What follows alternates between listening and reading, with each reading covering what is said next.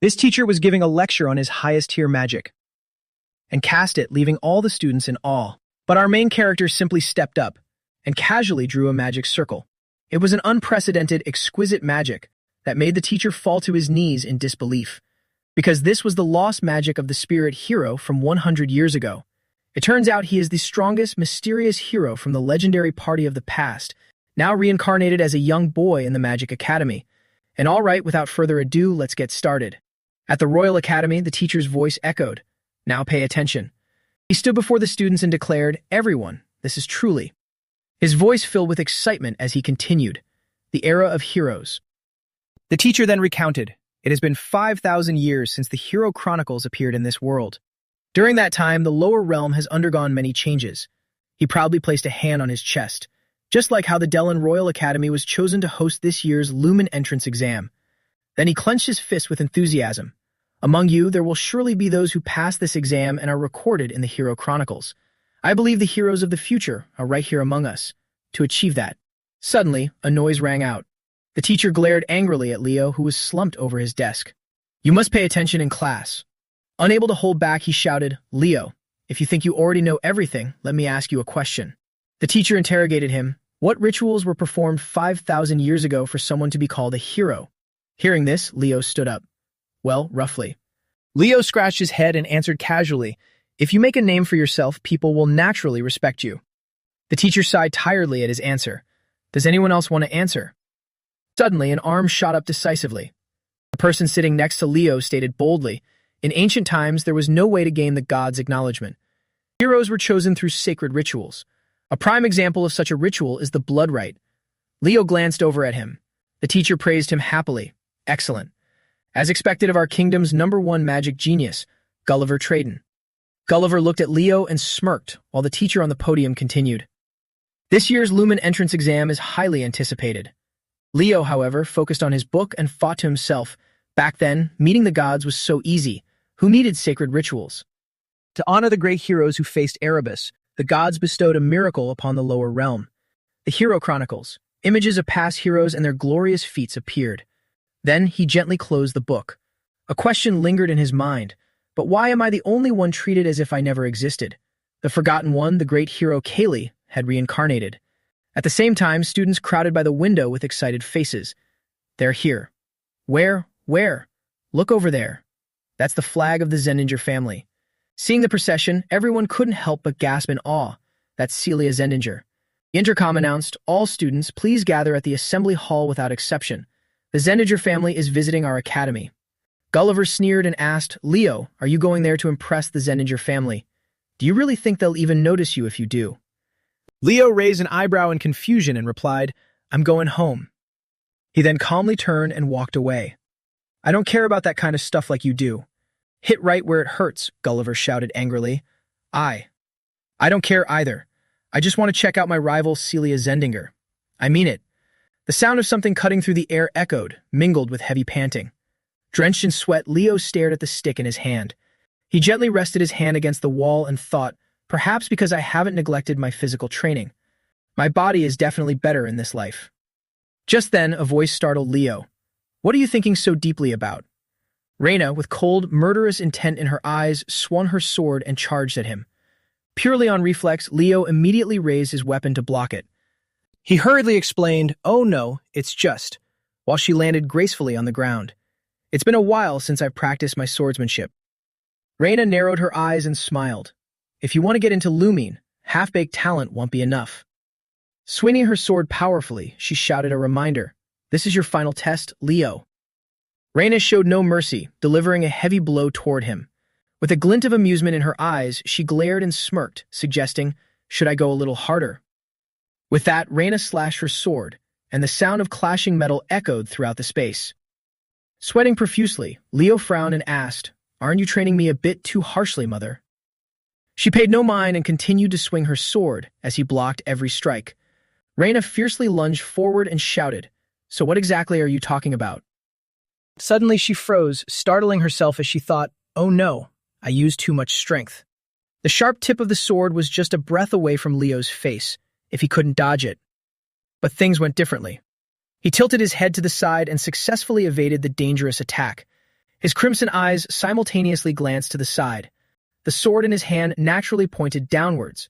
Seeing this, Reina couldn't help but be startled. Pointing his sword tip at her, Leo asked in a deep voice, "Are you all right, mother?" Sitting on the ground sweating, Reina wondered to herself just how deep does this child's talent run. As she stood up, she asked, "Leo, you're still determined to get into Lumen, right?" Lumen Academy is the academy for human heroes. At the same time, he thought, it's one of the 4 hero academies of the 4 races that guard the Hero Chronicles. The place highly likely to hold records of my memories. Meanwhile, Leo smiled. Of course. Reina then spoke up. People from the Zendinger family have arrived in Delin, and they'll be staying at our estate.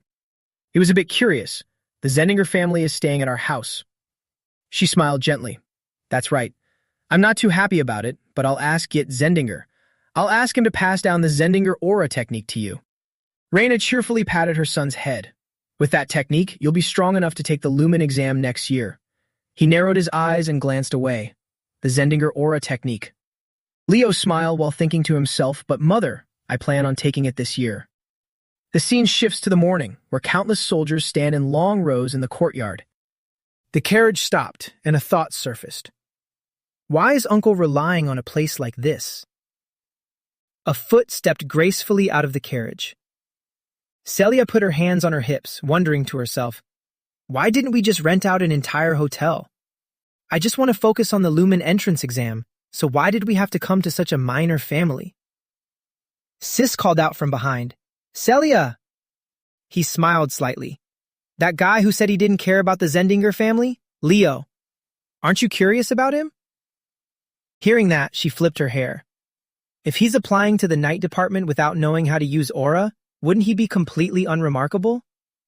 My perspective is a bit different. The scene shifts to the hall inside, where Sis looked at the 2 people before him and bowed. It is a pleasure to meet you. Reina greeted him cheerfully. Welcome, Git Zendinger. He glanced over and smiled, introducing them. Say hello, Celia, and this is Marquise Flop. Hearing that, Celia politely introduced herself. I am Celia Zendinger. I apologize for the intrusion over the next week. Reina stepped forward. It's wonderful to meet you, Celia. At the same time, a thought crossed Celia's mind. She looks so much like my father and uncle. Suddenly, Celia realized with a start. Wait. Black hair, red eyes.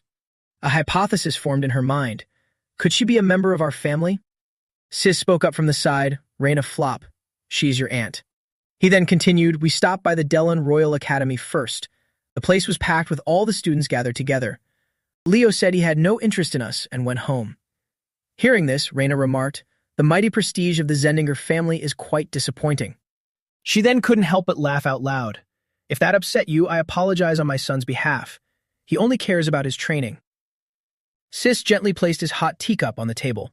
Next, he asked, what kind of child is Leo? Reina hesitated, honestly. Stirring the sugar in her tea, she noted, his talent is beyond belief. Sis sat opposite her and asked seriously, do you truly believe Leo has the right to inherit the Zendinger flame? Reina replied calmly, I'm not just saying this because he's my son. I believe he's more than worthy. Hearing that, he smiled faintly. If you say so, then I have some expectations now. However, suddenly looking serious, Sis' voice also deepened. I'll have to test the boy's abilities myself. The scene of Leo powerfully swinging his sword straight down at Celia appeared. With a confident look, he slightly curled his lips into a smile. Leo was seen sitting all alone in the large room. The bracelet on his wrist was emitting a powerful surge of energy. Leo's eyes slowly opened at this moment. He then raised his arm. Finally, the vessel to receive it all is complete. A thought crossed Leo's mind. The reason I haven't learned aura until now.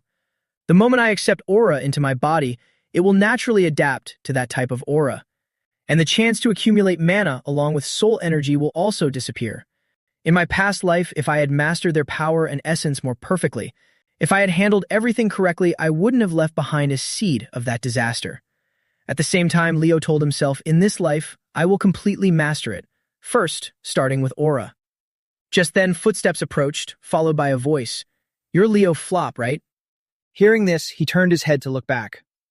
Before Leo's eyes was Celia, standing confidently with her hands on her hips. She smugly smirked and offered, from what I've seen, your basics are quite solid. I will specially teach you swordsmanship. How about it? Meanwhile, a thought crossed her mind. That will also help me score points with your aunt. He looked at her, raised an eyebrow, and asked, "Who are you?" Celia calmly closed her eyes and introduced herself. "I am Celia Zendinger, or known to the world as the Princess Swordsman." Hearing this, Leo stood up. "Is that so? Thanks for caring, but I have no intention of being taught by someone weaker than me." Seeing herself being looked down upon, she was startled and demanded, "Are you saying that you're stronger than me?" Leo thought for a moment and replied, "In a life-and-death battle, you would definitely be stronger, because I can't use aura. However, if we're only comparing swordsmanship, that's a different story." Celia's eyes clearly showed anger. She then glanced at the weapon rack behind her. Without hesitation, Celia quickly grabbed a weapon. With a sword in hand, she proposed in a serious tone, "All right, if you're so confident, spar with me." Celia, with a triumphant face, told herself, "Do you think you're stronger than me? I'll show you the wall of reality." And then Celia set a condition. "If I win, you'll be my lackey for the entire week I'm here." Leo slightly smirked and asked, "And if I win?" Her face suddenly darkened as soon as she heard this question. Then Celia smiled and declared, "If so, I'll be your servant." Hearing that, he reached out and picked up a sword from the ground. Leo pointed the sword up and suggested, "Shall we begin then?" Then, before she could react, he swiftly dashed forward and launched an attack. As Celia blocked, she noted to herself, his speed isn't too bad. She gripped her sword tightly and charged forward. However, it's still not enough. Leo, with a cold expression, swung his sword backward, and then he struck down powerfully. Celia, looking bewildered, wondered to herself, what is this strength? She decisively backed away quickly, while Leo struck down with all his might, shattering the ground. He seemingly had no intention of stopping, glaring as he charged at her. Drenched in sweat, Celia fearfully thought, I can't block this." Leo was seen delivering a decisive, powerful thrust toward her. Then he strictly questioned, "Aura armor, isn't that forbidden in a sword sparring match?" She frowned and stammered, I just reacted on instinct." Leo didn't care much and confidently declared, "Whatever, I'm going to win anyway." Hearing that, Celia's eyes widened and she yelled, "What?" Next, he took off the bracelet on his wrist. Controlling aura is like the difference between heaven and earth. As Leo threw to the ground, he asked, "Want to try?" Seeing it, she thought in horror, a gravity magic bracelet. That's insane. He was seen slightly curling his lips into a gentle smile. Then Leo gathered momentum and leaped forward powerfully. A loud noise rang out. He showed no mercy as he attacked the person in front of him. Looking at her sword shattered into pieces, Celia gaped and thought to herself, "What is this? So brutal, this crazy guy." Meanwhile, Leo seemed to lose control, charging forward as if to corner his opponent. Sis and Reina were seen taking a walk and happily chatting together. As soon as she saw him, she happily called out, "Leo." Then Reina suggested, "Introduce yourself. He's a guest visiting our family." Hearing that, Leo bowed politely, "I am Leo Flop." Sis also happily extended his hand, "I am Git Zendinger. As you probably know, I'm your uncle." "Nice to meet you." Leo also reached out to shake his hand out of courtesy. Suddenly, Reina asked, "By the way, have you met Celia yet, Leo?" Leo glanced at the sight of two people carrying Celia away and hesitated. Seeing this scene, she couldn't help but panic. "My lady, what is going on here?" He stepped forward and sternly questioned what happened. After hearing them recount everything, Sis crossed his arms and thought to himself, that child defeated Celia with a body that hasn't even learned aura yet. Then Sis walked up and praised, "You defeated Celia. Very impressive." Leo coldly replied, "She underestimated me." Then he asked, "What was the bet between you two?" He smirked and answered, "The loser becomes the winner's servant." An image appeared of a reluctant Celia working like a dog for Leo. He raised an eyebrow with an amused smile. "So Celia Zendinger will be my servant for the next week." Suddenly, Sis' face darkened. "A promise is very important, but Celia is a member of the Zendinger family. You can't make her do a servant's work." Then he reached out and suggested, "I hope you cancel that agreement. In exchange, I'll give you another reward, such as..." Leo didn't let the man finish before bluntly refusing, "I don't want to." He looked up at him seriously. "This is a promise between me and Celia. As long as she bears the Zendinger name, she must take responsibility." Next, Sis asked, "Even if I teach you the Zendinger family's aura-breathing technique?" Hearing that, Leo laughed. "I believe an aura-breathing technique offered just to save a niece from humiliation really isn't worth it." Seeing his attitude, he lowered his voice, "Leo Flop, you just declare that you'll have a direct member of the Zendinger family as your maid, and said that the aura-breathing technique is worthless, right? Leo casually smirked and confirmed, yes. Then Sis asked, don't you think those words are very disrespectful? He immediately explained, I have no intention of slandering the Zendinger family. And then Leo gently placed a hand on his chest. Sir Sis, if you wish to reward me for defeating Celia by teaching me the aura-breathing technique, I will gladly accept it. However, you said this is a reward for canceling the result of Celia's defeat, which means you believe that if Celia hadn't been careless, she wouldn't have lost to me. However, even if Celia were to spar with me properly, I would still win regardless. Hearing these words, Sis smiled and thought to himself. He refused because he didn't like my attitude. Truly, how interesting. If only a child like that belonged to the Zendingers. At the same time, he waved his hand to signal. And then Sis ordered, take Celia to the servants' quarters. Hearing that, the two guards couldn't hide their astonishment. Then he put his hands on his hips and called out, Leo. Leo also looked up, yes, Sir Sis. Sis slightly raised an eyebrow and suggested, in private, just call me Uncle. Hearing that, he smiled and replied, yes, Uncle. Against the deep blue sky, white clouds were gently drifting. He was seen watching Leo's retreating back. Then Sis asked, Sister, I asked you to teach me the family's aura cultivation technique, right? Hearing that, Reina looked surprised, huh?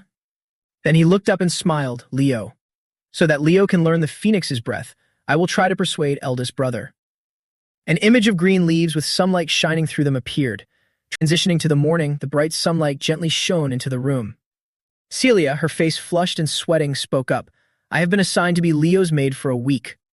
Dressed in a maid outfit, looking somewhat reluctant, I am Celia. Celia, her face flushed and sweating, spoke up. I have been assigned to be Leo's maid for a week. Dressed in a maid outfit, looking somewhat reluctant, I am Celia. Leo, who was reading a book, saw the sight before him and smiled, commenting, it suits you very well. Who could have imagined that your usually flashy style would go so well with a simple maid outfit? That combination is. Celia clenched her trembling fists, trying to suppress her anger. I know I'm beautiful, but if you keep talking like that. Seeing this, he sweated and said, I didn't mean to make you mad. I'm sorry. Then he explained, I had a friend who always excessively praised beauty. His habits must have rubbed off on me. Next, Leo recalled someone's words. Eternal and immortal beauty is always the greatest thing. When peace comes to the world, I will dedicate my life to spreading beauty to everyone. Hearing this, Celia sighed. A friend who truly loves beauty must be wonderful. Meanwhile, a thought crossed his mind. His problem was that he was too honest. Despite her aggressive nature, she was more beautiful than anyone. And Luna, for the sake of art, the man was seen gently nodding. Then he begged, please become my nude model. I even brought a sketchbook. Hearing this, the two girls immediately lunged forward and beat him up mercilessly. A thought popped into his head. Is that some kind of guidebook? At the same time, Celia asked, what book are you reading? Leo picked up the book and smiled. This? I read it a lot when I was a kid, The First Hero. Her eyes widened upon hearing this, wondering to herself, a fairy tale. Next, Celia broke into a sweat and slightly narrowed her eyes, looking up. She was seen walking towards the bookshelf next to him. Looking up, Celia said, it seems you really like the first great hero, huh? Some mid-level researchers of the great hero probably couldn't even compare to you. Leo calmly replied, I just collected them by chance. Celia then reached out to the bookshelf. But interestingly, she pulled out a book and revealed there are a lot of books about Kaylee. Leo, sitting in his chair, lowered his head and smiled. Among the feats of the great heroes, it's unclear who those achievements belong to. I think those achievements are most likely his. At the same time, Celia frowned and speculated. He was probably a fraud who tried to claim the achievements of the great heroes. He glanced over with a bit of curiosity. Kaylee? She put the book back on the shelf. That's what most people think, and of course, I think so too. Hearing this, Leo spoke up. So that's what you think of me. Startled by his words, she reacted, huh? Then he stood up and asked, shall we eat breakfast and then start training? Celia cautiously suggested, Master, if you allow it, can I train with you? While thinking to herself, I want to uncover the secret of your strength. Leo turned to leave but reminded her, it'll be hard to keep up. Are you sure you want to try? Hearing that, she shouted, I am Celia Zendinger. The scene shifted to the training room, revealing a sweat-drenched Celia, panting heavily from exhaustion. Leo, with his sword resting on his shoulder, calmly explained, when your stamina reaches its limit, Your reflexes slow down, your movements become sloppy, and you expose your back like this. Sitting on the ground, she frowned and questioned, pushing the body to this extent you call this training. Hearing that, he casually replied, "Yes, I think young people these days are too weak." At the same time, a thought crossed his mind. Compared to the past, aura techniques have developed significantly, which must be why physical training is so neglected now. Aura is the power that optimizes the body's physical strength. With an unwilling expression, Celia shakily supported her body to stand up. What? Weak? Her piercing scream rang out while Leo shook his head and murmured to himself. Ultimately, enhancing physical strength also helps improve aura. As a result, after struggling for a while with her exhausted body, Celia finally managed to stand up. Then she angrily shouted, "Don't underestimate me." Sword in hand, Celia lunged forward, cursing, "You damn white-haired bastard." Leo was seen knocking her away with just a single strike. Taking the hit, Celia instantly fell hard onto the ground. At the same time, she loudly questioned, "Why? Why can't I win?" Meanwhile, he calmly approached her. "It's frustrating, isn't it?" Next, Leo handed her a magic bracelet. "Take this." Celia reached out with both hands to accept it. "Thank you." But the moment she touched it, her entire body immediately collapsed. He casually revealed, "That's a bracelet with weight magic." A sinister expression clearly appeared on Leo's face. "From tomorrow onwards, wear it when you train."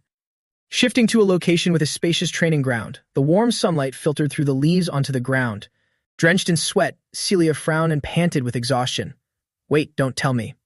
Sis, standing behind her, raised an eyebrow and thought to himself, "This will be a good experience for Celia." Before entering Lumen, it's not a bad idea to challenge her pride first. Then, resting his hands on his hips, he called out loudly, "Leo." Hearing that, he strode over to Sis, uncle. Then he smiled, "I'm thinking of asking the clan head to allow you to inherit the Phoenix's breath." Hearing that, Leo raised an eyebrow, looking slightly surprised. At the same time, a thought crossed Leo's mind. Phoenix's breath. He's talking about the origin of the Zendinger family's aura technique, right? I heard that only those acknowledged within the family can inherit it. Right then, Celia frowned and affirmed, "Father won't accept it easily." Sis looked at her again. "That's why I have a condition." She was a bit curious. "A condition?" And then he cheerfully said, "Pass the Lumine entrance exam." Hearing this, Celia was startled. "What?" "The Lumine entrance exam is a practical combat test. Uncle, for a kid who can't even use aura. No, it'll be too dangerous for him." At the same time, Leo smirked. Practical combat experience is what he lacks. The image of a knight with a sword in hand appeared. In this life. Next, Sis asked, "What do you think, Leo?" Hearing that, he replied, "Father and mother. Assuming they would agree to my wishes, then I will do it." He slightly curled his lips into a smile while saying to himself, "Just as I thought, he's planning to take the exam this year." After a while, Leo started running and suggested, "Since we've rested for a short while, shall we continue?" Celia immediately chased after him. "Do you think I won't be able to keep up?" 1 week later, the day of the Lumen Academy entrance exam. Murmurs and chatter echoed around at Celia Zendinger. "I never thought I'd see the Princess Swordsman. Who is the boy next to her?" Celia glanced over and smirked. "Are you nervous, Master?" Leo let out a breath and denied it, "Not at all." Then he narrowed his eyes and asked, "Aren't you going to fix the way you speak?" Hearing that, she broke into a sweat and panicked. Crap. At the same time, approaching footsteps were heard, followed by a voice, "Celia." Gulliver was startled the moment he saw the person beside her, Leo, flop. Then he asked in annoyance, "You can't even control your aura. Why are you here?" But then he turned to Celia and inquired, "Celia, it's been a while. How have you been lately?" She didn't bother to answer and completely ignored him, leaving Gulliver frozen. To dispel the awkward atmosphere, he sweated and introduced himself. "I am Gulliver Traden. The last time you came to the academy, I greeted you. I am known as the greatest magic genius of Delon." Celia coldly crossed her arms and cut him off. "I'm sorry, but I don't remember you at all." Celia was seen gently grabbing Leo's hand. As she pulled him away, she calmly said, "Well then, I'll be going." Suddenly, a loud call from behind startled all three of them into turning their heads. "Celia." Seeing the person, Celia couldn't help but sweat, while Leo beside her looked confused. Before them were the Llewellyn siblings. Abbott cheerfully spoke up. "Long time no see, Celia." The two Llewellyn siblings were seen approaching them. "Celia." Leo curiously asked, "Who are they?" Celia clenched her fists and answered, "The Llewellyn siblings. From the heroic lineage of the Lordran Empire, the children of the Llewellyn family." Then she angrily affirmed, Those two will be going with us, so we can't lose to them. Leo, we can't let the Zendinger family lose to the Llewellyn family. He narrowed his eyes from behind and hesitated, but I belong to the Flop family. Abbott smiled happily. Long time no see, Celia. Celia also politely replied, yes, long time no see, Abbott Llewellyn. At the same time he asked, who's standing with you? She crossed her arms and introduced him. This is Leo from the Flop family, a noble family in the Delord Kingdom. Hearing this, Abbott narrowed his eyes and evaluated. A small fry, I see. Leo, with his red pupils, also raised an eyebrow and looked back. Then he suddenly turned away and boldly declared, the top spot will definitely be mine, Celia. Let's go, Sensi. Sensi obediently replied beside him, yes, brother. Seeing their attitude, Celia let out an annoyed breath. Those arrogant jerks, I'll definitely crush them. Right then, Amber's loud voice rang out. It seems everyone is here. The two of them, along with the other students, simultaneously looked up upon hearing this. Fiddling with the microphone, he introduced himself. My name is Anby.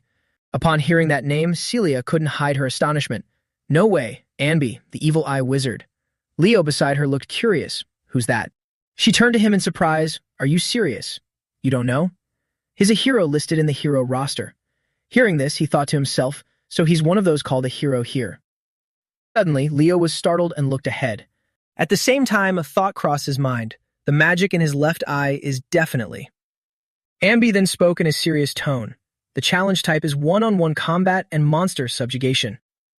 Holding a piece of paper, he said, everyone will take turns doing them. The paper in his hand caught fire and he hesitated. However, I find this method really boring. The paper in Amber's hand had already been burned to ashes by the magical flames. Then he took out a book from inside his coat.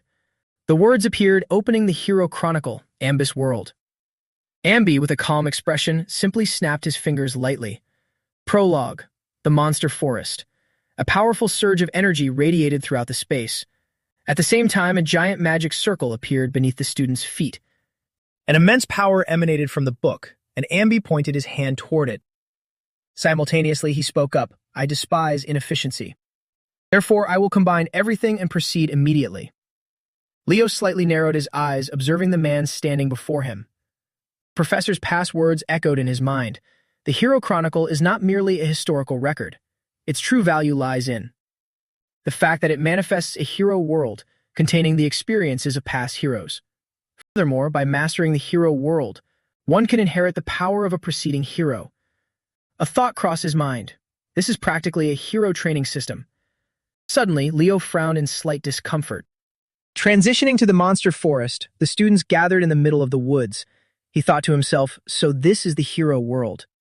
Amber's voice rang out, this place is called the jungle. Your objective is simply to survive. Whether you team up or eliminate each other, do whatever it takes to survive. Those who wish to quit can shatter the orb they're holding and return. That is all. While the other students were still panicking, Leo glanced around and remarked, this place hasn't changed. Then he slowly stepped forward, accompanied by the rustling sound of the grass.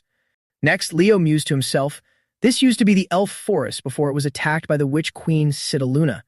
At the same time, a terrified voice screamed, what is that? It's so scary. From behind the bushes, another voice whined, I want to go home so badly. Seeing this, a classmate turned away in disdain. This is just an illusion. How cowardly. Hearing that, Leo thought to himself, you're wrong. While this world comes from the appraiser's memories, everything in here is real. The deadly dangers here can actually kill you. Suddenly, sensing something dangerous, his eyes went wide. A surprise attack was launched. Acting on pure reflex, Leo quickly dodged to the side.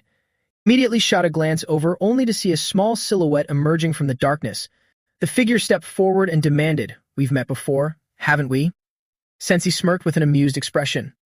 I'll be quite delighted to eliminate someone from the Zendinger family. Hearing this, Leo coldly declared, I am a member of the Flop family.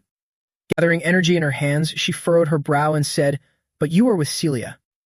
Next, Sensi summoned a scythe, Wind Scythe. Seeing this, he thought to himself, that's a magic spell that didn't exist in the past. But fundamentally, it seems nothing has changed.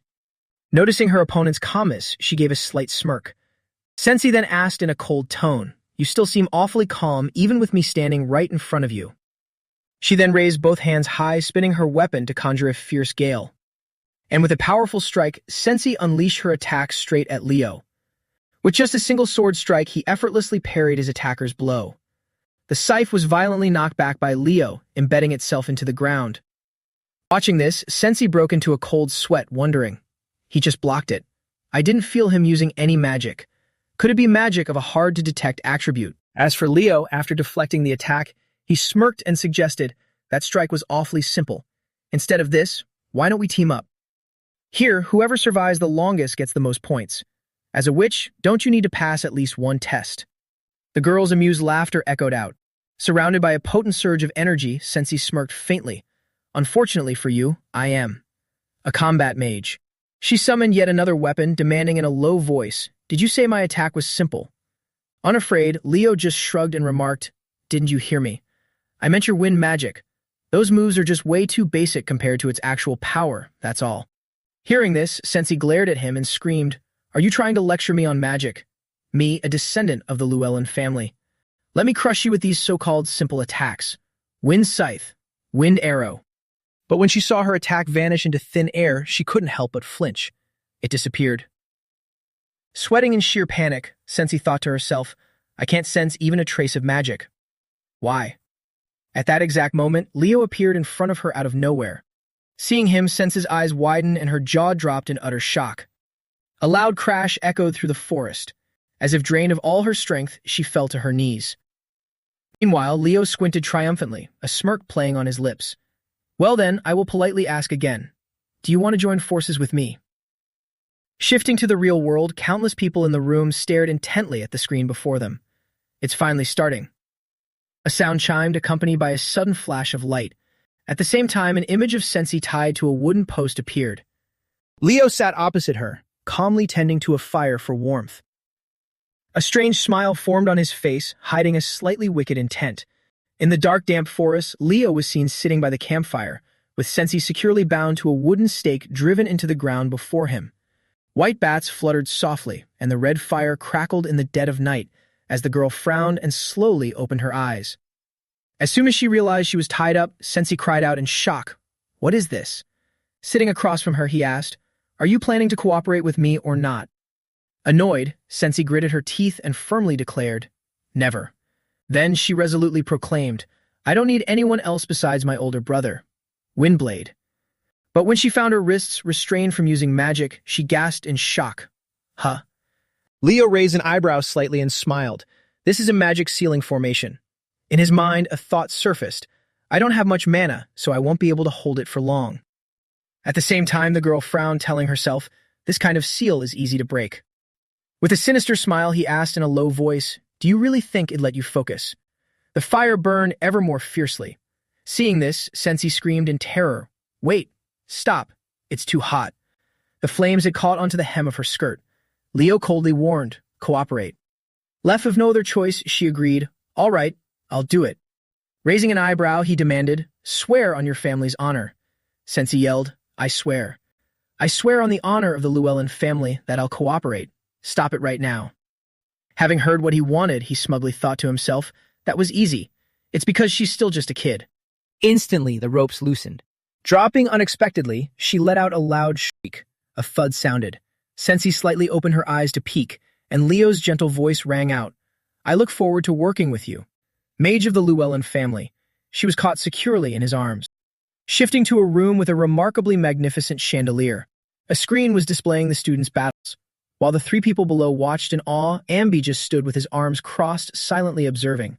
Watching the amateur students fight, he thought with contempt, what a low-level bunch. Choosing to compete was truly foolish. Then Ambi subtly raised his brow and mused to himself. The ones who quickly grasped the essence are those two. Two names instantly popped into his mind, Celia Zendinger and Avat Llewellyn. He proudly thought, the Empire certainly has a bright future. At that very moment, he was startled by someone appearing on the screen. The image of Leo with crimson eyes flashed up. Startled, Ambi thought to himself, isn't that Leo Flop? He then pondered. What he did at the campfire earlier was quite bizarre, but coercing Sensei Llewellyn to cooperate is already a massive plus.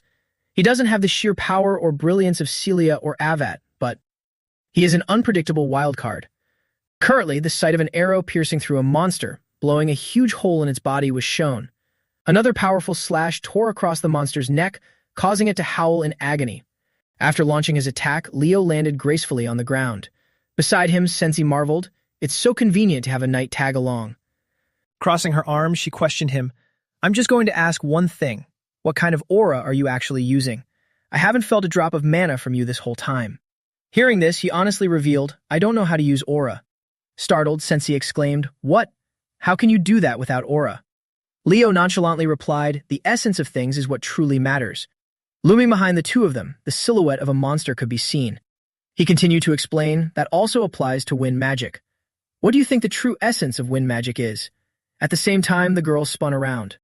Sensi's pupils took the shape of crescent moons and a surging aura of power radiated forth. She then thrust her hand toward the bushes and shouted, "Windbreaker."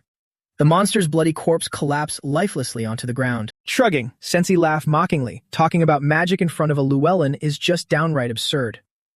Stepping forward, Leo raised a brow and remarked, "Ill praise that power, but the way you're using it is completely wrong."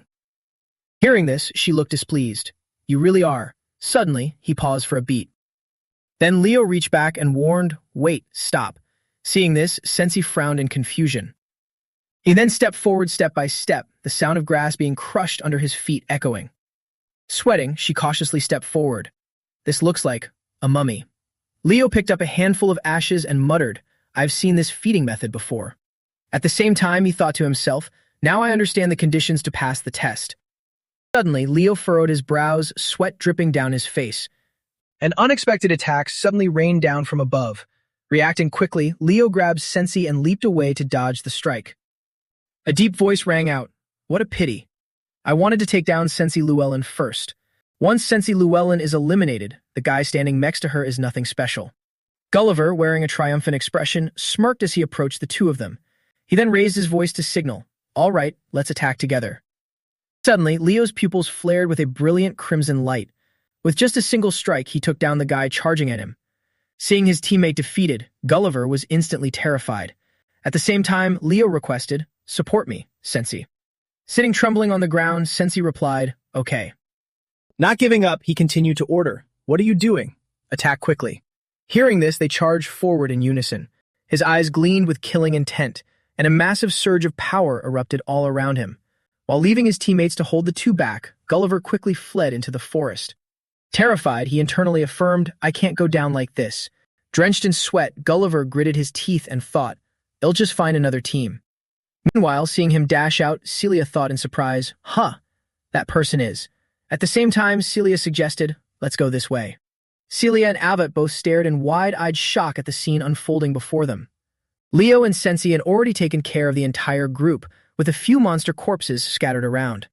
Seeing the new arrivals, Sensi's eyes instantly lit up. "Brother." She rushed over to hug him, and he hurriedly asked, "Sensi, are you safe?" Meanwhile, Celia walked up to question them. "Why are you two together?" Leo casually ran a hand through his hair and replied, "I suggested cooperating, but that stubborn guy refused." He let out an amused, wicked smile. "I persuaded her quite well." Suspicious, Celia interrogated, "What did you do this time?" At the same time, Leo knelt down and helped a classmate up. "In that case." Seeing this, Sensi frowned and questioned, "Why are you helping them?" The others also shakily stood up after a moment, and he casually replied, "Competition is no longer necessary. We are going to conquer this world together." Hearing these words, everyone gasped in surprise. "Conquer the world?" And Leo spoke up, "The monster forest is currently in an abnormal state. Do you see those corpses? It looks like all the moisture in their bodies has been drained. That's not the only strange thing.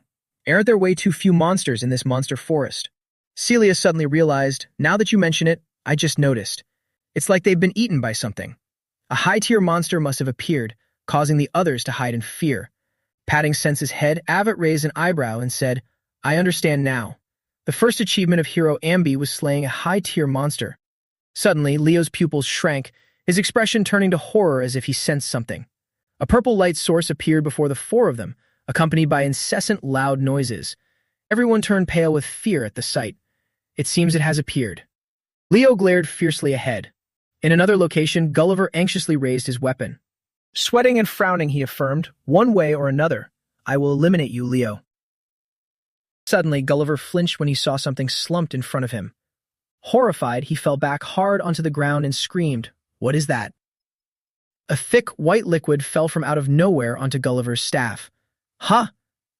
His eyes widened in panic, unable to comprehend what was happening. Next, Gulliver slowly shifted his gaze behind him. Colossal Tarantulia was opening its mouth, fully lined with razor-sharp teeth. The scene shifts to the academy, where warm sunlight gently shines down. Ambi could be seen observing the remaining students through a screen, surrounded by the murmur of discussions. They endlessly boasted to one another. I took care of about 15 or 16 of them. Me too. He raised an eyebrow and spoke. A total of about 500 so far. All of them failed. At that moment, a teacher hurriedly ran over. But Professor Anby, no matter what, you have to select about 100 people like the other regions. There are only 50 students left in the test right now. Anby pushed up his glasses, furrowed his brows, and stated, if they don't meet my standards, I am ready to fail them all. Principal Kellyan put me in charge of this exam fully knowing that. A thought crossed his mind. A true hero is only forged in the hardest of times. Leo Flop.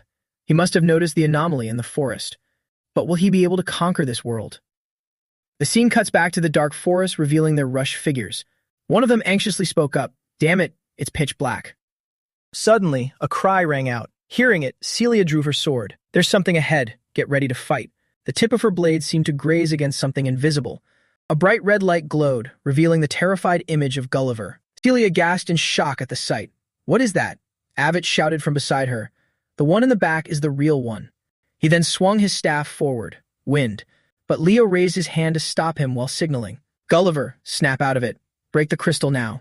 Trapped in the tarantula's mouth, he grimaced and gritted his teeth. Leo. At that moment, Gulliver's hand forcefully crushed the blue crystal into tiny shards. Instantly, a fierce flame erupted from its mouth. Avett narrowed his eyes, preparing to launch a technique. Pointing his magic staff at the tarantulia, he shouted, Wind Fang. Its skin split open. Seeing this, Avett wondered, is it still not enough? Its loud shriek echoed through the space, sending everyone into a panic, except for the calm Leo. The colossal tarantulia let out a massive roar. Watching this, he thought to himself, just as I thought, it's the spider princess, Tarantulia. A person brandished their spear forcefully. Damn you, take this. But before you could even touch it, the monster effortlessly swatted him away. The sound of him crashing heavily onto the ground echoed. Frowning at the sight, Celia declared, I will end it in one strike. She pointed her blade upward while unleashing her technique, Manifest Sun. Next, Celia launched a powerful attack straight at the tarantulia before her. Despite taking the brunt of her attack, its thick skin left it completely unscathed. Staring at the seams, Celia broke into a sweat in disbelief. Impossible. Beside her, Avett gently floated upward. The destructive power between a knight and a mage is worlds apart. With a confident smirk, he unleashed his spell, Bombardment. A powerful surge of energy immediately erupted from his staff, whipping up winds so strong that everyone had to brace themselves from being blown away. Countless razor-sharp attacks hurtled straight toward the tarantulia. After launching the attack, Avett frowned, looking down with sweat on his brow. Suddenly, he startled and quickly glanced to his side. Baring its sharp fangs, the monster viciously lunged straight down at Avett's position. Seeing this, Sensi frantically cast a spell to support him. Brother. Windbreak. He had already been grazed on the arm by the tarantulia, causing blood to splatter. She rushed over anxiously. Are you okay? Suppressing the pain, he reassured her. Thank you, Sensi. The purple-haired person spoke up with a horrified expression. What is this monster? What a monstrous regeneration ability. Everyone was now visibly terrified. The terrifying tarantulia unhinged its jaw wide, preparing to lunge at them. At that moment, Leo calmly spoke. That is the daughter of Silatuna, the queen of Tartarus, a monster from the Erebus army that devastated the elf forest. Hearing that name, their eyes widened as they looked at him. Meanwhile, he thought to himself, Tartarus. The mana in Ambus' left eye is indeed the mana of the fairy king. The tarantulia that ruled the cursed wild forest. It destroyed the elf forest and devoured the fairy king's right arm during their battle. I thought Luna had destroyed the tarantulia. But it seems the fairy king's right arm and its stomach saved its life. More precisely, the infinite life energy radiating from that hand. Ring of Life. An image of a ring with a round blue gem appears. Avett, with a confident expression, points his magic staff forward and declares, If this monster is the key to the exam, then I will defeat it. Celia beside him questions, Who says? Then she swings her sword and launches an attack forward. He also raises his staff, using his power to destroy the opponent before him. Countless attacks are relentlessly unleashed by the two of them towards the tarantula. Leo from behind sternly affirms, "It will just keep regenerating until your mana runs out." The tarantula is seen convulsing non-stop, accompanied by eerie sounds. Celia looks back in confusion, then, "What do you suggest?" He calmly replies, "You two need to work together." Avid immediately speaks up, "I refuse. I will be the one with the highest score." She asserts, "No, it will be me." Seeing their stubbornness, Leo frowns and reminds them, "If we don't clear this hero world, everyone will be disqualified." Hearing this, they subconsciously freeze. Then, sweating, he speaks, "Even if we cooperate, it will take time to prepare an attack strong enough to take it down instantly, and only the two of us can hold the monster off long enough." She frowns slightly at this moment, silently glancing over. Sensi behind Leo breaks a sweat and raises her eyebrows. At the same time, he smiles and affirms, "I will do it." Celia is surprised upon hearing this and exclaims, "What? That's no different from suicide. You don't even know how to use aura." Leo speaks up beside her, "I know. I can only hold it off for 5 minutes." Avid asks with a fearful expression, "What if the attack fails?" He is just seen turning his head back with a smile. Leo bends down to pick up a weapon from the ground while sternly declaring, "I don't think that will happen." Then he gently smiles. Fire and wind are always good friends. They work together very well. Celia and Abbott frown and look at each other after hearing this. Suddenly, they both turn their heads to the sides simultaneously with shocked expressions. Before their eyes is the sight of Leo, weapon in hand, fiercely slamming it into the tarantula's head. Next, he smirks with amusement, monster of Tartarus. An image of an elf boy running away in fear appears. But while running, the boy abruptly stops as if caught in a spiderweb. Entangled in it, the boy struggles continuously. "Help!" At the same time, the tarantula lunges forward with its mouth full of sharp teeth, as if to swallow its prey whole, while the terrified boy cries out, "Help me." The boy, in tears, is too scared to look. "Mom." At this exact moment, a voice rings out, "Step back, evil creature." Hearing this, the boy slowly opens his eyes. Light. The figure of a girl appears before the boy, backed by a blinding yellow light. Luna speaks in a low, deep voice. "You dare mess with my homeland and devour the right arm of my contractor." The powerful energy radiating from her body causes the tarantula to fall forward. An image inside the sphere of light appears, with a massive surge of power continuously radiating outward. Immediately, a loud explosion echoes through the forest, revealing a blinding yellow light. The gray smoke gradually dissipates and a voice speaks. The Think Erebos influence has spread all the way here. The boy can't help but be startled when he sees someone approaching. The mysterious young man smiles and asks while reaching out to remove the spider web, "Are you okay?" At the same time, Leo's expressionless face appears. With a weapon in hand, he frowns and wonders in his head. "Just as I thought. Is this the limit without using aura?" Suddenly, Leo calls out, "Sensi." Hearing this, Sensi is startled and looks forward. "Huh." He then loudly suggests, "Use wind magic to blow all the weapons around here towards me." The tarantula forcefully slams a leg onto the ground, but Leo quickly dodges it. Hearing this, she shouts worriedly, "If you move that fast, you'll get hurt." He shouts loudly while tilting his head to dodge an attack. "I'll catch them. Don't worry. Just hurry up." At the same time, Sensi raises an eyebrow and asks, "Which weapons?" Leo calmly blocks its attack while replying, "Any of them." Upon hearing this, she raises her hand and summons a weapon. A thought flashes through his mind. Rely on the sound. Leo gains momentum to jump high while thinking to himself, one is a curved short sword, one is a double-edged long sword. With the two weapons in hand, he gazes down coldly at the tarantula below. Next, Leo, his eyes glowing red, raises his eyebrows and speaks, "Take this too." He is seen severing its legs with just a few sword swings. The sword blade in his hand cannot withstand the force and breaks, while Leo shouts, "Next." At the same time, Sensi frowns as a powerful energy continuously radiates around them. Various weapons appear accordingly. Meanwhile, Leo forcefully swings his arm, throwing a sharp weapon at the tarantula. Witnessing this scene, she marvels in her mind. He looks like he's our age, but this sight, he's like a god of war. An image of Leo looking incredibly cool as he frowns and looks forward appears. Celia frowns as she watches, and Avat behind her mutters in astonishment. So he's not just a mere ant. Red blood is seen flowing down from a scratch. He looks at this scene and smirks with amusement, thinking to himself, "I still have my touch." If I can't even take down a bug like this, those guys in the afterlife will laugh at me. And then Leo forcefully swings his sword while roaring next. Suddenly, Sensei cries out in panic that was the last one. He is startled with wide eyes upon hearing that what?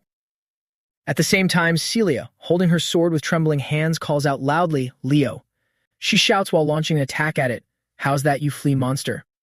Its entire body engulfed in a sea of fire, the tarantula screams continuously in agony.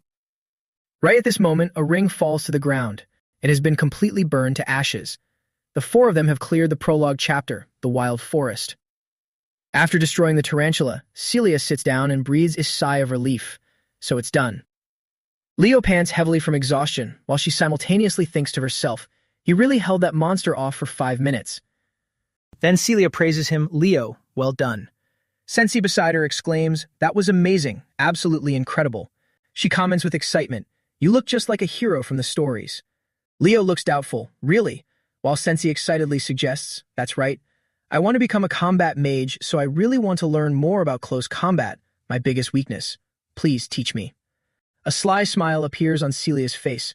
I really hope everyone gets to experience being trained by Leo at least once. At the same time, he reaches for the ring that fell on the ground. Leo picks it up and wonders in his mind. The dropped item is this ring. Suddenly, a yellow light emerges from the ring, revealing the figure of a tiny fairy inside. Seeing a person before him, he hesitantly thinks to himself, Prince Zillet. Then Leo looks up and smiles. Zillet, do you still remember me? Kaylee. He says nothing and only gives a gentle smile, and then Zillet disappears into the ring. Seeing this, he thinks to himself, it seems he has become the fairy king. Thanks to the treasure Ambi found, he has received the mana eye. Suddenly, a voice rings out, countdown for returning from the testing area is starting. 5, 4, 3. At the same time, a silhouette appears before Leo. The reward for clearing this is the Fairy King's Oath. Hearing this, his eyes widen in surprise. You. A distorted image of something unclear appears. The surrounding scenery suddenly becomes colorless. Transitioning back to the present world, a bustling scene appears. Someone looks at the documents in his hand and speaks up. It seems the exam in the Western Territory has concluded. That person is none other than Kalian, wearing an impressed expression. Elena beside him holds her head in exhaustion. It's already done. But there are still so many people in other areas. How many people did Professor Ambi pass? Hearing this, he remarks in awe. If it's Ambi, the number must be quite substantial. 40 people passed. She questions, is that a lot? Kalian chuckles. Don't be too stressed. I thought it would only be around 10. Elena lets out a helpless sigh. Then he says, I guess Celia or Avat will take the top spot. Whoever gets that position, I heard it's very hard to choose, and there is one person nominated as the freshman representative. Elena is surprised and asks curiously, Professor Ambi nominated someone? Celia Zendinger or Avat Llewellyn? Who is it? Kalian glances over cheerfully. It's a name I've never heard before. She exclaims in surprise, really? At the same time, the students cheer excitedly. Celia, Avat, Celia. On the screen is an image of Leo with an unreadable expression. Ambi raises an eyebrow slightly, silently observing. A voice rings out at the same time.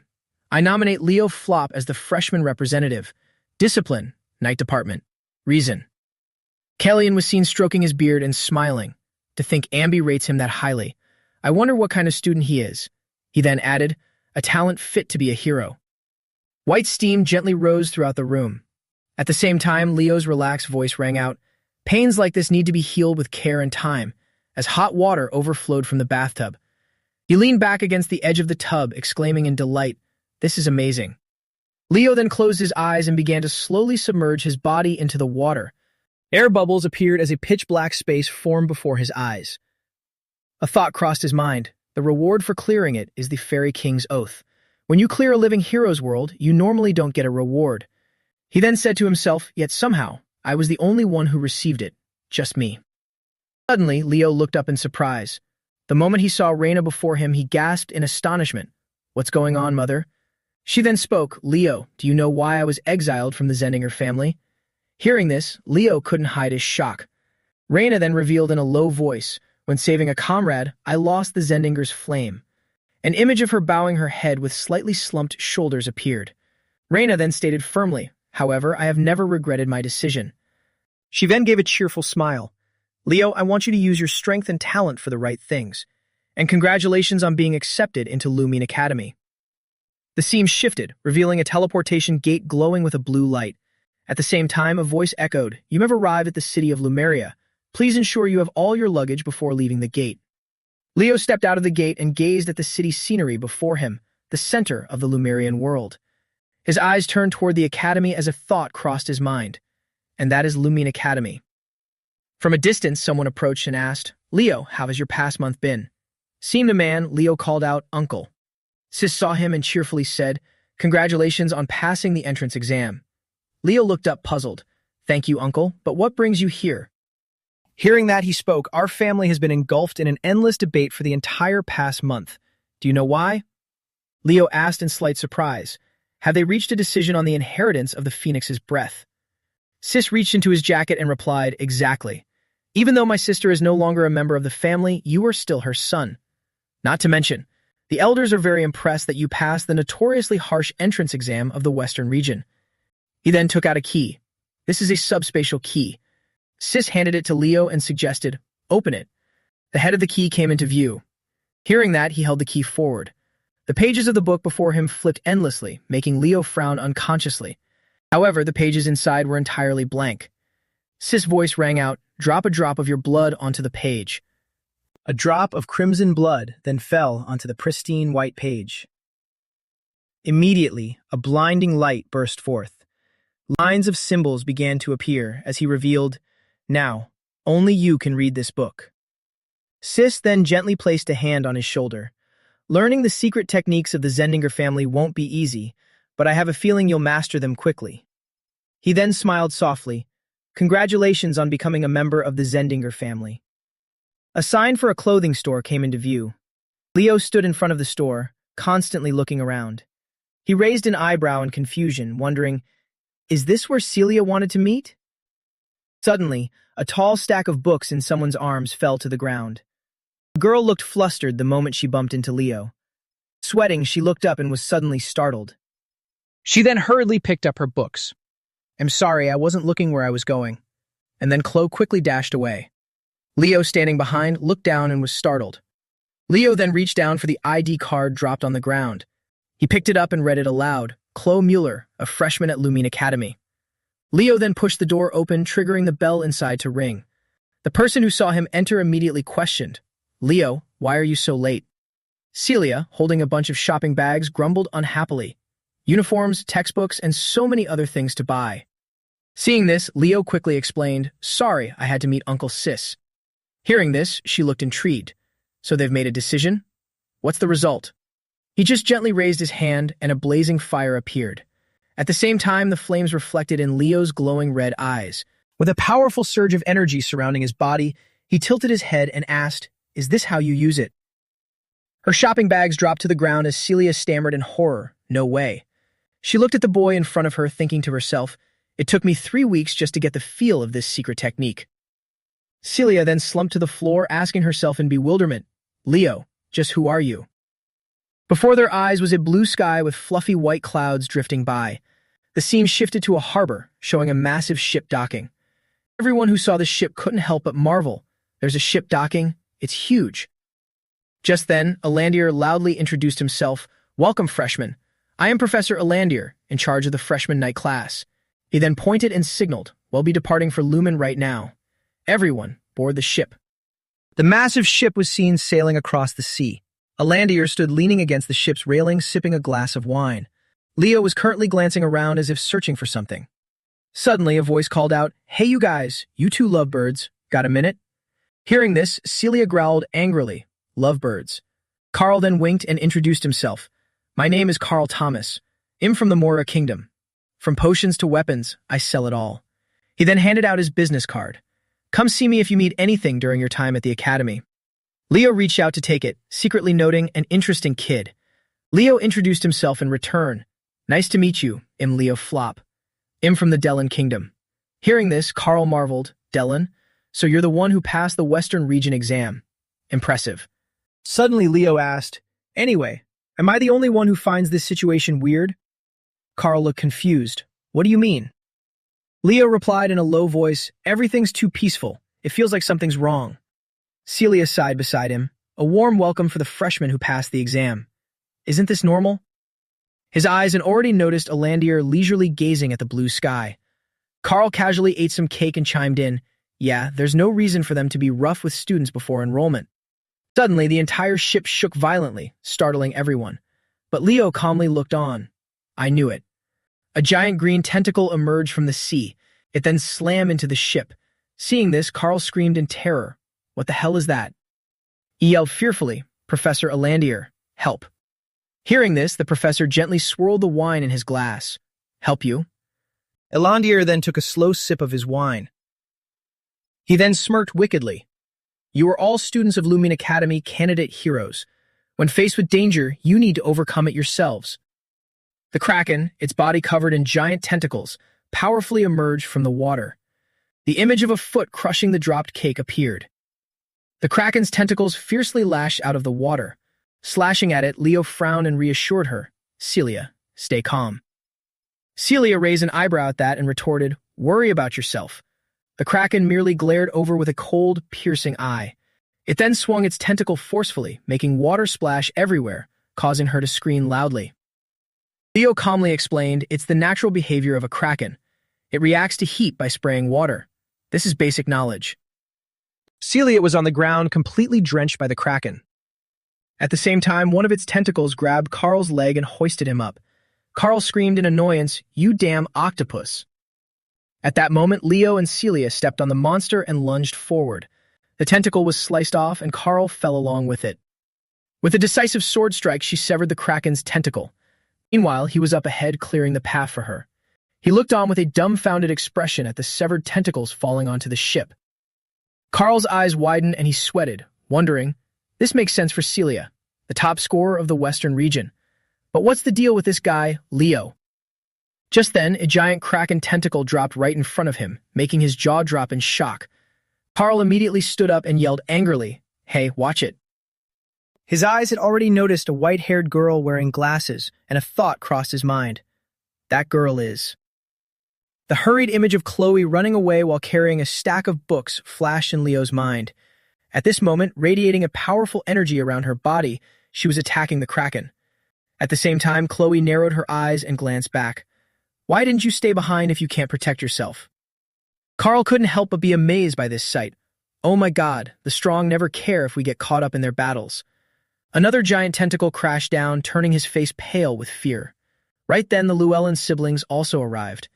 Avit walked and reminded her, the competition isn't over yet, Celia Zendinger. To which Celia angrily replied, this feeling is just the same.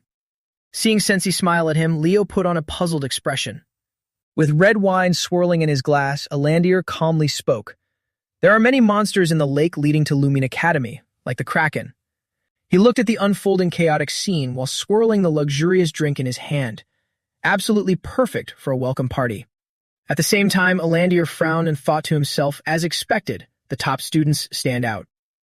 Before him was Chensha of the East, confidently delivering a powerful punch to the Kraken. Celia Zendinger appeared with a cold expression, and Avat Llewellyn of the West was also destroying it single-handedly. Chloe Mueller of the North was launching a magic attack forward. Warden Titan of the South gritted his teeth while tearing off several of the Kraken's tentacles. Durin Moira of the Central region frowned and aimed to strike at it with his hands. Alandir observed and silently remarked, this year's freshmen are truly outstanding. Next, he raised his wine glass and drained it in one gulp. Suddenly, he frowned and thought to himself, but the one who impresses me the most is that unknown freshman. His swordsmanship skills have no wasted movements. He moves as if he can predict the Kraken's actions. And then Alandir smiled, thinking, I'll be seeing him in the night class soon enough. The large ship finally docked, and the students on board threw up violently as soon as they got off. With a dazed and exhausted face, Carl muttered to himself, to think I am completely out of all my potions. At the same time, Alandir casually jumped down from the ship. You guys will have to cross that lake many times, so get used to it quickly. He then suggested, now we will move to the entrance ceremony hall. The scene shifts to Lumen Academy's Elektra training ground, revealing a vast green space. Chatter filled the air around them. See, I told you, no one here is normal. I hope there are some interesting people this year. At the same time, an announcement blared from the speaker. We will begin the entrance ceremony right now. Alandier stood with his hands on his hips and strictly ordered, line up by region. Top scorers stand at the front of each line. The announcement continued. The principal will say a few words first. Next, Callian raised his eyebrows and spoke. You've come here hoping to become heroes. I just have a few words for you. Then he shouted, if you dream of becoming a hero, always put yourselves first and push past your own limits. Suddenly, Callian slammed his hand on the table. Those who cannot do that. And then he sternly declared, it do not belong here. Having finished speaking, Callian happily scratched his cheek. Did I say too much? Right then, a loud cheer erupted, making his eyes widen in surprise. But he innocently remarked, I can't hear anything.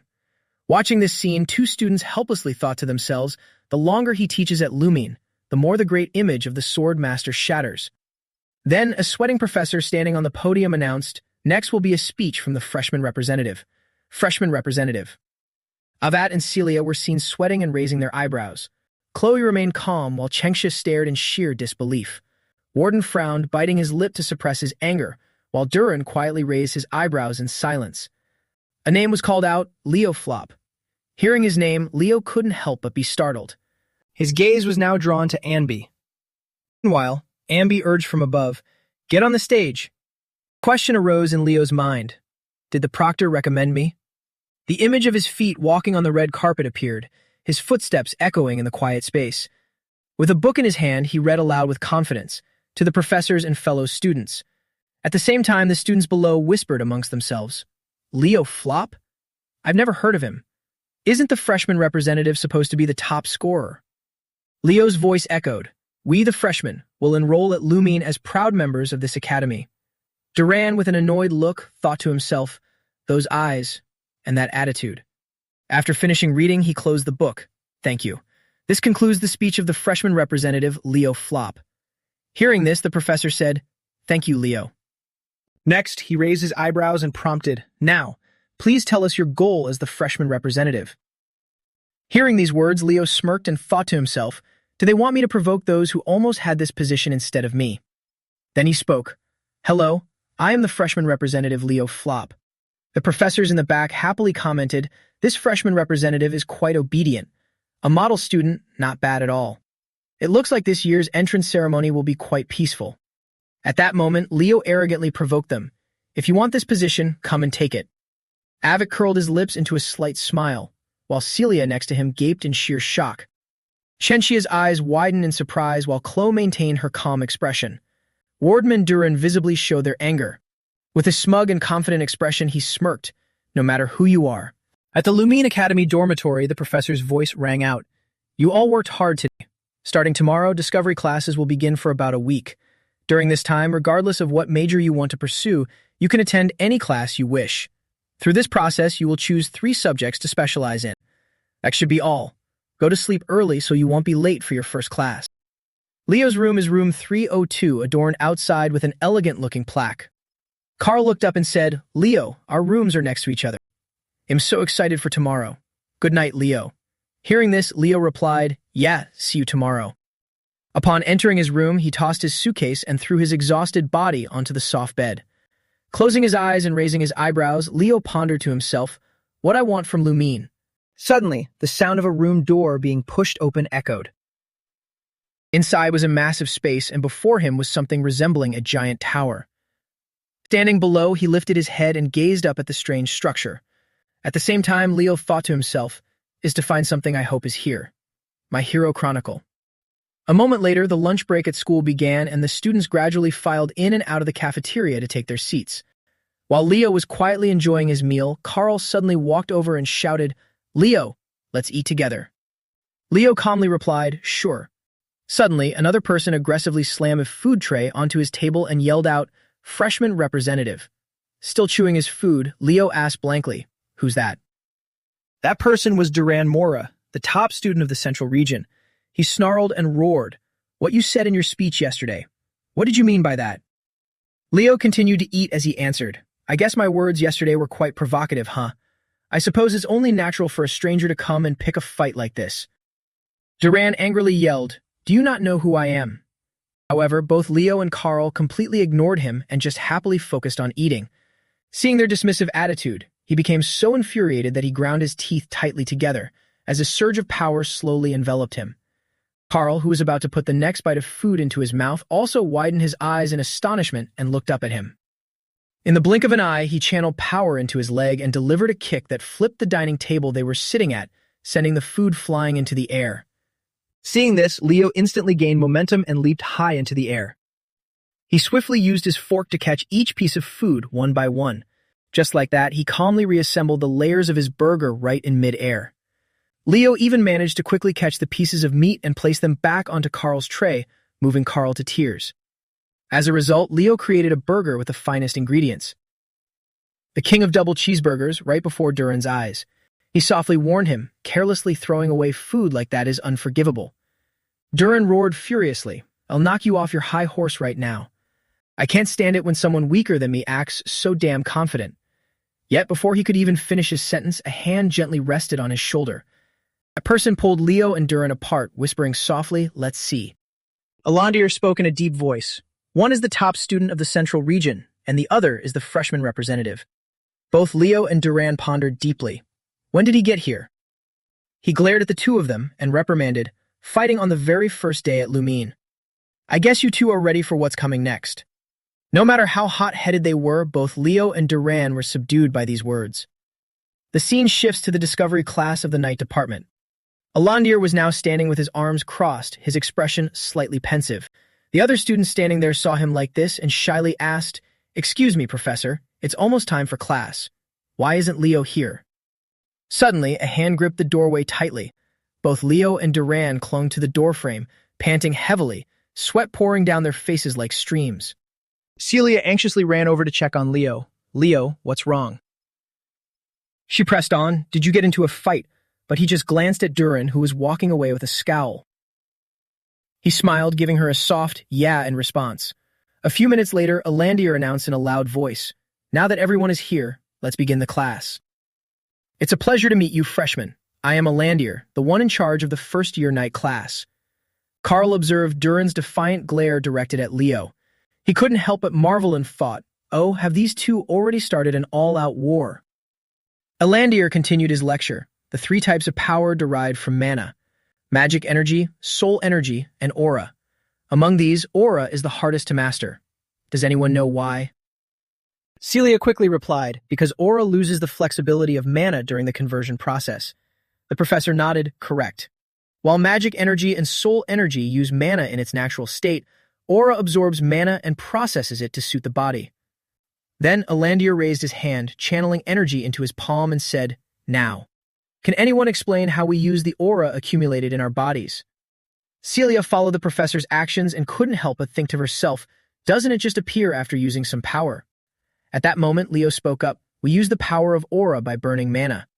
Alandir smiled brightly at the answer and said, "Exactly. So, do you know what is the most important thing when burning mana?" Leo confidently replied, "Stamina." The professor praised him. "Impressive, Leo Flop.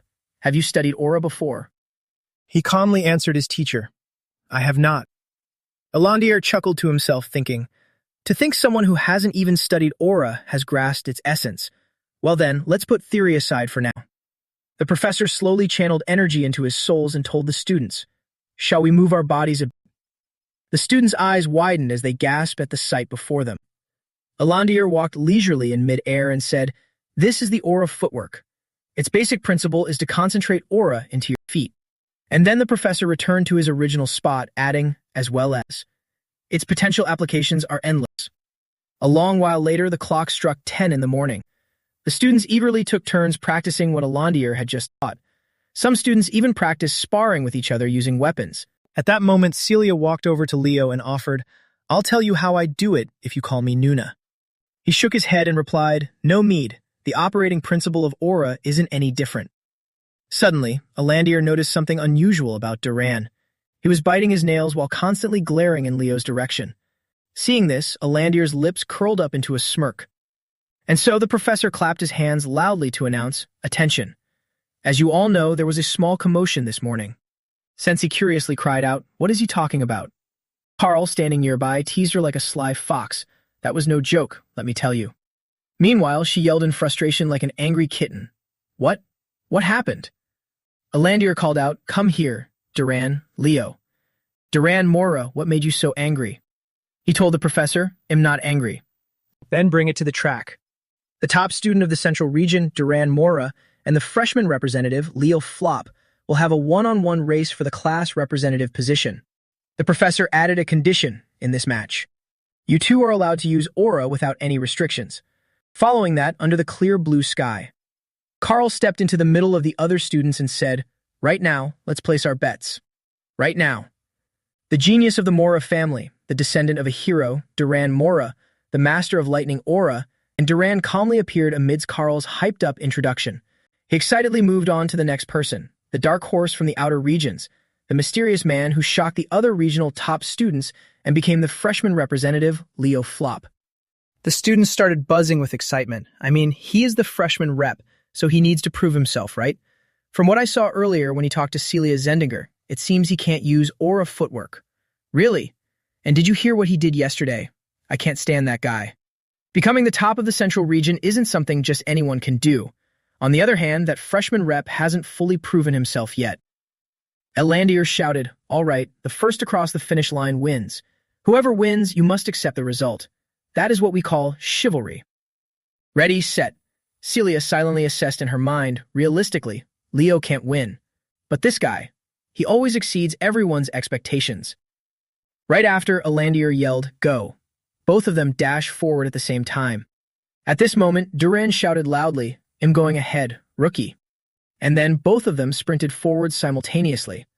All the other students standing there gasped in awe, just as expected of Duran. Amazing. On the other hand, the representative of the freshmen. Leo's footsteps were still quite calm at that time, only putting a little bit of power into them. Some students began complaining about him. He's really bad. Just as I thought, that bastard becoming the representative was a total scam. Unacceptable. However, there were still those cheering for Leo, notably Sensi, who was standing on the sidelines screaming continuously, "Leo Appa, do your best." Back to the race, Duran was still blazing ahead in the lead. Carl thought anxiously to himself, Duran is already halfway there. Suddenly, Leo, who was running behind Duran, noticed something. He abruptly stopped and turned to change direction. And then he ran straight off the track. Celia frantically yelled, "Where's that idiot going?" At that moment, Leo began concentrating more power into the soles of his feet. He quickly leaped from the field up into the stands, and then he landed lightly on a seat in the stands. Then, without hesitation, Leo used all his strength, shattering the ground into pieces. Finally, he shot straight forward like a rocket. Duran, who was running, felt the terrifying power behind him and immediately turned to look. At that moment, Leo launched himself even higher and dashed straight back to the track like an arrow. He overtook Duran and provoked him. "I'm going ahead, you slow turtle," he cried out in shock. "What?" As a result, Leo landed safely and gently at the finish line. Duran gradually slowed down, looking like he couldn't believe his eyes. Leo just turned his head and smiled at him. The ground was reduced to small crumbles after Leo's move just now. The classmates turned to each other and said, "Did you see that? No joke. Duran should be the fastest among the freshmen. To think he could beat him. But I swear I heard he hasn't learned aura footwork yet." Celia stood there stunned, thinking to herself, that wasn't aura footwork. That was the Phoenix footwork. This guy is serious. Meanwhile, Carl and Sensi cheered excitedly. "Leo won." "Wow, Leo, you're amazing. Leo, you're so cool."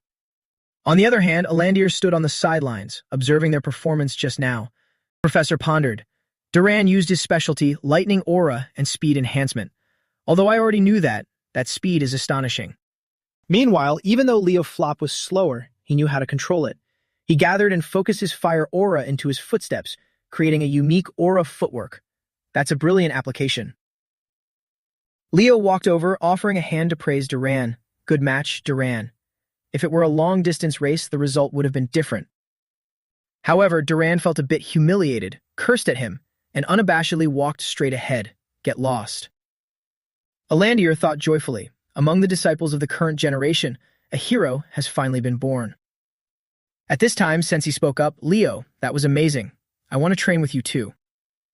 Carl loudly complained to Celia, "But why does she like that guy and not me?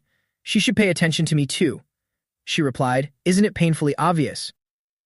Then Carl suggested, "Since class is over, let's head to the cafe, everyone. My treat today." However, Leo said in a low voice, "Sorry, but you guys go on without me." Carl yelled in surprise, "What?" He asked Leo, "Where are you going?" He quickly replied, "To eavesdrop on the summoning classes." Carl wondered in confusion, why would a night student eavesdrop on the summoner classes? Celia also sighed with deep curiosity. I wonder what he's thinking. The scene shifted away from the arena area. After walking for a bit, Leo reflected on everything. There's something I still don't understand. Why did the Fairy King give me a pledge as a reward? The rewards from the hero world are connected to the world's owner. The reward I received is related to summoning, but Professor Amby is a pure mage with no connection to summoning. Normally, I would have received a magic-related ability. Furthermore, to make a pact with a fairy, I have to go to the fairyland. For now, it will be useless. Suddenly, an unexpected voice called out, catching Leo's attention. So you're eavesdropping on the summoning classes too. That person was none other than the top student of the East, Chensia, who scored the highest in the Eastern exam. She greeted him, "It's a pleasure to meet you, Mr. Leo." He enthusiastically replied, "Nice to meet you, Chensia." She said, "Just call me Sia." I was certain you were a student of the night department, Leo. I didn't expect you to be interested in summoning as well. Leo thought for a moment before telling her, I have some interest in animism. Chensia said, "Then we'll be seeing each other more often. Could you tell me which spirit you form a contract with?" Chensia summoned her spirit and continued, "Leo, could you show me your spirit?" Leo replied, "I haven't formed a contract yet." She exclaimed, "Really? If you need help later, just call me. I'll give you some advice on summoning spirits." He cautiously replied, "I'll take your word for it, but how old are you?" Chensia introduced herself, "I'm 17. You're 15, right, Leo? I saw you talking to classmate Celia." Leo thought to himself, 17. She looks really young. She looks even younger than Sensi. Suddenly, he caught Chensia staring at him. She leaned in close to him and asked, "You just thought of something rude, didn't you? So suspicious, highly likely." Leo evasively replied, "Not at all." However, she said, "But anyway, Leo, I was very impressed by your match against Duran." Leo exclaimed in surprise, "Ah, you watched it." She nodded and said, "Yes." Saying that, she turned to face him. Chensia declared, "Someday, please accept my challenge as well." Leo firmly replied, "Of course." Hearing that, Chensia revealed a bright smile as she looked at him. At the exploratory class summoning department, a gentle breeze blew past, causing the surrounding grass and trees to sway softly. Up ahead were Warden, Elida, and a few other students. Both of them simultaneously cast their gazes backwards. The air seemed to be crackling with electricity. On the other hand, Leo and Chensia looked up at the people ahead. The two of them silently shared the same goal without prior agreement. He suddenly asked her, "Is that it?" She awkwardly replied, "Well, summoning isn't a very popular choice, and this is just an exploratory class." Leo thoughtfully replied, "Well, that makes sense, but thinking about the class being held here." Suddenly, a dragon flew across the clear blue sky, slightly terrifying the students. As soon as they saw the dragon land on the grass, they shouted, "A griffin! Where did it come from?" The dragon brought its head close to a student, and the boy immediately yelled, "Get lost." Right then, a woman walked up and said, "It's doing that because it likes you, kiddo." "Nice to meet you, freshman. My name is Diura Marin." Diura Marin, the first-year summoning professor of Lumin Academy, announced, "I am the summoning professor who will be teaching you for the coming year." Some male students felt their hearts race the moment they saw her, screaming in their minds, "I want to become the professor's summon too." Leo couldn't help but think at this moment, "Wow, she's a woman with a beauty completely different from Luna and Lysaneth. I can't help but feel intrigued. If Dino were here, he would lose his mind." At that moment, Diura shouted loudly to all the freshmen, "All right, rookies, the fact that you're here must mean you have some aptitude for summoning, right?" The students shouted in unison, "Yes, ma'am." She praised them. "It's good that your answer is so loud and clear. We will move to the training area immediately." Then she called out, "Callow." Callow, the assistant professor of the first-year summoning class, replied, "Here." Diura then instructed the students, "You will pair up in groups of 2. Step forward and mount the griffins." A student awkwardly called out to her, "This is our first time controlling a griffin, professor." Diura angrily scolded them. "It sounds as if you're saying you don't want to attend my lesson. If you think you can't do it, then go back." And then the griffin's wings slowly began to move. It quickly let out a mighty roaring screech under Diura's guidance. That roar caused the grass on the ground to sway, and even the first-year students gasped in sheer amazement. Seeing this, Callow timidly spoke up, "Now everyone hurry up and follow the professor." A while later, some students who had begun to get used to the dragons chatted with each other. It's gentler than I thought. One student was even lifted up by a dragon in sheer bewilderment, panicking and screaming, "Put me down." At this moment, Chenxia approached Leo and offered, "May I hold the griffin's reins, young Master Leo?" He coldly replied, "Do as you please." A few hours later, above the clear blue waters of the ocean, under the shining sun of a summer noon, the students practiced riding the dragons soaring through the sky. The wide span of dragon wings seemed to block out the sunlight completely. Chenxia and Leo happily chatted with each other. To think we are allowed to ride a griffin, just as expected from Lumen. Hey, let's switch. I want to ride it too, just a little bit more. She told Leo, "I'm a bit nervous. It's much gentler than I thought." He patiently advised, "It's best to be careful. Griffins are difficult summoned beasts to control for first-time riders." Chenxia curiously asked further, "Even though it's this gentle?" Leo reached out to stroke its feathers and said, "Because." Suddenly, Diura pulled out a whistle. She blew hard into it, creating a sound that echoed across the sky. Hearing the familiar sound, the dragons instantly widened their eyes. Their claws gradually sharpened. The griffins suddenly went berserk, and everyone frantically shouted, "They aren't listening. Why did they suddenly become like this? Professor, save us. They were listening to you just fine until now." Diura yelled, "Do you really think you can call yourselves Lumen Academy students when you can't even control a griffin? Try controlling them yourselves." At the same time, the griffin Chenxia and Leo were riding also started showing signs of losing control, catching Chenxia off guard. She fell into Leo's arms and he reminded her, "Griffins have immense pride, so trying to subdue them with sheer force will only make them more erratic." Chenxia flusteredly cried out, "Young Master Leo, what are you doing?" His hands wrapped completely around Chenxia's to guide her. Then he confidently shouted, "Let's go." Just like that, Leo and Chenxia rode the griffin, soaring forward. Witnessing their performance, Kayla thought to himself, "Did you see that? Not bad at all." Diura turned to ask Kalo, "The freshman representative is a candidate for the main night class, right?" He nodded and answered, "Yes, I believe so." She asked further, "Then does he own a private griffin at home? How is he so good at riding one?" Kalo shook his head and replied, "No, he doesn't come from a noble family that owns a griffin." Diura smiled and exclaimed excitedly, "So that's pure talent, isn't it? It seems we have a hidden gem here." The scene shifts to the summoning department's practical training area on Summoning Island. Leo calmly and leisurely strolled around while Chenxia was panting beside him. Suddenly, he spotted something in the tree and muttered, "About that size." And then Leo plucked that orange. On the orange appeared a long white feather. He doubtfully thought, "A feather?" Seeing him like that, Chenxia wonderingly asked, "Is something wrong, young Master Leo?" He hurriedly said, "It's nothing." Saying that, Leo turned and gave the orange to the griffin to eat. Suddenly, a stern voice rang out, "Stop dilly-dallying and gather around." Diura announced, "From now on, you will have to take a practical exam."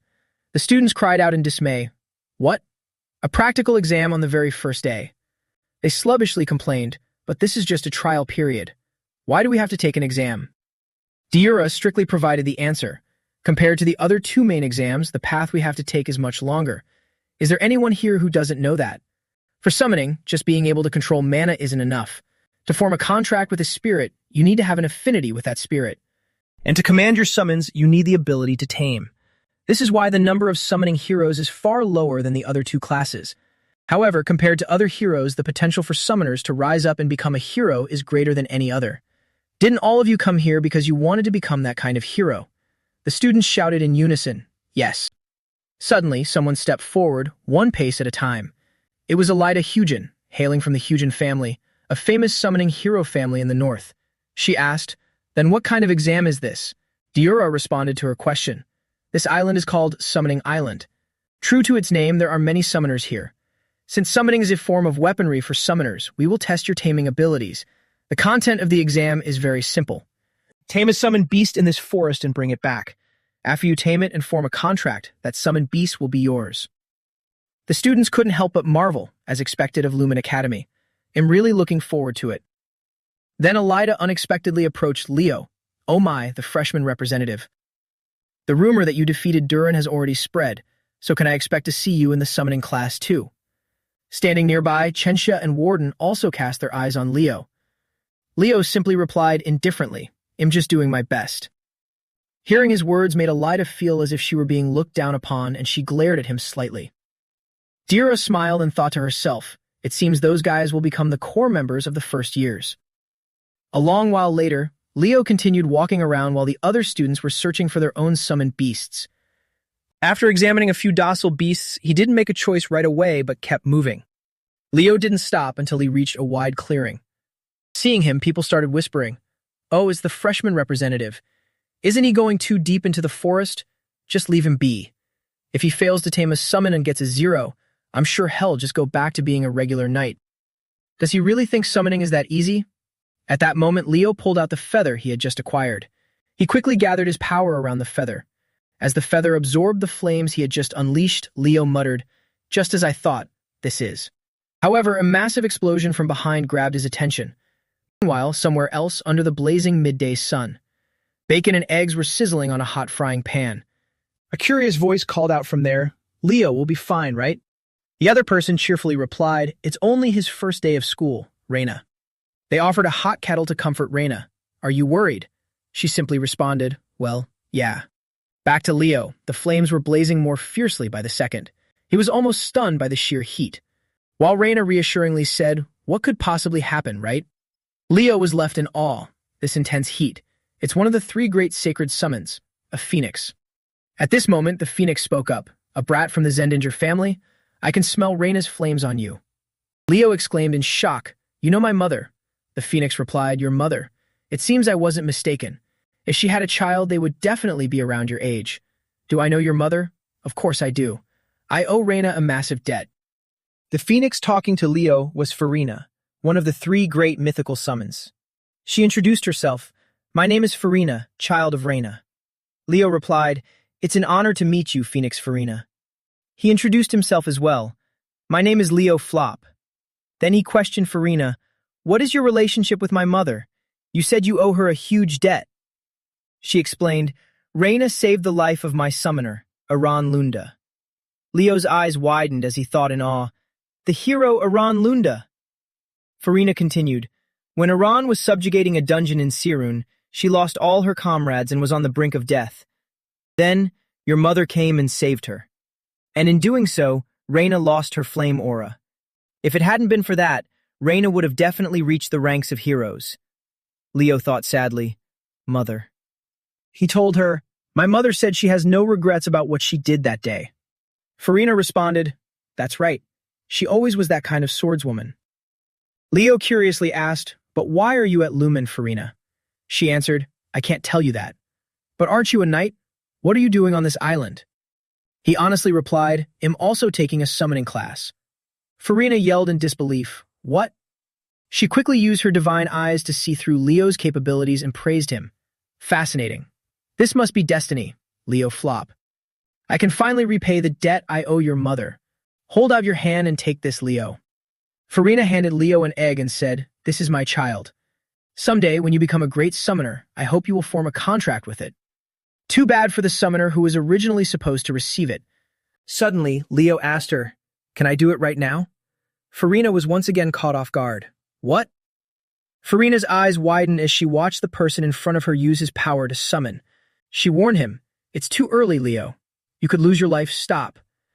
"Oh no, perhaps it's too late." Willingly defying the impossible without a hint of fear. "You truly remind me of Reina. Best of luck." A moment later, Leo slowly opened his eyes, finding himself floating in a pitch-black space. In front of him was a small, flickering flame. He slowly reached out and touched the flame. In the blink of an eye, the flame split and enveloped his entire body. Leo frowned and thought to himself, the heat makes it impossible to breathe. So this is the flame of a phoenix. This is the result of these creatures burning their own bodies to unleash such powerful flames. They endure this agony every single day. A life reborn, yet their bodies are eternally scorched. I understand your pain, and I am willing to bear it with you. As a result, flames slowly radiated throughout the forest. Following that, cracks began to appear on the egg. Leo's gaze grew calmer and more detached. He watched as the egg hatched in mid-air. Farina asked him, "Did you succeed?" Leo wiped the sweat from his face with his sleeve and confidently replied, "I did it." She praised him, "You are a genius, Leo Flop. You will become the greatest summoner in the world." "Leo, congratulations on successfully forming the contract." This child is named Fiora. Fiora, the Phoenix, one of the three great mythical summons. I am trusting you greatly by handing this little one over to you. Leo observed Fiora closely and silently judged, is this really a phoenix? It looks like a baby chick. The little bird let out an adorable chirp, making him confirm once again, it's definitely a chicken. The scene shifted to the students' gathering area. Towards the end of the session, Diura praised some of the students. A banana koala? That's quite cute. Then she turned to Carl and asked, Carl, how much time is left? He raised his hand and reported, 5 more minutes. Diura pondered, there are still 4 people left, but then something caught her eye, making her let out a surprised gasp. A giant bear was charging forward aggressively. Shenxia appeared behind the bear and called out, Professor, you're not done yet, right? Diura burst into laughter and said, you've tamed a bear cub to be a future knight. Very impressive. Then a shadow of something just as massive as Shenxia's bear appeared in the sky. Warden landed coldly, holding onto a crow's leg with one hand. Diura evaluated. A dark crow. This is a summon that even renowned summoner families find difficult to tame. He said, I haven't formed a contract yet. Diura replied, that's perfectly fine, it's enough. Right after he finished speaking, Elida unexpectedly appeared with a giant white snake. She announced, I went ahead and signed the contract right away because my family currently doesn't have any summons. Diura responded, a gorgon snake. Excellent. Just then, Carl shouted, Professor, time is up. Oh, right on time. The last student has arrived. At that moment, Leo casually walked out from deep within the forest. Perched on his head was Fiora in her tiny phoenix form. Seeing this, some people immediately mocked him. Ha, what is that? Did he tame a chicken? How stupid. He must have given up after realizing he didn't have the skills for summoning. However, Diura recognized exactly what creature it was. She couldn't help but curse inwardly. Holy shit, son of a... That's a freaking phoenix. Late in the afternoon, as the sun slowly set behind the clouds, Leo adjusted his tie standing in front of an academy room's door. He politely knocked on the door. Diura called out loudly, come in. Inside, she was already waiting for him. Leo didn't hesitate to ask, I heard you were looking for me. She replied, here, take a seat. You know, Leo, this is the first time I've ever seen a baby phoenix. To be honest, I didn't even know there was a phoenix on the summoning island. And a freshman signing a contract with a phoenix. That is completely unprecedented in the history of the academy. Leo cried out in slight confusion, Professor. Diura looked at him with a serious face and said, I know who you really are, Mr. Flop. Hearing this, Leo's face darkened, and he felt a bit of anxiety in his heart. However, Diura's subsequent reaction caught him completely by surprise. She rushed forward and hugged him, praising, You are a summoning genius, an unprecedented prodigy. I want to praise what you have achieved, but I think the fact that you formed a contract with a phoenix should be kept a secret for now. If we reveal it, things will get far too noisy. When the exploration classes conclude, make sure you choose summoning as your major. You have the talent to become a summoner hero and be etched into history forever. The next morning, the early dawn gradually cast its rays over the academy. Chloe yawned sluggishly, dragging her feet down the hallway. Suddenly, a voice rang out and caught her attention. Your mouth is going to rip open, Chloe. Carl waved his hand to chat with her. You look tired. She replied, I stayed up late reading magic books. Leo also walked over and asked, You are Chloe Mueller, right? Saying so, he pulled her student ID card from his pocket and said, Here. The memory of when the two of them bumped into each other instantly flashed in Chloe's mind. Her eyes widened in shock as she gasped, Ah, so it was you. Thanks, freshman representative. A moment later, they pushed the door open and entered the classroom. Carl spoke up, But Leo, it seems you'll be attending the magic classes too. Since we're still in the exploration phase, I want to participate in as many as possible, he mumbled. How great, since I only care about magic, I'll only take magic classes, he muttered. Then Carl leaned in and whispered into Leo's ear. That ice lady is aiming for the top spot in the magic department. Her name is Chloe Mueller. After saying that, he quickly stood up and added, Yikes, it's pretty cold in here, isn't it? I think I'll move to the back end. Before Carl could even finish his sentence, in the blink of an eye, a massive block of ice was summoned, completely blocking his path. Chloe spoke up, Carl, follow me to the front seats. Since you seem interested in the class, I'll help you out, Leo. Just then, a voice rang out, calling out to him, Leo, Leo. He subconsciously turned his head to look. It turned out to be the voices of Avit and Sensi. The two of them were waving at him with friendly smiles. Right after, something else caught Leo's attention. Someone pushed the door open from the outside and stepped in, introducing himself. "It's a pleasure to meet everyone joining the magic classes." He strode forward step by step. Then he announced, "I will be teaching you magic for the upcoming year." Amidst the cheering of the female students squealing, "He's so handsome." That person was Lenho, the first-year magic department professor of Lumin Academy. He loudly proclaimed his name, "My name is Lenho. Before we begin today's exploration class." As he spoke, he lightly snapped his fingers to cast a spell.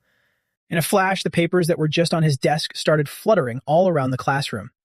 Finally, they landed neatly on the desk of every single student. Leno shouted, "You will all be taking a magic theory test." Everyone cried out in surprise, "Huh, a test on the first day of the exploration class?" Leno nodded and replied, "That's right. Students who don't meet a certain standard absolutely cannot join my class." Upon hearing this, the students sighed in even greater distress. What the heck? Leno continued, "If you are a student of Lumin, this is the standard. Once you finish the test, hand it to my assistant, Anna." Anna, the first-year magic department assistant professor, raised her hand and said, "Please hand your completed tests to me, everyone." The moment Leo glanced at the test paper, he froze stiff, completely speechless. He started groaning inwardly. Is this really the current trend of magic? Why are the formulas so complicated? For the following moments, everyone tried their best to concentrate entirely on the test. The sound of scribbling answers echoed endlessly throughout the classroom. A few hours later, after completing the test, the students muttered to each other, "That was easier than I thought. But what was the answer to the last question? I solved everything except that one." Meanwhile, Leo was still agonizing over his thoughts. "I only managed to solve this single question. I should have learned more about modern magic before coming here." He gloomily handed his paper to Anna, who praised him. "Great job."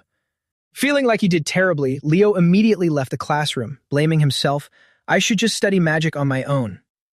A while later, Lenho explained, "Over the past 100 years, magic seems to have developed significantly. Magic in the past demanded perfect understanding, but now it can be used simply by memorizing the activation conditions. However, this development has lowered the overall standard of mages." As he finished speaking, he raised his hand high. Then he began to cast magic right in his hand. A massive magic circle was activated mid-air by Lenho. It glowed brilliantly, looking no different from a dazzling galaxy. The students below couldn't help but gasp in pure awe and admiration. He continued his lecture. "This is the true essence of the magic I have created. I crafted it entirely from start to finish. I want to become someone capable of researching and creating my own magic. That is why I had you all take this test. 49 questions, each worth 1 point based on simple memorization. And the final question, worth 51 points, analyzes the true essence of magic. I hope everyone here becomes a mage capable of solving it." Sensei looked down at her test and sighed. "No wonder that was the only question I couldn't solve." She wondered to herself, did Leo give up? I really wanted to take the magic class with him. This sucks. Suddenly, Anna rushed over in a panic and whispered into Lenho's ear. "Professor, there is a student who solved the 50th question." This shocking news left Lenho stunned for a moment before he burst into roaring laughter. Intrigued, he asked, "Where are you? Among you all there is someone who, for the first time in history, achieved a perfect score. Please stand up." "Who is it?" Some students replied, "It's not a perfect score, Professor." He had to double-check with Anna. "Really? It seems some other questions were skipped due to spending too much time on the last one. Too bad, but still amazing." "Well then, come on." However, Anna countered, "That's not it. He only solved the final question." Lenho probed her, "What is his name?" She replied, "It's student Leo Flop." Lenho bellowed, "Student Leo Flop, please stand up." Hearing this name, Carl and Chloe turned to look at each other in bewilderment and said, "It seems he's not here. Where did he go?" At that moment, Sensei tremblingly raised her hand and reported to Lenho, "Classmate Leo left right after the test." Lenho cried out in sheer disbelief. "What?" At the same time, under the clear blue sky surrounded by lush greenery, Celia laughed heartily as she asked Leo, "So you just left after solving a single question?" Summoning a little chick in the summoning class and only solving a single question in the magic class. "Leo, you realize you're doing something wrong, don't you? If you are a grand knight, you should be focusing on your swordsmanship." Leo replied to her, "In that case, do you want to do some endurance training with me?" She stammered, "I guess a little." Suddenly, Lenho appeared out of nowhere behind Leo and furiously demanded, "I see. So you're a grand knight? Are you Leo Flop, the one who made a mockery of my class?" Why did you leave after solving only one question? Were they so easy that you thought they weren't even worth answering? Leo stood up seriously and addressed him. Professor, there seems to be a misunderstanding here. I thought I failed the test. He gasped in astonishment. What did you say? Leo continued, every question except the last one was way too difficult, so I couldn't solve any of them at all. Leno said awkwardly, you mean? Leo explained, I taught myself magic by reading old magic tomes. That's why I'm completely unsure about any modern books. Hearing these words, Lenho thought suspiciously. Perhaps he. Without any hesitation, he reached out and hoisted Leo right off the ground. Leo looked at him with a hint of bewildered panic. Lenho's face lit up with extreme excitement as he suggested, follow me for a moment. Lenho enthusiastically dragged Leo flop along behind him. Celia, who was enjoying her ice cream, froze at the sight unfolding before her eyes and commented, was that the magic theory professor of Lumen Academy? Quite an eccentric man, huh? Anna hastily ran over to her and asked, did you see Professor Lenho, Celia, or something strange? Celia replied softly, he was just here a few minutes ago. She recounted seriously, but he suddenly grabbed Leo and dragged him away. Hearing this, Anna gritted her teeth in frustration and chased after them, cursing relentlessly in her heart. Good heavens, that lunatic. What is he planning to do this time? Magic Eraser glided swiftly across the chalkboard, wiping away the white chalk marks. In another corner, a piece of chalk was endlessly writing out formulas. Lenho enthusiastically made a demand, solve these questions, student Leo. Leo stepped up without a word to solve the problems. Behind him, Lenho secretly calculated, if he didn't solve that final question out of mere luck, then he must already have his own system of magic constructed in his head. Lenho smirked. Now show me. I will see right through to your true self. Just as his thoughts ended, Leo turned around and nonchalantly announced, I've solved them all. His jaw dropped as he blurted out, huh? Lenho frowned, sweat streaming down his face as he questioned, did you solve all these questions in your head? He replied casually, yeah, something like that. Lenho stood dumbfounded, muttering, finally. The scene shifted away from that tension-filled room. Anbi strolled leisurely down the corridor, both hands shoved into his pockets. He suddenly stopped in his tracks upon seeing Lenho's frantic figure rushing toward him. With sparkling eyes, he enthusiastically dashed toward Anbi. He frowned, puzzled by Lenho's current expression. Anbi pretended not to see him and turned to leave. However, Lenho managed to grab onto his leg, panting heavily as he said, Pant, Professor Anbi, thank you so much. Anbi used magic to suspend Lenho upside down and warned him, this isn't the first time I've seen you act up, but you've gone way too far today. Letting himself dangle in the air, he joyfully shared, he is a magic genius. Leo Flop, the student you recommended, the freshman representative. He is an absolute genius. Anbi asked in confusion, magic? Isn't he a knight? Lenho thrashed about and retorted, no. Leo must become a mage at all costs. I will not let his talent rot away swinging metal sticks. After a frantic search, Anna finally arrived at the scene. Anbi dropped Lenho down and declared, sending him to the knights is an insult to magic. He fell heavily to the ground, eyes bulging as he groaned, ugh. Anbi repeated once again, take him away. Lenho, ignoring the slander, turns to smile at Anna. Thank you, Anna. She trembles with anger but tries to suppress it. Do we really have to go back to class? In her heart, Anna calculates, someday, I'm going to kill this lunatic. Leo's figure suddenly appears, walking in this direction. Anbi turns his head and smiles at him. Leo looks up at the professor with an expressionless face. He watches Ambis retreating back and silently observes, mages never change with time. They're all lunatics.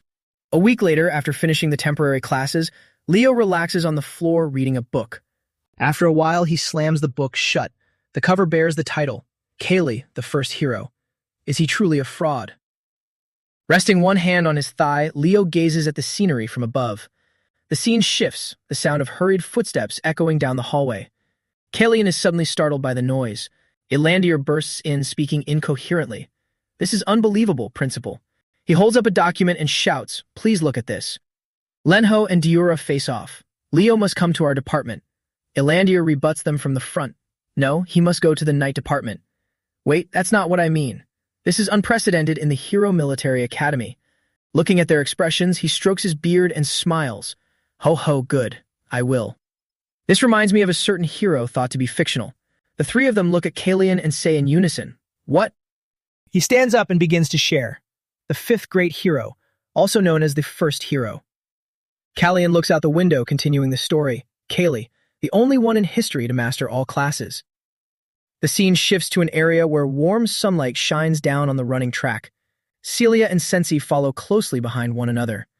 Under a tree, Carl looks at them, wondering, goodness, are they training on the weekend? Leo rests his hands behind his head and turns to answer. Sensi asked me to train her. Carl is stunned and curious. Then why are they just running? Where are their weapons?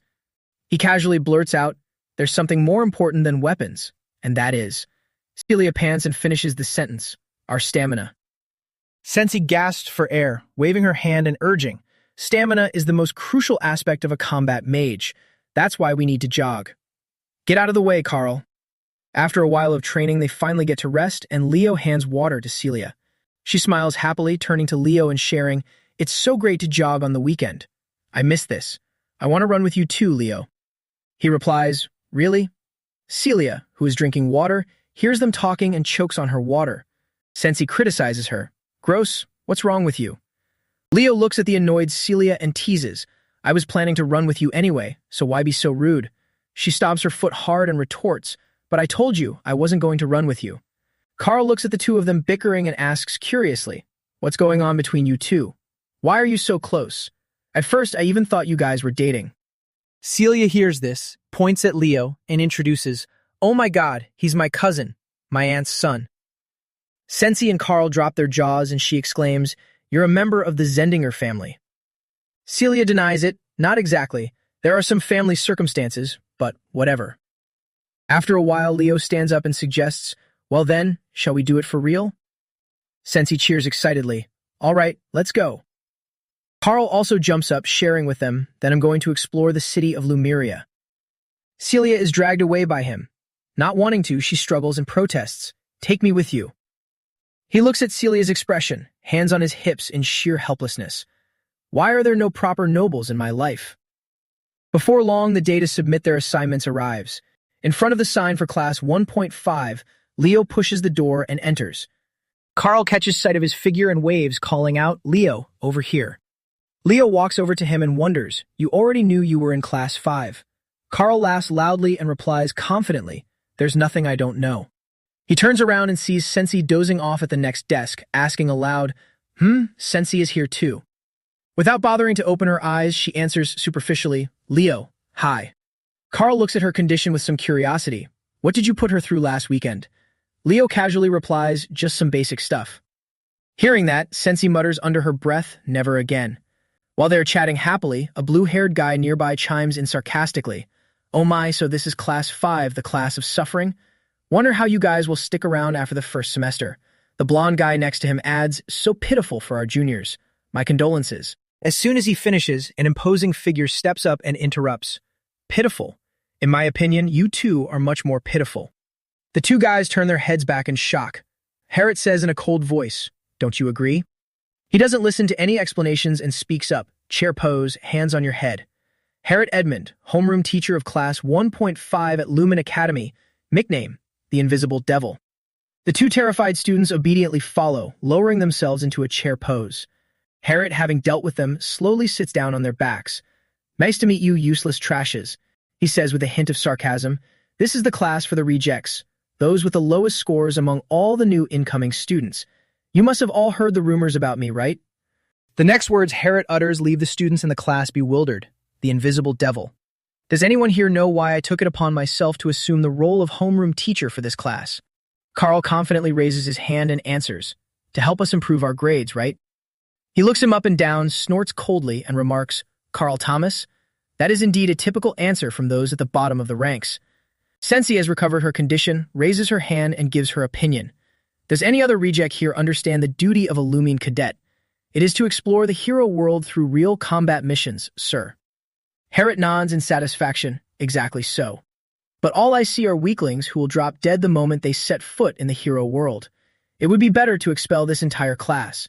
You pitiful wretches will only be a burden to your teammates and then die pointlessly. He concludes with one sentence.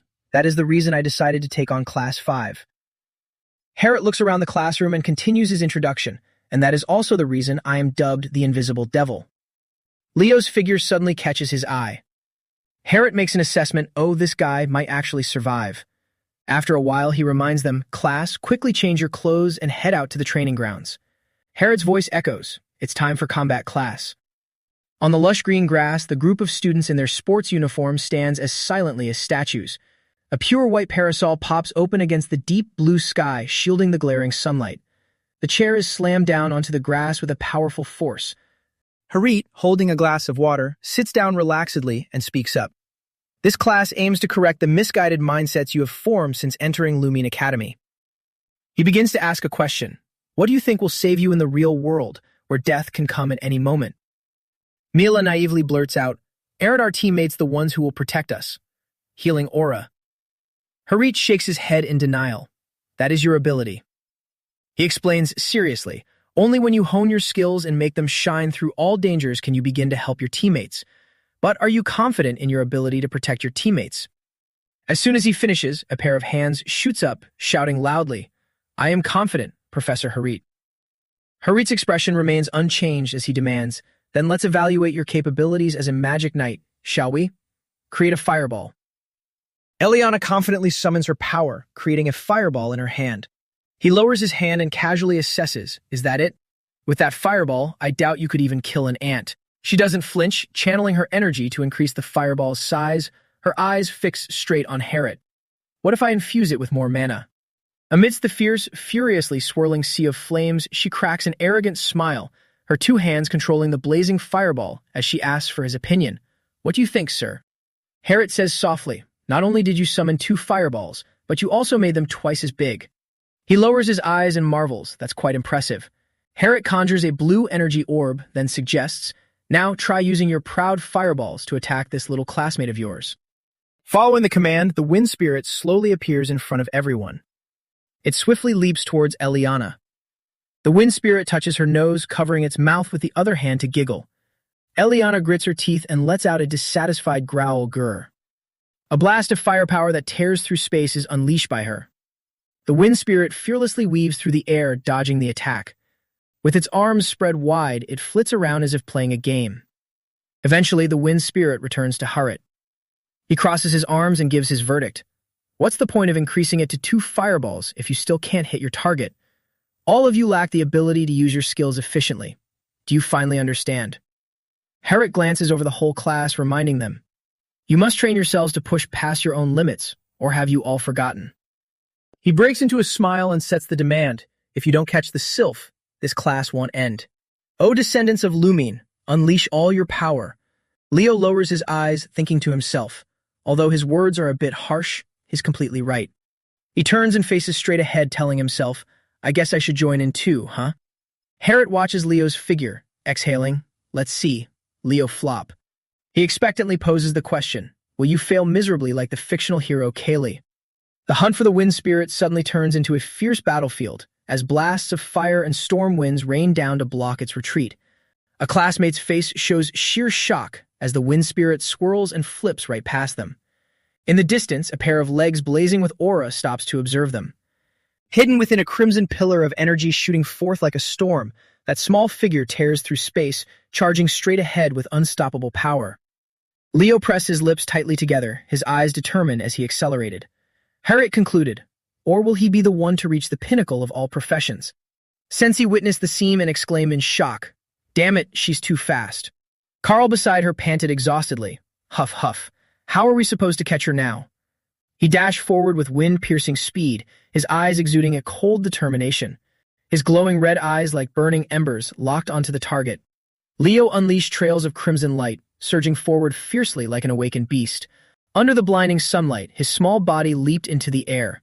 Below, the wind spirit, completely oblivious to Leo's presence, continued to flutter around playfully. Only when his hand was just a short distance away did it frantically realize the danger. The wind spirit lightly flapped its wings, escaping from the danger zone. He looked at it and smirked. Leo reached out, his fingers clenching with commanding power, summoning streams of red-black dark fire that violently surged within his palm. The wind spirit suddenly froze, staring at the energy trailing right behind it. Duran, emerging from who knows where, seized the opportunity and darted right across Leo's face at an extreme speed. He stomped his foot heavily onto the ground with a loud thud. Then Duran swept a cold gaze over everyone. Right in his hand was the wind spirit. A continuous round of applause rang out, shattering the silence. Sedge stepped up next to Duran and sneered, "It seems we, Class 1, should teach you a few lessons." Sedge, homeroom teacher of Class 1.1 at Lumine Academy. Special note, ranked second in the graduating class poll. Harriet, unfazed, leaned back in his chair and replied, "Oh, really? So you're going to teach this class instead of me?" Harriet Edmund, homeroom teacher of Class 1.5 at Lumine Academy. Nickname, the Invisible Devil. After saying that, his expression turned cold as he locked eyes with Sedge. Special note, ranked first in the graduating class poll. Hearing this, he frowned in dissatisfaction. Carl stood to the side, his jaw dropping. Could this be a showdown between the two pillars of Lumine Academy? Leo turned and asked in confusion, "Pillars?" Carl eagerly explained, "Both teachers have been teaching at this academy for 20 years. From what I've heard, Professors Ambi, Diura, and Leno are their former students." Neela, eavesdropping nearby, turned around and exclaimed, "Wow, really? How do you know that?" Carl looked stunned. "Huh?"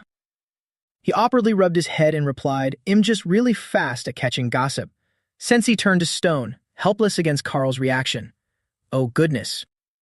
Over here, Sedge burst into laughter after hearing that. "Harriet, I don't know what your intention was in choosing to take on this class of failures."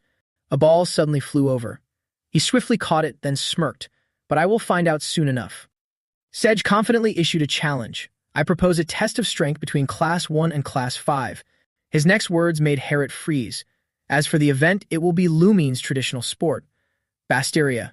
Harriet exclaimed, "Basteria?" Harriet dashed right in front of Sedge. "Just as I expected, you truly are a genius." He excitedly shared, "Learning through actual combat is the most effective." Sedge didn't expect Harriet to react this way and muttered softly, "Even though Class 1 is bound to win." Harriet casually leaned back in his chair, completely unbothered. It's not a problem. After that, you can still continue teaching." Sedge gritted his teeth, angrily thinking to himself, "How on earth did I lose to him in the graduating class poll?" From a certain angle, Sedge looked quite pitiful. After a brief chat, he left with Duran. Harriet shouted, "Class 5. He sat with his legs crossed and calmly shared, "I am giving you an opportunity to practice using your skills.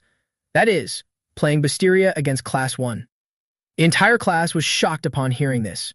"Basteria?"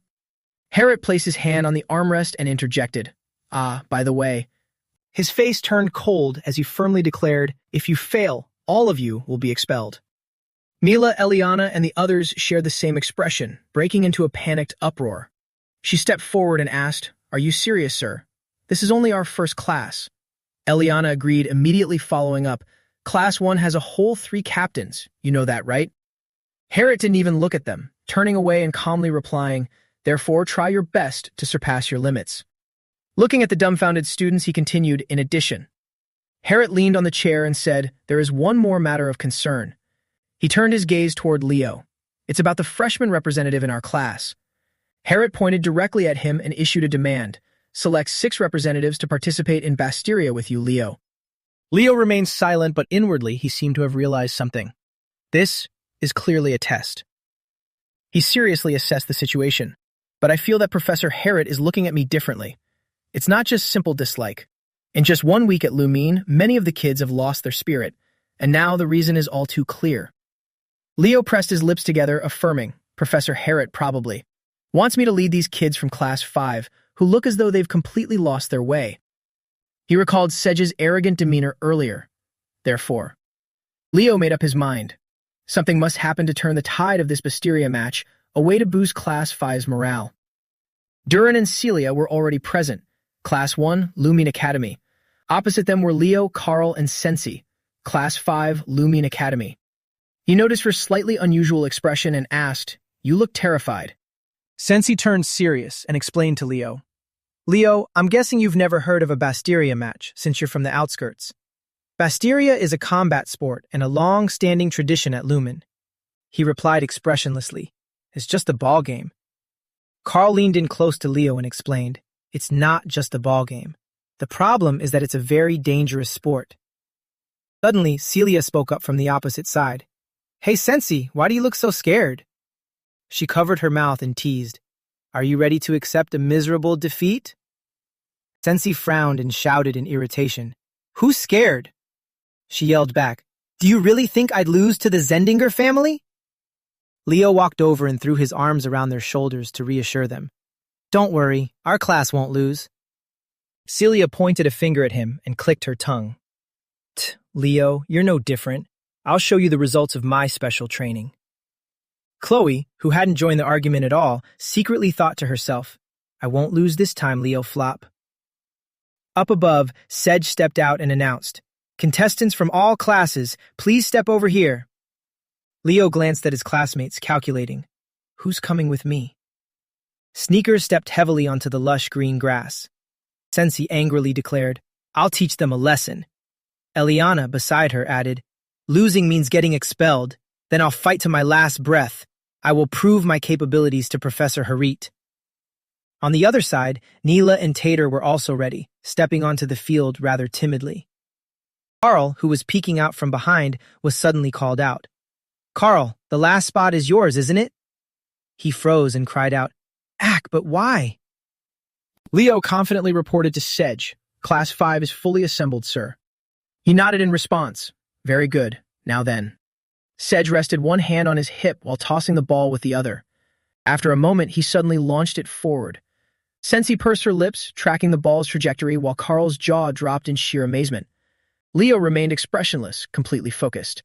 Tater, Eliana, Neela, and the others were the same as him. Duran frowned slightly, radiating an unapproachable aura. Celia looked up, the classmate next to her smirking with full confidence, while the cold clothes seemed to have made her resolve. Duran and Leo both jumped up to catch the ball as Sedge's voice echoed, Let the game begin. Both of their hands reached up, fighting for possession of the ball. Duran was faster, snatching it like a bolt of lightning before Leo's astonished eyes. Sedge shouted, Good. Class 1 has made the first move. Running, he turned to Tater and demanded, Tater, give me a quick explanation of the rules. He seriously gave a brief explanation. The rules of Basteria are much simpler than you think. Use aura to shoot the ball into the goal without using your hands or feet. Tater continued, The first team to lead by 2 points wins. Suddenly, a voice rang out, cutting him off. It's coming. Get ready. Carl stood there dumbly, throwing his hands to his sides, completely clueless. Duran decided to throw the ball. It shot forward like a wind-tearing sphere. Opposite him was Leo, who looked shocked, clenching his fists as he watched the ball fly toward him. He channeled power into his legs and, quick as a flash, propelled himself into the air to dodge. Carl's eyes widened, his body frozen like a statue, right as the ball shot up into the sky behind him. Leo landed and turned his head to look at the ball. Outside, the Class 1 students cheered and hollered, Duran Moira, let's go. In contrast, over on Class 1's side, everyone was gloomy and silent. Tater panted heavily, whispering, Maybe Professor Harit planned to expel all of us from the start. Leo suddenly cut in. What do we have to do to gain possession of the ball?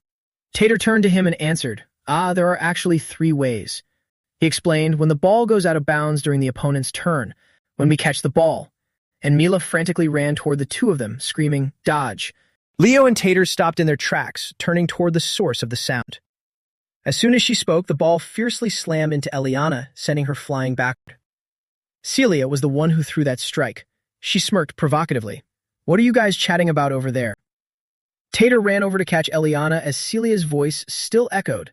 Shouldn't you be focusing on the match?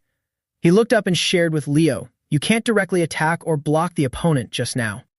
That was the 3rd way. When a team member is knocked unconscious after being hit by the ball, Tater summarized with one sentence.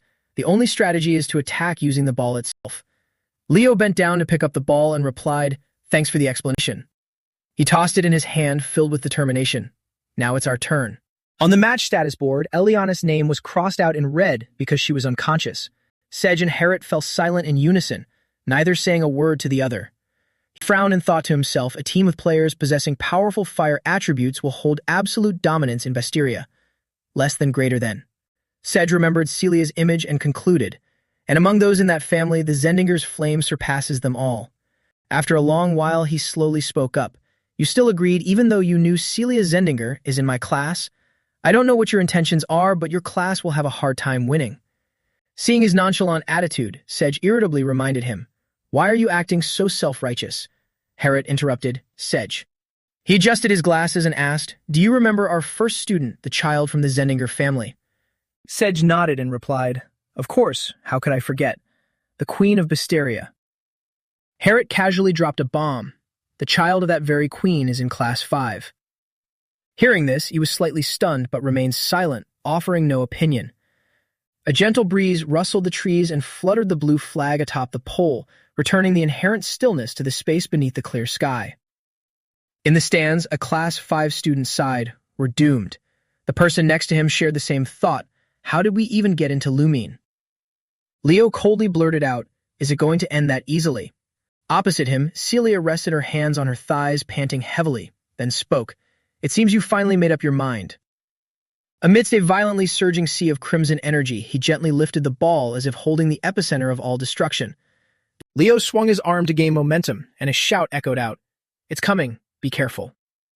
Using his mid-air spin, he threw a decisive sweeping pitch, painting a brilliant red streak of light. The ball collided with the boulder, blasting it into deadly shrapnel. It sent Chloe staggering below amidst the chaotic storm of energy. She sat on the ground and confidently declared, "Leo, as long as I'm here, scoring is impossible." Suddenly, a familiar voice cut in, "Possible."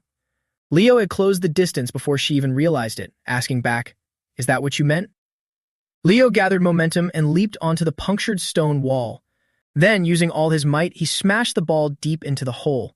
The space seemed to tear in half under Leo's overwhelming aura. Chloe froze stiff after that spectacular attack. Watching from the sidelines, Sedge couldn't help but marvel inwardly. His combat abilities are absolutely incredible. Harriet seemed much calmer, simply smirking. His classmates seemed to catch a ray of hope and cheered excitedly. "Leo flop, go Class 5. As if realizing something, Sedge coldly uttered, "Ah, I see. The game is just beginning." Celia gritted her teeth and hurled the ball forward with immense force.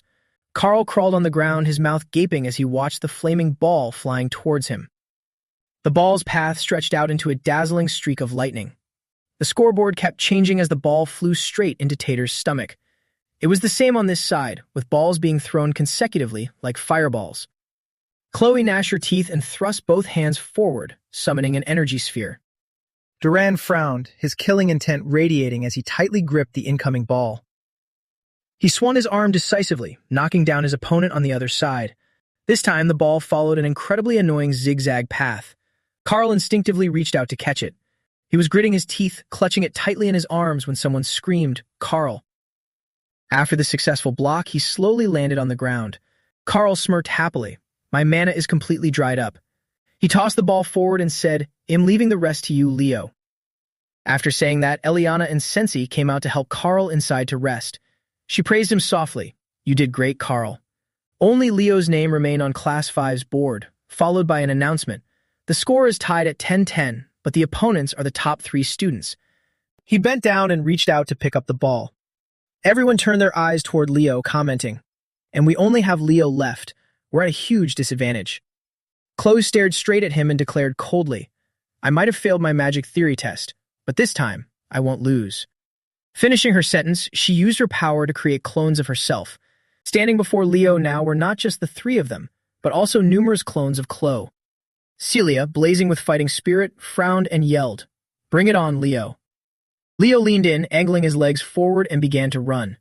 In a split second, he vaulted upward, vanishing right before their eyes. Celia, Chloe, and Duran all shared the same expression and thought, "He's too fast." Leo weaved his way forward, dribbling the ball. Before they could even process it, he had already bypassed Celia's group. She screamed, "He doesn't care about attacking. He's only focused on scoring." Chloe narrowed her eyes to assess an illusion trick. How pathetic. Which one is the real one? The real body. The real body. Suddenly, her pupils dilated wide. This magic. Right in front of her, countless Leos appeared, accelerating toward her direction. Chloe was so stunned that she entirely forgot to act. Ultimately, she collapsed onto her knees on the lush green grass. Chloe revealed a panicked expression, muttering under her breath, "Star magic." Uncomprehending, she asked herself, how can a human use elf magic?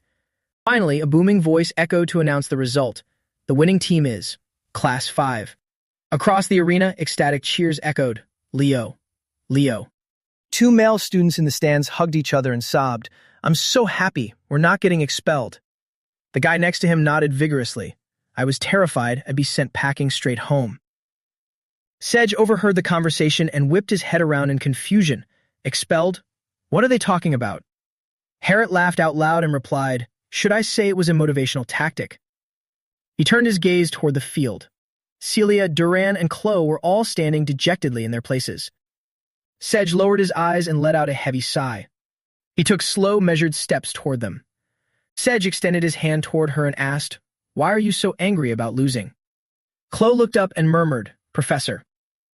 He shared gently, when a match ends, regardless of the outcome, you should still pay your respects to your opponent. Sedge pulled her up and reassured her, you all coordinated incredibly well to try and secure the victory for Class 1. He shifted his gaze to the students in the stands and continued, those who cheered for their friends. And those who gave their all on the battlefield. Sedge encouraged them. That is exactly why you should stand firm and hold your heads high. The two of them blushed and stood up, calling out Professor Sedge. From behind, Harriet suddenly spoke up, shattering the heartwarming atmosphere. Hey, you losers, get over here and do a few more rounds. He gritted his teeth and cursed under his breath, this bastard. After the match, Sedge raised his voice to summarize. Both classes did an outstanding job. He looked towards Celia and Duran. Class 1 proved their talent and capabilities. Sedge then shifted his gaze to Leo's group, and Class 5 refused to give up until the very end, giving it their all despite the challenges. He resoundingly remarked, they clearly understood their limits and successfully overcame adversity. I hope you will all cooperate and compete fairly together. Finally, Sedge requested, let's shake hands. Celia chatted with Sensi. I didn't expect you to last that long. I thought you collapsed much sooner. She smiled back. I should be the one saying that. You were pretty tough to handle. I honestly thought you were a squid. Carl excitedly shook hands with Duran. Prince, we won this time. Duran stared at him coldly without replying, leaving an awkward Carl to let out a dry, On this side, Chloe bowed her head. No one knew what she was feeling.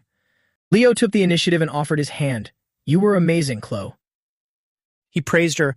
With a little more experience, you'll definitely go even further. She asked, slightly annoyed, You're joking, right?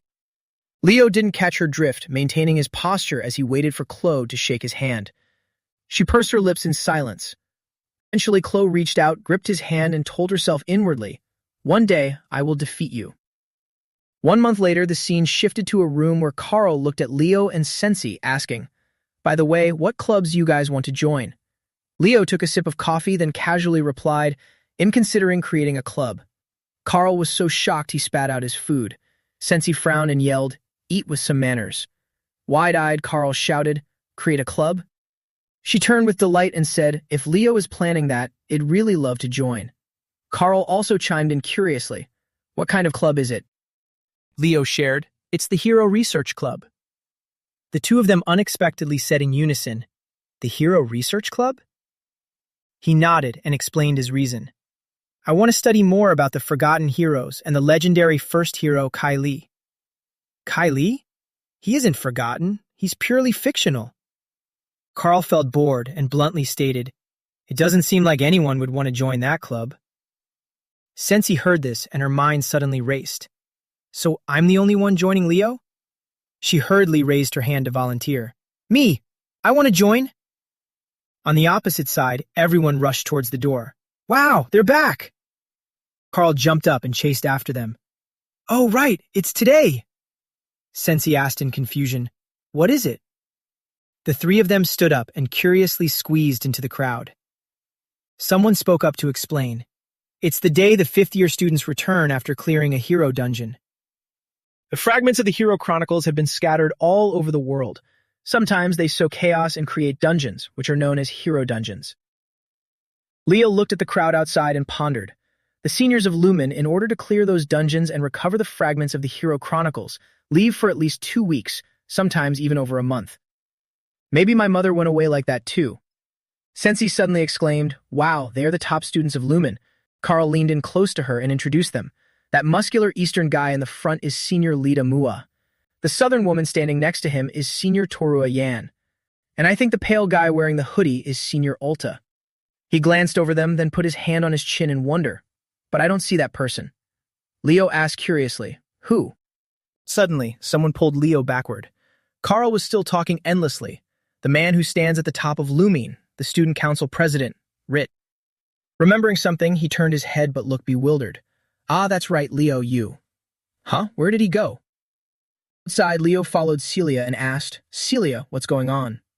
She shared seriously, you absolutely must come to this place with me. Leo brushed off his sleeve and asked, where? Celia looked at him and answered, Lumeria City.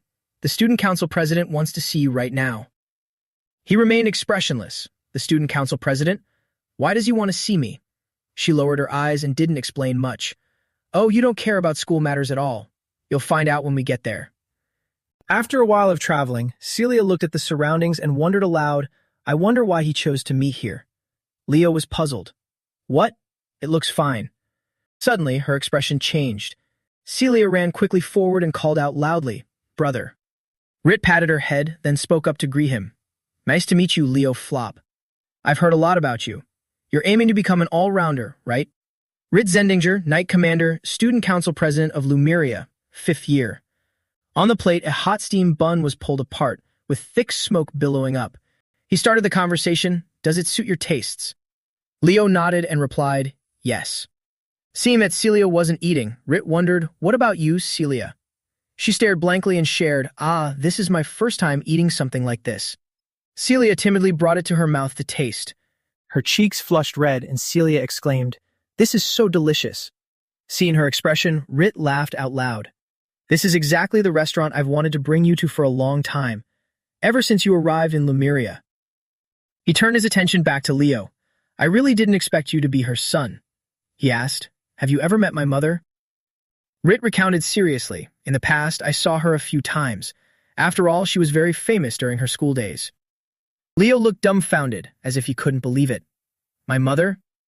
He didn't deny it. That's right, she's a legend who accomplished so many extraordinary things. For example, she once said the desserts at the dorm cafeteria were terrible, then gathered all the students and stormed right into the principal's office. Hearing this, Celia exclaimed, so she was the main character in that famous incident. After a while, all the food on the plates was finished. Celia and Rit chatted cheerfully. Leo observed him and came to a conclusion. As expected, he truly deserves to be the strongest in Lumine. It's only a matter of time before he becomes a hero. Rit stood up and suggested, now let's go get some desserts. Celia clapped her hands in delight. Yes. He reminded the two of them, I'll pay, so you guys go on ahead. Suddenly, something caught Rit's attention. He looked at what he was holding in his hand with a bit of panic. Rit cried out in confusion, why is it? The scene shifted to another room where the blackboard was densely covered in formulas. Below, someone raised a hand to speak. Professor Harriet, I have a question. Harit sat with his legs crossed on the desk and nonchalantly replied, Eliana Layden, all right, let's hear what stupid question you're going to ask this time. Eliana stood up abruptly and asked, why hasn't our class chosen a class representative? I heard all the other classes have one. Tater nodded in agreement. Oh, that's right. He dug his ear in annoyance and thought for a moment. Class representative? Ah, right, I totally forgot about that. Harit looked toward Leo and made an immediate decision. Leo, you take the job. Eliana slammed the desk in disbelief. What the heck? Tater chimed in from the side. Professor, shouldn't we choose them through a democratic vote? He didn't say a word and just tossed his stack of papers onto the desk. The next words Harit uttered made her freeze. Class representative, take these and sort them out. Eliana pursed her lips, then slowly sat down. Right after that, the intercom in the classroom chimed. Shortly, we will begin the joint lecture on heroes. All first-year students, please prepare to head to the main hall, I repeat. Leo suddenly spoke up. Professor, shouldn't we get ready to go? He snapped his fingers in praise. Now that's fitting for a class representative. Given the permission, everyone stood up and got ready. Carl was suddenly drawn to something. He greeted her. Hello, Chloe. You look exhausted. Chloe walked over with dark panda-like circles under her eyes and asked Carl, do you have any recovery potions left? Can you sell them to me? Without hesitation, he tossed a potion bottle to her. Carl shared, I only have these 2 bottles left. The year has just begun, you know. Leo chimed in from the side, don't you think you're overworking yourself? She didn't reply, just unscrewed the cap and chugged it down in one gulp. Chloe raised her hand to wipe the corner of her mouth. She turned around and left, dropping just a brief sentence. I'm fine. Carl exclaimed, that's amazing. She's the top student in magic theory. Sensei commented from the side, I think Chloe can't help but be anxious right now. Now that Leo has discovered the latest magical trends, he's progressing so fast. Who knows, the upcoming exam might bring some surprises. He turned and asked, what's so bad about ranking second? She frowned and explained, do you have no brains? You're so stupid. She's a tower mage. I'm a combat mage, so I don't care if I'm a little weak in theory. But researching and discovering new magic is the very core of the magic tower. Her pride is on the line. Sensei grumpily asked, are you even really a mage? Carl waved his hand and confidently admitted, of course, I use magic to make a living. Survival magic is what I pride myself on the most. While walking, Chloe was suddenly drawn to something. Behind her, a loud scream erupted. Die. A pair of hands was meticulously wiping every single leaf. That figure appeared calm and relaxed. Callian lowered his voice. The torn page of the legendary hero had a reaction. Callian's voice echoed with doubt. Is it true that the torn page of this hero chronicle actually reacted? Rit, standing opposite him, didn't hesitate to immediately confirm. It shouldn't have reacted, but it really did. And there were no artifacts around at that time. He still didn't seem entirely convinced. Did it react again? Hearing this, Rit was also a bit flustered. No. Callian didn't say anything more. He just picked up the box and observed it carefully. After a long while, he proposed another course of action. I will investigate this matter further. You must still be tired from just coming back. You did well. Alina. She entered the room with a cheerful expression. Yes, Principal. Callian handed the small box to her. Take this to the main hall, the origin of everything. The joint class for the first years is about to begin. She immediately took it. Yes, I understand.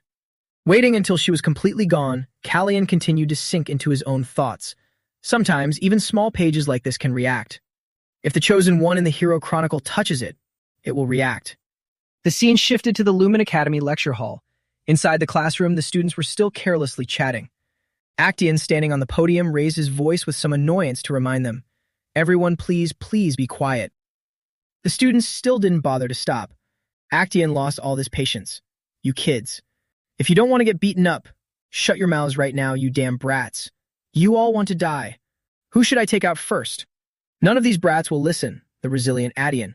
She suddenly choked back a gasp. Then she flipped her demeanor as if she wasn't the one who just blew up. Finally, it's quiet. Thank you, everyone. The students below trembled, not daring to say another word. So scary. It's terrifying no matter how many times I see it. She's so scary. Leo sat quietly observing everything. So she's a spiritualist. Even in my past life, spiritualists were extremely rare. Aishin returned to her cute demeanor and continued lecturing. We will now begin the General Hero Studies class for freshmen. After the appearance of the Hero Chronicles, the reason the hero families emerged is to create a hero's world, something closely tied to that hero is needed. Therefore, the descendants of heroes can open the hero's world much more easily. That is why Lumen Academy, the place that houses the Hero Chronicles, and these families have such a profound connection. Although this is somewhat political, it's just like the relationship between a key and its treasure. Leo grew more intrigued as he listened, even as the students beside him let out long yawns. How fascinating. On the podium, she was still speaking passionately when Alina walked in.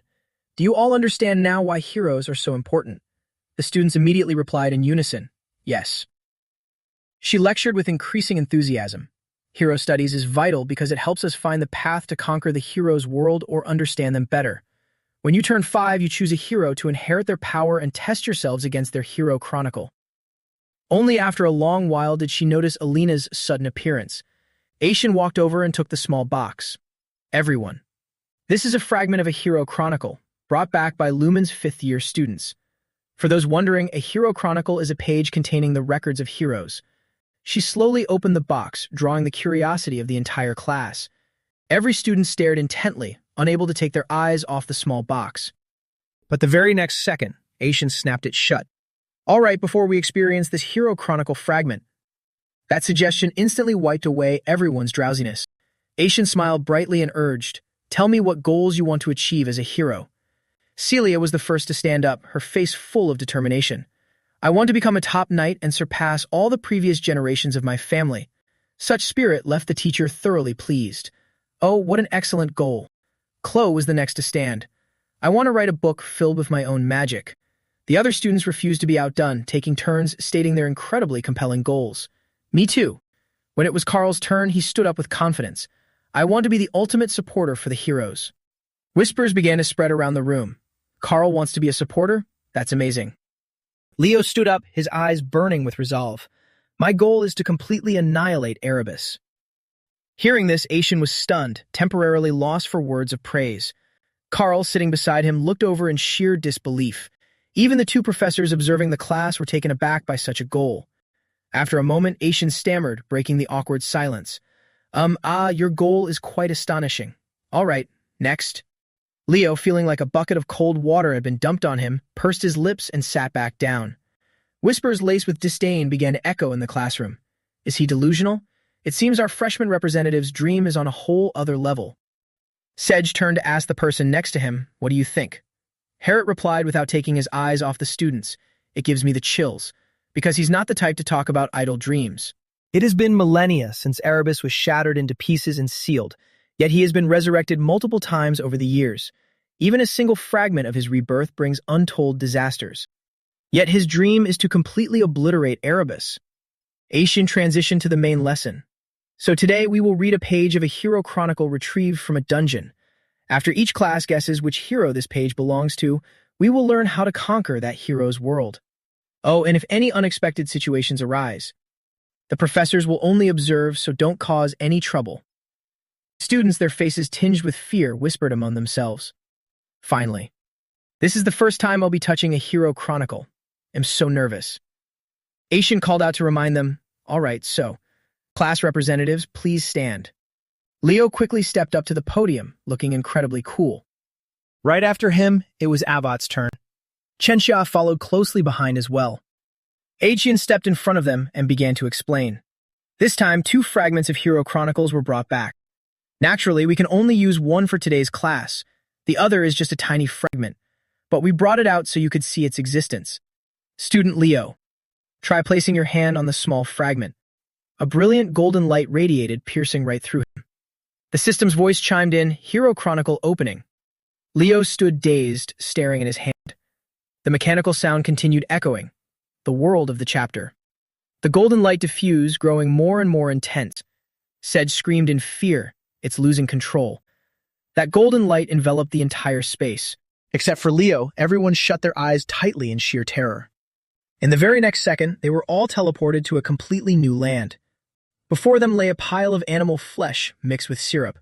Upon seeing it, a student was gripped by sheer panic. A corpse. Harriet warned them, brace yourselves. This is a hero dungeon. Sedge, standing on the opposite side, pointed at the glowing spot. Harriet, I see the city walls over there. In the era of destruction, this was the final line of defense and the last remaining city, the walls of Guardslan. Leo gazed at the ancient walls before him, the walls of Guardslan, if the time has come. Yes, my unfinished dream was truly foolish, but... Listenath stepped forward, issuing a command to everyone. We will save this world. Leo turned back, his face devoid of any expression, but his lips softly called out her name, Listeneth. Listeneth stopped at a reasonable distance. Then she flashed a radiant smile in response. The next second, they were all teleported back to the original classroom. What? Everyone seemed unable to adjust to the light above their heads. Chengxia spoke up in terror. Professors, what on earth is happening? Harriet immediately ordered the students. Classes are suspended. Everyone stay calm and evacuate the hall. They immediately obeyed and left one by one. Only Leo remained alone, taking something out. In his hand was a small piece of paper. That is my chronicle. Harriet stood right behind him, thoughtfully observing his student. An unbelievable scream rang out. Everyone turned toward Leo, questioning him. Did you see the Lord of the Underworld? That's amazing. A magnificent event. So this is Listenath's achievement. Eliana cried out in deep regret. If only I had been the class representative, how great would that have been? What a shame to miss such an opportunity. Carl seized the chance to add fuel to the fire. That's right. Hearing that, she furiously swung a punch right at his head. Looks like today is your funeral. Harriet, who had been standing there since who knows when, spoke with an exhausted voice. I came here to scold the loudest class. And here we are. Make your choice. Self-study or expulsion. After saying that, he unceremoniously slammed the door shut and walked away. Leo didn't seem to care about those words, lost in deep thought. Why is my hero chronicle the only one scrambled like this? It's in such a state that I couldn't even recognize which world it was. The hero chronicle opened. the world of the chapter. But we will save the world. It's as if someone intentionally destroyed my hero chronicle. A hero chronicle is essentially an artifact that inherits a hero's power. If someone didn't want the emergence of a new hero, Erebus. First, I need to investigate why my hero chronicle has been torn apart. The scene shifts to 1 month later in the magic class. The lecture drones unsteadily. Original. In other words, a unique type of magic. This will be your midterm practical exam. The whole class listens attentively. The teacher's voice on the podium remains steady. Original magic is a type of magic that clearly reflects the personality of the caster. In an era where standardized spells have become common, mages no longer try to create unique spells. However, this original magic can become a secret technique to protect oneself in critical situations. The star magic that all elves learn, in fact, is just a minor replica of original magic. In history, only one person has ever used true star magic. And that person is none other than its creator, the founder of Nebula, Luna. Chloe is distracted, staring intently at something. Leo is also drawn to a strange book. That book is emitting a mysterious, thick black smoke. Chloe immediately notices his gaze. The next second, she snatches the book away from the desk. Leo unhesitatingly keeps watching it. A grimoire. Lenho ends the class. Now, you all must be eager to discover your own unique magic. That's all for today. Chloe immediately leaves her seat and blends into the crowded stream of students. Leo hurries over and grabs her hand. Wait, Chloe. Chloe can't hide the disgust on her face. He pretends not to notice and smiles warmly. Would you like to have lunch together? She has already hidden the grimoire away. She immediately yanks her hand away and speaks harshly. I don't have time for that. I will definitely defeat you in the midterm practical exam.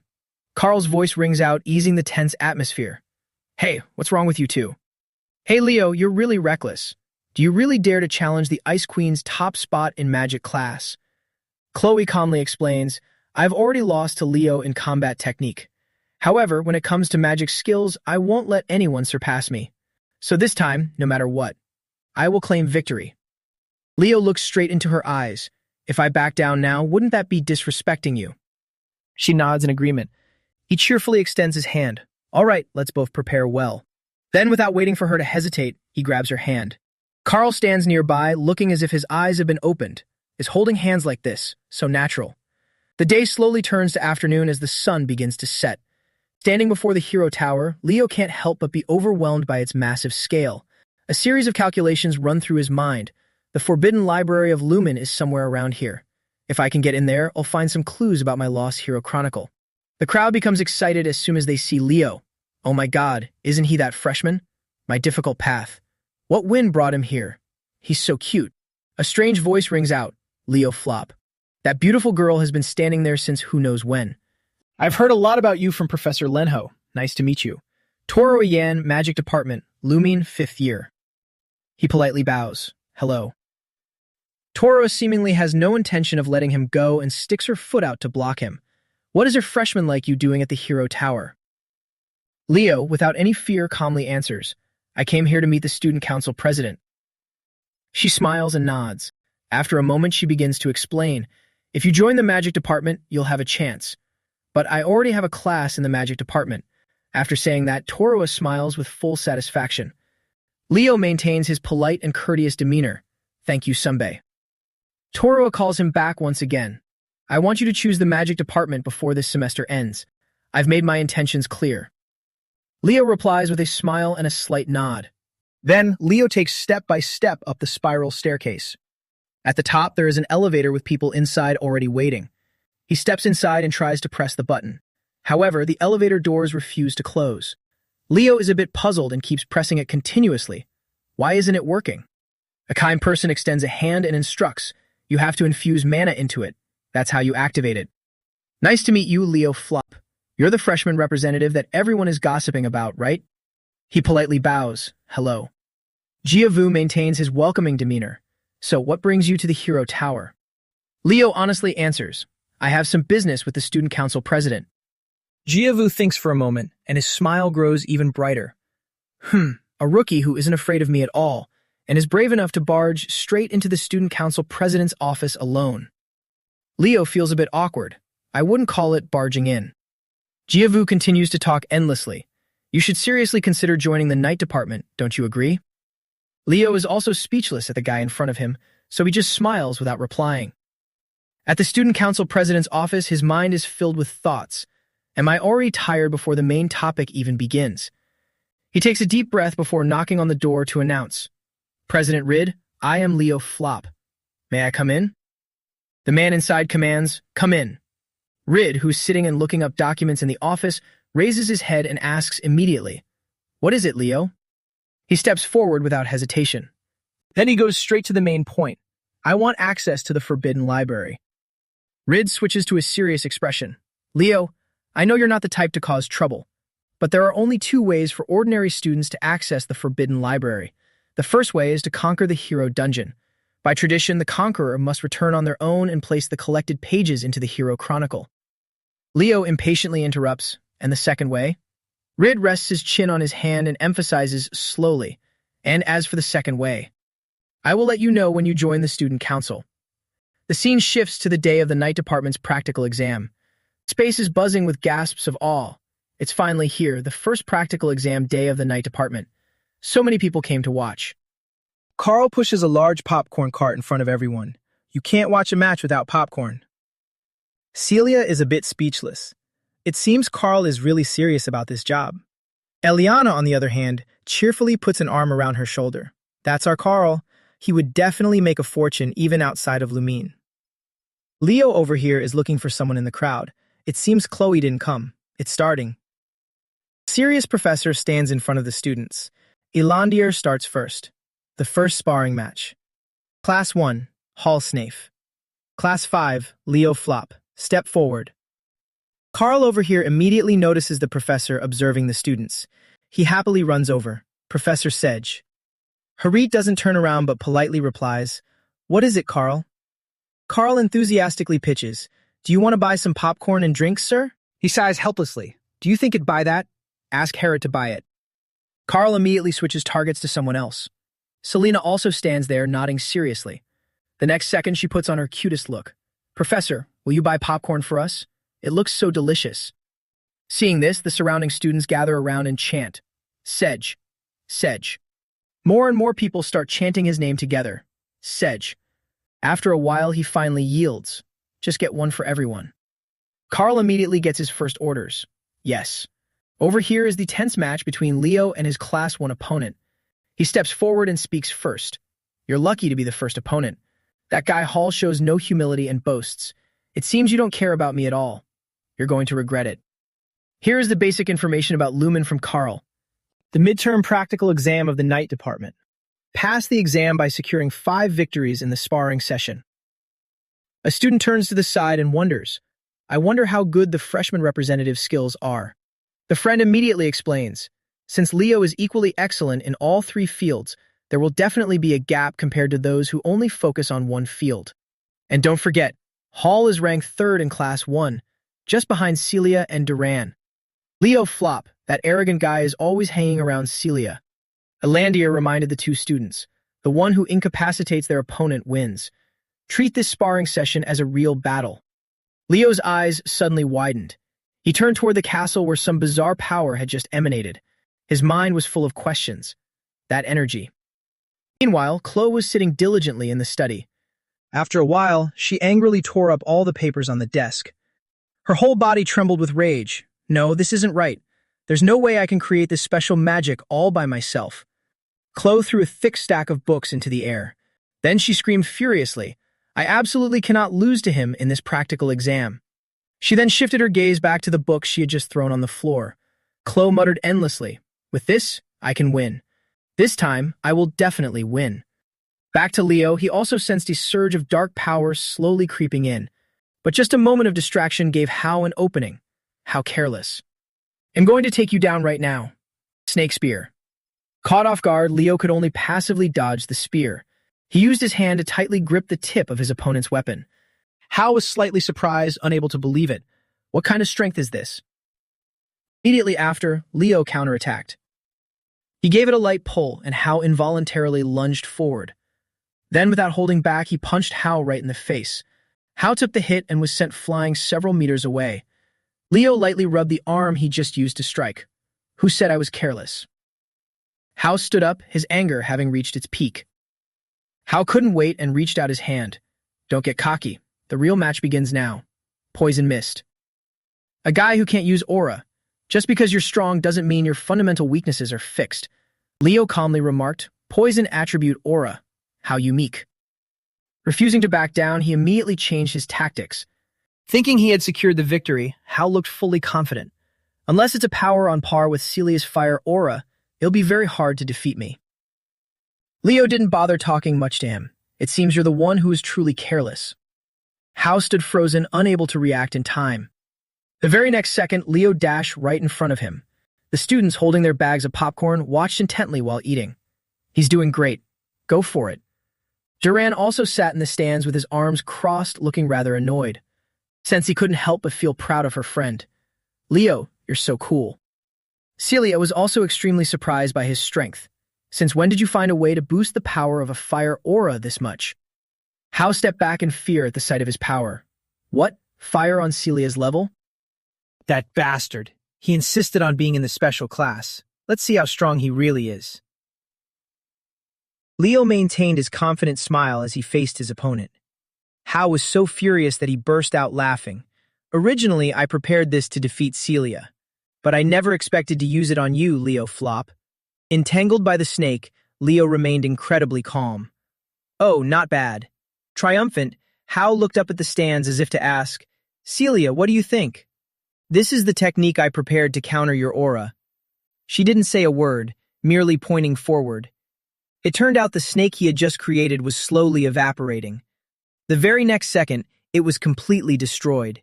He could hardly believe his eyes. No way. Refusing to give up, Hao gripped his staff and charged forward. The next second, Leo drew a sword, ready to duel. Hao suddenly stopped, a bit hesitant. Leo pointed his sword straight at the loser. You shouldn't have been so overconfident before your aura ran out. Instructor's announcement rang out. The winner is Leo Flop. Cheers quickly followed one after another, as expected of Leo. That's right, I knew I could count on you, Leo. I didn't expect him to have this level of skill in actual combat. No wonder he's always at Celia's house. A voice of praise echoed. Not bad, Hao. You did great. Hao awkwardly turned away. Huh, really? You think I did great? The instructor's announcement continued. Eliana from Class 5 versus Chensha. Who is my opponent? Chensha from Class 5. Both contestants, please step forward. She was speechless. Of all people, this is someone in the top 3 of our department. Chensha stepped forward, brimming with confidence. The two girls stood cautiously facing each other. Chensha spoke first. I look forward to our match. Eliana immediately replied, Yeah, me too. Elandir announced, Let the match begin. Chensha made the first move, summoning water magic. Refusing to be outdone, Eliana summoned fire. The two girls then clashed without holding back. Sitting in the stands, Leo was deep in thought. She looks like she's in a lot of pain. The moment Eliana's sword lunged forward, it was blocked by a sturdy layer of armor. The next second, she was knocked backward. She curled up on the ground, covered in injuries. The match was then concluded. The winner is Chensha. She sat up and dusted off her clothes. At least I didn't back down against Chensha. Leo, in the stands, had his own assessment, though there were some issues right from the start. It's a shame. She might have done better if she had stayed calm. Elandir continued assigning the pairs. Next up is Celia Zendinger from Class 1. She will face Duran Mora from Class 1. Celia looked amused. Humph, so my opponent is you. This will be interesting. Duran scowled and didn't say a word. Carl sat in the stands, his face full of suspense as he waited for the match. After a while, he got so tense that he tossed his popcorn box to Leo. Looks like this match is going to be intense, huh? It's starting. All the students were looking forward to both of their performances. They faced each other, ready to tear their opponent apart. Let's see who the top student of the night class's Class 1 is. Duran was serious, his face filled with determination, refusing to lose. The two lunged at each other, continuously unleashing their most vicious moves. The students sitting below couldn't help but marvel. Wow, is this the combat ability of the top students? Carl watched intently, not daring to look away for a second. Amazing. Leo, who do you think will win? He calmly popped a piece of popcorn into his mouth. It looks like Celia is going to lose. Carl immediately countered, no way. Leo hadn't finished his sentence, but Celia's eyes. It's like she's holding onto a trump card, ready to play it. Duran charged forward as fast as a flash of lightning. He struck at Celia's neck, making her cry out in pain. They exchanged serious blows, defending while attacking. Celia paused for a moment, summoning more power. The students were all on the edge of their seats. They're really getting serious now. Leo couldn't help but praise her. Very smart, Celia. Carl, on the other hand, dropped his jaw. What? What just happened? He calmly explained, look, the freshman's training ground is quite small. Celia realized she couldn't keep up with Duran's speed, so she turned the training ground into her own stage. From now on, all of Duran's movements will be restricted within those flames, and the heat will also impair his vision. Even though he's highly skilled, Celia is even stronger. Duran paused, looking a bit exhausted. It's too hot. Celia took this opportunity to attack him from behind. He immediately turned around and used all his strength to counterattack. However, he was still a beat too slow. She instantly gained the upper hand. Gotcha. Then, without hesitation, she headbutted him. Duran was knocked unconscious and lay on the ground. The proctor announced, the winner is Celia Zendinger. She stepped down, not forgetting to throw in a sarcastic remark. You should probably focus on building up your physical strength too. After saying that, Celia extended her hand toward him to call a truce. Duran politely stood up and shook her hand. The students immediately took the chance to snap photos of everything. Haha, that victorious pose is so cute. Let's capture this moment. Leo happily placed his hand on Carl's shoulder. Celia, it looks like all your hard training has paid off. Carl cheerfully shouted, you did great, Celia. Harriet, who had been holding a large handful of popcorn and watching the match intently the whole time, said, so the real winner is Celia. Class representative, I heard your explanation loud and clear. Leo watched Harriet's retreating back and asked, since when were you listening, Professor? Final results for the Night Department's combat exam. Celia Zendinger, 4 wins, 1 loss. Duran, 4 wins, 1 loss. Chen Xia, 4 wins, 1 loss. Leo Flop, 5 wins, 0 losses. 1 week later, during the foreign language written exam, Harriet held a stack of test papers. You all did great. Work harder so you don't get expelled for low grades. That you might end up dropping out before you even get expelled. After that, he unceremoniously and decisively left the classroom. Eliana was furious and ready to explode. Damn it. Expelled? How annoying. So annoying. The students hastily ran to the top student's desk. Chelsea, can I see your answers? She looked fully triumphant. Who should I let see it first? They continued to clamor. Chelsea, me first. Chelsea, let me see it first. Nella turned to the desk behind her and asked, Class rep, how was your exam? He slowly woke up and replied, probably not too bad. She couldn't help but tease him. Hee hee, even our class rep, who looks like he can do everything, is making that face. Leo had depressed clearly written all over his face. Do I really look like that? Nella smiled without saying much more. If you're feeling any aches or pains, just let me know. I'll use healing magic to treat you. Carl walked over, looking like he was asking for a beating. Oh, Nella, my shoulders and back are so sore. Help me too. Ouch. Sensi eagerly stood right behind him. Doing this fixes the pain, right? Leo, how is your summoning practical going? I heard from Tater that you rarely show up to the summoning practice sessions. Leo calmly replied, I've been secretly training very hard. She couldn't help but admire him. That's just like you, Leo. So, what rank do you think you'll get in the summoning exam? He just smiled lightly, as if it was no big deal. Me. First place, of course. The day of the summoning practical exam arrived. Hello, we meet again this year.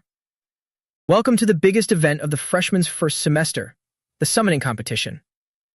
A flat voice announced, I am Rumba Tess, a third-year student in the summoning department. Rumba Tess, third-year summoning department, Looming Academy.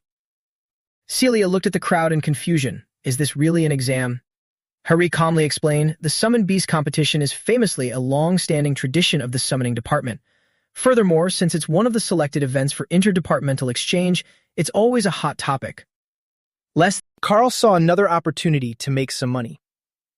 Every participating student was holding popcorn and cola in their hands. Taiter's voice rang out in annoyance. Why is everyone gathering and being so loud? It's so distracting. This is so frustrating. So annoying. Leo remained quiet, not complaining at all. Sensi also stood still, observing her surroundings. Elandier finally appeared at this moment. Elitha spoke up. You showed excellent skills in the night practical exam. So, have you prepared thoroughly for the summoning practical exam? Leo started warming up his limbs. Of course. Hearing this, she couldn't help but sneer. For someone who prepared thoroughly, I never saw you once during the entire practice period. The other students were immediately swayed and chimed in. Yeah, that's right. If you're not going to take the exam seriously, step aside. Exactly. I haven't even seen you properly bond with a summoned beast. Tater hastily stepped in to mediate. Whoa, what's wrong with everyone? However, the crowd absolutely refused to listen. Don't side with him just because you're in the same class, Tater. Is clearly looking down on our department. Chenxia looked around, her voice remaining calm. The atmosphere is so tense. The exam hasn't even started yet, and it's already like this. This time, someone else attacked her, Chenxia. Since you got high marks in the night department, it seems you don't need to worry too much about summoning, huh? It was Tham Lu, a summoning department student from the Eastern continent. She was slightly flustered. Well, that's. Elandier spoke up to warn them. You're all too loud. Warden entered the stadium looking incredibly imposing. If you guys are going to argue about how well you control summoned beasts, take it somewhere else. Don't stand in front of me. Warden Titan, the top student of the summoning department's entrance exam from the southern continent. Tham Lu reacted as if his tail had been stepped on. What did you say, Warden? Warden looked down at him from above with a threatening tone. I said I don't want to hear you bragging about controlling summoned beasts anymore. You act like you're so good at it. He wouldn't drop it and pointed straight at Warden's face, scolding. You should feel guilty. You barely showed up to the taming training sessions either. Warden warned him once again. That's because the training wasn't worth my time. I'm not an idiot like you who can't even properly control a griffin. Tham Lu lost control and tried to throw a punch at his face. You bastard. However, it was completely blocked the very next second. Leo kindly reminded him if you fight before the exam, you'll be punished. You'll fail. Tham Lu was displeased but reluctantly pulled his fist back. Ch. Tater walked over, his voice a bit awkward. The atmosphere in the summoning department isn't great right now. Why is that? Summoning is a department where there's a huge skill gap between major and minor students. But because you and Chenxia, who aren't even summoning majors, rank so high, the second-year seniors from the summoning department call this out. Plus, you rarely come to class. Leo looked around. Sure enough, he could see everyone's distraction. Still, he had no intention of backing down. It's finally starting. A dark figure, a member of Tartarus, appeared. The bitter Tham Lu couldn't do anything but say, See you at the exam, idiot. I will destroy all of you. Rumba eagerly announced the rules of the competition. Before the contest begins, let me quickly explain the rules. First-year students in the summoning department are only allowed to use summoning skills during the exam. Even students taking it as a minor are forbidden from using aura or magic. Once the exam begins, everyone must tame the griffin in front of them, cross the summoned beast island, and use flares to mark the checkpoint before returning. Who will be the one to receive the most attention in the middle of the first semester? Here at the summoned beast practical exam. Leo quickly took his position at the starting line. The students were all prepared and ready to start. A professor tried to boost everyone's morale. Novices, don't worry, just do what you've practiced. Those who panic or get confused will fall behind in the competition. Just stay calm. Dira spoke up to start things off. All right, get ready. The delinquent kids exchanged weird looks. Start. As soon as they heard the command, everyone immediately dashed forward. They all tried their best to unleash their maximum potential. The very next second, they rushed toward Warden. Ah, what is this? The summoning department students are acting like they coordinated this beforehand. They're taking down class rep Leo Flop and Warden, the top student of the southern continent. Tater arrived riding a giant eagle, class rep. Leo was still fighting fiercely. Don't worry about me, just go. This is an exam. Tater hesitated a bit. I'm sorry. The students in the stands stood up and angrily protested. This is so unfair. You guys from the summoning department just drop out. This is completely unfair. Leo had to fight below while looking at the expressions of the people above. I knew they didn't like me, but I didn't expect them to go this far. Haha, even though the class 1.5 crowd is laughing, this is actually a strategic move. Ah, this is the moment. Player Warden quickly shatters the beginner magic. He steps closer to the bird. Then he rides it behind Leo. Looks tough. Need any help? He immediately refuses, "No, I've got this." Warden then doesn't hesitate and flies away, leaving him behind. A surge of power harmonizes all the elements. Sensi stands in the stands, her face full of worry. Oh my god. Diura frowns in annoyance. The grudge between the first years is deeper than I thought. I didn't expect them to form an alliance against each other like this. Furthermore, Leo's summoning skill isn't spirit summoning, but beast summoning. This match is going to be intense. Within a few seconds, her facial expression changes to astonishment. Leo is currently keeping his eyes shut tight to chant the spell. Diura watches intently. Spirit language? He's that proficient? How is that possible? Suddenly, she is shocked, her eyes widening. And then Diura puts her hands on her hips, sighing in relief. He must have studied summoning. Back to the aerial battle where the students are competing. Duran sits on a griffin's back and laughs gloatingly. Show him what you've got. What's up with the class representative and top student from the south? He can't even get started. He's definitely going to come in dead last at this rate. Fam Lu next to him also smirks with delight. Hey, how does it feel, Elida? Isn't this so satisfying? Suddenly, she flies forward. I don't like it at all. We could have easily defeated Leo Flop, Warden, or anyone else without resorting to this method. Fam Lu frowns in annoyance. What? Elida shoots him a warning glare. Think about what people will say about the summoning department after this. But Tham Lu scoffs and ignores her. Who cares? They'll just be humiliated. Saying that, she speeds away. Next time, remember to use your brain before you act. Leaving him red in the face with anger, bitterly swallowing his words. That arrogant bitch. Just because she comes from a great family, she dares to act so superior and talented. Whatever. Right now, we have to secure this second-place spot. Except for Alita, and the best at controlling flying beasts. And this time, A voice cries out, startling the entire healing department group. Fam, watch your back. Seeing Chen Xia standing gracefully on the griffin's back leaves everyone stunned. What kind of posture is this? Fam Lu struggles to grip the reins, thinking to himself. She moves that fast without even using soul energy to strengthen her summon. Then he yells, Everyone, take her down. A braided hair schoolgirl immediately summons a spirit. She smiles arrogantly. All right, take this. Following the command, it chases right behind Chen Xia. She notices it and pulls the reins to fly higher. Cheng Xia flips upside down, creating a spectacular display. Meanwhile, the braided hair girl is too surprised and can only look up. What?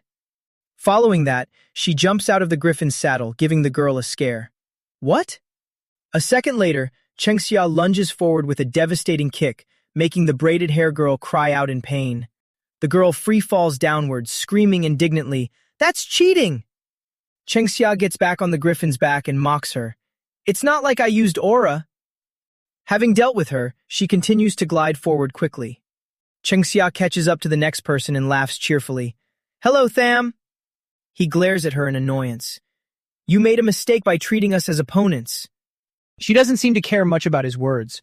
I must admit I'm at a disadvantage in an aerial battle, but am not your only opponent. Hearing that, his voice turns anxious. What? She flashes an innocent yet guilty smile. There's someone else who is furious at your petty tricks over there. As soon as she finishes speaking, a massive explosion occurs behind him. Fam Lu flinches when he hears the noise behind him. Chen Shi's voice becomes ecstatic as she watches the ongoing carnage. It seems Warden has a certain life philosophy, that he must repay every favor no matter how small. His hands constantly blaze with the power of fire. I really loved your gift, you bastard. Warden hurls a giant fireball at the healing department group. Here's my return gift. Fam Lu's eyes roll back in fear. Scatter. Explosions occur one after another. Everyone in the team gets a share of the beating, completely scattered by him. He shares the same fate as the rest. From the stands, the announcer's voice echoes. The first-year representative Leo Flop, famous from Lumine for his ambition to join the special class. But today it seems it'll be hard for him to become the best. Could summoning be Leo's weakness? At this moment, he is facing a griffin alone. The wound on its left wing doesn't escape Leo's sharp eyes. He furrows his brow in anger. For a hero candidate, it's shameful to pull these kinds of pranks. Then Leo gently reaches out to grab the reins. Seeing the griffin roaring, the announcer is also extremely worried. Leo is trying to tame the griffin. Riding such a dangerous griffin is not advisable. Celia, sitting in the observatory, is pacing anxiously. Oh no, why is Leo making it so difficult for himself? On the contrary, Sis seems calmer. He must have his own reasons. Meanwhile, Leo is still trying to keep a tight grip on the reins. The griffin, while struggling, suddenly stops. Then he pulls the reins forward sharply to bring it closer. I know how you're feeling, but obey me. Then his eyes harden, giving a decisive command. Kneel. Immediately freezes, so terrified that it dares not roar anymore. Leo gently lowers the reins. The two quietly look at each other. Then he pulls out the piece of metal embedded in the griffin's wing. Thanks to that, Leo easily jumps onto its back. The griffin stomps its feet and soars high into the air. The zoomed-in screen finally allows the announcer to see the situation clearly. Leo's griffin is injured in the wing. The start was a bit rough, and now the bad luck just keeps piling up. It seems last place is unavoidable. Leo extends his hand, harnessing the power of fire. It hurts, yet you endure it so well. Very brave. A flame flickers inside his pupils. In the name of the contractor, I command you, reveal your true form before me. Leo looks at Fiora and nods, implicitly hinting at her. Immediately, flames burst on the griffin's wings. As if infused with new strength, it roars in excitement. Celia observes the screen, unable to help her curiosity. What kind of fire is this? And Sis is also lost in his thoughts. Zendinger's fire? No, this isn't fire aura. Then what is it? In the air, an anxious schoolgirl tightly grips the reins and flees. The damage is terrifying. At this point, reaching maximum speed is impossible. The curly-haired guy is also in a hurry, but still has to reassure his teammate. But at least we avoided last place, so that's less to worry about. Suddenly, a blinding light from behind catches his attention. The person chasing after them is none other than Leo, along with his incredibly cool, newly acquired griffin. His eyes look as if they are locking onto prey. I see them. Let's speed up a bit more. Suddenly, Leo's smile completely vanishes. A massive pitch-black monster stands right in his flight path. Leo's jaw drops in horror. No way. Fafnir. Its eyes shine fiercely, its entire body covered in a gloomy, dark aura. Going back a few minutes, Elida is struggling to chase after Warden, declaring, Warden, this will be your end. He turns his head toward the source of the voice. Warden reaches out and snaps his fingers like a badass. I won't let you get first place. Immediately, a small flame appears right next to her. Just as it explodes, Elida manages to pull her griffin out of the way. That explosion utilized both wind and fire spirits. This isn't just a skill showing his excellent control of spirit energy. I've also never heard of him taking magic classes. His name echoes in Elida's mind, Warden. Then, as if finding her way, she smiles arrogantly. However, no matter how strong your attack is, as long as it doesn't hit me, it's useless. Elida is no amateur either, having easily dodged that move. And so, Warden continues to unleash a completely new move. Let's see if she can dodge this one. He shoots razor-sharp ice shards toward Elida. She just lets out a soft scoff. Instantly, the griffin's legs begin to grow larger. Two horns also sprout from its head, and its eyes become far more ferocious. Once fully transformed, the griffin unleashes a terrifyingly powerful blast of fire in retaliation. Elida lightly pulls the reins, admiring the result she just created. Surprisingly, the ice shards are completely incinerated by that powerful stream of fire. It seems Warden has met a formidable opponent with her enhanced summoned beast. The commentator exclaims without missing a beat, what an intense match. Elida has countered Warden's attack, which was boosted by 3-star spiritual power by using summon enhancement. And right at this moment, Chenxia seizes the opportunity, charging forward while they are focused on fighting. She flies right past the two of them, joking, in that case, it'd be happy too. Unexpectedly, a magical rope loops around Chenxia's neck. Elida swiftly catches her. I won't let that happen, Sha. And then a familiar cute little flame appears before her eyes. Chenxia quickly jumps out of the saddle to escape. The outcome isn't hard to guess as another explosion goes off. At this moment, she uses her strength to forcefully tear the magical rope apart. Chenxia then leaps out and lands perfectly on the griffin's back. With a hint of excitement in her smile, she says, the trump cards of the summoning department are truly no joke. Suddenly, an ear-piercing roar echoes in front of Chenxia. Tamlu furiously rides atop a ferocious monster. Damn it, she couldn't hide her surprise. A black wyvern? From its back, his face looks incredibly sinister. I'll kill you all, you bastards! Chenxia flies closer to advise him. Lu, riding a summoned beast other than a griffin is against the rules. His reason seemingly consumed by rage, he snaps back. Shut up, do you think I care? Tamlu then speeds off, shouting, You guys only know how to rely on your so-called innate talents. Just get out of my sight. The monster's gigantic body creates an incredibly oppressive aura. It then faces the ones considered the strongest in this battle. Does that idiot have a contract with a black wyvern? But Chenxia refutes. No, that's not a black wyvern. It looks more like a mutated variant. At this moment, Leo finally catches up and joins them. Warden is the first to notice him. Seeing him, Chenxia calls out, Representative Leo. Fam Liu also sees him and looks a bit surprised. How did you manage to catch up to me? Whatever, I'll kill you too. It's then that Leo finally speaks up, calling out, Hey.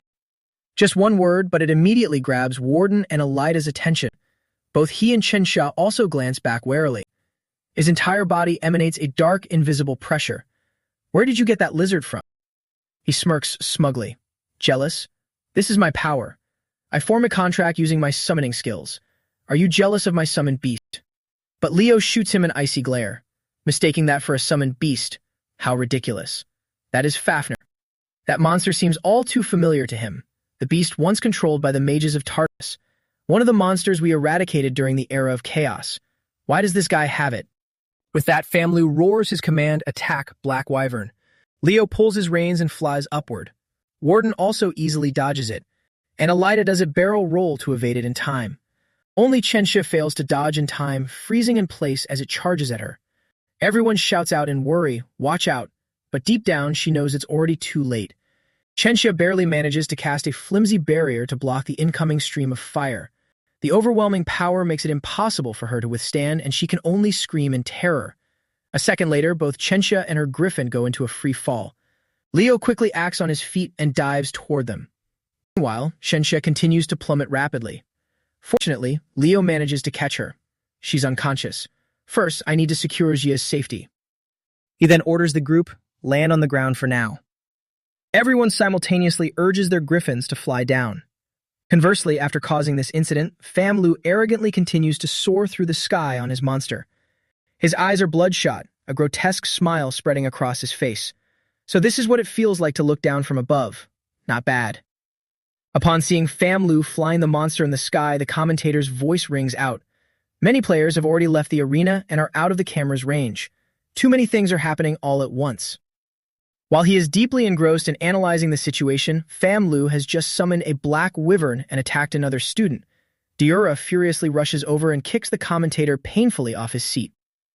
Hey, you idiot. Is this the time for commentary? She grabs the mic and urgently announces, Summoning Department assistants. Quickly deploy some flying summoned beasts. The match is temporarily suspended. Sedge and Lenho hastily appear as well. What's going on, Diura? She quickly mutes the intercom. It seems Tham Lu has formed a contract with a high-level monster instead of a normal summoned beast. He exclaims in shock. What? The situation spiraling out of control makes Diura's voice even more anxious. He won't be able to handle its influence for long. Sedge remains slightly skeptical. Is that student really controlling a high-level magic beast? At this moment, Harit also appears behind them. Are you implying someone else is controlling it? Sedge shakes his head uncertainly. I'm not sure, but it's possible. Immediately, he issues a command. All right, Diura, take the summoning assistants and stop Tham Lu. Force him to calm down and destroy the monster if necessary. The rest of the faculty spread out and protect the students. The three of them reply in unison, Understood, sir. Harit then looks at Sedge's tense face. And Sedge, you're coming with me. And with that, the two of them step out of the room together. Back at the competition area, the Griffins have landed. Leo gently places the heavily injured Chenxia down on the grass. Warden and Elida also touch down right after. Suddenly, a dark shadow sweeps across his face. He's here. Tham Lu chases them down and lands in front of them.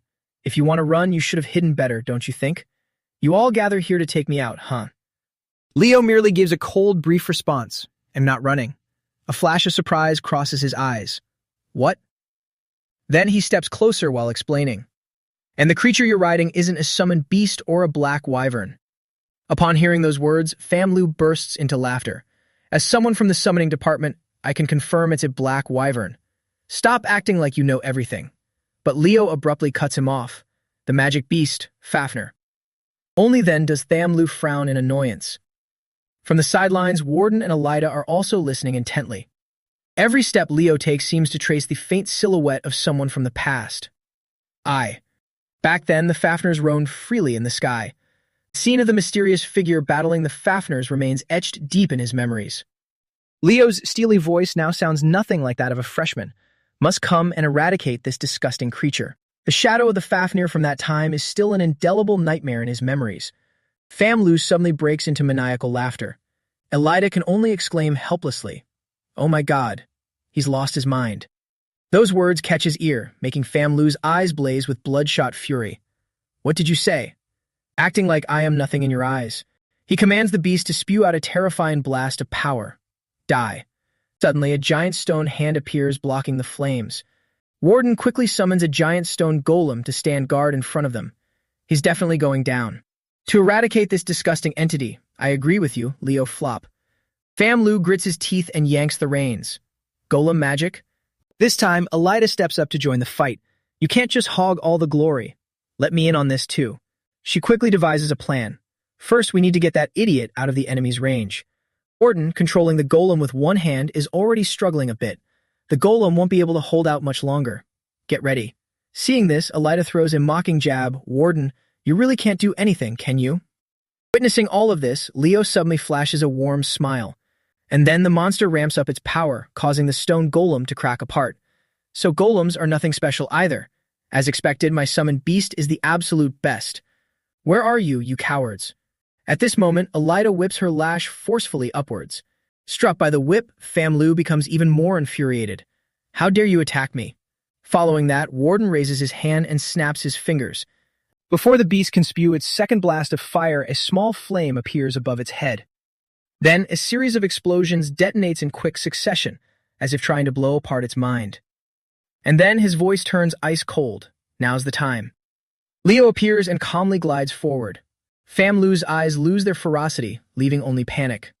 Where are they? As soon as he finishes speaking, the boy dashes right in front of him. Leo lands a direct kick to Famlu's face. Then he touches down on the saddle of 58. Struck off guard, he trembles in pain. Famlu seems possessed as he spouts arrogant words. You did a great job keeping this boy away from the enemy, but you've gone too far, you bastard. Elida looks up from below and scolds him. Wait, why did you go alone? He no longer feels any pain, standing tall and defiantly challenging him. Are you scared, young hero candidate? Leo's sharp eyes recognize the one possessing Famlu's body. Tartarus, you are a beast mage. Where is your true body? You won't be able to keep this up. The mysterious voice speaks through Famlu. You've seen through my true form. Interesting, very interesting. To stay so calm in this situation, you were truly born to be a perfect hero. He brings his distorted face closer. If so, you will have to die here. Saying that, Famlu swings his arm and strikes hard at him. Leo's footing suddenly stumbles. Then Leo is thrown off 58-second saddle and sent flying. While suspended in midair, he immediately triggers his summon command. The cute little Fiora appears accordingly. It's time. He is an all-rounder, however. He has never reached the pinnacle in any single field. For aura, Aaron and Dion use it masterfully. As for magic, Luna is better than Leo. When it comes to summoning, Lysinus is stronger than him. So the path Leo chose is to merge all the skills. Aura and magic, magic and spiritual power. Combining spiritual power with aura. After a sequence of transformations, Fiora emerges with a much more mature appearance. Now she looks much more like a phoenix, doesn't she? Meanwhile, 58 is constantly thrashing about, drawing Famlu's attention. It's reacting to the phoenix's energy, its natural enemy. Only then does he exclaim, "The master of the phoenix, what is your true identity?" Leo fires back. "If you tell me where you got Fafnir, I'll answer you." Tamlu furiously continues his attack. "You even know about the monsters from the era of chaos. I definitely won't let you live." Leo, not backing down, swings his sword. "Fiora, it's coming." 58 immediately sucks all the dark aura into the sphere inside its mouth. He holds his ground using the secret Zendinger technique. Phoenix Breath, an outstanding secret art. At this moment, she breathes out a terrifying blast of power. On Leo's side, he also swings his sword to block its path. Moments later, he grits his teeth in discomfort. On the contrary, Famlu smiles in amusement. Let's end this match. Suddenly, 58 thrashes wildly, leaving him bewildered. You. Leo quickly realizes it. The main body is under attack. His spiritual power is weakening. He immediately yells with all his might. Now. The next spark from the tip of Leo's sword shoots powerfully straight towards 58. It crashes into 58's mouth, making Fam Lu scream in terror. This guy. The beams of light surrounding it are like swords piercing its body. Then another blast of power flies straight at 58 Seconds' mouth. This time, it violently explodes, putting an end to the battle. Leo gently rubs Fiora's foot to encourage her. Well done, Fiora. Let's go back. She transforms back to her tiny form, giving him a real scare. Leo stands frozen, his face completely drained of color. He free falls down into the forest below, leaving a piercing scream echoing in the clear sky. Elsewhere, a member of the Tartarus faction is perched on a tree trunk. Suddenly, a strange voice appears, making him widen his eyes. You've gone too far, hero candidate. Let's end this. A surge of power crashes down, suppressing the Tartarus member and forcing him to his knees. Although he can't lift his head, he still talks tough. Who is it? Harit appears, hands on his hips, looking stern. This is for you, Tartarus Beast Mage. He suddenly breaks free from the suppression, the two pillars of Lumine. The Tartarus member's entire body suddenly twists and distorts. His body releases a black aura filled with countless eyes and mouths. Too bad, we'll have to leave this for next time. Then it envelops the Tartarus member and sinks into the ground. A second later, he disappears, leaving only a lingering trace of dark aura. Sedge's voice echoes with regret. We lost him? Harit also silently watches. It seems they've really started making their move. He gathers the remaining fragments. Yes. Lumine is no longer safe. Back in the forest, Leo is still screaming as he free falls through the air. He tightly hugs Fiora in his arms and urges her. Fiora, go back to the summon world. Suddenly, a dragon appears in the sky along with a voice calling out. Leo, are you okay? The dragon's mouth snatches his shirt. Leo looks up and spots the person who came to save him. Professor Diura. She flashes a smile as bright as the sun. Thank goodness we were too late. After that, Diura lands gently on the grass. In another development, Tartarus members are treating the beasts inside a dark cave. Her face is blurred in the darkness. This won't be easy. Should we really stop just because of one hero candidate? The Tartarus member clutches his injured arm, grinding his teeth in anger. He's no ordinary hero candidate. He's the one who formed a pact with the Phoenix. Moreover, he saw through the true nature of Fafnir. Hearing that, she licks her lips, revealing a twisted expression. Isn't this getting interesting? Back at the academy, Leo is absent-mindedly walking down the hallway. He can't help but have vague thoughts running through his mind. The midterm practical exam for the summoning department was immediately cancelled, and Fam Lu is dead. This incident made the new students more vigilant about the dangers of the dungeon. Everyone is curious about the true nature of Fafnir, with whom Fam Lu made a pact, however. 4 people, including myself, followed Professor Diura's orders, keeping it a secret after realizing it's a subspecies of the black wyvern. Then he opens the door and walks into a classroom. The day of the magic department's practical exam has finally arrived. Sensei and Carl turn their heads to look with astonished eyes. They both speak in unison upon seeing her haggard appearance. Chloe, your hair. Did you stay up all night? You don't look so well. She seems to pay no mind, just slowly taking it step by step. Leo's gaze also catches Chloe's suspicious behavior. Lenhel glances around the classroom, observing. After seeing her settle into her seat, he speaks up. No one is absent, the last person has arrived. All right, pay attention. Today, everyone has surely prepared their magic circles to show off their skills. It would be a waste if I were the only one to see such amazing magic. So I'd like to introduce 3 more people who will join us for this event. 3 years ago, they graduated from Lumen's magic department and are your seniors. Rinda Fetney, Fitman Slap, and Sinhu. And today, they will be the judges evaluating everyone. A pleasure to meet our juniors. All 3 say in unison, hello. Carl quickly turns and whispers to Leo. Why do I feel like they'll grade leniently? My intuition tells me so. But he doesn't think so. Will they really go easy on us? Then Lenho begins calling out the first name. Eliana Layden, please step forward. She can't hide the excitement on her face. You got it. The whole room starts buzzing with chatter. Eliana's eyes sparkle as if holding a starry sky. Hello, seniors. I am Eliana Layden from Class 5. It's a pleasure to meet you. Dazzling beams of light shot from her hands, brilliant like fireworks.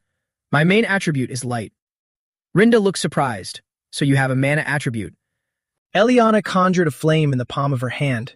If I add a physical technique along with the attribute, magic spark, to the light attribute like this? Instantly, a blinding ring of fire surrounded her. I can create powerful heat magic. Sinyu was so shocked his mouth hung open. But a voice rang out, causing Eliana's firelight to extinguish immediately. Isn't that no different from existing laser magic? The judge immediately marked their pen down, much to her astonishment. Fitman followed suit, instantly writing on the paper. Afterward, Rinda handed the final results over to Lenho. He picked up the paper and read it aloud clearly. Eliana Layden, C-. All right, next. The entire auditorium erupted into murmurs. They gave her a C-. What? It's that tough. I should just drop out. Lenho's voice echoed again. Smith Rudbeckia, C. Mick Arbin, C-. Carl Thomas, B+. Sensi Llewellyn, A. Both Sensi and Carl couldn't hide their joy. Sinus' eyes were thoughtful as he pondered. Not bad, but what a pity. Meanwhile, a hint of disappointment flashed across Rinda's face. Professor Wren said the scholarship students this year were extraordinary, but still. Fitman looked at the few remaining ballots on the table. Let's see the remaining students. This batch is truly just average. Lenho's voice rang out, next. Avat Llewellyn. Just his face alone made the little hearts of the female students below flutter. So cool just looking in his face, you know it's an A+. The whole room fell silent, staring intently at the board. They were waiting for Avat to present his exam on the board. He explained as he presented, the name of the high-tier magic I will demonstrate is called Tempest. Expected danger level upon completion is. At the absolute highest, Avat began projecting images from the Llewellyn estate. He and 4 others were performing magic together. A sphere of power flashed brightly in someone's hands. Sensi was also there, assisting Avat. His entire body began to glow. A gust of wind swirled around Avat, lifting him into the air. When the power reached its peak, Avat strained his neck and roared. From that, a mighty tornado was formed. He was inside a glass enclosure controlling it. Avat endlessly fed it more power, making the tornado overwhelmingly fierce. Suddenly, an innocent deer wandered over to the glass enclosure out of nowhere. The wind inside accidentally tangled around its legs. Then it dragged the deer inside the enclosure right before Avat's eyes. His eyes blurred as he gritted his teeth in anger. You. The deer was gently lowered by the breeze. It landed softly in Avat's arms. The deer licked his cheek in gratitude, making Avat forget his anger and smile. Are you all right? The incantation maximized the power of the wind. It looks simple, but this is a special magic of the physical technique system that is extremely difficult to execute. Less than greater than. Leno held the results sheet in his hand. Avat Llewellyn. A plus. Down below, Sensi could boast about this for the rest of her life. As expected of my brother. This time he even showed an excited expression. All right, next. Leo Flop. He stood confidently in front of everyone and presented, the magic I will demonstrate is this non-attribute physical technique system. Someone started making a fuss again. I've never heard of such a concept. Leo calmly explained, all current magic has techniques that manifest attributes, right? Sinu chimed in, of course that's the minimum requirement to cast any spell, isn't it? At this, he flashed a deeply meaningful smile. Leo's face radiated confidence. My physical technique system can rival other techniques. Rinda froze in disbelief. What? Fitman frowned. How could there be something so absurd? Sinu was the last to express his opinion. So you mean you want to create a new magic system? His voice was firm. That's right. Meanwhile, Lenho stood there glancing over, looking ready to explode with emotion. This kid must definitely become a mage. Fitmon continuously tapped his pen on the table. So disappointing, Leo. We didn't come here to listen to this nonsense. Leno couldn't wait any longer and jumped in to interrupt. I really want to see it. Quickly show us the technique. Rinda rested her chin on her hand, waiting. All right, let's see. And so Leo picked up the chalk and started writing. Neatly written lines gradually appeared before everyone's eyes. Suddenly, Rinda spoke up to question him. Junior, in history there has only ever been one mage who possessed a physical technique system as their special skill. He calmly replied, irritating her, yes, the founder of Nebula, Luna. Sinu couldn't hold back either and chimed in. So you mean you want to stand on equal footing with her? You think you're a mage who can compare to the founder of Nebula? Leo still answered with an emotionless face. No way. I could never compare to Luna. She furrowed her brows in displeasure. Lady Luna, seriously, what is wrong with these kids lately? Having said that, he continued writing, Yes, Lady Luna is an outstanding mage, but to create a physical technique system that doesn't require the same level of mastery as hers. Leo's face was truly radiant as he presented. Lady Luna. Finally, Leo finished presenting his exam. Rinda was momentarily stunned. He wasn't making it up. Fitmon's eyes also changed this time. Looking at the structure you wrote, it seems any magic could be used without encountering any disadvantages. Below, Sensei couldn't help but marvel. Even I don't understand that technique, while Carl just shut his eyes tightly, looking uncaring. I give up. Only Chloe remained silent and thoughtful.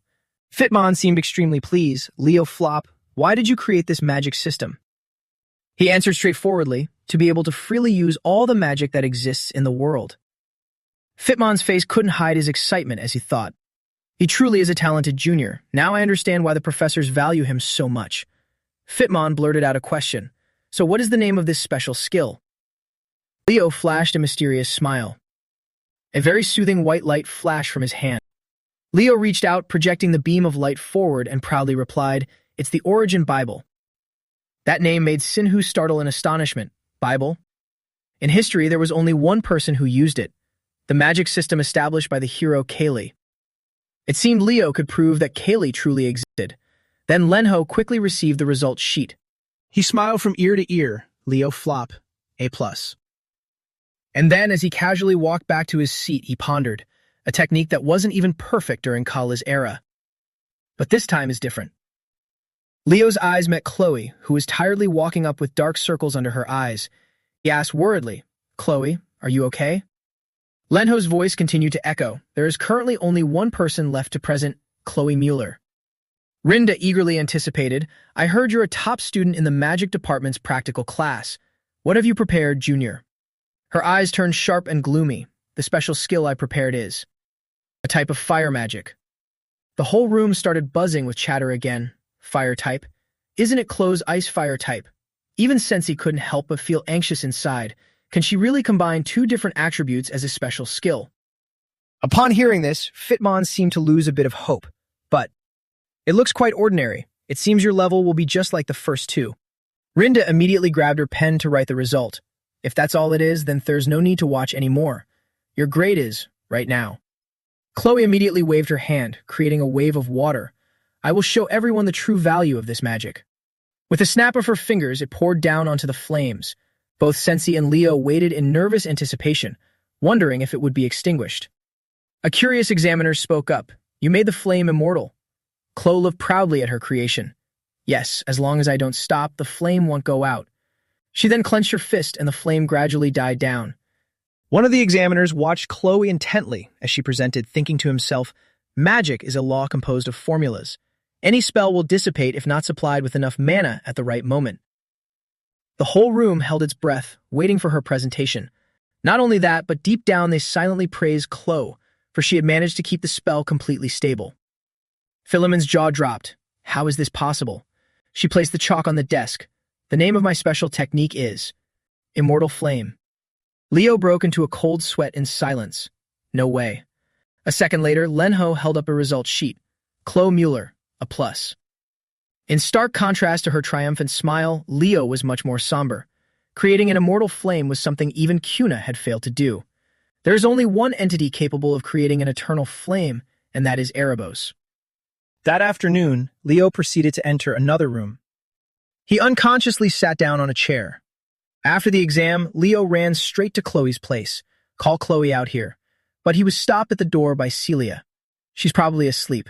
She said she'd go to bed early because she didn't get a wink of sleep during the exam. Seeing this, he turned away. All right then, I'll get going. Suddenly, Leo's footsteps were halted by her question. Did something happen to Chloe lately? He turned back and probed. Why do you ask? Celia's face grew anxious. I feel like she's been really sensitive these days. She's had some conflicts with our classmates too, and there are even rumors she's hanging around some bad guys in the magic department. After finishing his business, Leo went to class and sat deep in thought. Suddenly, the adorable Fiora appeared right beside him. He scratched her neck affectionately. How's it going? All of a sudden, a strange voice sounded next to Leo. Did you call me? Leo Flop. All right, Leo, why did you summon me through Fiora? He gently placed the bird on the desk. I want to know why Purina is still at Lumen. Summon beasts like phoenixes and Tartarus monsters are natural enemies. There must be a reason for her to stay here. Purina's eyes darkened. 500 years ago, there was an attack at Lumen. 2 students and 3 staff members died, and the culprit was never found. Ultimately, Principal Kalian requested that I investigate Lumen. Since then, I've always been tracking their traces. Image of Fam Lu flashed through Leo's mind. He asked sternly, "Did you know that a monster summoner appeared during the summoning exam?" She bluntly replied, "I heard a student lost his life." He raised his suspicion. "Do you think Tartarus is behind this?" Purina reached out to playfully tease Fiora. "Right now, I only have my suspicions. I can't say for sure." Leo's eyes were fiercely determined. "Then please pass this message on to Principal Kalian. Fam Lu might not be the only student Tartarus has approached." Then came the day of the interdepartmental combat exam between Hero Studies and Combat Studies. Harriet casually rested his hands on his head. "Class 5, assemble. Now that everyone's here, the class rep will explain the exam." Leo took over for his teacher. The interdepartmental exam between Hero Studies and Combat Studies requires teams to cooperate to conquer a hero world. The world you will conquer is the Chad Mothers event. Eliana looked utterly confused. "What's the Chad Mothers event?" Nella quickly reminded her. "Oh my god, Eliana, you seriously don't know? This was even on the test." Suddenly, Harit's roar silenced everyone. "Quiet! Listen closely. Class rep, continue." Leo picked up the paper and read, 30 years ago, 5 first-year students from Lumaine set out on a mission in the Chad Mothers Forest in the central region, where they were ambushed by Tartarus. At that time, Professor Anby, known as the Evil Eye, was still a second-year student.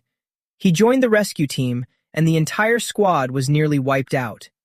The objective of this mission is to rescue the injured and exterminate the monsters. You will also assist Professor Anby, who was a second-year student back then. Harit's gaze was cold and stern. This exam is a regular midterm designed to heighten your combat awareness. Stay highly focused. Anyone deemed to lack potential will be expelled immediately. The atmosphere in the classroom grew heavy. Suddenly, a smirk played on his lips. Harit's expression turned noticeably brighter. "Believe in yourselves. You've all grown up enough." Tears welled up in the student's eyes from the touching sentiment. Eliana was even more dramatic, looking at him with starry eyes. "Professor." Harit, getting a headache, waved her off dismissively. "Shut up." Aishin stood at the podium and announced loudly, "I will now announce the team rosters. Come up in order to receive them, starting with Class 1. Sensi looked slightly surprised. "Are we forming teams within our own class?" At the same time, Carl couldn't believe it either. "Damn it, so we have to take the exam with complete strangers." Just like that, everyone went up one by one to draw lots.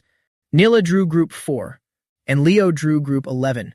He stared blankly at the ball, with the last group. Aishin's voice rang out, "Grouping is complete. Group 1, step onto the summoning matrix." Sensi appeared cheerfully sociable. "It's so reassuring. I get to be on the same team as the princess of the Zendinger family." Talia couldn't hide her excitement either. "Let's show them the might of the Rodran Empire." Ambi began to open the Hero Chronicle. Ambus World, Genesis Chapter, the Chad Mothers event. A brilliant flash of light from the Matrix blinded them both. Every development was captured on a large observation screen inside the stands. Everyone watched in nervous anticipation. The moment they entered, they moved at an astonishing speed. As expected, those from heroic families are truly on another level. While Sedge couldn't hide his smugness, with Celia on their team, they'll definitely come out on top. Harriet immediately countered, "I find Sensi Llewellyn's performance far more outstanding." Instantly, he was met with a resentful glare from Sedge. A figure appeared and strode over to them. For the first group to complete the mission so quickly, they truly are promising first years. Both teachers spoke in unison in surprise, "Principal." Sedge stepped aside. "What brings you here, sir?" Kellyan pulled up a chair and sat between them. "I dropped by to see how much the first years have grown." He turned his gaze toward Ambi. "Professor Ambi, I apologize for dredging up your painful memories every year." Ambi appeared very solemn about it. "I swore never to forget that incident. So, to me, this is a favor worth remembering." A moment later, an announcement rang out, "Group 1 has completed the mission." Kellyan crossed his arms in satisfaction. As expected, it's the Zendinger and Llewellyn families. Though they often clash, they ultimately belong to the same empire. The announcement sounded once more, "Group 3 has completed the mission." He stroked his beard, thoroughly pleased. The strongest member leads the vanguard, while the rest provide support from behind. A risky tactic, but I am very pleased. Yet another announcement followed. Group 4 has completed the mission. His eyes gleamed with gratification. Mila Kaven's healing aura is truly extraordinary, and Sia's movements. Just as expected, they are quite exceptional. Then came Group 7, completing the mission, which included Warden, along with Elida, and Eliana as well. All three teachers were glued to the monitoring screen. Callian's gaze grew even more expectant. There are many brilliant students, but the ones I look forward to the most are... Achian guided the two of them. Group 11, step up. It was as if he could see his younger self in him. Leo flop. Looking at that kid, I can't help but feel nostalgic. Achian's voice boomed. Is everyone ready? Leo immediately nodded in agreement. Chloe followed suit with a nod. Ambi began to close the Hero Chronicle. Ambus World, Genesis Chapter, the Chad Mothers event. Suddenly, a flicker of dark energy appeared right at the portal. Leo was quick to spot it. Wait, something's not right. The group watched as he and Chloe were engulfed by flames. What's going on? A second later, both of them abruptly vanished before everyone's eyes. The other candidates looked left and right in confusion. Everything still looked the same, but where were Leo and Chloe? Sedge was so anxious he jumped out of his seat. What the hell? Callian approached Ambi. Professor Ambi, what is going on? His face was completely tense. Principal, we must stop the exam immediately. A suspicious skull image appeared inside the book Ambi was holding. He was so stunned he started sweating bullets. Don't tell me. The professor replied urgently. That's right. This is a heroification dungeon. The two were summoned to a strange place along with an unfamiliar notification. Quest objective. Callian's face turned as ashen as a corpse. Leo immediately realized something was wrong. Normally, a quest notification should appear. Quest objective. Could this place have truly turned into a hero dungeon?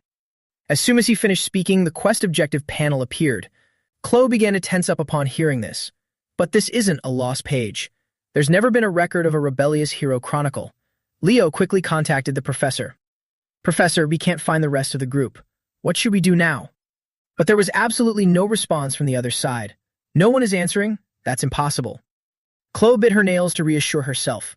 If we wait a bit, they'll stop the exam and get us out. But Leo knew things wouldn't be that easy. If they could stop it, they would have done it by now. There's no other explanation. This place has truly become a hero dungeon. His gaze was resolute as he looked ahead. It seems we'll have to clear it ourselves. Chloe couldn't help but be shocked. What? Stop talking nonsense. She said in a discouraged tone, even with all 10 of us, this place is extremely difficult to clear. Do you know how many people died here 30 years ago? But that's the only way. There's no other way to leave this dungeon, Chloe. Chloe thought of the monsters that would appear in the dungeon. She terrifyingly realized Tartarus orchestrated the Chad Mothers event to eliminate hero candidates like us before we can even grow. Chloe couldn't bear it and collapsed to her knees. Her mind was now in complete chaos. This entire forest is a giant trap. Leo calmly knelt down. Chloe, you're the strongest among the freshmen, right? He reached out to help Chloe up. If we work together, we can overcome this.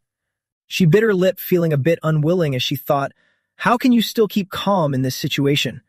I thought I had caught up to you.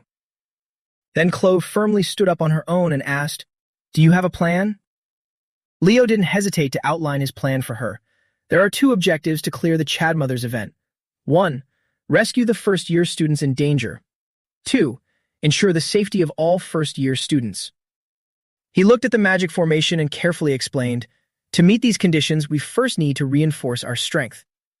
As soon as Leo finished speaking, the basic drawing on the ground was also done. But Chloe still felt uneasy.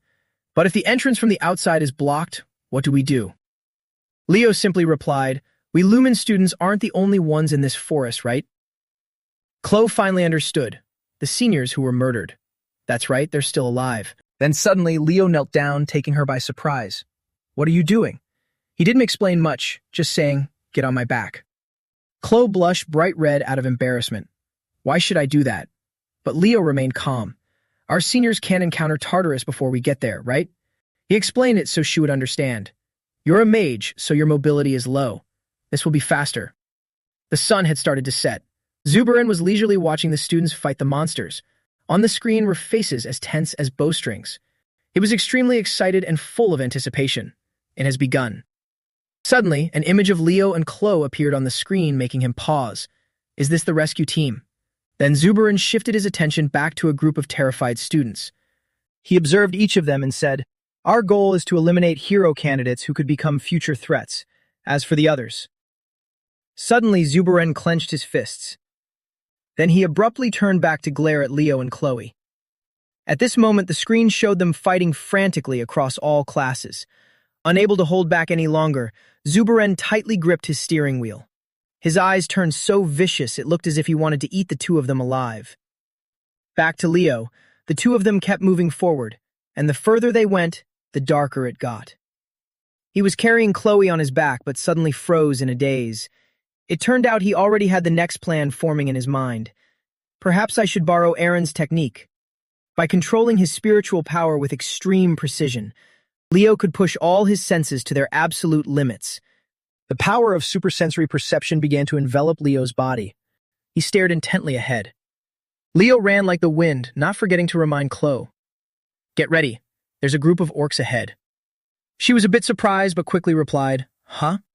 "Understood." The orcs ahead had spotted the two of them. They both stopped and stood facing the monsters. Leo immediately signaled, "Chloe." She promptly raised her sword, ready for action.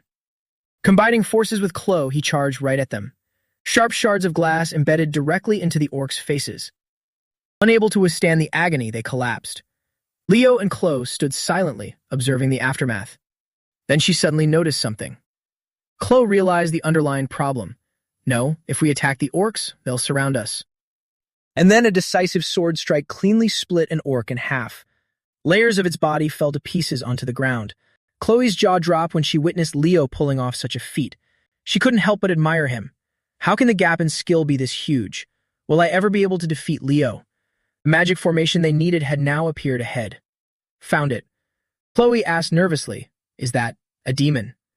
Leo furiously dashed into the formation as quick as lightning. "Chloe, I need your support." He successfully landed inside the formation. Then Leo suddenly launched himself up, creating an incredibly explosive scene. Transitioning to Aaliyah, although she was very tense, she still tried her best. "Don't step back, they're coming." Demon furiously lunged forward with cold, sharp claws. "Die."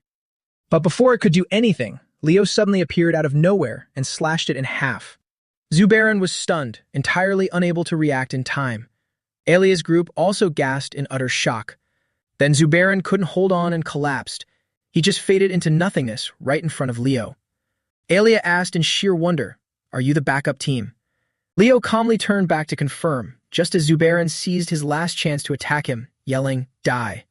Countless bloodthirsty leeches were launched out along with a scream. "Gorogoro's leeches, be careful." Without a single hint of panic, Leo drew his flaming sword. With just one single slash, he sent the starving leeches flying away. The people present couldn't help but be amazed. Unbelievable. Right now. Alia also quickly brought out her staff to support Leo. The staff began to glow brilliantly through her incantations. The power of light aimed directly at the demons. "Ray of light." They screamed endlessly in agonizing pain. Chloe surprisingly turned to look at Alia. Star magic? Only then did she begin to realize this person could she be. After everything was successfully resolved, Alia spoke softly. "Thank you for helping us." She excitedly explained, "When the demons suddenly appeared, we were so worried. But now that the rescue team is here, we are relieved." But Chloe didn't pay attention to her words at all. "I'm sorry, but I need to speak privately with my teammate." Alia politely replied, "All right." From her side, Chloe's whispers could be faintly heard. "Leo, that girl." Leo and she were putting their heads together, whispering, "That's Alia." Hearing that, he vaguely recognized the truth. "Alia, don't tell me." Before Leo could finish, Chloe confirmed, "That's right. She is Professor Amba's younger sister. 30 years ago, she was murdered right here by Zubaran. You know it just as well as I do. Alia's party," Chloe said dead seriously, "is a party that could never be saved during the Chad Mother's event." The more Chloe spoke, the more tense she felt. To think would encounter Alia's party. Out of all the parties we could have run into. She recalled the brutal image of Chubarn, a night-class demon from Tartarus. Their party was famous for being the first group attacked by it. Tartarus was the one who triggered the Chad Mother's event. All just to eliminate the genius mage Alia, a highly promising hero candidate. Because of that, her name was recorded in the Hero Chronicle. Then Chloe proposed a solution. With our current strength, there's no way we can save them. To meet the necessary conditions, we have to quickly find another party. Displeased, Leo asked, "Are you telling us to abandon them?" Hearing that, she angrily denied it. "I don't want to do that either, Leo. This is the hero world, but the reality is." After regaining her composure, Chloe said grimly, "They already died 30 years ago." But Leo remained perfectly calm. "That's right." He spoke with unwavering determination. "They might be dead, but we cannot give up on them." Chloe bit her lip, forcing out the word, "you." Then she suddenly shouted, startling Alia's group, "Snap out of it." Losing her temper, Chloe yelled, "You're truly amazing, I admit that. But this isn't the time to be dreaming. Stop acting like a hero."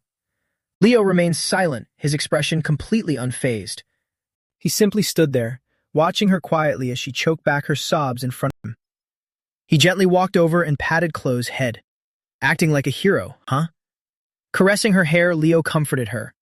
"Chloe, you shouldn't say things like that so carelessly." Feeling a bit wronged, Chloe asked, "Why not?" He looked straight into Chloe's eyes and affirmed, "Because you are a hero candidate.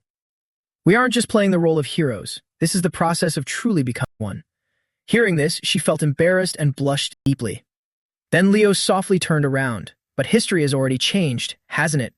Confused, Chloe asked, "What do you mean?" He looked up at the cobweb-covered canopy. "Look around, Chloe. When we met Alia's party, the forest was already dark." She gasped in shock. Leo continued, "By now, they should have all been killed by Chubarn." Although reluctant, Chloe agreed. "I still think this is completely absurd, but I'll let you decide." Then Leo turned back, preparing to return to Alia. "All right then, we will escape this forest together with Alia's party." Chloe stared at his back and thought, "You're pulling ahead of me again, aren't you, Leo?" She tried to suppress the unease stirring inside her. "I still have." The emotional waves inside her kept churning relentlessly. Returning to Alia's group, Tizak nervously asked the others, "Something feels a bit off. Did only 2 people from the rescue team come?" Dina and Balak also grew suspicious hearing that. "True, they look about our age too. Could this be a trap set by Tartarus?" But Alia quickly dismissed their doubts. "What are you talking about? If they were enemies, they wouldn't be fighting alongside us." Then she suddenly praised him with amusement. "That guy, isn't he, pretty cool?" All 3 of her friends froze in shock. Then they blurted out in unison, "Are you kidding me, Alia? Why would you say something like that?" Alia didn't seem to care much. "So what?" Dina said helplessly. "I thought Senior Ambi was your ideal type." Then they quickly shifted their attention to Leo as he walked over. He didn't beat around the bush and spoke directly. "Everyone, listen carefully. We are going to escape this forest as fast as possible." Hearing this, everyone looked bewildered, except for Alia, who smiled. Tezek took the initiative to ask Leo, "Is that really necessary? Now that we have reinforcements, we could just slowly wipe out the monsters." But Leo didn't hesitate to shoot down the idea. "No, a night-class demon is targeting you." Dina couldn't believe her ears. A night-class demon? Belak also grew tense. A monster like that. Even Tuzak realized the gravity of the situation. Its strength is equivalent to an entire army. Leo calmly continued, "Therefore, we will avoid direct combat. Our goal is to survive and return." Alia was already starting to feel moved by him. "There's something about him that really resembles my brother." Without hesitation, Leo sprang into action. "Is everyone ready?" Following his command, the group dashed straight ahead. "Got it, let's go." While running, Alia suddenly noticed Chloe falling behind. Chloe wore a grim expression and pressed her lips tightly together. Alia immediately sensed something strange. That expression. Scene transitions to the library. Sedge angrily threw all the papers away. Find every case where a hero chronicle turned into a hero labyrinth right now. Time is of the essence. Kellyanne turned to Ambi with a deep voice and asked, "The fact that we can't enter yet, that could be a good sign, right?" He confirmed, "Yes. You can't enter a hero labyrinth if the previous person is still inside." A glimmer of hope flashed in Ambi's eyes. That means those 2 are still alive. Sedge and Harriet were still frantically searching for information. It's been 3 hours since they went in. It must be dark by now in that hero world. Kellyanne asked further, "Ambi, what time did you defeat Chubarn back then?" He recalled the moment from that day, around midnight. Is relying on the past really all we can do? Suddenly, hurried footsteps could be heard running in from outside. It was Elena. She hastily reported, "Principal, We found the person who sold the demon beast summoning catalyst to student Fam Lu. Hearing this, Anby began to lose his cool. The connection to Tartarus. Kalian turned his head slightly to look at him. By now, Amby's entire body was engulfed in a blazing yellow light of aura. Kalian immediately stepped forward to stop him. Calm down, Amby. Then, Amby angrily walked away. I'm going outside for a bit to cool off. Elena silently watched his figure as he left. She sighed in relief after confirming he was gone. He truly lives up to his reputation as the one who became a hero through his hatred for demons. But to Kalian, this was no surprise. It's understandable. In the incident 30 years ago, they couldn't even find a keepsake of his sister, let alone her body. Then he suddenly remembered the main issue. Right, so who was the one who sold that catalyst to Tham Lu? Elena quickly provided the information to him. A black market dealer who just moved into the back alleys of Lumeria City this year, is very popular among the freshmen. Kalian frowned slightly after reading it. Has a Tartarus spy infiltrated Lumeria? Elena swiftly clarified. They aren't exactly working with Tartarus, but it's clear that Tartarus has leaked some items to them. He tried to think deeply about it. What are they plotting? Then Kalian slowly turned to the next page. Reading this, he suddenly froze. On the page was a book of dark magic. Kalian immediately closed it and ordered, Elena, call Professor Lenho. She complied at once. Yes, understood. After Elena turned away, Kalian softly looked at his own hand. His hand, covered in uneven scars. My instinct, honed through countless near-death experiences, is screaming that. He fell into deep thought, his mind wandering to unknown places. Back to Leo's group, they had reached a building. They couldn't help but feel tense. Danger was right before their eyes. The sharp, cold sound of a blade echoed through the forest. Monsters lay dead, scattered all over the ground. Leo's eyes showed no hesitation as he slashed down. He was starting to feel exhausted. I've been using hypersense for too long. The group members were also panting heavily. Everyone has reached their limit too. Leo immediately ordered, let's take a short break and regain our strength. Tezek and Belek looked at him in bewilderment. But how does he not look tired at all? He's seriously on another level. The whole group rested under a massive tree canopy. At that moment, Chloe quietly opened her book. Suddenly, Aaliyah's voice snapped her back to reality. Chloe. Flustered, Chloe hurriedly put the book away. Aaliyah, what is it? The girl smiled and replied, I have a question. Aaliyah didn't beat around the bush and asked directly, what is the relationship between you and Leo, Chloe? Are you two dating? Hearing that, Chloe snapped in denial. Of course not. Aaliyah, a bit flustered by this, said, okay, judging by your reaction, it's definitely a no. Chloe let out a soft sigh. Meanwhile, Aaliyah was deep in thought. I keep getting this familiar feeling. Even if they're seniors who enrolled 30 years ago, they're still just freshmen. If so, maybe they're just like the kids in my class. Chloe interrupted her train of thought with a question. But why are you asking about that? She asked bluntly, are you interested in Leo? Aaliyah pondered, appearing deep in thought. Then she shared without hesitation, my heart just keeps pounding. Chloe asked in a low voice, love at first sight. She began grappling with her own tangled thoughts. Aaliyah, the genius mage, still talked about after 30 years. In her eyes, is Leo really that amazing too? Aaliyah shyly continued, actually, I still don't know if it's love or not. My heart just races. She innocently poured her heart out to Chloe. This feeling is like when my brother does something silly, or when I just accomplish something. Hearing this, Chloe couldn't help but be surprised. Is that evil eye mage really that bad in your eyes? Aaliyah turned in confusion at the strange nickname. What? Evil eye? Chloe immediately realized her slip of the tongue. I mean Anby. Aaliyah didn't hesitate to tell her. Is someone who always challenges the impossible. Chloe muttered softly, challenges the impossible. Leo is just like that too. She began to talk about their relationship. At first, Leo and I were just friends, but now. Chloe looked at Aaliyah in front of her and said, I'm starting to feel jealous of you. The girl sincerely felt, it turns out we really are alike, Chloe. As night slowly fell, the two continued their heart-to-heart talk. Actually, I used to be very jealous of my older brother. Aaliyah sat down and sincerely bared it all. It might sound silly, but I used to think that no matter how hard he tried, he just didn't have any talent. Then she leaned in close to Chloe's ear and whispered intimately, this is a secret, but the foundation of my magic was actually created by my brother. I'm good at using existing spells, but terrible at creating new ones. Chloe sat silently, listening to her every word. I failed the looming entrance exam twice. The more Aaliyah spoke, the more memories flooded back. There was a time I really hated my brother. I felt I was more entitled, but then. She too had once been like Chloe. That jealousy turned into admiration. Hearing this, Chloe's heart suddenly skipped a beat. Chloe gently touched the book. Then looking toward Leo, she thought to herself, the winner of the competition. Leo is mine. At that moment, Leo suddenly stood up and decisively urged everyone, get ready. Leo looked at the situation in front of him and announced, change of plans. We can't retreat anymore. Hearing this, the members started to panic. Even Chloe and Alia felt tense. Leo firmly drew his sword, not forgetting to reassure everyone, don't be afraid. Remember, you all have the potential to become heroes. Although the members were scared, they tightly gripped their weapons. From ahead came the sound of rushing footsteps. Found you. Juberin flew into a destructive rage, the detested ones. Leo fearlessly charged straight at him, the sprout of a great hero. He constantly thought, during the Chad massacre, the order Juberin received was to eliminate all the hero sprouts at that time. Leo looked at Juberin, who looked ready to devour him alive, and felt a bit puzzled.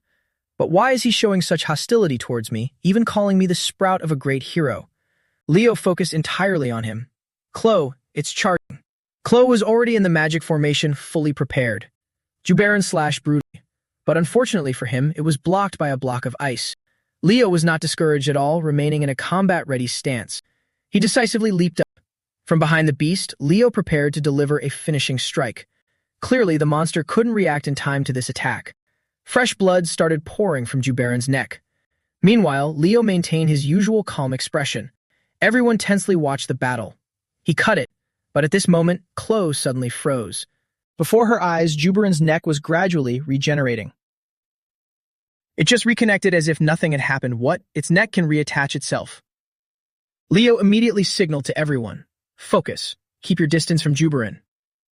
Juberin casually cracked its neck. That's nullification magic, a spell that makes all attacks as if they never happened. Tizak and Alia were starting to panic. Then what should we do? Is there no way to defeat that monster?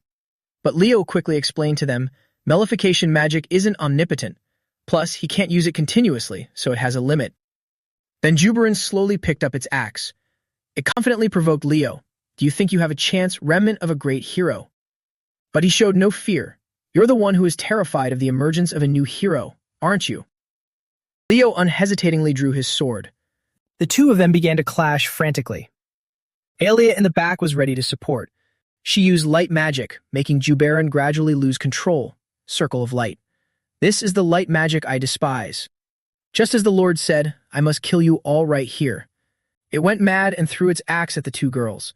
Juberin roared and slashed down. The sharp axe blade seemed to tear through space. Leo noticed this as well. He immediately leaped up and shouted, dodge. However, Juberin's speed and power were too terrifying. Unfortunately, Dina and Belak were injured by the debris from its attack. Leo quickly grabbed Belak and ran Dina. Belak. The group temporarily hid behind a block of ice to check on Belak's condition.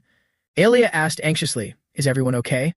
Dina tried to endure the pain and said, I can hold it off for a bit, but Belak. Leo immediately reassured her.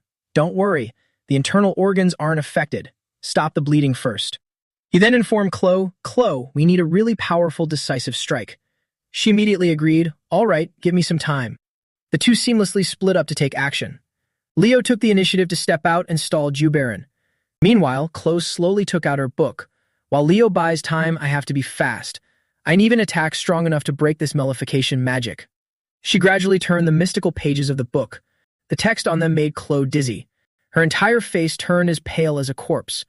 Chloe thought fearfully, if I use this spell. Cracks suddenly appeared on the ground. Tezak and Dina were highly on guard. Even Alia, holding Belak, was equally focused. It turned out the cracks were caused by Juberin and Leo's battle. It ferociously clawed at him. Leo didn't back down, slashing Juberin over and over again. Tezak couldn't help but admire him.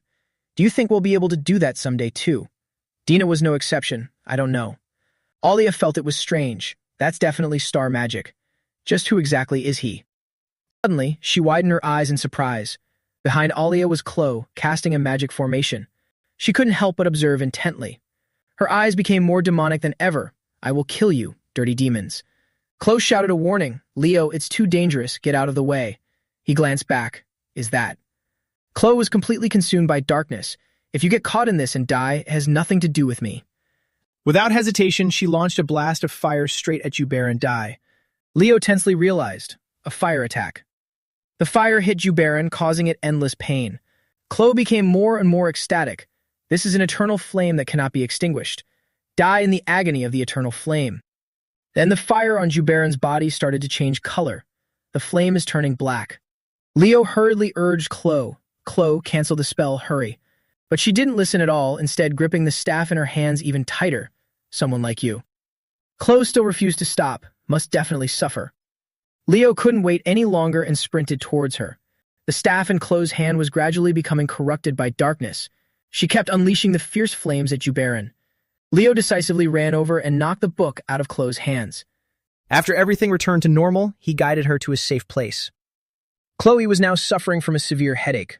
Leo then asked her, Chloe, tell me the truth. Is that unquenchable fire really your unique magic? Chloe quickly replied, no. Looking at the burning flames, she explained, actually, it's a spell I found in an ancient grimoire. Jubair tightened his grip on his axe. So it really is the flame of Erebus. Still trapped and writhing in agony within the flames, he snarled. Listen closely, Chloe.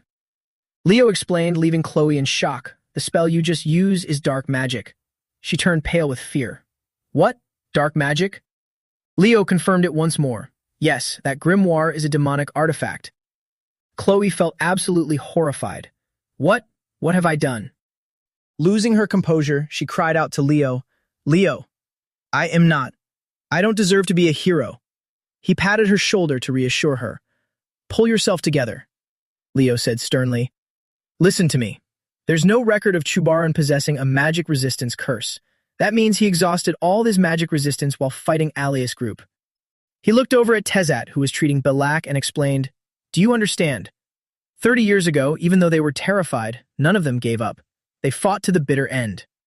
In a battle that seemed utterly unwinnable, then Leo asked Chloe, What is the teaching of Lumine? She answered immediately, To overcome all limits. Unprompted, the two exchanged a look of pure determination. Chloe's eyes unconsciously grew resolute. She finally realized, I understand now. I admired him from afar. He's so incredibly cool that I can't even bring myself to feel jealous. Suddenly, Aaliyah handed Chloe a staff. Here, Chloe. She offered it to her with firm insistence. Please, take it. Filled with resolve, Leo stepped forward. Anyway, thanks to Chloe's spell, the magic resistance curse is gone. Now it's time to end this. He was suddenly halted by Chloe's chanting. With her eyes closed, the words flowed out one by one. I, Chloe Mueller, shall also surpass my own limits, so that I never have to lower my head before those who believed in me. Hearing this, Leo smiled in reassurance. The two fought in perfect sync, creating a breathtakingly beautiful scene under the moonlight. Truly magnificent. Leo felt as though he was walking in the footsteps of the mages who came before him. The pure magical language of true mages. The image of them pouring their hearts into casting the spell etched itself deep into his subconscious. They smiled at Leo with immense satisfaction. Why does this make me feel so at peace? Snapping back to reality, Leo's crimson eyes blazed with determination. Jubair was currently charging at him, intent on crushing the life out of him. Their clash was intensely thrilling. The monster roared in absolute fury. Die. Their battle unleashed a terrifyingly massive shockwave. Suddenly, something caused Leo to momentarily lose his focus. Meanwhile, Jubair clenched his massive fist. He furiously slammed his fist down on him. The overwhelming force sent Leo crashing hard against the tree trunk behind him. Blood spewed from his mouth, but Leo still struggled to stand up. Jubair mocked him relentlessly. Is that all you've got? Emanating an oppressive aura, Jubair closed in on him, the seedling of a great hero. Suddenly, Leo's eyes widened at the sight of something. A gleam of light pierced through the canopy of the gloomy forest. At that moment, all of Leo's fear seemed to vanish. Whether in the past or the present, you demons will never be a match for us. Jubair didn't grasp his meaning. What? Right behind the monster lay Chloe's magic circle. She calmly declared, This is where it all ends for you, Jubair. She gripped her staff tightly with unwavering resolve. Thanks to you, I perfected my unique magic. Chloe gave a gentle smile. Leo. Then, massive pillars of ice erupted from the ground like mushrooms, surging straight toward Jubair. Ice Domain. The sight of Chloe glowing radiantly beneath the moonlight was absolutely stunning. Ice spikes relentlessly shot up from the earth. Chuberin was frozen solid, his face still frozen in an expression of pure rage. Leo reached out his hand to do something. He simply tapped the block of ice and it completely shattered. Leo stood utterly stunned, staring at Chuberin in front of him. Then he suddenly noticed something on the ground. It was the dark magic grimoire from earlier. Without a moment's hesitation, Leo drew his blazing sword. With a single thrust, he impaled the book. A magical artifact. The system panel then chimed in. Achievement unlocked. Chloe slowly walked over as Leo complimented her. Your unique magic is truly impressive. Breathing heavily, he said, if I tried to use magic out in the field, it'd probably have to go through hell and back to pull it off. Then Chloe timidly revealed her decision. Leo, I'm planning to confess everything to the academy. I might get expelled. But Leo reassured her, there's no way a hero candidate like you would get expelled. I'm absolutely certain you'll become a hero. The rest of the team happily ran over. You two were amazing. You looked just like a real hero. Sheathing his sword, Leo didn't forget to praise them. You all fought hard too. Chloe then tried to return the staff to Aaliyah. We put it to great use. That's how we managed to defeat them. But she refused to take it back. Chloe, it's better if you keep it. Dima chimed in. That's right. Thanks to you, we survived. Leo bet something too. Leo, you should accept it. He accepted it without hesitation and replied, thank you, everyone. Soon after, the sound of rushing footsteps echoed through the forest. Over here. There are survivors over here. Drenched in sweat, Ambi ran toward them. Aaliyah. Aaliyah was quite surprised by his sudden appearance. Brother. Chloe immediately recognized Ambi. Professor Ambi? He looks to be around our age. Leo was much calmer than she was. This happened 30 years ago, after all. As for Ambi, he peppered her with anxious questions. Aaliyah, are you hurt anywhere? She recounted joyfully. The rescue team is here. I'm fine. Oh, right, I met someone who looks exactly like you. The system panel chimed in once more. Strategy completed. Watching this scene unfold, Chloe let out a quiet sigh of relief. Thank you all for staying alive. Aaliyah was about to introduce them to Ambi. This place is. But inexplicably, only an empty space remained. Huh. Has it disappeared? After observing the surroundings, Chloe offered a hypothesis. It seems the hero world is collapsing. Leo's attention was suddenly drawn to the system panel. It displayed a brief message. Gift reward. Meanwhile, Ambi and his sister were still fully absorbed in their emotional reunion. The scene shifted. Sunlight filtered through the windows of the academy. Leo groggily woke up in a hospital bed. This place. Suddenly, a voice broke the silence. You're awake? It was Ambi approaching, prompting Leo to blurt out instinctively, Professor Ambi. He sincerely thanked him. Leo, thank you for saving her. Then, glancing over toward Chloe, he added, tell Mueller that I'm incredibly grateful to her as well. With that, Ambi turned and left. Just as he reached the door, he crossed paths with Kalian. Leo respectfully sat up. Principal Kalian. The principal immediately gestured for him to stop. There's no need to force yourself up. Just rest. Kalian asked about his condition. How is your body feeling? Leo paused for a moment before quickly replying, Perfectly fine. No issues. He slowly sat down and asked for more details. What exactly happened inside? Does this incident have anything to do with Chloe's dark grimoire? Hearing this, Leo was quite surprised. How did you know? Kalian calmly explained, before coming here, we discovered that the place where Tham Lu bought his summoning catalyst was the very same place Chloe purchased the dark grimoire. It seems my guess was correct. That grimoire was also a magical artifact. A magical artifact. A fragment of Erebus. In other words, a physical piece of Erebus' body. Leo sat in deep thought, realizing it would become a devastating weapon in the hands of demons, but if an ordinary person used it, they would gradually go insane. Then he voluntarily spoke up. Let me explain from the beginning. Leo started from the moment they met Alias Group, up to the point where Chloe used the dark power. After hearing this, Kalian replied in a deep voice, so that's how it is. He continued asking, if what you're saying is true, Leo, then the magical artifact influenced the hero world. Leo shared everything he knew. After we removed that artifact, the hero dungeon immediately returned to normal, so it's highly likely. Suddenly, Chloe jolted awake. Huh, Principal Kalian? He waved his hand, signaling her to calm down. Kalian called out, Alina. Alina brought in an item as instructed. Since you two just woke up, I have a question to ask. She slowly lifted the covering cloth. This is. Chloe picked up the staff, looking quite shocked. Please explain, that is Alia's staff. Kalian's tone was suffocatingly intense as he spoke. A reward that shouldn't exist. How did it end up in your hands? Leo thought in silence. Judging by this reaction, it seems Chloe didn't receive any reward, just like in the entrance exam and this Chadmother's event. There's no clear reward in the hero world of the living. That rule, along with a reward rule tied to the master of the hero world, have both been broken. Why is that? The more he thought about it, the stranger things seemed. The reward was the Fairy King's oath. Why me again? Then Leo blurted out it was a strategic reward. Hearing this, the other two couldn't hide their surprise. So there was a reward in Anba's hero world. Leo lowered his voice and shared his speculation. Yes, perhaps so. I think an anomaly occurred when the hero world was restored. For now, we should come up with an excuse to cover it up. Kalian rubbed his chin and continued. Mueller seems completely clueless, but why was it only you, Leo? Chloe quickly answered on Leo's behalf. Maybe it's because Leo played the biggest role in the strategy. I've heard that whether you get a reward or not depends heavily on your level of contribution. Kalian finally stopped his interrogation. I understand. He leaned down slowly and added, we will secretly investigate this phenomenon. The anomaly will be returned to her family after the inspection is complete. Kalian sternly warned Chloe, Leo, and everyone else. Do not reveal anything about the magical artifact.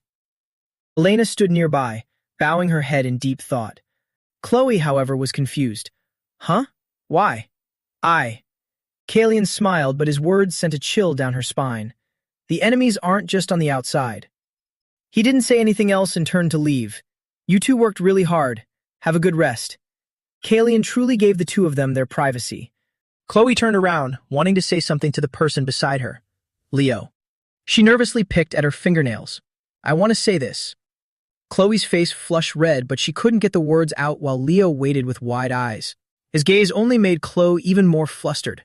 Before she could speak, the other students barged through the door. Leo. Kalian suddenly appeared behind them. All right, hero candidates. He cheerfully announced, there will be a party tomorrow night. If you don't have formal wear yet, you should head to Lumeria City early. You youngsters are just too cute. Even Chloe and Leo were surprised. A party? A welcoming voice echoed through a luxurious venue. A party for the freshmen who survived Lumen's first midterm exam. As footsteps peeked into the room, the introductory voice rang out simultaneously. First, our battle-hardened heroes are making their entrance. Host Runba continued to hype up the atmosphere. Who will be the brightest shining boy or girl tonight? Carl and Tater struck cool poses, overflowing with confidence as they spoke. Is this the reward for scaling the wailing wall of the midterms? Lumen Academy must be too easy for us. In the extravagant banquet hall, everyone was drinking heavily and bustling about. That last exam? Just trying out a new approach. Hey, sneak some booze in here. Carl, with his mouth full of meat, mumbled. Why does it feel like our class is the only one missing? Tater caught his drift and chimed in cheerfully. Lumen isn't forgiving to those who are late. Runba's voice rang out again, drawing the attention of the two gluttons. And right on cue, another pair of heroes is entering the hall. Following Runba's introduction, two girls, one edgy, one gentle, walked in. From Class 5, Neela Caven and Eliana Layden. Whispers immediately erupted. They look absolutely gorgeous. Seeing them walk in, Carl and Tater were so stunned they choked on their food and drinks. He absent-mindedly marveled. They both looked so beautiful. Eliana loudly teased them right away. Did you two steal your dad's suits? The whole hall burst into laughter, leaving Carl and Tater pouting in dismay. Damn it, I was almost excited for a second. Runba continued his introductions. Next up, the pride of the Rodran Empire. It's the Llewellyn siblings. Wild cheers echoed everywhere with out-of-control comments. I want to be Lord Avet's antenna. Carl was stunned once again. She looks like a real princess. She literally is a princess. People nearby continued to scream in hushed tones. Immer fan number 94,348. I have no regrets. Seeing their situation, Eliana commented, they're already surrounded by the Rodra nobility. What a big shot. Runba's voice echoed again. Finally, a true power couple enters the banquet hall. Celia of the Zendinger family and Leo Flop are now arriving. Celia seemed displeased with this arrangement and muttered, Why am I in the same turn as you, Leo? He asked back innocently, So what? Hearing this, Nella excitedly announced to their table, "It's the class rep." Eliana spun around, overjoyed. The class rep? Leo Flop of Team 1, the man guiding Lumine in the right direction. Leo's aura made Carl and Eliana shout in excitement. The pride of Class 5. Leo, our class rep is the absolute best. At that moment, Atina stepped up to test the mic at the front. Once ready, her eyes sparkled as she happily called out to the hall, "Is everybody having fun?" Hearing that familiar voice, Carl instantly froze in terror, while the rest of the hall roared back, "Oh, we're having a blast." The two sitting at his table noticed his pale face and shared an awkward, knowing smile, thinking, "Looks like he's going to freak out again." Atina continued, "That's great, as long as you're all having fun." She cheerfully dropped an earth-shattering bombshell, "Then listen happily because we are going to announce the midterm exam results right now." A second later, the entire hall seemed to freeze over. Everyone was miserable and upset at this bolt from the blue. How could anyone be happy now? Only one person remained calm, taking sips of his drink as if nothing had happened. Leo, a genius. Seeing the dead silence, Atina slowly spoke up again. "I anticipated this reaction from you all." Then, as if she had teased them enough, she excitedly revealed her true intent. "Therefore, we will only announce the top 3 students of each department. The rest will be informed by your homeroom teachers tomorrow, so don't worry." The whole hall instantly regained its previous excitement under Atina's direction. Now the department heads will announce the results. Alandir coldly appeared on stage. Seeing the first person step up, Eliana got excited. "So cool. The Ice Knight, Alandir." With a stern face, Alandir began his speech. "You all worked very hard during your first midterm exam. Now I will announce the top students of the night department in order." Familiar faces instantly appeared. According to the screen, the top 3 were in order: Celia Zendinger, Duran Moira, and Chensia. Seeing this result, Celia grew slightly quiet. Leo isn't in the top. Lenho was the next to announce. Now for the magic department's results. Avat Llewellyn, Sensi Llewellyn, Emino Lucen. Sitting nearby, Neela seemed to find the result unreasonable. Why isn't Leo on there? But Leo remained composed. Things like that can happen. Carl was also puzzled by the results. I get Leo, but Chloe isn't listed either. Celia carefully gauged her emotions, glancing at the person beside her. Chloe sensed it and gave her a small smile to show that she was fine. Lenho silently recalled what Chloe had done and felt somewhat moved. Because she exposed the grimoire, her practical magic exam score was zeroed out. But even with that failure, what she demonstrated her academic passion as a mage is truly admirable. Sedge, somewhat angered, kicked his desk in protest. To me, the true top student of the magic department is always Chloe. Harit, sitting next to him, coldly spat out 2 words. Sit down. Lenho wasn't bothered by Sedge's outburst. He just smiled without arguing back. Chloe, on the other hand, was acting completely normal, chatting happily with her classmates. The next person to take the mic was Diura. All right, you little summoners, try harder next semester. The students below were utterly captivated by her electric charm. It'll become Diura's summoned beast. The top 3 summoners were immediately announced by Diura: Warden Titan, Elida Hugin, Jordan Lucen. When all the categories had been announced and that person's name was still missing, everyone had the same thought. Where is he? Leo Flop isn't on the list. Atina took the mic back and moved on to the next segment of the program. Everyone's having fun, right? Finally, we will announce the top student and the year representative. The top student of the midterm exam and the freshman representative is. Everyone fell silent, intently waiting for the upcoming result, especially those whose names hadn't been called. Everyone shared a single emotion: suspense. Even Leo was a little nervous. And after teasing everyone's anxiety for a while, Atina finally announced Leo Flop. The entire hall exploded like a broken beehive, buzzing loudly as they discussed the result. Just then, an arm shot up from the crowd. I object. Emino stood up abruptly, annoyed by the outcome. How can Leo Flop, someone who didn't make the top 3 in any department, be the top student and the freshman representative? Leo himself was having the exact same thought in his mind. Seriously, why me? Caught off guard by the sudden question, Atina felt a little flustered. Well, the reason is, she bit her lip nervously, cold sweat profusely rolling down her face. Suddenly, Atina's demeanor shifted as if she were a completely different person, angrily shouting, "You little brats! You insolent fools! I will only explain this once, so open your ears and listen carefully. The entire hall obediently replied in unison. Understood. A giant question mark popped up in everyone's minds. Wait, she suddenly knows how to discipline us. Sedge and Harriet, already used to this, sat calmly enjoying the show. Possessed by her foul-mouthed grandmother again. It's always entertaining, I'll give you that. Atina loudly explained, first, dual-class students will not be ranked within individual departments because they cannot be fairly judged under the standard evaluation system.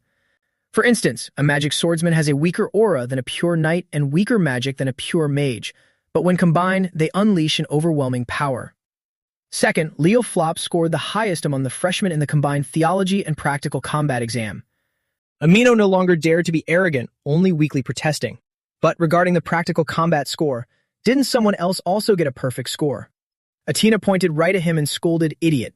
Leo surpassed even the objectives of the Hero World mission. She then revealed a piece of information that left the entire hall gasping. He defeated Tuberin. This revelation was like a bomb dropped right into the banquet hall. Everyone unanimously wore expressions of absolute shock. All eyes shifted towards Leo, who maintained an emotionless face. Everyone at the banquet table stared in astonishment at the boy in question.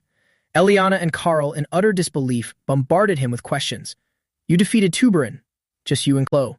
Leo simply gave a slight nod as his answer. Once everything was cleared up, the foul-mouthed grandmother vanished from Atina, leaving her bewildered and confused. Still drowning in nervousness, she desperately tried to explain. Everyone, the reason Leo Flop topped the midterm exam is because... Unable to watch any longer, Sedge interrupted. That's enough, Professor Atina. It seems all the students have accepted the results. With nothing left to discuss, the Academy administration wrapped it up. The score announcement concludes here. Please feel free to celebrate. Cutting a piece of steak, Dira softly spoke up. Hey, Lenho. If we included dual-class students in the individual department rankings, what would the results be? Lenho took a sip of wine and replied, there would be a massive shakeup in the magic department. Everyone's rankings would drop. Catching the underlying meaning in Lenho's words, she said in disbelief, Don't tell me the top student in magic is. He replied without a change in expression. That's right, Leo is number 1 in magic. Dira continued, Hey, it's the same in the summoning department. Alandir, sitting nearby and overhearing their conversation, chimed in, Same for the night department. Leo Flop is ranked first. Hearing this, Dira marveled, Good heavens, is he really aiming to be at the top of all departments? Alandir stated the plain truth. It's no longer just a crazy dream. A sudden tug-of-war argument erupted between Dira and Lenho. Even so, Leo will be trained to become a mage. His magical talent is truly... Oh, give it a rest. Finding a summoning genius like him is exceptionally rare. One would think Alandir would step in to stop them, but instead he coldly threw his own hat into the ring. Hey, you two. Leo is most suited for the sword, got it? The other two at the table, Associate Professor Carlo and Associate Professor Anna, could only sit in silence and watch their turf war unfold. The scene shifts to the classroom of Class 5. At this moment, Carl lay exhaustedly on his desk, groaning. I think I drank too much yesterday. Sensi, standing nearby with a look of disgust, said, You're the first person I've seen chug 2 liters of orange juice. A voice sliced through the usual chaotic noise of the classroom. Silence. The teacher walked in, pinning a map to the board as he spoke. This is an announcement regarding the field trip. You all know we're heading to the elf territory this time, right? Hearing about the trip, the class immediately burst into cheers. Yes, sir. We heard each class gets to choose their location. That's right. Our proposal is the Duin Forest, known as the Warm Forest, a place filled with delicious fruits.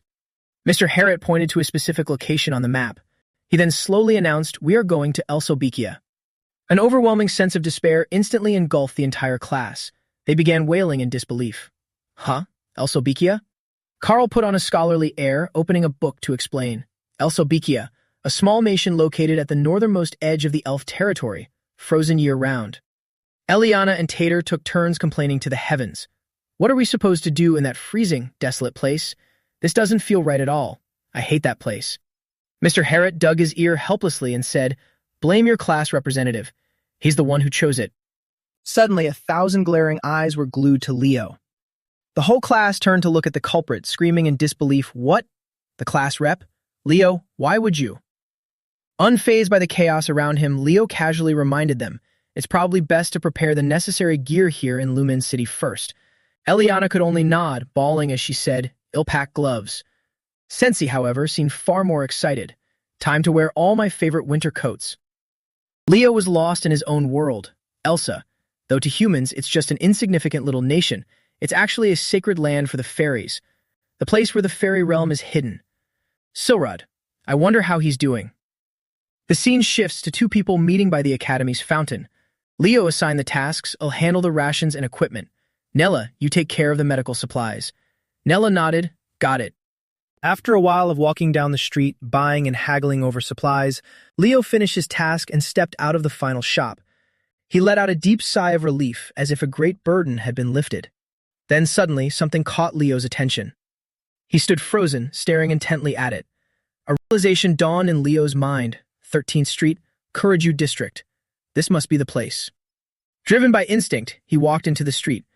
Standing before a house with a somewhat familiar sign, Leo recalled Lutek. This is where Tham Lu and Chloe bought that demonic artifact. He decided to set his bag down next to the steps of the house. Then Leo pushed open the door to the house. He stepped inside, following the faint sliver of light that crept in through the crack of the door. Scanning the room, Leo quietly pondered. The Lumen City investigation team already swept through here, so there probably isn't much left. Just this teddy bear. His eyes suddenly widened in alarm. Wait a minute, the teddy bear. Sensing something was wrong, Leo shifted into a defensive stance, his hand resting on his sword, ready for action as he stared at the strange object. Everything was supposed to have been collected by Lumen City for inspection. The door was definitely locked when I came in. Don't tell me. A cognitive impairment curse. As soon as the thought crossed his mind, the teddy bear, which had been lying completely still, suddenly twitched, its eyes glowing a menacing red. It shot a stream of pitch-black fluid at Leo. Fortunately, he was prepared and managed to dodge it. Leo had already guessed what it was, a demon. But this one was far from ordinary. Not only did it impair cognition, but it was also cursed in every imaginable way. A massive monster grew rapidly in front of Leo, unleashing a series of barbaric roars. A thought sparked in Leo's mind, that voice. Sensing his thoughts, the monster spoke in a shrill voice. You've got sharp eyes, kid, so you recognize my curse, huh? Based on Leo's knowledge, this monster was none other than the monster queen, Silatuna, one of the three noble commanders we failed to kill 500 years ago. It's not her true body, just a clone crafted from flesh. The monster continued to speak, aura and magic, a magic swordsman, a formidable talent, I'll admit. However, saying this, the monster lunged forward to attack Leo, declaring, don't blame your sharp senses for your demise. Leo dodged and parried the monster's relentless barrage of attacks while quickly calculating, I can't win in this state. I have to find a way out of here. The strike was so powerful that Leo was forced back a considerable distance upon blocking the monster's attack. The monster's voice echoed once again. You delivered yourself right to my doorstep, you little seed of a hero. As the beast opened its massive razor-sharp jaws, Leo, seemingly with a plan in mind, stood there waiting with a calm smile. But another chilling voice rang out, Spear of Light. Following the words, a powerful beam of light enveloped a long sword and pierced straight toward the giant monster. The beam of light blasted a massive gaping hole right through the demon's body. It let out heavy, labored gasps. A mage. A mage with an evil eye. Though slightly taken aback, the monster quickly changed its tune, but on second thought, this is good too. Having an audience only makes things more entertaining. As soon as it finished speaking, a loud cackle echoed around them, and Leo sensed something incredibly dangerous approaching. But Ambi simply stood there, sternly adjusting his glasses with a cold, contemptuous snort. The monster didn't hesitate and immediately launched a counterattack. Right after, another burst of light radiated outward, blocking every single one of the monster's filthy attacks. Unfazed by its assault, Ambi coldly judged, You filthy demonic scum. The monster continued spitting out a barrage of attacks, roaring loudly. Those disgusting elves, seriously. One day I will gouge their eyes out and eat them all. Ambi's brows furrowed, gradually revealing his impatience. I have no interest in a cheap clone. Finally, he unleashed a massive surge of golden light, shouting loudly to finish off the beast, Die. Ambi is a mage with an evil eye. His other title is the Destroyer of Tartarus. Rumor has it he became a professor at Lumen Academy solely to gain free passage across the borders while hunting down his targets. Leo sighed in relief, thinking to himself, I owe a debt to the hero of this era. Ambi sternly asked, Leo flop. Leo immediately replied, What is the meaning of this? It appeared while I was investigating here. He picked up the teddy bear's head, showed it to the professor, and said, "This teddy bear carries a cognitive dissonance curse." Ambi took the bear and continued, "Lumen's investigation team will take responsibility." Then he turned to leave but added, "I will overlook the fact that you investigated Lutek alone without permission." Ambi gave Leo a sharp, cold look and reminded him, "From now on, if you need anything, tell me." Finally, he left an astonishing remark before walking away. "I'm grateful to you for what happened last time." Leo walked out of the house pondering Ambi. The Jaren family is one of the 3 great families managing Lumine Academy. Maybe I can enter the Forbidden Library with his help. When she reached the end of the alley, Lena accidentally saw Leo and happily ran over. "You're here, class rep. I'm done shopping." Seeing the wound through Leo's torn sleeve, Lena hurriedly treated it with concern. "Class rep, how did you get hurt?" He politely replied, "It's nothing serious, thanks." But in his mind, he made countless judgments, so it's true. Sinatula is behind the demonic beast tamer and the dark magic book. I wonder what their goal is. A week later, Leo asked everyone before setting off, "Did you guys pack enough food?" Everyone replied in unison, "Yeah, we're all set." A voice then called out, "Leo." Celia walked closer to him and asked, "Why is your class going to El Sobikia? It's freezing cold." Leo calmly replied, "It's so hot right now. Going to El Sobikia is like taking a summer vacation." When it was her class's turn, Celia quickly finished her thoughts. "I hate the cold. Have a good trip, Leo." He politely replied, "Yeah, take care of yourself." Then he turned back to his class, Class 5, "Let's get ready to go too." Some in the group were excited while others were still groaning. "I'm so looking forward to it. I hate the cold too." Leo led the group into the portal with the mindset, "Well then, let's set off for El Sobekia, the land of the elves." At Siren Academy, the elves' heroic military academy, relentless mockery echoed. What's with that pathetic outfit? A man and a woman were relentlessly hurling harsh insults at another person. An elf like you gets to study at the prestigious Siren. What a half-breed. Can you stop flaunting that nameless bloodline? The bullied person could only bow their head and endure it all. A voice called out from afar, "Don't bully your classmate." Lunia and Lunda, the young lady of the Lunda family, one of the most prestigious elf families, and the freshman representative of Siren, stepped forward and said, "Behave properly as descendants of Siren." The two stubbornly argued back and continued speaking uncontrollably. "So, you don't feel bother at all that a half-breed got into Siren?" "Of course we do. His very existence is a disgrace. Just look at how he dresses. It's so barbaric." Lunia let out a smirk and spoke up, "Great, here we go again." Then she rained a barrage of angry shouts upon the two. "If you hate what he's wearing, then take off your own clothes and give them to him. If you're not going to help, then shut your mouths." Overwhelmed by her fierce aura, the two stammered, "Lunda, you're the daughter of a prestigious family. You shouldn't speak so vulgarly." "Oh my God, what is happening?" Furious, Lunia screamed wildly, looking as if she wanted to tear them apart. "Don't you feel ashamed ganging up to bully one person? If you don't like it, come fight me." Realizing things were going south, the two ran for their lives. "Run. Let's go." What a mad dog. Lunia then glanced at the bullied person and grumbled, "Why are you wearing such thin clothes? It makes people just want to take care of you all the time." The bullied person was Luca, ranked 3rd among the Siren freshmen. He merely gave a faint smile and spoke slowly. "My clothes were stolen." Lunia gritted her teeth and hissed, "Those jerks." Seeing her wrapping her scarf around his neck, he hurriedly tried to stop her. "What? Lunia, please take your scarf back. It's cold." Even though she was already getting the sniffles, she still put on a brave front. "It's fine. Don't worry about it." Seeing that she seemed to be in high spirits, Luca asked, "Lunia, you seem especially happy today." She excitedly bragged, "That's because my contracted companion has finally hatched." Hearing that, Luca was happy for her. "Congratulations, Lunia." Delighted by his congratulations, Lunia grew even more cheerful, turning to wave goodbye. "Yeah, I'll be going now."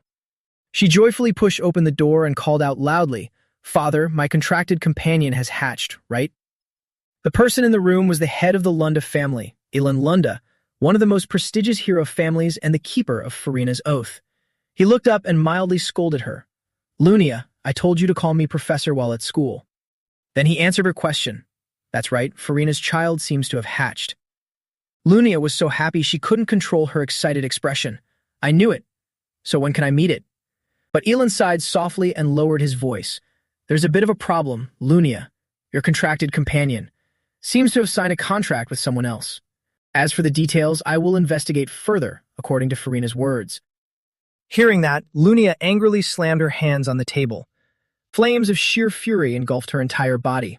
Who stole my contracted companion? At Velkia, the capital of Elsobeckia, Class 5 had arrived and were shivering violently, groaning. Leo, it's so cold. A song echoed in the air. Following the wheels are the little ones on a freezing cold day.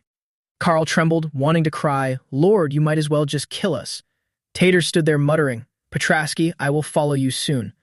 Leo corrected him. It's bearable, isn't it? Professor Harrot dispersed the noisy crowd by gathering everyone. Stop whining and line up.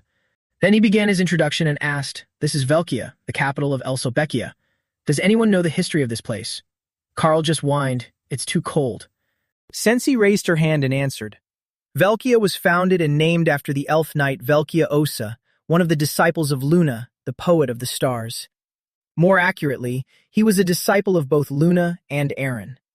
Leo chuckled inwardly. Velkia, that arrogant bastard. Now he's known as the elf knight, huh? Professor Harit added, That's correct. Furthermore, the Osa family, descendants of the elf knights, holds the highest position here. Footsteps approached Professor Harit's class. The sound drew everyone's attention. The group of people continued to draw closer. Carl was so cold he blurted out nonsense. Are there thieves even in the elf territory? Professor Harit replied, There are bad people everywhere. A greeting made Professor Harit freeze slightly. How have you been lately, Professor Harit? Only when they got close to Class 5 did the group's footsteps stop. The leader of the group was dressed elegantly, radiating a blinding aura of pure divinity. The girls all had hearts in their eyes, utterly mesmerized. So this is an elf. Runa spoke up to greet him. Greetings, Professor Harrot. Harrot bowed in response, You're still the same as ever. Nella blushed deeply at Runa's appearance and coughed shyly. Eliana's cheeks also turned pink as she wiped her mouth. I think I found my future life partner. Leo wondered aloud, Does age not matter to you? Eliana snapped her head around. What? Eliana nudged Leo with her elbow, teasing, Class rep, don't tell me you're jealous. Leo kept a straight face in your dreams. You know elves live a long time and hardly change their appearance, right? Leo straightforwardly got to the point. Let me ask you something then. His words made Eliana immediately realize it. She paused. How old do you think he is? Harit and Runa looked at the students, laughing, chatting, and bickering excitedly in the background. Runa smiled gently. They look so young. There really are many vibrant students here. The students you bring along are always so disciplined. Harit recalled the time he was lounging in bed while the kids exhaustively ran to inform Runa. Since Professor Harit was busy with academic work, we came here ourselves and let out a sigh. They're just freshmen. They're still very green, just kids. Suddenly, Eliana approached behind the two of them, hesitantly interrupting their conversation. May I ask your name and age, sir? Runa bowed his head slightly. Apologies for not introducing myself sooner. I am Runa Osa. Runa's next words instantly turned Eliana to stone. I am 97 years old this year. Harit shamelessly added another comment in the prime of his life, huh? Without hesitation, Carl pushed the petrified Eliana aside. Will you perhaps be our guide, sir? Rumen extended his hand toward Carl, startling him. I am the head of the Osa family and the spokesperson for Elsobeckia. Carl also turned to stone on the spot, tears streaming down his face, but he maintained a polite facade. It's an honor to meet you. We're doomed. Harrot warned, we'll talk later, Carl Thomas. The scene shifts to a brightly lit mansion amidst the blizzard. The dilapidated interior sharply contrasted with its grandiose exterior, covered in cobwebs with sewer rats scurrying around. Seeing the true state of the mansion, Carl was horrified. Are we really staying here? Sensi shrieked. I can't do this. Leo crossed his arms calmly. Is that so? Then I guess you'll have to sleep outside. Eliana cheered happily. I knew it! Class rep, you've already prepared something, right? I knew I could count on you. Leo pointed to a flimsy tent struggling against the storm. I figured you'd say that, so I set up a spot out there. Want to sleep outside? Terrified, Carl instantly changed his tune, showering the mansion with praise. What are you guys waiting for? Hurry up and unpack. This is our lodgings. This place is like a work of art. The students began moving around the house. Did you check the weather? You'll turn into a snowman if you go out there. A pair of legs crept quietly up the stairs. Carl and Tater sneaked up the steps one after another. Carl grinned with excitement. Do you know what the best part of a field trip is? Sneaking into the girls' room. Tater nodded in agreement. Suddenly, someone stood blocking their destination. The two cried out in unison, quickly realizing they were in massive trouble. The person blocking their path was a furious Sensi, glaring down at them, still holding her toothbrush with a bit of foam on her mouth. Sensi shouted her spell, Wind Circle. The first floor ground suddenly shook, and the classmates still down there felt dizzy and screamed in panic. What followed was a long stream of remorseful apologies from Carl and Tater. I'm sorry. Please spare me. The sound reached Leo's ears. It seems everyone is having a great time. He pushed the door and walked out. Maybe I should go take a look too. Suddenly, someone softly called his name, Leo Flop. A lady in a white formal dress bowed respectfully. Leo asked, "Who are you?" The person didn't answer, simply announcing, "The family head wishes to see you, Leo Flop." A moment later, in another part of the mansion, Leo carefully opened the door and peeked inside the room. Runa paused his pen, looking up with a rushed and anxious expression to welcome Leo. "I'm sorry for calling you here so urgently. Could you wait a moment?" Leo, engrossed in the room full of books, replied, "It's fine." He asked Runa, "It seems there are many interesting things here. May I take a look?" Runa agreed without hesitation, of course. Leo stood before a glass cabinet displaying historical artifacts. These are truly ancient relics. His eyes caught sight of something. This is. An exquisitely designed blade rested on a stand. Leo muttered uncertainly, "Urquint?" Runa was surprised. "How do you know about Urquint? Its history is only passed down to the head of the Osa family." Leo realized his slip-up and quickly made an excuse. "I read about Urquint in some ancient texts at Lumina's Grand Library." Fortunately, Runa believed him. "I see. Makes sense, Lumen truly has everything." Leo gently pressed his hand against the glass to feel it. It's inlaid with star mana. But this isn't the original. The original Urquint was. A flashback surfaced in Leo's mind. He was resting by a campfire, a book casually covering his face to block the light, as laughter and voices echoed nearby. "Luna, this is a dagger to protect you. What do you think?" The book on Leo's face was lifted. He frowned in annoyance. "Kaylee, come look at this quick." Luna beamed brightly, waving the Urquint blade in her hand. "What do you think?" Leo rested his chin, looking bored. "I thought a goblin had come to steal our stuff." That apathetic reaction left Luna speechless with anger. As the memory faded, Leo concluded it originally belonged to Luna, but later she passed it down to her disciple, Verkia. An image of Silrod sitting sadly with his knees pulled up flashed by. Leo's train of thought continued. Then, right before the final expedition, during the battle with Tartarus, Verkia dropped it. Runa slowly approached Leo, standing right behind him. "Urquint is the reward our ancestors received when they conquered the hero world of Verkia." Runa added, "Unfortunately, a relic from the hero world cannot be used by anyone other than the one who obtained it." Leo listened but didn't take his eyes off the blade. So now it's just an empty shell. Runa offered, "Have a seat." The two sat facing each other.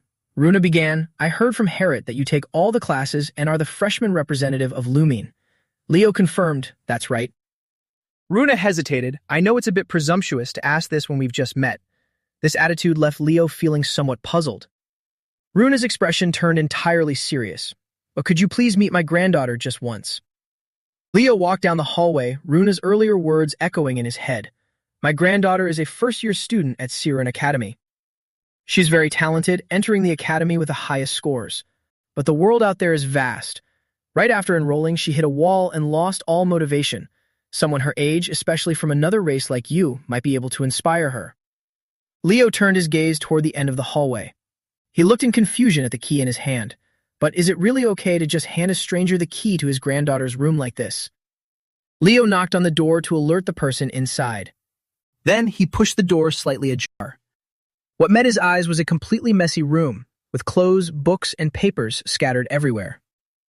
Leo coughed lightly and glanced around. It's so dusty. The walls were plastered with posters of ancient fairy tales. Leo was certain, a die-hard fan of the great hero. He gave a wry smile.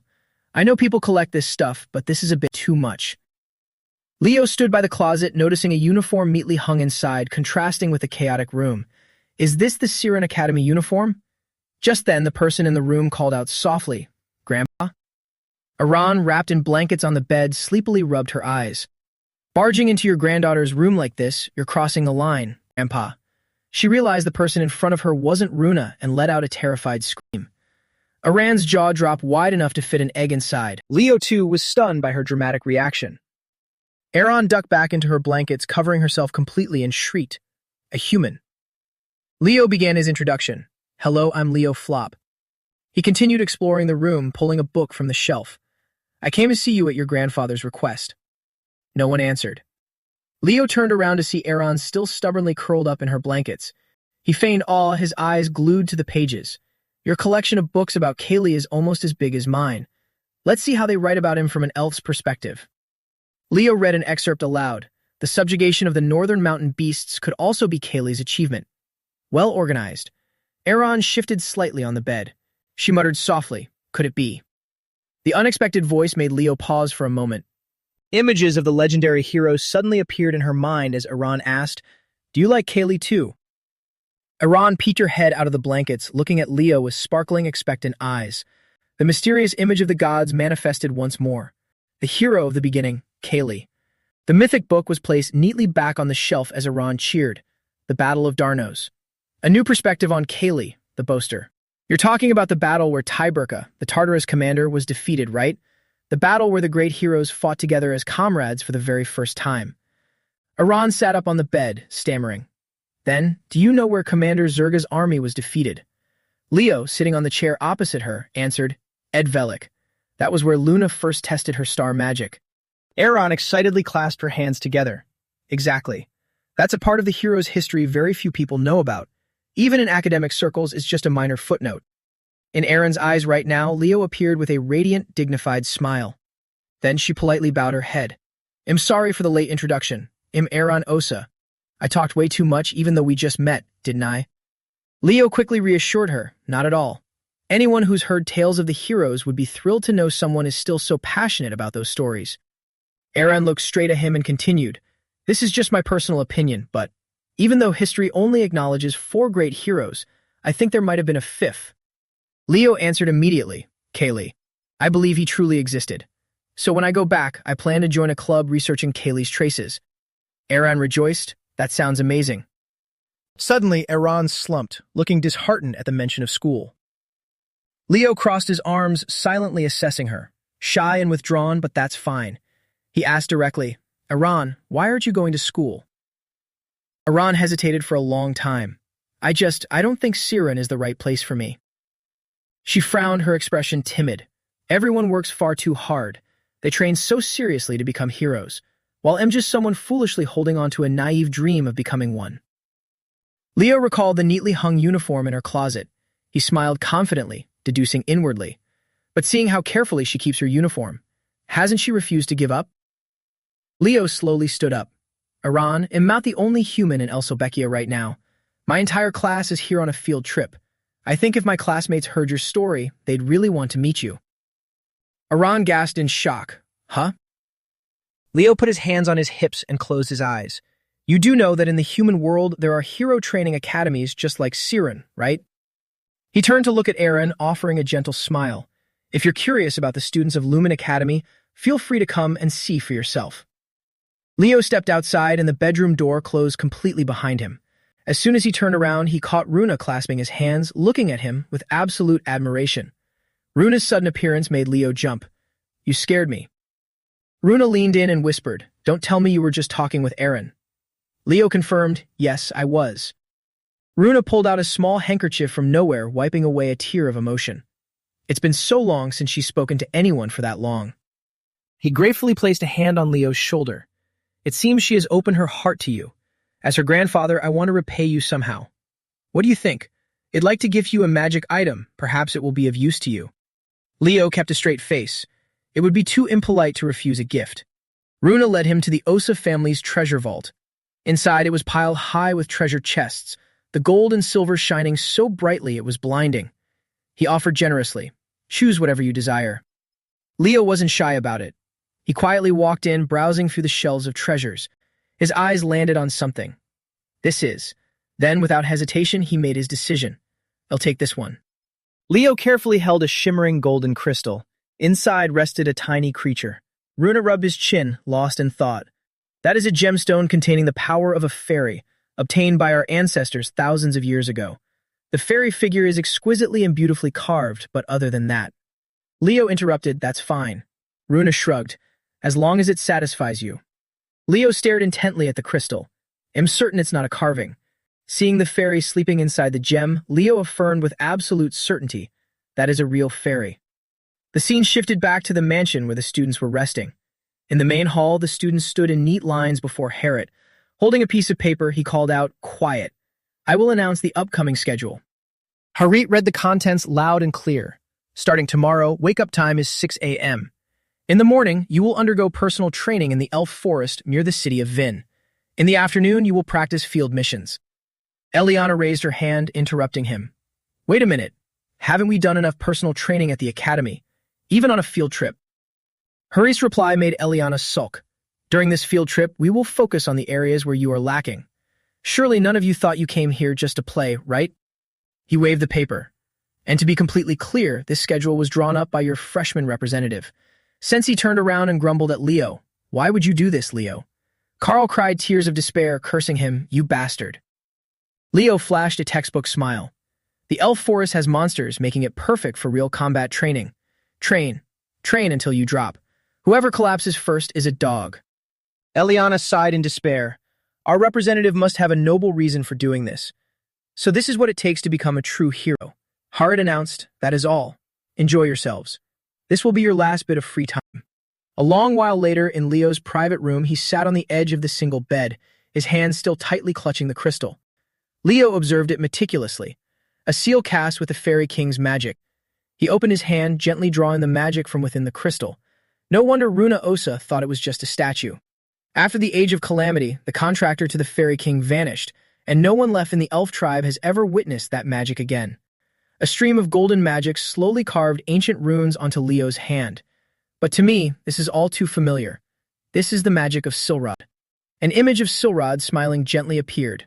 The magic from the crystal was absorbed into the ring on Leo's finger. It is finally time to use the oath of the Fairy King that I once received. He gave a faint smile as he watched the ring on his hand disappear. Light spilled out from the crystal through shattering cracks. That beam of light engulfed the room, reflecting out the window and flashing in an instant. Tiny Kieran sat cross-legged in the palm of Leo's hand. The little boy stretched sluggishly. Am I finally unsealed? The boy turned around and faced Leo. Huh? Why is there a human standing before me? How insolent. Leo brought Kieran up to his eye level. Who are you? Kieran bristled. How dare you address me so casually? A symbol appeared, with 3 gold bars placed close together in the center, spreading out into 6 fairy wings. Kieran patted his chest proudly. I am the eldest son of the great gold fairy king Silrod, the heir to the fairy throne. The boy continued his smug introduction, not noticing Leo's hand approaching. The one standing before you is the silver fairy, Kieran. Leo flicked Kieran hard on the forehead, making the boy fall backward. The boy clutched his poor forehead. How dare you? What is this? Leo suddenly glared down at Kieran with a domineering aura, his face turning strict and dark. Listen here, even your father treats me with respect. Who do you think you are, brat? Kieran jumped up in dissatisfaction. You insolent fool. How dare you insult the Fairy King Silrod? Then the boy received another powerful flick, leaving him yelping in pain. Kieran was in so much pain that tears began to well up. Furious, he yelled, you little punk. Before the kid could finish speaking, Leo struck him 3 more times in quick succession. You. A moment later, a thoroughly disciplined Kieran sat back politely with 3 lumps on his head. He looked bewildered. Impossible. Are you really the one who received my father's oath? Leo replied, seems like it. Your seal is broken, isn't it? Is that so hard to accept?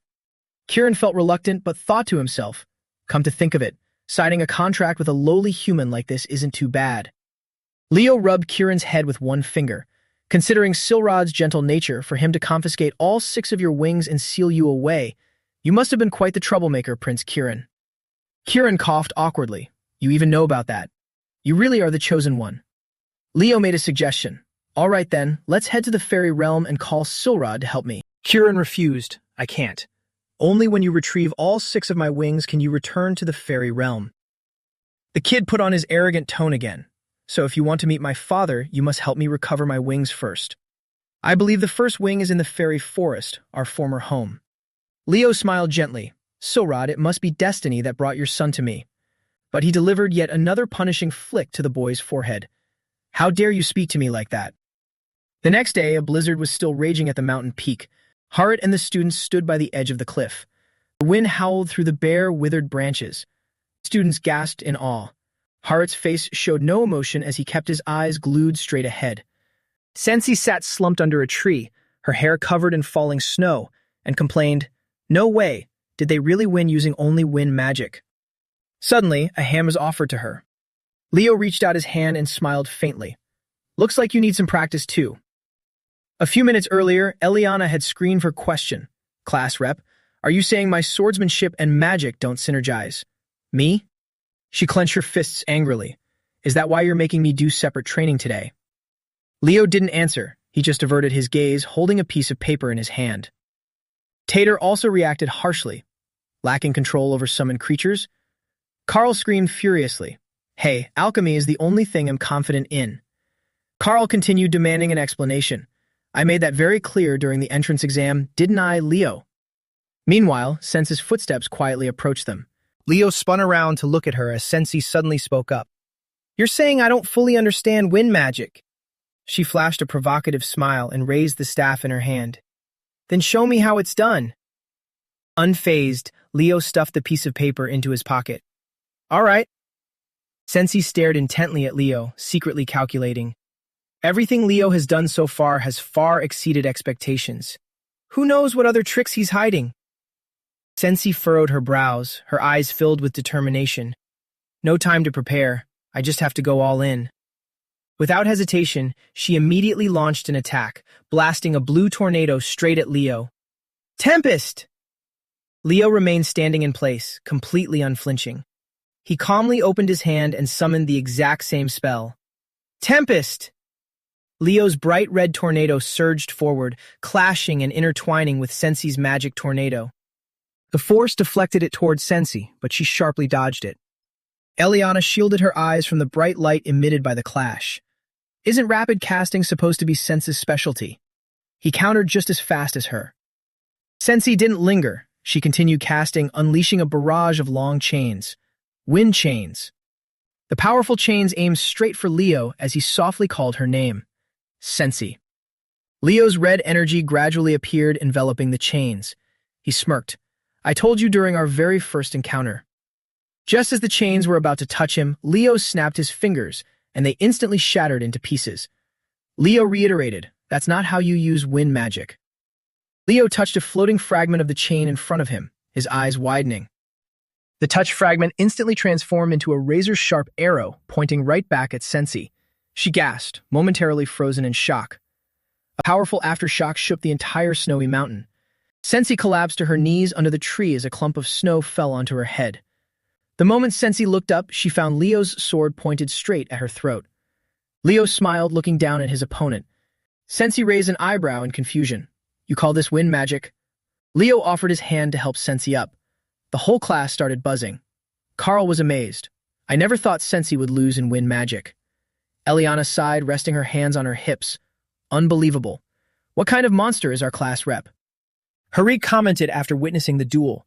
As a pure mage, Sensei is by no means inferior to Leo, but the vast difference in their understanding and application of wind magic decided the outcome. He added, "When you advance a grade, you'll learn new techniques, so it's crucial to master your current powers first." The class applauded the battle they had just witnessed, while Leo patted the head of a pouting Sensei to comfort her. Harit assigned tasks to the kids, so go back to basics under the class rep's guidance and good luck with this afternoon's mission training. Eliana touched her forehead, looking pale. "Yes, sir." Carl rubbed his arms to warm himself. "I'm so cold, and hungry too." A while later, only Leo was left standing in the snow-covered forest of barren trees. He pulled a handful of grass from his pocket. Leo flop, mission practice, herb gathering. Leo recalled the scene in the mansion earlier, where students lay scattered everywhere in exhaustion. Carl had begged, covering his face, "Ill practice later, please." Leo half closed his eyes. Now they're finally starting to take action. Kieran flew in from nowhere, holding a fresh bunch of herbs. "Leo, look. I gathered this much, see." Leo reached out and took 2 leaves, offering a compliment. "Impressive. You really are a fairy." Kieran grinned smugly. "I'm no ordinary fairy, you know." Leo stuffed his bag into his spatial portal. That's enough herbs. He looked deep into the snowy forest. Shall we begin a full investigation of the fairy forest? The journey to reclaim my wings has finally begun. Leo strode around, scouting the area, while Kieran sat obediently on his shoulder. Suddenly, Leo stopped. Kieran asked in confusion, "Why did you stop?" Leo suddenly asked, "Kieran, when were you exiled from the fairy realm?" Kieran estimated for a moment, about 100 years ago. Leo touched the surface of a transparent barrier. Look closely, it's an illusion. Kieran was stunned. Is this the Fairy King's magic? But it doesn't seem like my father's spell. Leo envisioned Silrod and another man standing with his back turned, his face obscured. He silently deduced, that is the magic of Zilit's father, Grauin, the Fairy King of the Great Annihilation era. But the spell was only activated around 100 years ago. Kieran fell into deep thought as Leo's train of thought continued. Based on the timeline, this spell was activated using Kieran's wings. A barrier formed from ancient magic and his own son's wings. That means something incredibly important is sealed inside. Suddenly, a mysterious figure wearing shoes shaped like thin, coiled steel bars approached, radiating a dangerous red magic from his feet. The magical aura spread to Leo and Kieran, assaulting their senses. Leo sniffed, while Kieran had to raise his hands to shield himself.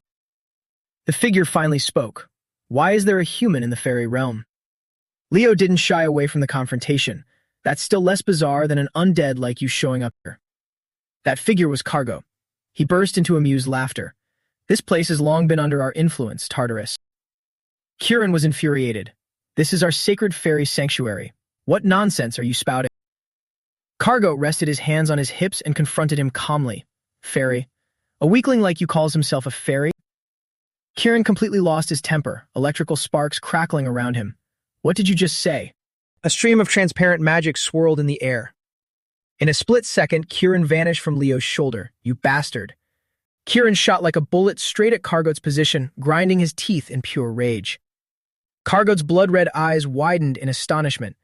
Kieran pierced right through Cargo, blowing a massive hole in his body. The boy darted out from the gaping hole he had just created. The boy's immense power left Cargo battered, his clothes torn to shreds. Kieran landed, not forgetting to throw in a taunt, pretty loud mouth for someone so weak. Leo witnessed the boy's explosive outbursts and furrowed his brows. And you have the nerve to call yourself a fairy while charging in like a thug. Kieran stretched his muscles. As long as it works, who cares? The powers of fairies and the undead are polar opposites. The boy suddenly noticed something amiss. Huh? Cargo used his self-regeneration ability. I see. Even a low-level fairy is still a fairy. Kieran pinched his nose in disgust. Gross, you're foul-smelling and stubborn. Cargo's hand tightly gripped an intricately patterned weapon. Kieran aggressively charged forward again. They'll crush you to the bone. Cargo silently raised his sword and aimed the tip at the ground, the blade continuously emitting chaotic bursts of dark energy. Leo sensed a distinct danger and shouted a warning, Kieran, get out of there. Cargo violently plunged his sword into the ground. He remained rooted to the spot, but bizarre, twisted spikes began erupting from beneath the earth. The sharp spikes rapidly closed in on Kieran. The boy quickly turned around to block the attack. Then, using the momentum, he leaped far away to dodge. Kieran crashed right into Leo's chest. The boy's head was spinning. What on earth was that? Leo placed Kieran back onto his shoulder. It's a Tartarus monster that has existed for a very long time. Cargo maintained his stance. A death knight. He roared, introducing himself. My name is Cargo, a knight serving the Supreme King. As soon as he finished speaking, he charged toward the boy, preparing for his next strike. Leo deflected his sudden attack, but unexpectedly, Cargo circled behind his back. Tactic left Leo stunned for a moment. He gloated, I am the one who will lead you to your death. He furrowed his brows and quickly turned toward Cargo, causing Kieran to wobble on his shoulder. Cargo swung his sword down from above, unleashing a sharp blade of magic. Leo swiftly created a protective shield with his hand to block the strike. Cargo's crimson feet clad in steel boots were revealed as he stepped forward, one pace at a time. With half of his face cloaked in shadows, Cargo couldn't help but wonder, did he really conjure an aura shield in such a short amount of time? Cargo summoned a terrifying power, emitting a purple light that enveloped him as he praised, not bad. In a flash, Cargo closed the distance, swinging his sword for a direct hit. Leo instantly raised his sword to defend. Less than greater than. Gaining the upper hand, Kargot mocked, but it's all useless. Leo gritted his teeth, pouring all his strength into fighting back. Kieran leaped off his shoulder. Leo, let me help. But after jumping just a short distance, Kieran lost his momentum and nosedived into the ground, causing both combatants to look over simultaneously. Kieran held his swollen forehead, looking completely exhausted. Am I completely out of energy? If only I still had my wings. Suddenly, Leo softly spoke. In the name of the contractor, answer my summon. Blazing red flames abruptly erupted around him. Kargot hesitated slightly, taking a few steps back. Leo sprouted a pair of angelic wings, with intense firepower overflowing everywhere. A massive magic circle appeared beneath his feet, and Kargot cried out in panic. What is this? Kieran's eyes lit up, evident joy spreading across his face. What? There's another contractor besides me. Leo swung his sword, unleashing Fiora to charge straight at the opponent. Phoenix. Fiora swept past, slicing Kargot in half with dizzying speed before he could even react. Fierce Fiora from a moment ago reverted to her original form, a chubby little bird, and gently landed on Leo's shoulder. Kieran suddenly sprang up next to Fiora, cheering, it's a phoenix. Kieran waved his hands up and down, teasing Fiora despite her visible annoyance. She glared at him murderously, while Leo could only smile helplessly. Kargot used his regeneration ability again, gripping his sword tightly. Both a phoenix and a fairy. I can't let them live. He thrust his sword forcefully into the ground once more. The blade seemed to melt into a bizarre crimson liquid. Army of the dead, devour all life. Kargot roared, land of the dead. A massive swarm of skeletons materialized out of nowhere, their eyes glowing blood red. Leo flicked his sword, retracting his wings in power, a curse that endlessly summons the undead. Clinging to his shoulder, Kieran asked, what is it? Are you giving up? Are you out of aura? Leo smiled meaningfully. He slid his foot forward and placed a hand on the ground, getting into a stance ready to counterattack. Not even close. Leo spun his sword, generating a gentle whirlwind that enveloped him. This is Kalis mana. It's been a while since I've used it. Leo continued to swing his sword. The ground beneath his palm shattered, cracks spreading outward in a circular pattern. Lee-line wave. Less than greater than. The sudden tremor left the skeleton horde and Kargot completely bewildered. Then Leo launched himself out of the epicenter, his eyes sparking with electricity. He unleashed his next move, this time creating an even fiercer whirlwind that tore apart any skeletons within its radius. Kalis Tornado. Suddenly, Leo spun around, his back to Kargot, power still flashing around him. Leo sprinted in the opposite direction from Kargot. The knight roared, stop right there. Face me if you have any honor as a knight. Leo shot back, you're the one who summoned those minions, what else is there to say? He stomped his foot hard on the ground to build momentum. The entire Skull Brigade just stood there watching Leo dart away, yelling to each other, he's running away. Leo grumbled as he saw Fiora and Kieran constantly bickering. Stop fighting, both of you get in here. He touched down at the edge of the forest, snow swirling blindly around him. It should be safe enough here. Leo crossed his arms and sighed. A Death Knight appearing in the elf forest? Could Tartarus be targeting something here? Suddenly, the sound of footsteps echoed from afar, followed by a strange growling. Leo glanced over and saw a skeleton approaching, limping heavily. Leo stayed on guard, resting his hand on his sword hilt, an undead that escaped a Mortarum's control. Suddenly, the skeleton was slashed to pieces. Leo was startled. A sharp sword point was aimed directly at his neck. It was a young man in a white uniform who demanded, "Did you summon it, human?" Leo immediately denied it. "No, I am a student of Lumine. I have nothing to do with that undead." Leo carefully observed the other person, mentally comparing the uniform to the one he had seen in Aaron's room. That uniform. A Siren student? The other person didn't listen to a single word, glaring and swinging his sword to finish him off. That's hilarious. Die, you dark mage. Leo twisted his body to dodge the strike. Immediately after, he smashed the pommel of his sword right into the guy's hand. The young man collapsed, groaning in pain. A voice out of nowhere suddenly interrupted, "That's enough." A mysterious woman was hiding in the bushes. I apologize for the rudeness. A girl with fiery red hair stepped out. I am Lunia and Lunda, a first year at Siren Academy. Please don't think all Siren students are like him. Leo looked toward Lunia. Apology accepted. So, you're here because... Lunia extended a hand to introduce herself. I'm doing fieldwork in Berkia. And you? Leo replied briefly, I'm on a field trip with my academy. With that, Leo left, not forgetting to bid farewell. Then I must return to report to my professor. Lunia bowed politely. May the Berkia Forest always protect you. Leo mumbled the name he had just heard, Lunia and Lunda. The wind howled in freezing gusts. Leo said to himself, that name sounds so familiar. At the same time, in another location, Lunia was furious, relentlessly beating the Siren Academy boy from earlier and scolding him nonstop. You worst student in the advanced class. Damn it, you idiot. It's so embarrassing. El Sobekia is as peaceful as ever. The scene shifted to the mansion where the golden sunset cast a glow on the balcony. Leo, Harriet, and Luna stood right in the middle of the hall. Luna recounted the story. A death knight appeared in the Holy Land. She shook her head. Unfortunately, monsters have started appearing, but the corruption isn't too severe yet. Harriet immediately defended him. He's not the type of student to lie. Before he could finish his sentence, Luna quickly interrupted.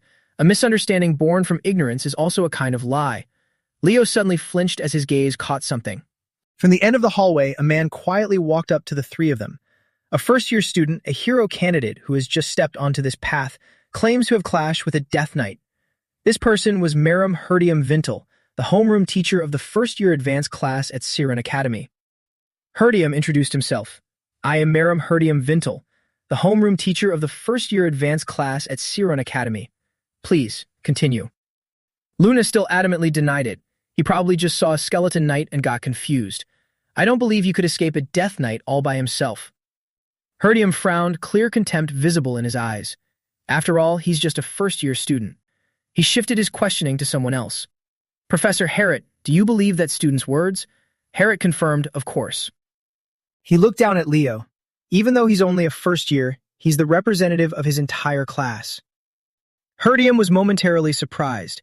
He thought to himself, if what he says is true, this could broaden the horizons of Siren's students. The story about the Death Knight is also a lie. Leo had remained silent the whole time. Seizing the opportunity, Herdium asked him directly, as the class representative, you must be quite confident in your magic, right? He stated firmly, I propose organizing a joint class between Siren and Lumine. In the cafeteria, the students of Siren and Lumine flirted with each other, creating a lively atmosphere. A group blind date. Sorry, I have a boyfriend, so I can't.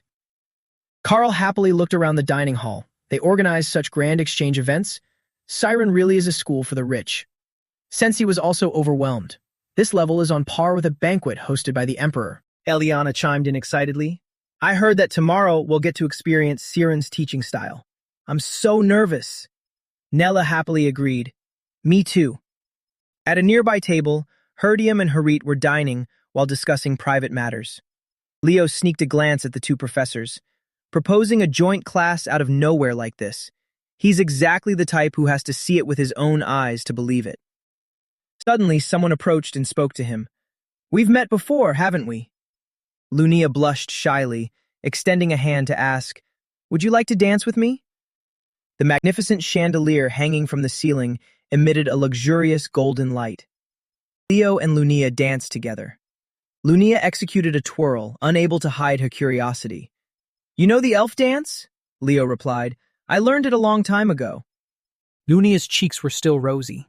Come to think of it, I still don't know your name. What should I call you? The name he uttered made Lunia freeze completely. Leo Flop. Just call me Leo. Lunia suddenly grabbed him by the collar. It's you? The one who stole someone else's contract? Furious, she threatened, I'll kill you. Leo recalled Farina's words. Reina was my contractor and the one who saved Ellen Lunda's life. I apologized to the child who was supposed to be the original contractor. He stared in wide-eyed realization. This girl is the original contractor of Fiora? Leo chuckled helplessly. Lunia was still clutching his collar, trembling slightly. You shameless thief! Leo suddenly flashed a bright smile. Fiora is doing fine. Lunia gritted her teeth in anger. You. The girl got even more furious, clutching the poor shirt tightly, rushing at him while screaming, Die, Leo. A moment later, Leo, Lunia, and the two professors stood on the hall podium. Lunia bowed her head in apology. I'm sorry, Leo Flop. She trembled, seemingly unwilling to accept it. Please forgive my insolence. Leo smiled gently. It's fine. Deep down, he knew exactly what she was thinking right now. Faking it like this must be exhausting. Harriet excused himself. Now that the misunderstanding has been cleared up, we'll take our leave, then pulled Leo away. Herdium suddenly placed a hand gently on Lunia's shoulder. Student Lunia. He pushed up his glasses, sternly warning her, never make that mistake again as the freshman representative of Siren. Lunia's face darkened as she replied stiffly, yes, I understand. Herdium made up his mind. In tomorrow's joint class, we must prove it. He gripped Lunia's shoulders tightly, turning her to face him with an extremely urgent expression, that Siren is superior to Lumine. A burning aura blazed within him. Herdium was resolute. No, superior to all hero academies. An image of two sparkling horses appeared. No bread? Then let them eat cake, you Lumine Academy commoners. Herdium realized he had gotten too worked up. Did I push too hard? He coughed dryly to regain his composure. From now on. Fortunately, Lunia was fueled with enough motivation. She clenched her fists and yelled out, I'll never lose to that bastard again. I'll crush him. Don't worry for the honor of Siren. Herdium was also momentarily dumbfounded by that explosive attitude. Lunia. At the joint class between Lumen and Siren, Harit stood in the middle of the lecture hall. It's a great pleasure to meet you all first-year students of Siren Academy. I am Professor Harit, currently teaching at Lumen Academy. Harit continued, today you'll get to experience a model class of Lumen. The Siren students also seemed expectant. Harit suddenly called out names, Carl, Eliana, Tater, step up. You'll be the ones leading the class. The three of them jumped in surprise, their jaws dropping. Harit motioned with his hand. You're the top students who survived at Lumen. Show them what you've learned. The three were still in shock, their faces flushing red. Professor, we're so touched. Sensei nodded repeatedly, incredibly excited. So that's why you called one person from each department. Leo, however, thought the opposite. Feels more like the teacher was too lazy, so he just pawned it off on them. Eliana was overjoyed, endlessly lecturing about her flaming sword. Carl also babbled on about his floating water drop technique surrounding the objects. Tater clenched his fists, aggressively presenting his giant magic beast. The Siren students below seemed quite intrigued, constantly marveling and taking notes on the new knowledge. Herdium stood off to the side, smirking smugly. When looking from the perspective of another race, we can unlock new methods. Then he went silent for a moment, glancing to the side.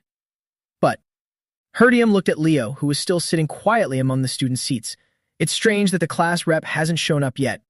The chair Carl had just thrown down. Sensei beamed with a bright smile, praising, great job, everyone. The three bowed low to conclude their lecture and cheers rang out. Herdium stepped up the stairs. That was truly a fascinating class, students of Lumine. He put on a tone of praise. I can clearly sense that each of you has developed your abilities deeply within your respective fields. Then he gently picked up a piece of chalk.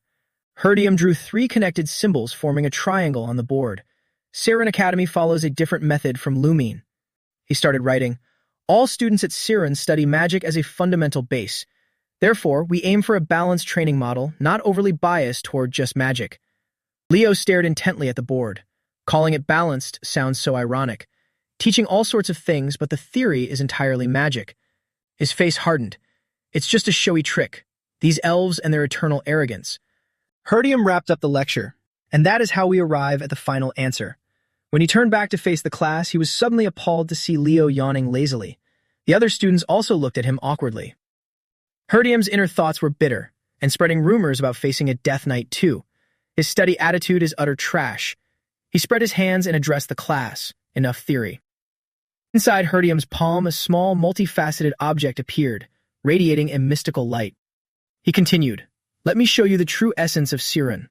Leo looked down in surprise. The golden light from the object cast itself all the way over the students' seats. Herdium began his introduction while keeping the object hovering in his hand. Fundamentally, we elves are a race of magic. Then the object launched upwards, creating a faint magic circle on the classroom ceiling. Herdium maintained his posture, flashing a triumphant smile. A small explosion went off midair. From the center of the blast, an array of multifaceted objects, identical to the one Herdium summoned, flew out. The students below clearly showed their fascination with this type of magic. Sensei exclaimed, that's star magic. And it's an original magic of the elf race. The students were so thrilled their eyes lit up, everyone beaming brightly. Herdium continued his lecture. This is our very essence, the star magic Istar. He drew a symbol in the air. The formula I am writing here is the great legacy of our ancestor goddess Luna, and it is the foundation for the entire star magic system. The spell I just cast is also one of the countless variations derived from that formula. Herdium looked up, the symbol reflecting on his glasses. Isn't it beautiful? Suddenly, an arm went up, wanting to express a viewpoint. It was Leo volunteering. Herdium invited him. Ask away, class rep. Herdium sighed, not usually that interested in star magic, but Leo bluntly dropped a sentence. That explanation is wrong. The blatant remark left both Lunia and Harit in absolute shock. Herdium furrowed his brow, scowling as he asked back, "What did you just say?" Leo remained strangely calm. "I said that magic won't activate." The Saren students were left completely dumbfounded. Herdium annoyedly put his hands on his hips. Of course, it's an incomplete spell, so it can't be triggered. The green leaf-shaped symbol Herdium had drawn earlier appeared more clearly. His voice rang out again. Our ancestors decoded Luna's legacy and somehow restored it to its current form. Leo was silent for a moment, thinking to himself, that spell is a lost art. It's understandable that he doesn't know. Luna created that magic when she established the magic system, with the sole purpose of passing it down to me, Kaylee. Herdium's eyes were as cold as ice. He gave a faint smile. It seems this student is quite knowledgeable about star magic. If our explanation is wrong, then could you show us your way? Harit sighed, about to reach out to intervene, but his movement suddenly halted. Suddenly, Harit flinched, completely, utterly shocked. Leo casually stepped down from his seat to the center of the podium. The magic you elves are currently using is merely a copy. He brushed past Herdium, approaching the symbol the man had drawn. I am the one who inherited the entirety of Luna's essence, but I died before I could pass it on to another elf. By now, he was standing very close to the character. Perhaps we were born to meet. Harit scratched his head, his mind in turmoil. Star magic is the pride of the elves, and it's their founder's legacy. If this continues, it could lead to an academy-wide conflict. Leo began to express his understanding, his finger gliding in a long streak across the board. Everywhere his finger glided, a luminescent line was left behind, looking like a bolt of lightning. The Saren students buzzed with chatter. What kind of explanation is that? It really looks like star magic, but I've never seen that formula before. Leo finished drawing a symbol that looked somewhat similar to Herdium's previous one. Done. His symbol emitted a blindingly bright source of magical power. Tears of emotion rolled down Herdium's cheeks. He tremblingly reached his hand forward, stammering for a long time before forming a sentence. This magic, what kind is this? Have you ever used it? Flashback gradually played. Luna and Kaylee stood by a cliffside. Behind Luna was a massive star-shaped magic circle. She called out his name loudly. Kaylee! Kaylee asked hesitantly, "This spell is..." Kaylee observed the magic circle more closely, while Luna continued talking. Look! I finally finished it! Luna's silhouette was faint as she summoned magic in her hand. I'll teach it to you exclusively, Kaylee. Back to reality. Leo had successfully created a small flower in his hand. This magic is a spell that makes flowers bloom. Stars floated all over the room. The students below froze for a moment. Eliana was utterly amazed. Our class rep just did something absolutely incredible, right? Lunia panicked. What's with the professor's reaction? Did that guy really decode the founder's legacy? Herdium collapsed to the ground in front of Leo's spellcasting hand. Tears welled up in the corners of his eyes. Truly magnificent. Leo looked into his palm and began to explain. Don't tell me the kind of magic from which countless other elements originated is simply a spell to make flowers bloom. It's not that simple. During the era of disasters, flowers were nearly extinct. To the founder of Nebula, wasn't a flower something very special? Fragments of old memories also surfaced. Kaylee poked at the flower in the center of the star. What kind is this? It's useless in combat. Luna still smiled brightly. Do you know how beautifully flowers bloom? Someday, I will fill this world with flowers. Herdium clasped his hands together, his eyes pleading. That's right. The founder must have entrusted the truth within it. Leo gradually retracted the spell, and the flower disappeared with it. A trace of doubt arose in Herdium. But who exactly is that student? How does he know all of this? Leo whispered to him. My name is Leo Flop. He let out a long spiel. I taught myself star magic through ancient tomes. I am an omni-elemental and also a naturally gifted genius mage. Herdium flinched. Could it be that you have elven blood? Leo immediately denied it. No, I don't. Harit slowly stepped forward and interjected. Our student was very rude. My apologies. Let's conclude today's joint class here. He added, and we should also temporarily hold off on making an official stance regarding this matter. But Herdium suddenly spoke up, Professor Harrit, if I may. He grabbed Harriet's hands, full of desperation. Herdium pleaded, could we possibly transfer Leo Flop to our academy? Harriet was utterly bewildered. What? He screamed in dismay, as if he couldn't believe his own ears. Sensi proudly introduced her pot of deep purple whole fish soup. Llewellyn's special soup is ready. Eliana also presented a censored plate of food. And this is the fatal risotto. So delicious that only one person survives. The broadcast banned risotto. Carl, Tater, and Neela looked ashen-faced at the dishes in front of them. Carl and Tater whispered critically, the greatest crisis since enrolling at Lumine. Is there an option to just not eat? Neela suggested an alternative. I have elf bread rewarded from a quest right here. Without hesitation, Eliana shoved a spoonful of the bizarre food straight into Carl's mouth.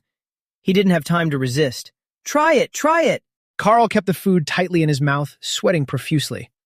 Eliana yelled angrily, What are you doing, you idiot? Runa laughed heartily. It's so nice to see the students this energetic. In contrast to him, Harriet looked incredibly exhausted. He held his forehead and called out to Leo, who was standing nearby, class president. Suddenly, a voice rang out, making Leo freeze. Hold on. Runa began, You should hear this. The Elsolbikia Grand Council has announced their decision regarding the Death Knight. Nella, standing in the shadows, spotted Leo and Runa talking. That is. Runa continued, his expression serious. To put it simply, we have confirmed the appearance of multiple undead and Death Knights in the Elf Forest. An image of a carefully sealed envelope appeared. Along with it was a legion of skeletons and Kargut in Runa's mind. He envisioned 2 badges, one blue and adorned with an eagle. Runa added, Therefore, we have officially requested both Lumine and Siren to investigate the anomaly there, but assigning it to inexperienced freshmen is too dangerous. The other badge was black and featured a lion. Eliana, Neela, and Sensi had somehow hidden behind the door to eavesdrop on the conversation. All 3 of them looked extremely excited. Runa smiled, so we reached out to Siren. When the mission begins, they will investigate alongside the senior students of Siren. Leo asked in disbelief, did the Grand Council leaders come all the way here just for a mission? Runa shook his head. No, actually, I came here on my own. Aaron peeked shyly from outside the door, followed by a blonde bodyguard. Runa explained the reason, because my granddaughter wanted to see you, Leo. Leo exclaimed, Aaron.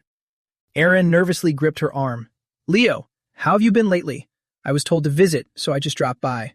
Leo welcomed her warmly. Thanks for coming. Let me introduce you to the class. Sensi gasped softly. So cute. Eliana and Sensi immediately rushed over to introduce themselves. What's your name? Why didn't you come to the mixer the other day? Class president, do you know her?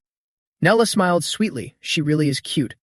Aaron blushed furiously, unaccustomed to the relentless onslaught from the 3 girls. She dashed up the stairs for her life. Excuse me. Her sudden action left Eliana and Sensi frozen on the spot. Sensi was dumbfounded. Did we do something wrong? Eliana understood and scratched her head in embarrassment. She's just a bit shy, huh?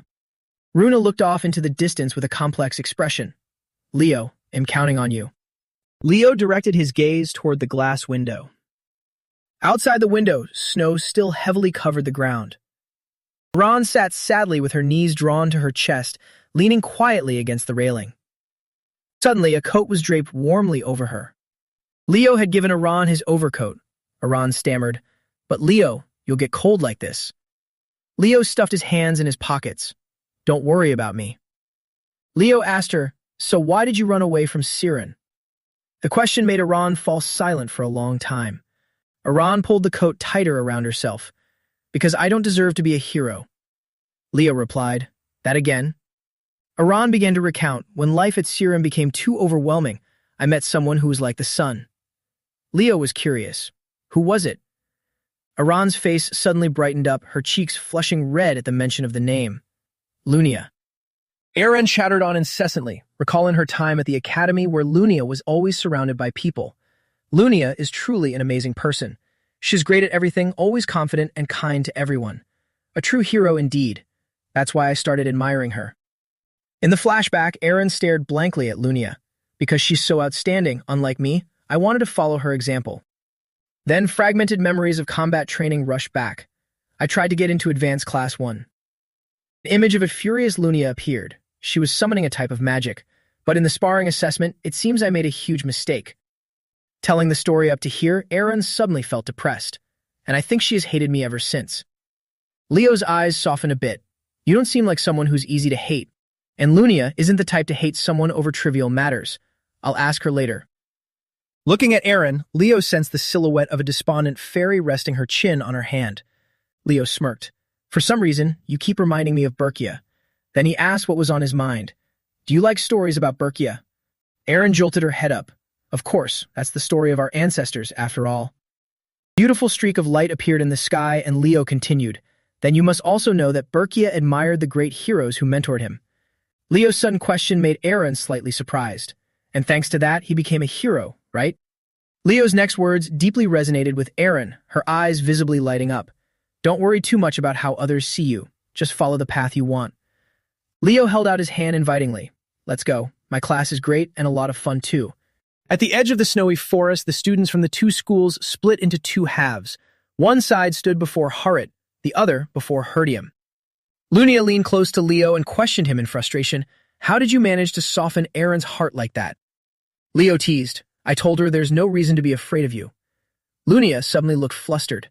Erin is afraid of me? Why? Leo's expression changed, turning serious. She said during the sparring assessment you were so terrifying that she thought you hated her. Lunia froze. It's because Erin was so good that I was intensely focused during the match. Leo reminded her, take care of her. Erin probably needs you right now. Herdium, Leo, and Lunia all simultaneously turned their eyes in one direction. Herdium called out, you're here. Short purple hair fluttered in the wind. Rauta Angra, the third-year representative of Siren, led a group of students and approached them. Rauta smiled and shook hands to greet Herdium, Professor Herdium. Herdium praised, Rauta, your recent thesis is quite remarkable. Leo suddenly noticed the ring on Rauta's hand. He turned to ask Lunia, Lunia, who is that guy? Lunia spun around to answer, Senior Rauta. He's the third-year representative. Lunia added a detail.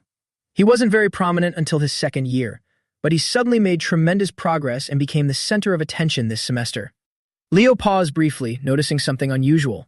His grades skyrocketed. Harit started giving a brief overview of the rules. If everyone is present, we'll start forming teams.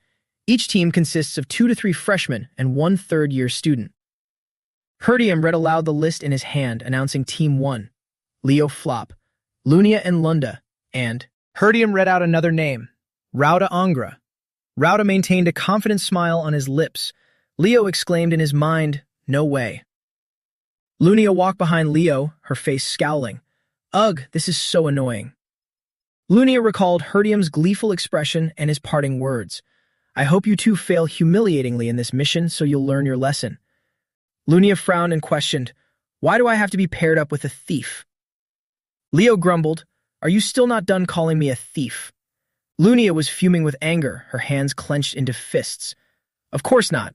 I still haven't acknowledged you as the one who formed a contract with Fiora. Leo didn't really care. Whatever you say. Elf Forest Investigation Team current locations, a map popped up. Leo's team was assigned deep in the forest, while Sensi and Erin's team was in the White Wood habitat. The rare herb cluster was assigned to Eliana and Luca, and Carl and Nella's group was in the Ancient Pine documentation area. Around the forest entrance was Tater's group. Lunia rested her hands on her hips, suddenly noticing the absence of their teammate. Hey, where did Senior Rada go by himself?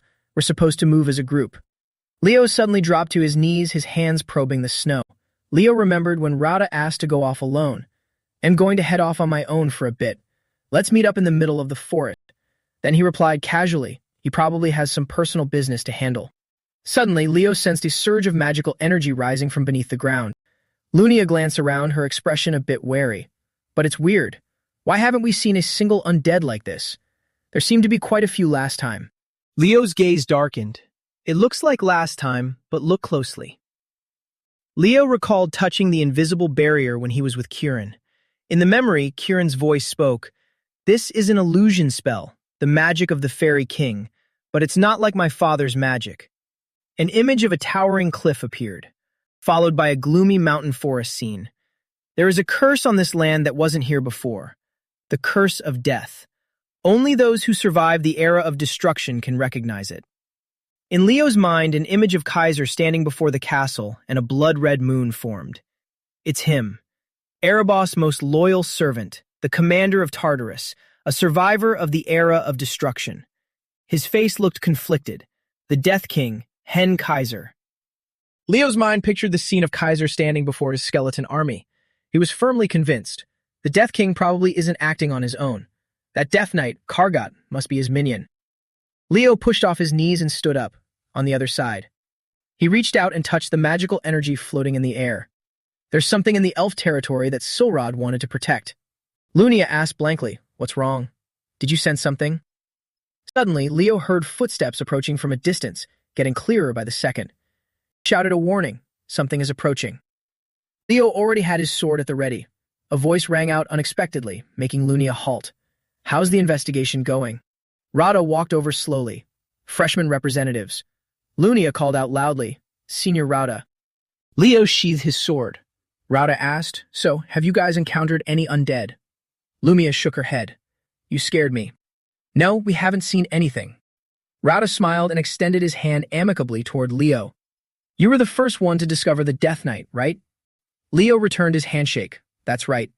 Inwardly, he grew even more certain. This black ring. Suddenly, Rada spoke up. "Unfortunately, you were mistaken."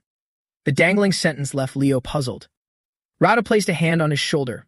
"There isn't even a single undead here, let alone a Death Knight. But that's okay, freshmen are always so overly eager." Rada posed a question to Leo. "Did you know that high-level undead like Death Knights will disappear if the summoner lacks enough mana to sustain them? Therefore, wherever there is a Death Knight, there must be a demon summoner." Lunia gasped in surprise, clasping her hands tightly against her chest. "Does that mean there's a demon in this forest?" She found it hard to believe. But this is Berkia, the capital of Elsobekia. A scene of a bustling town nestled in the snowy mountains appeared. Rada leaned in close to Lunia, lecturing her diligently. "Saren students should know this well, right? About the star magic cast around Berkia." Lunia still couldn't believe it. "It's the magic created by the great founder, Lady Luna. Demons can't enter." "That's true, but..." Suddenly, Leo interjected. "There's no law stating that a summoner has to be a demon." Both students from Siren academies snapped around to look at him. Other races can use the power of darkness too. Leo elaborated further, like the elf race, for example. Rada gave a cryptic smile. "That's an interesting theory." He glared at Leo with piercing cold eyes, his face darkening.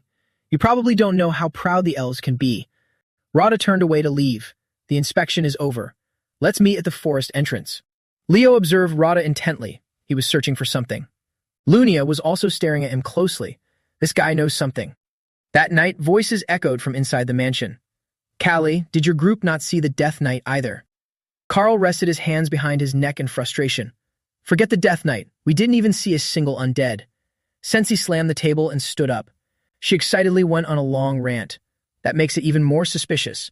The chairman clearly stated the undead had appeared, yet the moment we went in to investigate, they all vanished." Carl could only laugh awkwardly at his friend's stubbornness. Exhausted, he said, "I'm going to sleep." But Sensi instantly grabbed his tie to hold him back.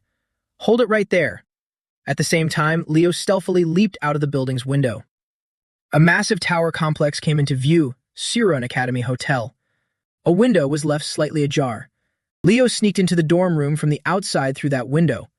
On the desk lay a notebook engraved with Rada's name. Leo was absolutely certain. As I thought, he sneaked out of the dorms. His attention was drawn to a map. Leo stared at the glaring red X marked on it. This is the entrance to the elf territory. Suddenly, Lunia appeared climbing through the window. "What are you doing here?" The unexpected voice caught Leo's attention. Leo rushed over and covered Lunia's mouth, signaling for her to stay quiet. Lunia lowered her voice. "You looked suspicious earlier. What exactly are you doing here?" "Looking for Rauda, but he sneaked out first. He's clearly heading towards the elf forest."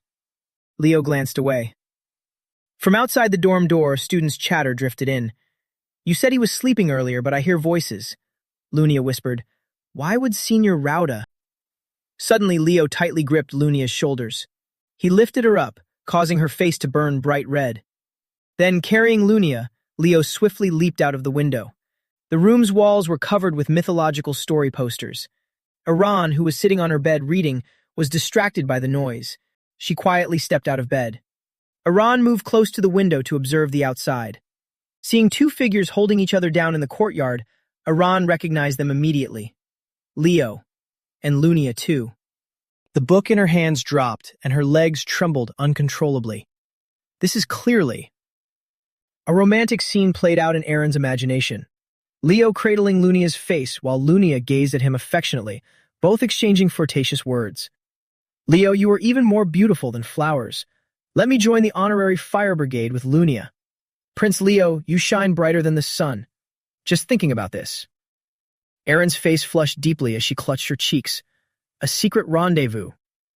The snowy forest scene emerged with barren branches, the full moon already high overhead. Blizzard winds swirled everywhere as Leo and Lunia marched through the forest. Seeing her stubbornly following him, Leo asked, "So, are you planning to follow me forever? Go back to the dorms right now." Lunia's anger was evident as she frowned. "Are you still suspecting that Senior Rauda is involved in this? He only arrived this morning, and you guys saw the death knight days ago." Lunia, in the middle of her passionate scolding, suddenly paused. "But what about you guys?" Unexpectedly, Aaron came running over, panting heavily. "Stop it, that's enough." Lunia was stunned. "Aaron, when did you get here?" Aaron replied, "I've been following you guys from the very beginning." Aaron gathered all her strength and screamed, "Good heavens, no! Students shouldn't be engaging in improper romantic relationships. Boys and girls are supposed to be separated from the age of 7. Lunia was utterly shocked. "Huh?" Leo was equally bewildered. "What on earth are you talking about?" Iran continued shouting, "Boys and girls, I saw everything, including how you two sneaked out of the dorms together. It's so scandalous." An image of Luna appeared, her hands clasped together and tears welling in her eyes. "My granddaughter has 10, no, 100. Wait a minute." Iran stammered a bit. Of course, Lunia is truly beautiful, and Leo is very handsome too. Lunia turned to stone on the spot while Leo scratched his head. "Iran, you've misunderstood everything." Leo urged, "Lunia, say something." Lunia pursed her trembling lips. "Say what?" Lunia's face flushed bright red as she awkwardly turned back to look at him. "It's not like that." Suddenly, a series of noises rang out. Leo's eyes widened as he focused intensely. Grotesque arms thrust up from beneath the ground. An army of skeletons slowly emerged, multiplying by the second. Leo shouted, "It's the undead." He placed his hand on the hilt of his sword, taking a stance ready to counterattack. "Welcome to the elf forest." Leo scanned the area. They are all high-level undead, skeleton knights. Lunia gritted her teeth. Where did they suddenly come from? Leo turned to look. "Lunia, are you ready?"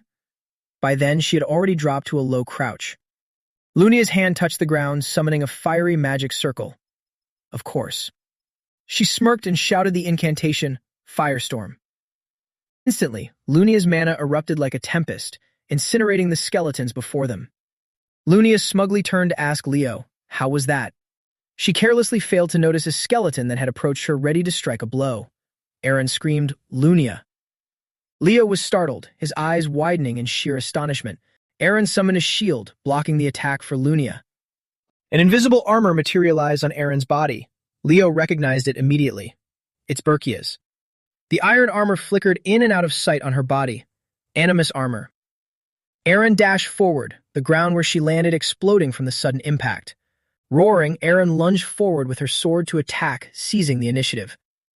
Aaron's sword sliced cleanly through a skeleton's head as fast as lightning. The places Aaron ran past left alternating dark purple magic trails in a dizzying trajectory. After finishing off the skeletons, the armor on Aaron's body vanished. Lunia praised her admiringly.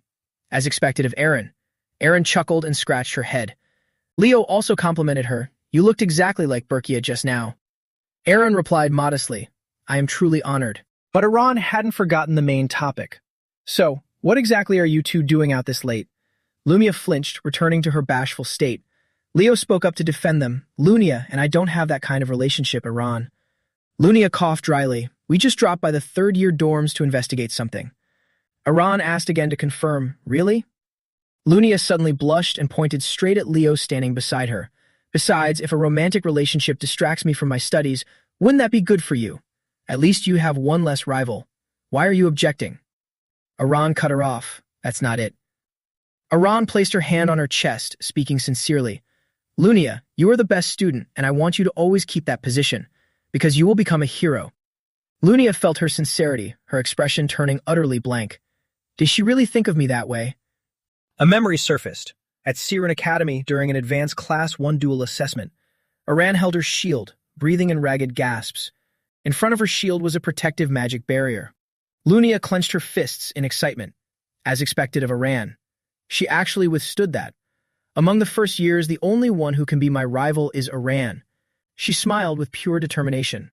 Lunia suddenly gritted her teeth, displaying an incredibly fierce expression before summoning her magic. All right, it'll go all out. Seeing Lunia's terrifying expression, Aran instantly fell into a panic. Lunia suddenly froze, struck with shock as she realized she had gone too far. A massive explosion swallowed Aran's figure. So now I finally understand what that look from the other day meant. Returning to the present, Lunia realized everything, including why she hadn't come to school afterward. Lunia's face fell as she softly called out, Aran. Lunia grasped Aran's hand. I want you to keep coming to school, because you are my friend. Aran stammered. Wait, Lunia and I are friends. Don't you hate me? Lunia broke into a bright smile. We are friends, you know. Then she added, as a friend and a rival, I hope you'll continue to compete with me. Aran joyfully repeated, friend and rival. Suddenly, Aran paused. But Aran was still stubborn, her eyes glistening as she timidly glanced at Leo. You two really aren't, are you? Lunia jolted in panic. Lunia yelled, we already said we're not. Leo sighed helplessly. Kids really do grow up through their squabbles. A black crow with blood-red eyes let out a harsh screech. Cargo sat alone in the middle of the dark forest. You must have been ambushed, mage. He hinted, we have some uninvited guests here. Rada wore a large hood. He questioned, what? Shouldn't your Night Order handle this? Rada reached up and pulled down his hood. Death met Cargo. Cargo turned to face him. You little brat. Cargo's legs were crimson, wrapped in thinly forged steel bands. He spoke, are you treating the great Death King's Night Order? His voice dripped with authority as he interrogated Rada, like a bunch of servants. Rada didn't flinch, holding out the ring on his index finger. It seems you've forgotten that the great Death King was the one who chose me. Then Rada pulled his hood back up and turned to walk away. Once the summoning array is complete, I won't need to rely on Tartarus anymore. Rada's silhouette gradually faded into the distance. Until then, I hope you continue to cooperate. Cargo let out an eerie laugh. Cargo's glowing red eyes flashed with bloodlust. Very well. Night completely enveloped the mountain, and the full moon hid behind the pure white canopy of trees. Leo took the lead, summoning a small wisp of light in his hand, with Aaron and Lunia following behind. Aaron suddenly asked, are you saying that Senior Rauda is connected to the disturbances in the elf forest? Lunia pointed at Leo. This guy is just spouting nonsense, don't mind him, Aaron. Aaron, sensitive to the environment's temperature, murmured, but the air feels a bit colder, doesn't it? She hugged herself for warmth. Even though Elsobeckia is a cold region, this feeling. Come to think of it, Lunia also scanned their surroundings warily. It's faint, but... Leo darted his eyes around, thinking to himself, I'm starting to feel a curse. Leo summoned a blazing red magic circle in front of him and prepared to reach inside, making sure to warn his friends. We'd better prepare ourselves before going any deeper. Kieran was summoned. He struck a cool pose. Behold my grand entrance. Fiora also appeared brightly, raising one of her wings high. Both were startled to see Lunia rushing toward them with a menacing expression. She called out sweetly, Fiora. Lunia clasped her hands together, gushing non-stop. How can something so beautiful exist in this world? It's me, your big sister Lunia. Do you remember? Aaron was also captivated by the two creatures perched proudly on Leo's head. Leo, what are those summoned beasts? Leo began to introduce them. This is the baby phoenix, Fiora. Lunia praised endlessly, Fiora, you're so beautiful. Leo added, and this is the fairy prince, Kieran. Kieran's face lit up with joy upon hearing his name. Aaron suddenly marveled, someone who has a contract with both a phoenix and a fairy. That's truly incredible. Leo's expression turned serious again. Stop chatting and get ready. We're about to enter the heart of the forest. The three of them walked straight into the darkness ahead. From here on out, it's going to get much fiercer. Leo swung his sword with a sharp strike, finishing off a monster. Lunia launched an attack, blasting 5 streams of fire at the horde of monsters. Fireball. A purple flame appeared, burning away the skin of the monster from earlier to reveal its pristine white bones. The monsters came back to life, transforming into skeletons and crawling forward. Eren cried out in shock, undead. Lunia voiced her deduction. There must be a necromancer nearby. The sword in Leo's hand was dyed a blazing fiery red. Leo continued his assault, slashing horizontally through the skeletons. Flames erupted from the slashes, engulfing the undead in a sea of fire. Leo immediately rejected Lunia's assumption. No, there's no one here. Lunia frowned. Leo, you saw it too, didn't you? An orc turned into a skeleton. Kirin curiously felt around, examining the destroyed skeleton. Leo explained, that wasn't an undead summoning from a mage. Confused, Lunia asked, then what is it? He continued, the curse of death. Both girls were stunned. Lunia asked, the curse of death? I've never heard of that one. Eren slightly lowered her head, confusion evident on her face. It continuously summons the undead in the area and turns the entire land into a literal realm of death. The image of Kaiser appeared in her mind, and the one who cast it. Leo pinpointed the culprit. It's the commander of Tartarus, the Death King, Hell Kaiser. Lunia immediately felt anxious. This is bad. That means Tartarus is making a major move against El Sobekia. We're out of time. We have to report this to the professors right away. Just as she finished speaking, a thick cloud of dust suddenly billowed out from nowhere. Lunia and Eren flinched, using their arms to shield themselves. Lunia cried out with difficulty.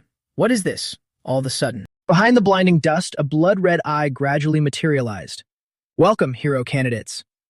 Cargo charged straight at them. Welcome to the land of the dead.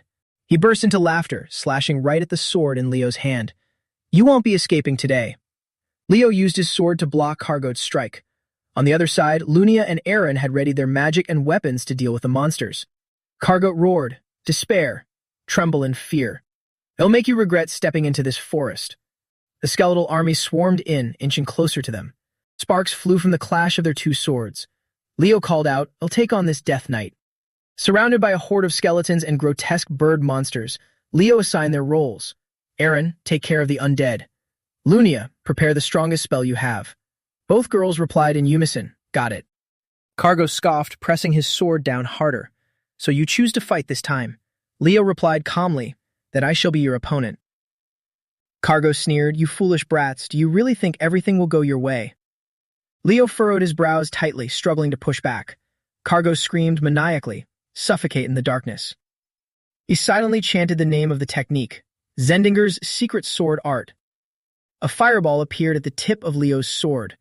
The fireball exploded, its terrifying power grazing the horn on Cargo's head, shattering it to pieces. Cargo backed away, asking cautiously, is that Phoenix fire?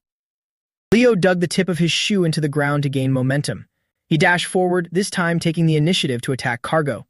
It's not just Phoenix fire, it's fused with Zendinger's flame aura. Cargo was surely shocked to realize that his sword was suddenly crumbling. My sword is melting? Seizing the opportunity, Leo swung his sword in a decisive arc. The moon in the sky turned a vivid red. Cargo secretly evaluated his opponent. He's overpowering me with his combat experience. Cargo's energy scattered in all directions as he landed in front of the skeletal horde. Cargo recalled Leo's resolute gaze from moments ago. How can a mere freshman be like this? And that look in his eyes. What is it? He pondered for a long while. Suddenly, a blinding red light crashed down. Cargo raised an arm to shield himself. Right above their heads, a massive fireball was continuously gathering mana. Lunia smiled wickedly and silently chanted her spell, Combust.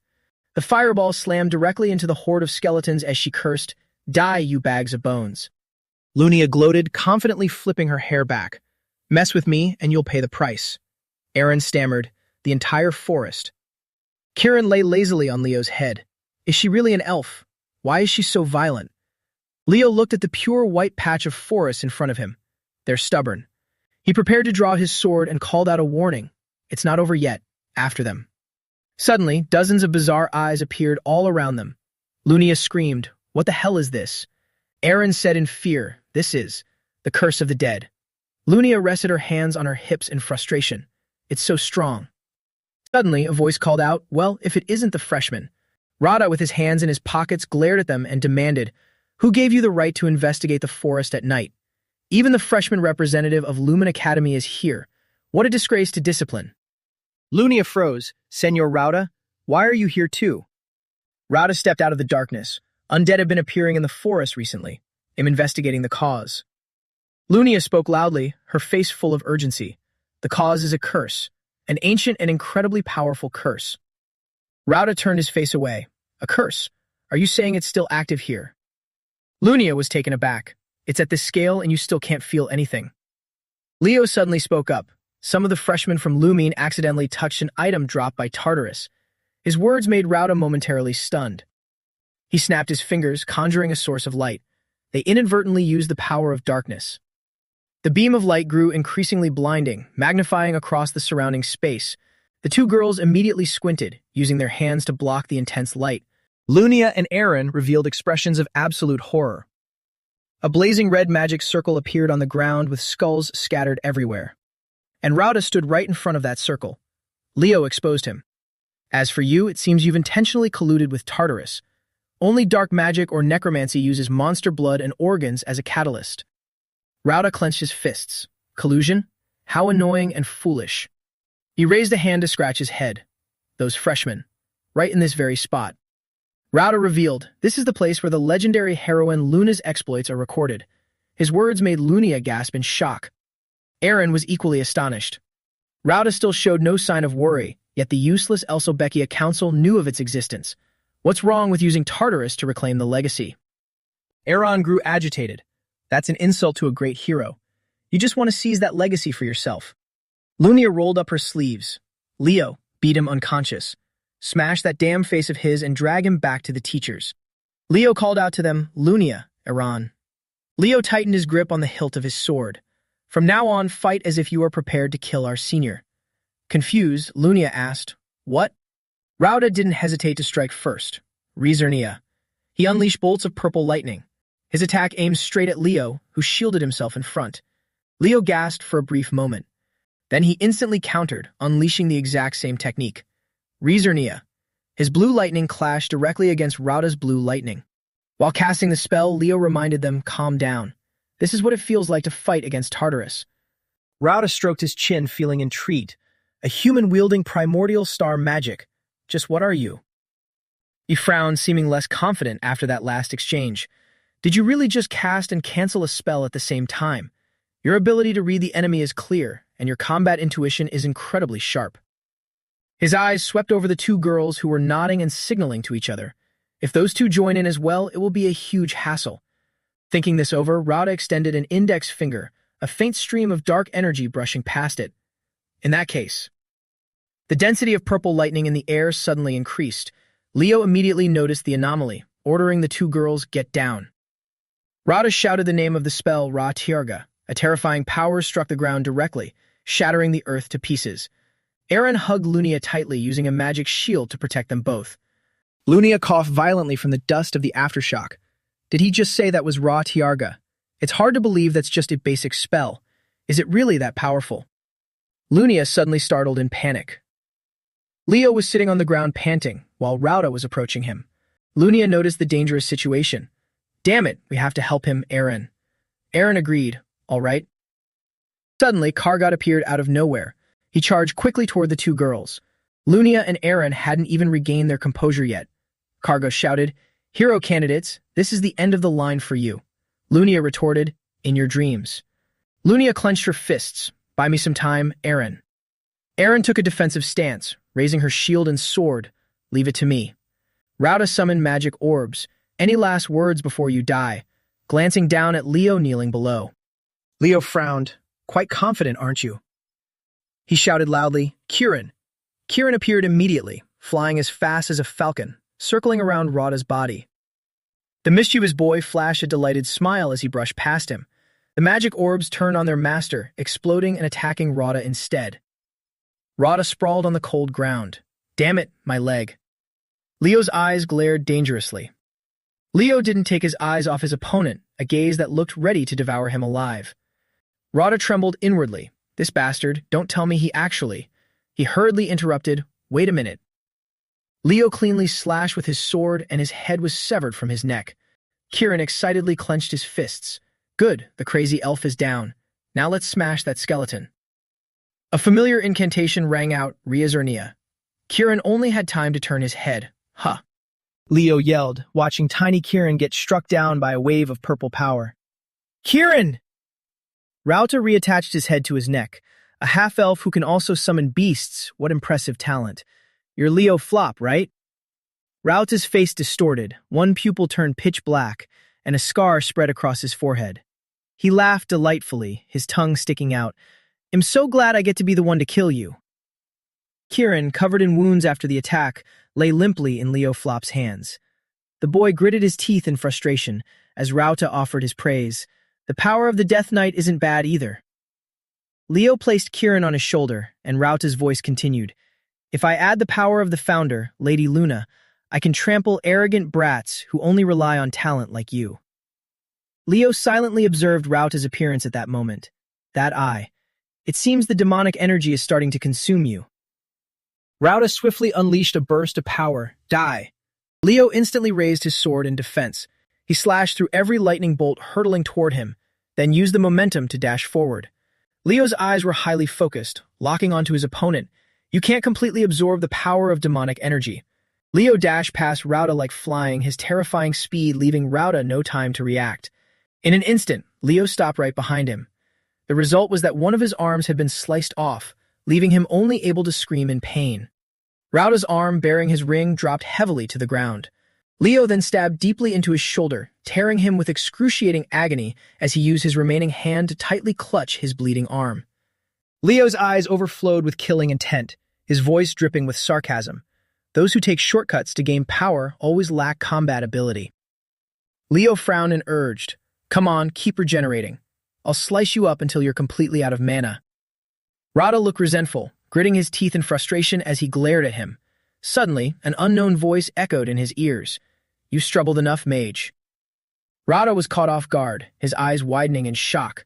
The voice continued, The one in front of you is not your true target, right? Hurry and complete the summoning circle, then claim the power sealed in this land. Rauta seemed to realize it. Right, if only I can get that power. He groaned softly, his gaze dropping to where his ring-bearing arm had been severed. Leo turned his head to look behind. Lunia and Aaron were still locked in a fierce battle with Cargo. Due to fighting continuously for so long, Aaron started trembling. Seeing this, Leo silently praised them. Those two are holding up really well. Leo calculated, looks like I have to deal with this guy first, but he waited and saw Rauta only clutching his arm without doing anything, raising a suspicion. Why hasn't his right arm regenerated yet? Kieran noticed the anomaly and quickly pointed, Leo. Kieran spoke loudly, look over there. Rauta's severed arm, it's moving on its own, scribbling a bizarre magic circle with blood. Rauta covered his mouth, trying to suppress a smile. He roared, blood splattering from his mouth, it's too late. The two girls looked over, feeling utterly shocked. A flickering red light appeared on the top point of the hexagram, while Leo and Rauta were right in the middle of the magic circle. Cargo also slowly turned his head to observe.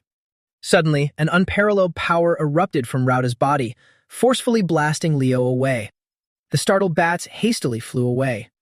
The stone floor began to crack wide open, continuously shifting underneath. A massive dark red arm burst forth from beneath the ground. Kieran was stunned. Oh my god, what is that? Leo replied simply, the Bone King. The giant Bone King thrust its sword into the ground, towering majestically before Leo's eyes. Leo looked up, his brow furrowing slightly.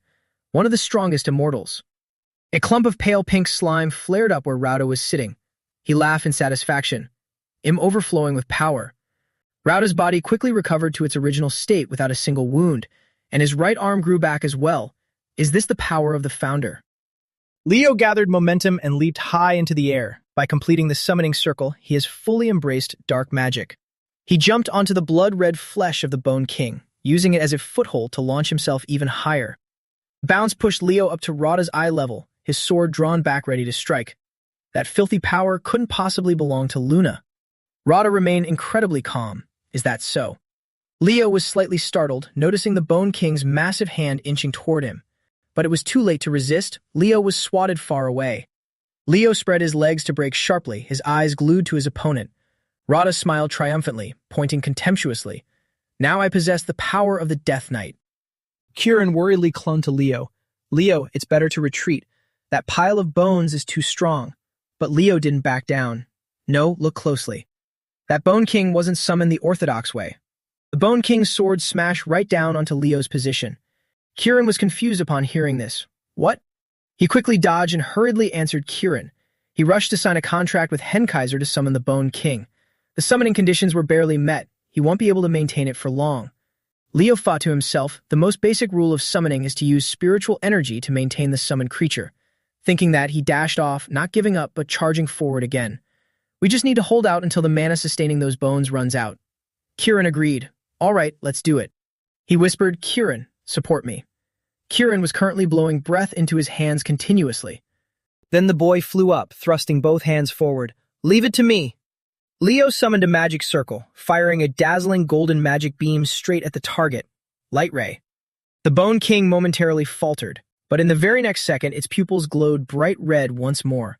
With burning momentum, it swung its sword behind its neck, preparing to attack.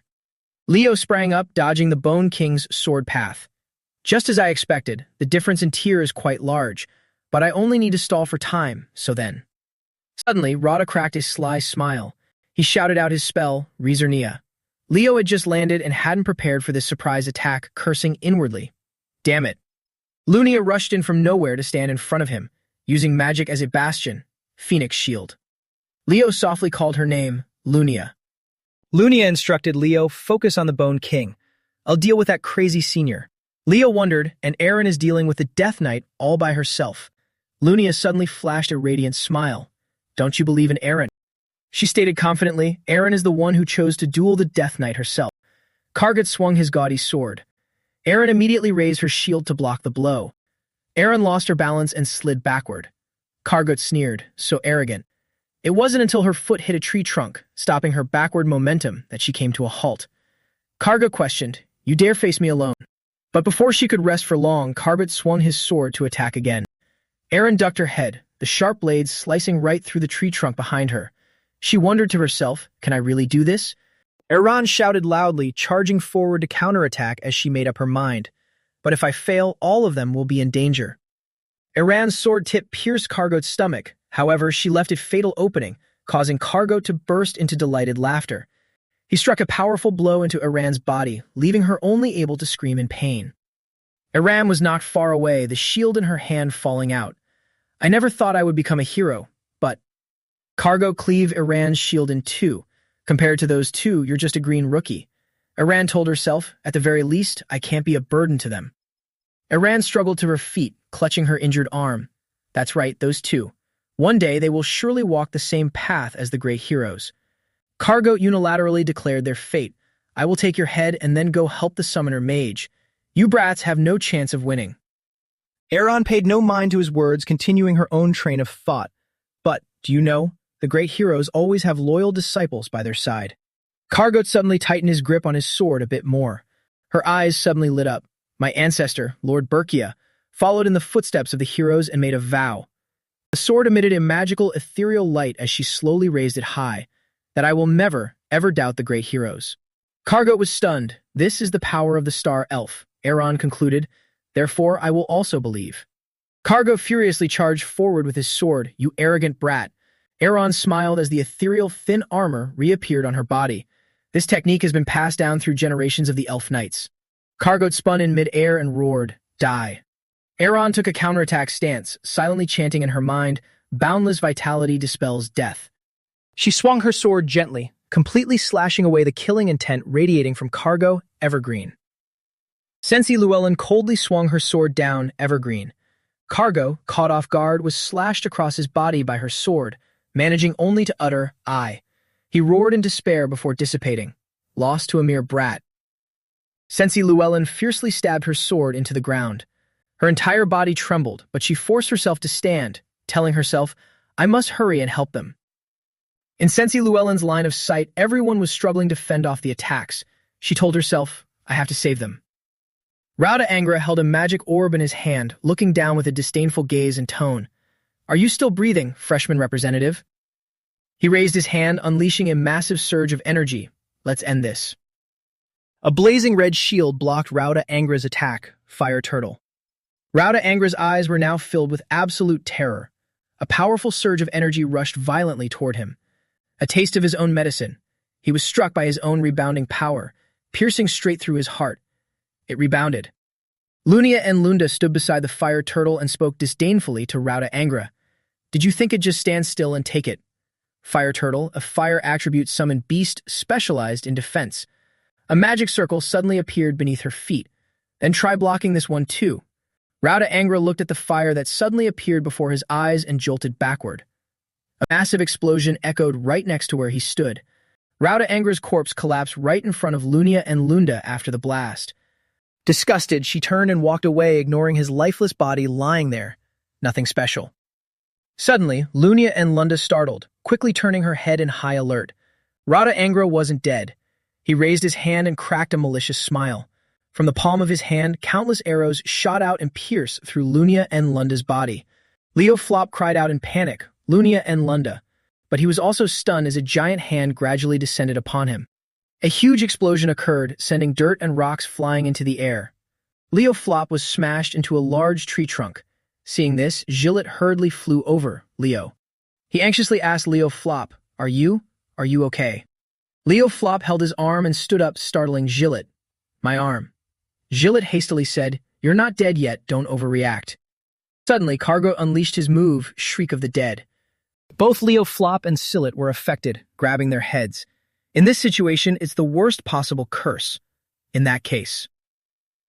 Leo Flop summoned the little bird, Phoenix Fiora. Then he ordered the little bird, Charge. Lunia and Lunda thought in astonishment, My body. Sensi Llewellyn was also amazed, is being healed. Leo Flop gave another command, once more. Lunia and Lunda. Summoning magic, manifestation. He gripped his flaming sword and seriously faced Cargo's descending blade. Cargo fiercely slashed his sword into the ground. Leo Flop nimbly leaped up to dodge. Leo Flop's entire body radiated a brilliant aura. Leo Flop.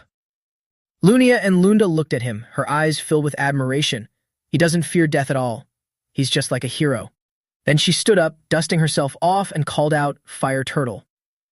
She reached out and patted the turtle's head. Well done. Step back and rest. A flame suddenly appeared in Lunia and Lunda's hand. She launched the flame straight at Rauda Angra, leaving him stunned. He looked at the flame dancing on one of his arms and sneered. That flame of yours that once terrified the world is now so dull. Lunia and Lunda, what do you plan to do with that feeble ember? Lunia and Lunda's eyes were filled with unyielding resolve. She took step after step toward Rauda Angra, saying as she walked, You call this dull? The flame of our Rundua lineage, as you know, has been the keeper of the Phoenix's vow for generations. My very first ancestors swore to immolate themselves if necessary, just to burn all of Tartarus to ashes. Rauda Angra was now somewhat panicked, but still tried to act tough. What's with the sudden nonsense? Have you given up? Yet anxiety consumed his mind. Even so, this flame. Why hasn't it gone out? Lunia and Lunda fiercely grabbed Rauda Angra's burning arm. He panicked, looking down at his tightly gripped arm. As long as our ancestors will burn, we remain the inheritors of the Phoenix's vow. This flame will not extinguish until all the demons are reduced to ashes. And furthermore, that left eye of yours. It's obvious.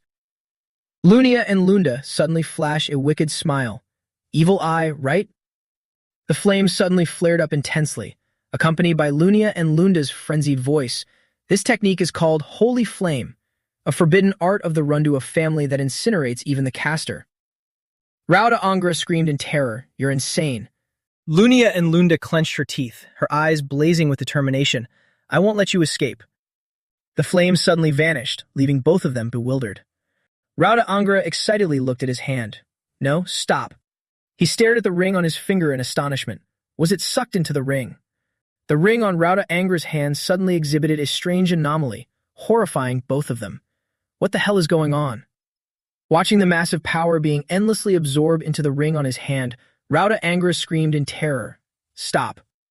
The ring continued to absorb it, drowning out Rauda Angra's helpless and desperate scream, No. The ring dropped in front of Lunia and Lunda, causing her to fall to the ground in terror. It was absorbed into the ring? What is this? The mage is dead. The energy should have been cut off. She then looked at Cargo, who was still fiercely fighting. With Leo Flop struggling to defend himself, Lunia and Lunda silently wondered, Why is the Death Knight still standing? The ring quietly emitted an ominous aura. The Death Knight was raising his sword high, preparing to strike. Meanwhile, Leo Flop was stunned, thinking, this aura. In some dark palace. A true Death Knight sat quietly on a throne, resting his chin on his hand. His eyes shot open as he commanded through his mind, charge. The sword radiated a suffocating, lethal aura. The real Cargo commanded the puppet, and complete the mission you were assigned. Leo Flop gripped his sword tightly and frowned, thinking to himself, just as I thought, this is the power of Henkaiser. His transmitting energy through a magical mechanism, as cunning as ever. And that direction, it's heading toward the entrance to the elf territory. That fake Cargo intended to swing his sword at the protective shield of the elf territory's gate. Seeing this, Kieran hastily dashed forward. Leo Flop also rushed forward, simultaneously ordering, Kieran, cover me. The fake Cargo had already raised his sword high. Leo Flop's sword hurriedly blocked the fake Cargo's blade. He trembled, gritting his teeth to withstand the strike. Leo Flop shook as he held on, thinking to himself, no, this barrier. The fake Cargo suddenly gave a powerful shove. Leo Flop was sent flying and the barrier shattered along with it. It's about to break. A massive explosion erupted, accompanied by desperate screams. Leo Flop! Leo Flop! Fragments of the protective shield scattered everywhere. The sky grew dark as Leo Flop lay there unconscious amidst anxious calls, Leo Flop. Leo Flop remained motionless on the ground. As Leo Flop lay there, Kieran and the little bird Phoenix Fiora quickly flew over. Leo Flop sat up, startled by the two streaks of light rapidly approaching. He looked down at his calloused palms and cursed under his breath. Damn it! Leo Flop clenched his fists, his eyes full of worry as he thought, I'm out of aura and spiritual power. He stood up and looked around at the desolate land surrounding him, the elf territory. His feet stepped on the cracked bricks. As he walked, Leo Flop thought to himself, I didn't expect it to be this ruined. Leo Flop was startled as he looked at the sword embedded in the rock. His eyes were filled with astonishment. This is. Flashing back to the past, a clear voice rang out, Are you going to throw it away? The Leo Flop of the past answered gently, Yeah, Berkia, you take it. Berkia looked indifferently at the dagger in her hand. Seeing this, Leo Flop probed, What's wrong? Not your style. She bluntly replied, No, it looks too rustic, and I don't see how it's useful at all. Hearing this, Leo Flop felt slightly embarrassed, waving his hands clumsily as he said, What did you say? Hey, do you have any idea how many life or death battles this has been through with me? A group of people appeared from nowhere, waving and calling out to Leo Flop, making him startle and turn his head. Kaylee. Verkia looked down sadly at the dagger in her hand without saying a word. We have to leave right now. Leo Flop reached out and patted her head, which caught her off guard. Verkia clutched the dagger tightly, standing there all alone and forlorn. He turned his back and walked away casually. I'm leaving. The image of the group gradually faded into the distance. The scenery shifted as day turned into night. Verkia was still standing there, yearning for a certain silhouette. Leo Flop gently touched the gleaming dagger, that arrogant guy. He picked up the dagger, sighing with deep regret over the past. He said he didn't need this back then. A strange phenomenon suddenly emerged from the dagger. Holding the glowing dagger in his hand, Leo Flop was utterly astounded. A tremendous surge of power erupted from the blade, forcing Leo Flop to raise his arm to shield himself. Blinding light scattered in all directions with him at the very center, and as the power slowly faded, Leo Flop's thoughts surfaced. This magic has been sealed within this dagger for thousands of years. His feet remained planted, as steady and unyielding as a great mountain. Leo Flop's entire body was enveloped and transformed by the blue light from the dagger to serve its true master, which is me. Looking at the overwhelming amount of mana flooding the surrounding space, he thought to himself, so much magic. Facing the Bone King, who was raising his sword high to strike down, Leo Flop merely pondered calmly, which spell should I use? A fireball suddenly struck the Bone King directly. Seeing that, Leo Flop just smiled faintly. Those kids in that case. Lunia and Lunda was being supported by Sensi Llewellyn, and though her stamina was draining, she still screamed to draw its attention. Stop right there, you pile of dry bones, while Sensi Llewellyn pointed anxiously. Miss Lunia, over there. Sensi Llewellyn's eyes suddenly widened. What a terrifying amount of mana. High in the air, a massive surge of power abruptly formed a giant golden band displaying the 12 zodiac signs. The two girls struggled to hold each other up so they wouldn't be blown away by that power. Lunia and Lunda managed a strained smile and said, if she's the contractor of a phoenix, then this is the absolute minimum she can do. A blinding golden light gathered in Leo Flop's hand. It's not as powerful as the original. The stars in the sky began to plummet down like rain, leaving the two girls clutching each other in slack-jawed awe. But for those kids, this will be a wonderful gift.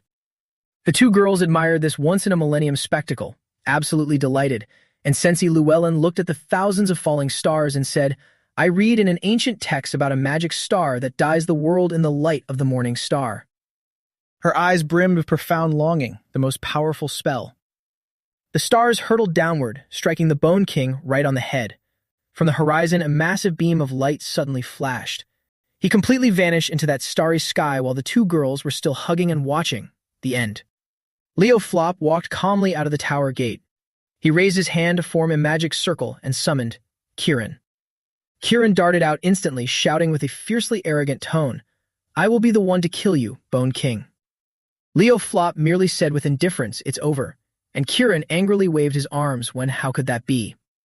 He didn't answer and simply gave a calm order, go find your wings first. Kirin yelled his reply and zoomed away in a flash, fine. A voice suddenly called out, Leo Flop, and Leo Flop turned his head, asking calmly, is everyone all right? Supported by Sensei Llewellyn, Lunia and Lunda heard this and retorted irritably, you're worrying about us, you're the one in the most miserable state right now, while Sensei Llewellyn quickly offered comfort, I believe you too would make it through. Lunia and Lunda suddenly grew curious, but wait, what was that magic just now? It looked like something straight out of a legend. Leo Flop presented the dagger and said, it feels like it came from the magic sealed within this dagger. It's definitely related to the great hero. Sensei Llewellyn was instantly intrigued, a holy relic of the great hero, while Lunia and Lunda wondered, could Tartarus have targeted this place for that very item? A voice abruptly cut through their conversation. Hey Leo, look at this, as Kirin brought a cocoon right before his eyes, boasting eagerly, I found the wings my dad hid for me. Kirin casually sat in the palm of Leo Flop's hand and casually asked for a favor, help me unwrap this. Leo Flop agreed and used his hands to help Kirin, all right, and seeing this, Lunia and Lunda was slightly taken aback. Wait a minute, before blurting out something that stunned both Leo Flop and Kirin. Isn't that a fragment of the Hero Chronicle? Brilliant light burst forth in the dead of the silent night. A sudden notification appeared, Hero Chronicle, open, chapter of the world. All three of them had been teleported to an entirely unfamiliar forest. Lunia and Lunda gasped in astonishment. What in the world is this? A voice echoed from nowhere, leaving all three of them frozen. Are you planning to defeat Erebos? Leo Flop didn't look back but thought in sheer shock, that voice.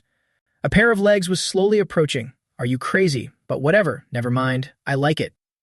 The two girls stared wide-eyed in amazement at what they were witnessing. Hunting Erebos, that's the perfect goal for me, I love it. Even Leo Flop couldn't believe it as he spun around to look. I told you so, didn't I? Now I understand what Tartarus is truly looking for. Long platinum blonde hair fluttered in the wind, accompanied by a gentle voice. My name is Luna. The girl, like a little sun, reached out toward the group and said with a smile, I will become someone who shines like the stars in the night sky, so you should feel honored to have me on your team. Leo Flop just gazed coldly at the girl standing before him. That's right, it's really her. Stars continued to drift everywhere. This is a part of Kaylee's Hero Chronicle. Hurried footsteps echoed as Herdium and Harriet frantically searched for the students, Leo, student Lunia, student Aaron, followed closely by an anxious Luna running behind them. After searching for a while, they finally found Leo, along with Lunia, who was being supported by Aaron, Professor Herdium. Lunia handed the fragment to Herdium. Please look at this. This is the Hero Chronicle of the founder. When Herdium saw the fragment, he was struck by a mix of surprise and deep emotion. This is. Instead of scolding Leo, Harriet praised him. You did great. So, is everyone who left the dorms accounted for? Leo hesitated before speaking. There is still one more person. Aaron beside him grew frantic as well, turning to Luna, sir. What about Senior Rada? With that, everyone headed back together, leaving only Leo trailing behind. Let's go have a talk. He turned his head to look back, a trace of sorrow lingering in his eyes. Luna. On the final day of the field trip, everyone gathered in front of the spatial gate. Herdium shook hands with Harriet. Thanks to you, the students have learned so much. I am truly grateful. Over here, Lunia also shared her final words before parting with Leo. The next time we meet, I will be stronger than you, just you wait and see, Leo. While Leo, with his hands in his pockets, replied cheerfully, I'll be waiting.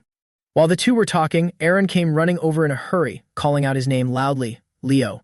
Panting heavily from her sprint, Aaron said urgently, I am going back to Siren Academy. Leo didn't reply, he just smiled gently at Iran.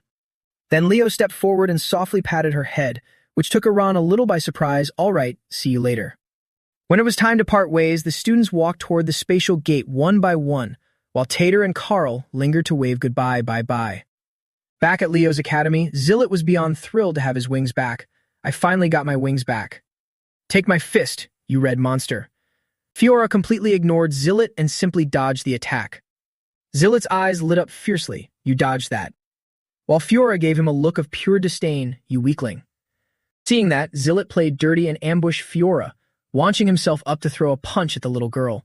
So what if you can't fly, as a malicious glint shone in his eyes. I will show you the magic of fairies. Just when things were heating up, Leo appeared out of nowhere and grabbed his wings. Zillet was snatched up by Leo like a dragonfly, left to thrash about in anger, and Leo threatened him. Do you pull this stunt every time I leave? Do you want me to confiscate your wings? To which Zillet complained, No, I only have one pair left. Don't you feel sorry for me? While the two were arguing, Fiora had returned to her true form, Leo. She bowed politely to Leo, her entire body radiating a blazing red flame. Now we officially meet. I am the Phoenix Fiora. Leo wondered, Polymorph, Kiran, is that you? While Zillet beside him enthusiastically showed off even though no one was paying attention to him. How about that? Do you see my power? Leo knelt down in front of Fiora and spoke softly. There's no need for introductions, Fiora. But the little girl disagreed. My mother said I must treat contractors with courtesy. Before she could finish her sentence, Zillet jumped in to ruin the moment, grabbing Fiora's hair and pulling it, though she didn't care in the slightest.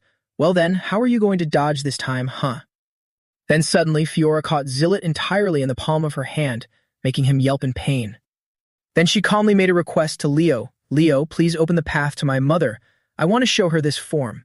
And Leo didn't say much, swiftly opening a portal for Fiora. All right, take that guy with you too. Fiora just carried Zillet along as she stepped into the spatial gate, despite his screaming and struggling. Hey, wait a minute. Only when the gate closed did the atmosphere finally become peaceful again.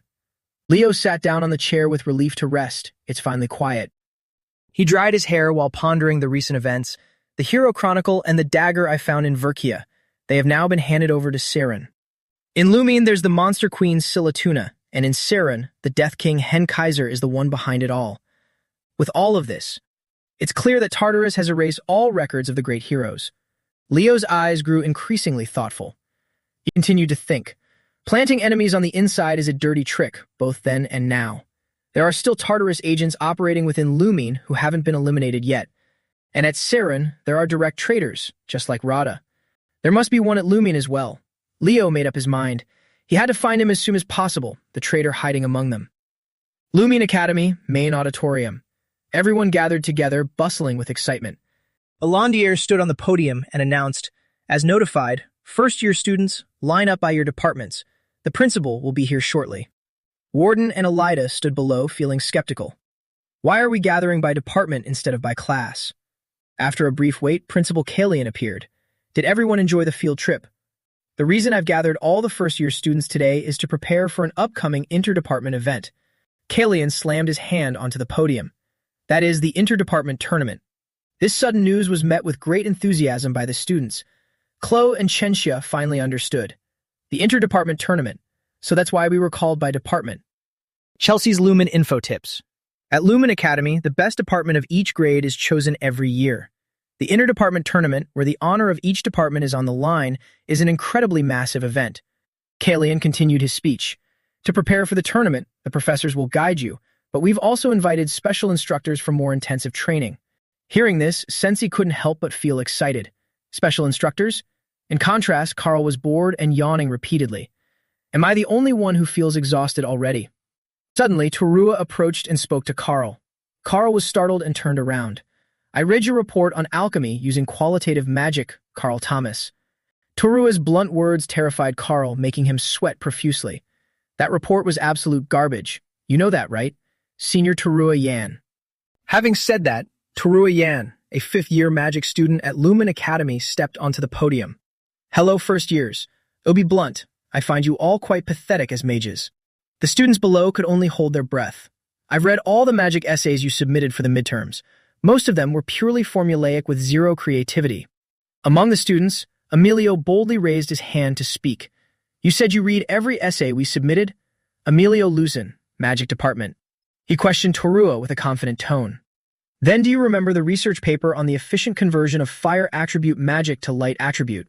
That was mine. Torua nonchalantly critiqued Emilio's paper, every word rubbing salt into his wounds. Yeah, 17 pages long, right? The content was mediocre, talking about using heat energy to increase output. Magic, essentially. Emilio was stunned by Tora's review, his jaw dropping in shock. That wasn't all. Tora continued to lecture the students with a long string of theory, leaving everyone below frozen like statues. While Tora was passionately lecturing, Jia Vu appeared and interrupted. Nice to meet you, juniors. I'm Lai Jia Vu, a fifth-year knight student at Lumen Academy. He didn't hesitate to flex his muscles. A knight is someone who overcomes all hardships and crises using physical strength alone. Body training is the foundation of a knight. But Jia Vu was received much more warmly by the students. He happily held up a sign. I will be training with you until the inter-department tournament. I'm looking forward to it, yes, senior. Another instructor appeared. Alta spoke as he walked, his demeanor nonchalant and aloof. Juniors, what do you think is the most important ability of a summoner? Alta Regitician, fifth-year summoning student, Lumen Academy. Only Elida answered that question. The power to control spirit beasts? Wrong. Warden chimed in as well. Overwhelming strength? Also no. Alta rubbed his hands together and slowly revealed the answer. The most important ability of a summoner. Contrary to his seemingly quiet demeanor, Alta was incredibly cheesy. Is love. This answer left Elida and Warden utterly speechless. Now that all the instructors had appeared, Principal Kalian finally spoke up. All right, the top fifth-year students of Lumen Academy will be the ones guiding you first years. Suddenly, he noticed Leo standing all by himself. Kalian asked puzzled Leo, why are you standing over there? That's not part of any designated area. The other students were also bewildered, not understanding what was going on. They exclaimed, this is the all-department area. A pair of straight legs stood before the crowd. Torua Yan crossed her arms and sighed in dissatisfaction. What? The all-department area? Leo's eyes were filled with unwavering determination. Leo, are you crazy? Torua Yan continued. Don't you see how many people are here? This is an inter-department competition. A group of people smiled with absolute confidence. Another group looked cold and aloof. The girl with the yellow ribbon spoke up in frustration. Hurry up and return to the night department. Sensei Llewellyn said with a look of disdain. Leo is in the magic department, remember? Kalian Badian stood high up and stroked his chin in satisfaction. The all-department area, huh? You're right, Leo. Leo calmly faced Kalian Badian and said, I don't mean that I don't need the senior's guidance. Then he turned to him and asked, but being guided by a fifth-year Lumine student is a rare opportunity. You're not planning to waste this precious chance, are you? Leo added, I just plan to attend all the classes as usual. Hearing this, Kalian Badian said, very well. Then let me ask you one more thing. His figure looked like a galaxy. And Leo was just a small star within it. If you haven't changed your mind, you understand that you will have to face them alone, right? He stood before everyone and answered resoundingly, of course. Crowds stood on the sidelines, watching the drama unfold. Leo flashed a confident smile. Kalian Badian just looked at him seriously, then said softly, give me some time to think. In the grand hall, everyone was gathering together. Torua Yan stood with her hands on her hips, trying to persuade them. Yan, we should still focus on magic research. Didn't he analyze a spell left by the founder of the constellation during the field trip? Meanwhile, Lenho was happily lost in his own thoughts. I like Professor Jeel's class the most. Outwardly, he cheerfully said, I agree, Yan. It's obviously the magic department. Lenho stared intently at Leo standing in the distance. From Lenho's perspective, Leo seemed to be glowing, his posture straight and upright. From Ree's perspective, Lenho looked like he was under a spell as he held up a perfect 100-point sign for Leo. As for me, I prefer the knight department. You truly have the makings of a real knight. Diura Marin had Alta Regitician in a tight headlock with one arm, choking him until he foamed at the mouth, while the onlookers outside trembled in fear. As a fifth-year student, I need to train my juniors even more proactively. Is it because you refuse to speak? Deora Marin suddenly tossed the now unconscious Ulta Registician aside, causing everyone to panic. I have made my decision. Callian Badian declared in a loud voice. The interdepartment event for the first years this year will be a survival tournament. Voices of protest echoed throughout the building. Principal, I don't understand this. I thought the competition was meant to strengthen unity among departments and foster growth through sparring. The lush green leaves playfully rustled outside. Inside the principal's office, someone raised an objection. But a survival tournament? Does that mean it's an individual competition? There's no precedent for this. Callian Badian calmly observed the document and said, As you all know, we have quite a special student this year, right? Someone asked in confusion, Do you mean Leo? He recalled Leo's arrogant, nonchalant demeanor and confirmed, Yes, Leo. At first, everyone was just surprised that he was in the all-department area. We thought he would reach his limit soon, didn't we? The hand holding the paper tightened slightly as Callian Badian continued, and yet he has still maintained a near top ranking in every field. Then he said something that left the other three stunned. Because of this, the Academy Council is paying more and more attention to him. Alandir said in astonishment, they want Leo, as an all-department student, to be recorded in the Hero Chronicle. Callian Badian confirmed exactly. Hearing this, Deora Marin furrowed her brows in concern, thinking to herself, the founding families of Lumin Academy. The crests of each major family appeared one by one. The Geron family, the Regard family, the Tercia family, and Leo stood exactly in the center of them. They were the ones secretly backing Leo. Lenho clenched his fists in excitement. If that happens, it wouldn't be impossible for the next generation to inherit Leo's abilities and create another all-department student. Callian Badian smiled cheerfully, but said something that turned the other three to stones simultaneously. Of course, eventually Hell have to choose a single department anyway. A new day dawned with blue skies and beautiful sunshine. Everyone gathered at the training grounds, murmuring among themselves. Why is it suddenly so cold? Yeah, it's like walking into a freezer. What is that? A finger snap echoed, drawing everyone's attention. All right, pay attention. Alandir pointed at himself and said loudly, I created this ice wall to teach you aura skills, which will serve you for both the interdepartment tournament and conquering the hero world. Being suddenly singled out by the instructor made Celia Zendinger flinch slightly. Celia, draw your sword. A bright red flame was summoned by her, enveloping the blade. Do you think your fire can break that wall? Celia Zendinger was engulfed in flames, raising her sword high with a smirk. Piece of cake. Then she swung her sword, delivering two powerful slashes toward the block of ice. The two slashes collided with the ice block, creating a massive explosion. The flames gradually faded. Leo just stood silently in the back, observing. Celia Zendinger stared in shock at the ice block in front of her, which was completely unscathed. She thought to herself, it's as hard as a rock. Alandir stepped forward, making Celia Zendinger flinch and turn around sharply. The technique I will teach today is the hero's breath. The blade in the instructor's hand gleamed, illuminating his stern figure. It is a technique derived from the unique breathing style of beastmen, adapted to suit human vitality. Celia Zendinger was slightly surprised to hear about this. A powerful flame erupted once more. Alandir's eyes and expression as he held the sword were incredibly solemn. Then he swung the blade, a strike meant to shatter the ice block. Fire. A massive pillar of fire erupted, and the giant block of ice instantly shattered into pieces. Duran Moira silently marveled. What incredible destructive power. Looking at Alandir's tall back, he silently drew a conclusion. So it's that breathing style that makes the aura burst forth so powerfully. A questioning voice rang out. How can he create fire like that? Carlo's eyes widened in amazement. But Professor Ain is an ice user. Duran Moira spoke up to explain, Professor Ain used to be a dungeon conqueror. It's not strange if one of the heroic abilities he inherited is fire attribute. Alandir calmly agreed. Duran is right. Alandir's aura form suddenly appeared. The instructor crossed his arms, recalling his aura, and began to explain. Since it differs from my innate aura, it should logically be weaker than Celia's. But thanks to the hero's breath, the aura can be amplified. Then Alandir shouted loudly to everyone, let's begin the training. Leo was stunned, as if recalling the figure of an old friend. Isn't that Aaron's technique?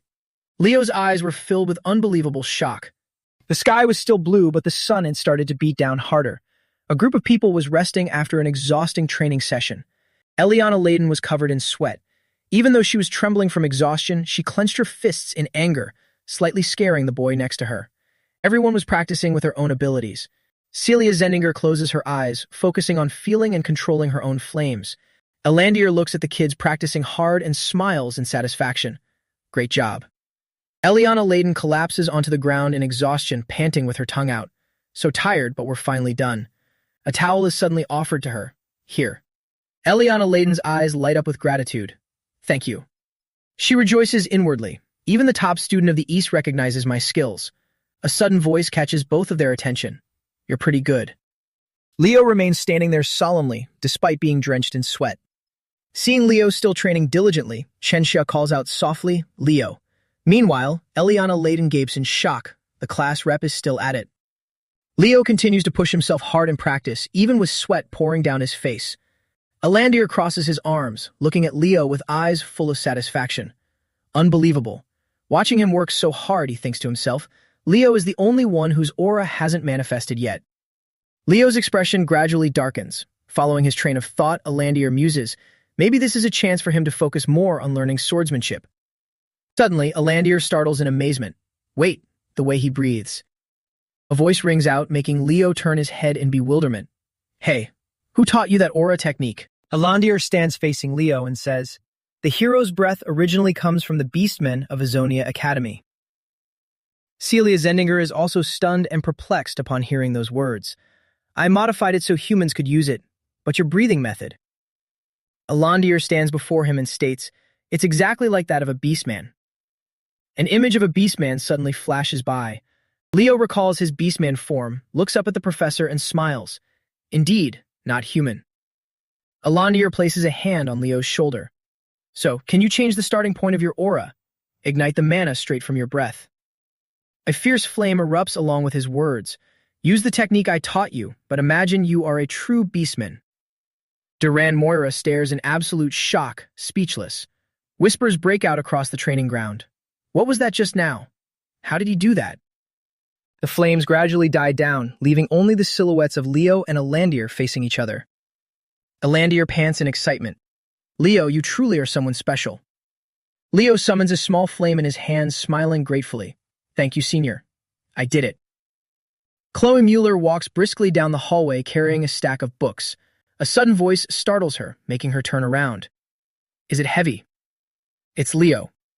He walks up and asks, are you on your way to the magic department's practical session? Chloe reflexively replies, yeah, thanks, Leo. She suddenly blushes, her heart racing as she thinks, why? Why? Why can't I look Leo straight in the eye? Walking beside her, Leo is slightly puzzled by her behavior. Suddenly, a voice breaks the silence.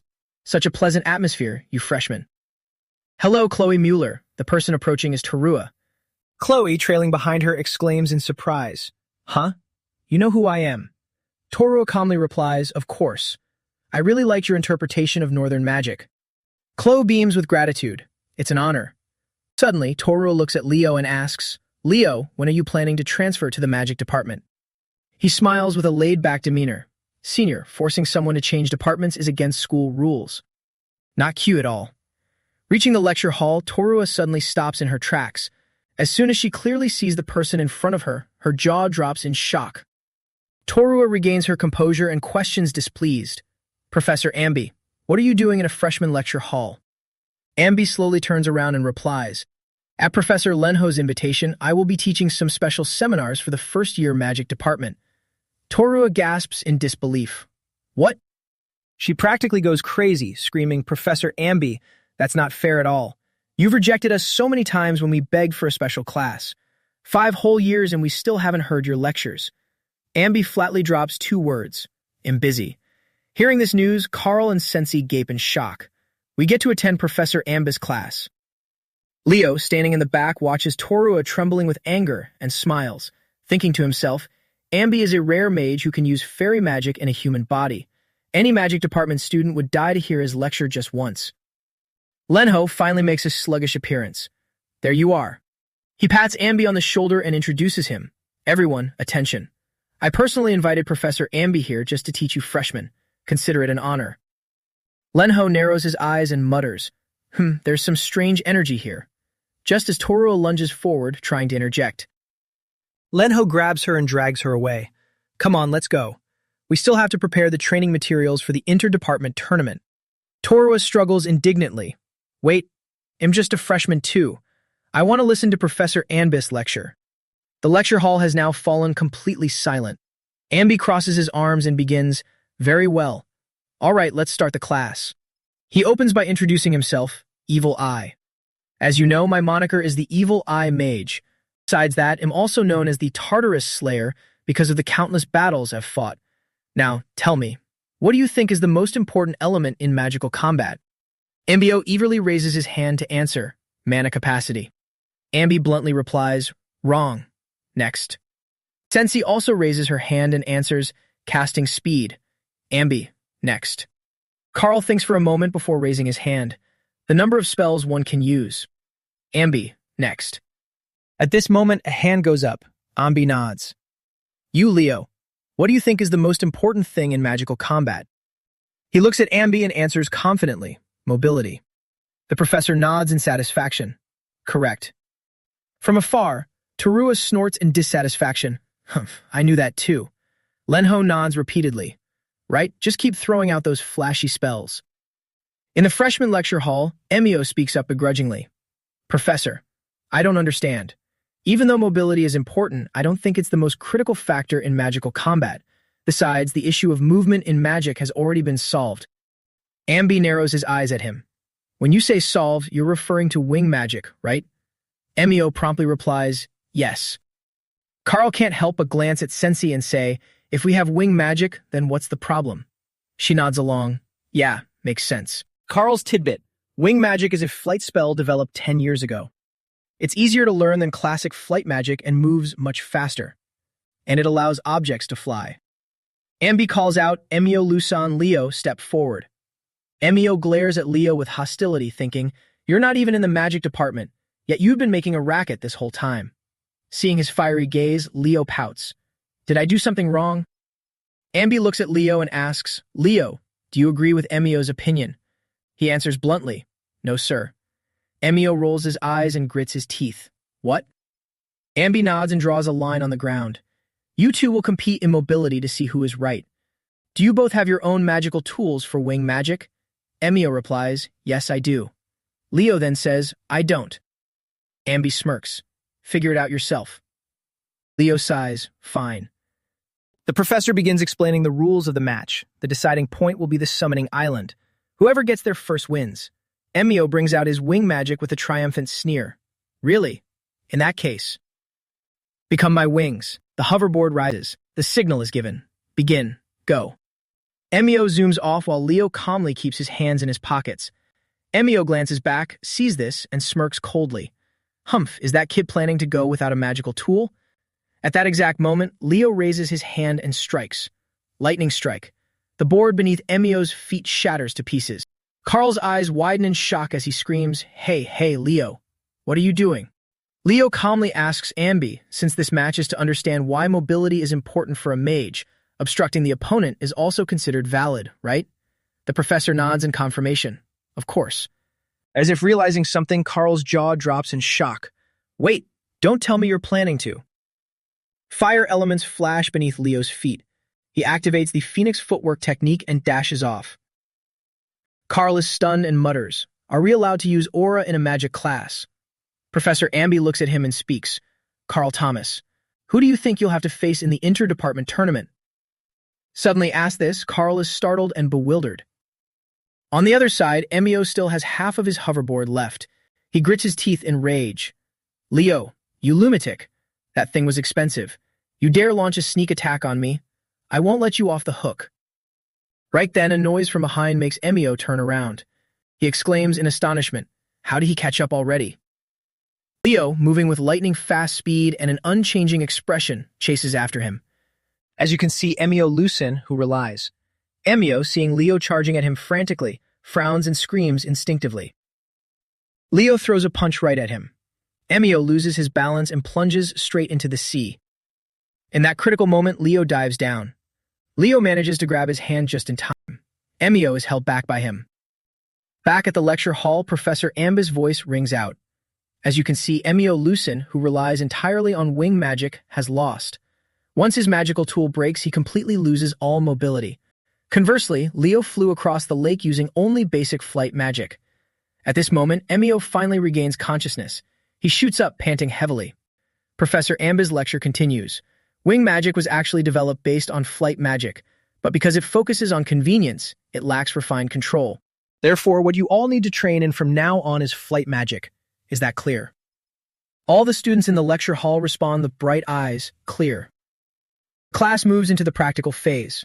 Torua sees Carl, her lips twitching twice. You're hung upside down. Over here, Ambi walks up to Leo and praises him.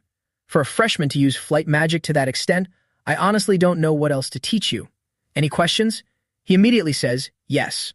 Ambi raises an eyebrow. What is it? Leo bluntly requests, can I enter Lumini's restricted archives? That is beyond the authority of an instructor. And not asking a professor, I'm asking a member of the Jaren family. The professor looks at Leo in confusion. Why do you want to enter those archives? He replied, because I need to find a document, a record of historical heroes, the unpublished part. Anbi took out an approval form. All right, I'll write a letter of recommendation for you.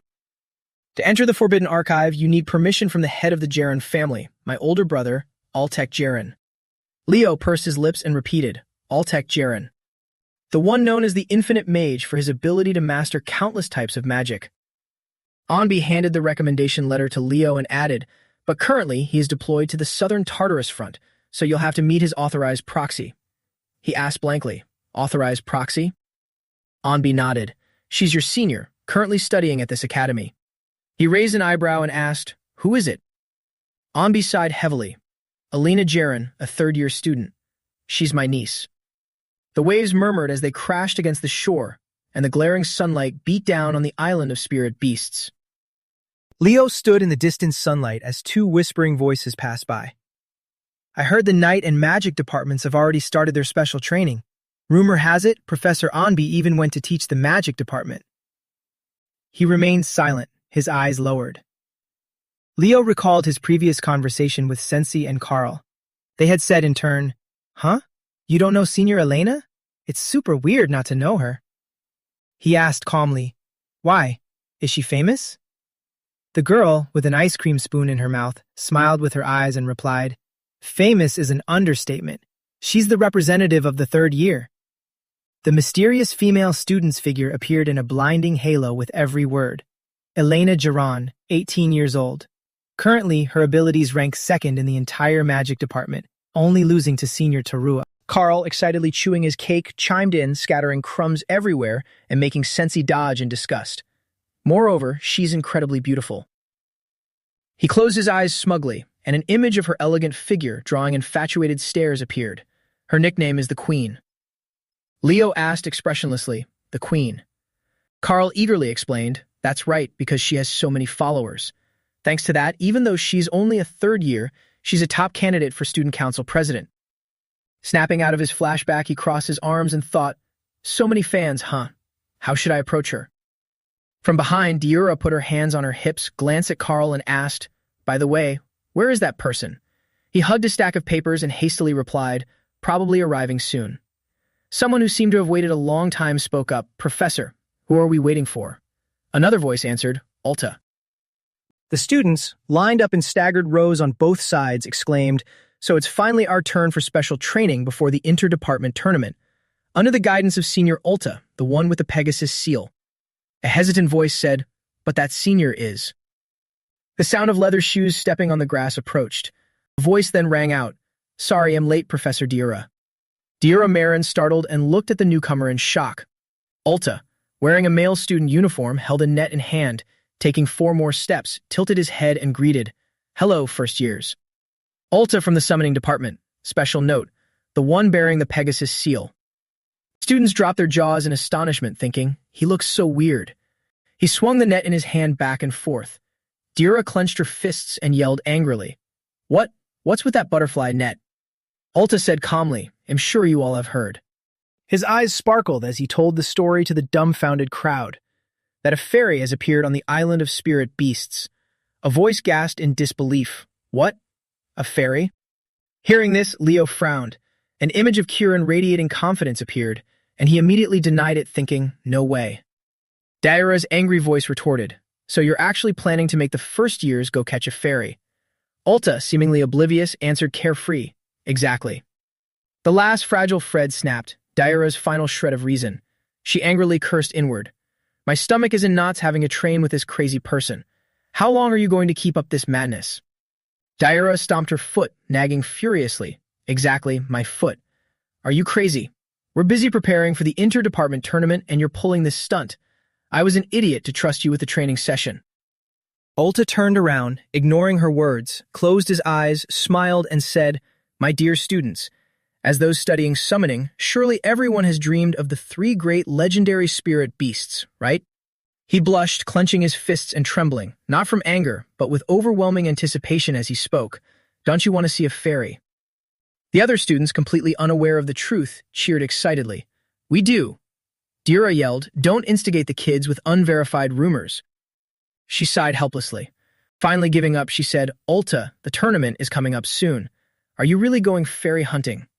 Ulta smiled brightly and said softly, of course not. He stood beside Dira, looking toward the students and said, the other day, who remembers what I said was the core of a summoner's mindset? Elida repeated with a bewildered expression, tolerance? No. With every word, she imagined characters with Ulta's face in an angel outfit. It's love. Then an image of him in a snow-white dress sitting among animals appeared. Not just love for the spirit beasts you've contracted with, but love for all summoned creatures. Becoming one with your spirit beast, human and spirit merging as one in harmony with nature. Every student had a different expression after hearing this. That is the true love of a summoner. Leo crossed his arms, exhaled, and thought, he seems a bit eccentric, but he actually understands the essence of summoning perfectly. Dira helplessly held her head and summarized briefly. In other words, he wants us to hone our empathy to the point where we can communicate even with uncontracted spirit beasts. She smiled and announced, it might be a bit early for first years, but whatever. Just like that, you will stay on the island of spirit beasts for 3 days for special training. Ulta chimed in from the side, I've already submitted your dormitory leave requests, so don't worry. Panicked voices cried out, what? No way. I had plans to go to Lumeria City this weekend. How are we supposed to survive 3 days on that island? Alita raised a hand and sighed in relief, closing her eyes and quickly accepting it. 3 days living with spirit beasts. Sounds interesting enough. Suddenly, a stick was placed into her hand, making her open her eyes in confusion. One by one, the others were also holding a net. During these 3 days, summoning is forbidden. The glaring sunlight shone down on the forest, but the announcement was not warm at all. Both aura and magic are also forbidden. Survive in that forest using only your own physical strength. All the students simultaneously cried out in unison, what? Ulta walked away without looking back, waving his hand and saying, see you in 3 days. Try catching a fairy with those nets. The crowd said gloomily, that forest is full of wild spirit beasts and elementals. Tater spoke up hesitantly, Professor, are you really planning to? A cold voice interrupted him. I said it from the very beginning. We are not like the students in other departments. Dira closed her eyes, crossed her arms, and said calmly, we, as summoners, are humans who can communicate with creatures that hold the power of nature. Therefore, we must both adapt to nature and master it. She continued, ignoring the surprised looks on the students' faces. That is exactly why Ulta always mentions tolerance. How many of you have truly witnessed the true nature of a spirit beast? Tater pursed his lips, listening quietly. Has anyone ever formed a contract with them on their own? Most of you only use spirit beasts inherited from your families or creatures pre-summoned during class, right? Jira smiled faintly, paused for a moment, and said, all right then, see you all in 3 days. The days of surviving on the island began. Everyone had their own way of living. An image showed Tater sitting silently by a campfire at night. Elsewhere, Alita had a serious expression as she took shelter from the rain under a large leaf. And Ellen sat bare-chested, meditating under a cascading waterfall. Shangxia used a water bottle to catch every drop of dew resting on the leaves. Looking at the fruit in his hand, he said, these are edible wild berries. Leo put the berries into his bag, sighing in admiration. Studying in the summoning department is way more intense than I thought. Suddenly, a voice yelled loudly, ah, a fairy. It's a fairy. He stored his bag in his spatial inventory and turned his head, wondering, a fairy. A real fairy. Leo walked toward the direction of the voice. He only saw Elida's back alongside another male student looking up at a boy struggling wildly in mid-air, his head swallowed whole by a massive flower bud. Leo stepped closer, staring intently at the scene unfolding before him. A voice tinged with a bit of pity said, "Didn't he realize that's a plant-type monster?" She sighed and continued, "Looks like he needs a good beating to wake him up." He looked up to observe the suspicious thing ahead. Kieran was currently sitting on a tree branch, laughing in amusement. The little guy thought to himself, "Now, who should I play with next?" A burst of magic shot out from the bushes amid excited, loud laughter. Magic collided everywhere, causing chaos all around. Kieran's eyes curved into a joyful smile as he said, "Caught a bug." As soon as he finished speaking, a net slammed down onto the grass, trapping the little guy. "We catch Lesco bugs." Sweat poured down Kieran's face. He gaped in utter disbelief. "What is this? No way. Me, caught by a butterfly net?" Leo lowered his hand and grabbed him, his voice low as he reminded him, "I told you to behave." Leo grabbed Kieran by the back of his shirt, lifting him up, and continued, "Do you think I came here to cause trouble?" The fairy hastily replied in a panic, "It's a misunderstanding. I was just investigating the strange phenomena happening on this island." He asked, "Strange phenomena?" Kieran, wincing from the tight grip and tearing up, quickly answered, "That's right. Something very abnormal is happening here." Night fell and a blazing campfire flickered. Leo, roasting a fruit skewer, said, "You mean to say the spirit beasts on the island have become aggressive?" He offered his skewered fruit to Kieran, and you were investigating the cause. The little fairy with sparkling eyes reached out to take it. "Exactly." Kieran continued, "Then I saw some students and thought I'd tease them for fun. Who knew I'd be misunderstood as a criminal?" Leo pulled the sharp skewer out of the fruit. "Do you think I believe that? This is Purina's territory." He stated, "There's no way she wouldn't have noticed this." Kieran gritted his teeth. "That Phoenix Purina isn't even on the island right now." "It's true," Leo asked in surprise. "What?" The fairy recalled, "It was already like this even before we arrived." The contents of the burning letter read, "If you are reading this, it means you've returned to the island of spirit beasts, Fiora. Mom is going to visit the one bearing the seal for a while. Love, Mom." Kieran recounted, just like the letter said, she just left that piece of paper and took off. The little guy, held in Fiora's grasp, sighed in disappointment.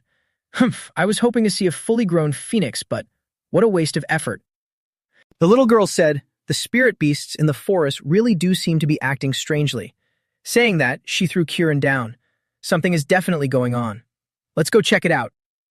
He hurriedly flew after the girl's back, calling out, "Hey, wait for me." Leo looked into the quiet, deep forest and thought, Fiora, Purina's daughter, is the second strongest creature on the island of spirit beasts. If there's anything abnormal, she would definitely sense it. He furrowed his brows tightly. Is it just a coincidence that this is happening exactly when Purina left the island? He sent a telepathic message to Fiora, who was crouching by a stream. "Fiora, if you can hear me, answer." Hearing no reply, Leo called out to Fiora again. Suddenly, Kieran's telepathic voice answered him. "Maybe she's concentrating too hard to hear you call." Leo tightened his grip on the little fairy. A pale moon hung high in the sky. He tossed Kieran onto his shoulder, glanced at him, and said, "Let's go find Fiora. I can sense a strong surge of energy from the western part of the island." The fairy grimaced and whined, "Ugh, why does it have to be me?" Above the water surface in the middle of the woods, butterflies and blue motes of light fluttered about. At the bottom of the stream lay stones that sparkled, reflecting the moonlight. Fiora sat on the bank and picked up the stone. The smooth surface of the stone reflected half of her face, and Fiora exclaimed, "So pretty, it's really beautiful." A crescent moon rested peacefully in the sparkling starry sky, as a voice marveled, "It's so gorgeous." Fiora grabbed the stone and popped it into her mouth. She puffed out her cheeks and chewed with pure satisfaction, when suddenly a voice asked, "What are you doing?" Fiora glanced over, her cheeks flushed with pink. Munching away, she mumbled, "Huh. Leo, this is Yihio village." Leo realized what was going on and asked, "So you've been eating mana stones here this whole time?" He looked at the sparkling stones scattered on the ground. In places where spirit beasts and elementals lived, mana stones naturally formed when their energy gathered. Young elementals and spirit beasts absorbed them to grow, so this area was restricted to prevent overmining. Fiora looked flustered, avoiding his gaze as she replied, "Oh, when I was little, I was taught that eating a lot helps you grow fast."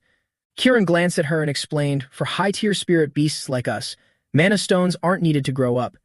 Leo looked around and added, but sometimes they're treated as a delicacy. Fiora, don't tell me you chased away all the other beasts and elementals to hog it all for yourself. She lowered her head gloomily and argued, not exactly, I was going to share them. The boy covered his mouth and mocked, oh my God, are you a phoenix or a pig, chasing everyone away to stuff your face? Furious, the little girl yelled at Kieran, who are you calling a pig? Leo chimed in to stop them, you two, knock it off. He looked at Fiora and asked, Fiora, did you say there was something strange in the forest? She replied, ah, right. I felt a very unpleasant energy coming from the island. Suddenly, gusts of wind whipped up.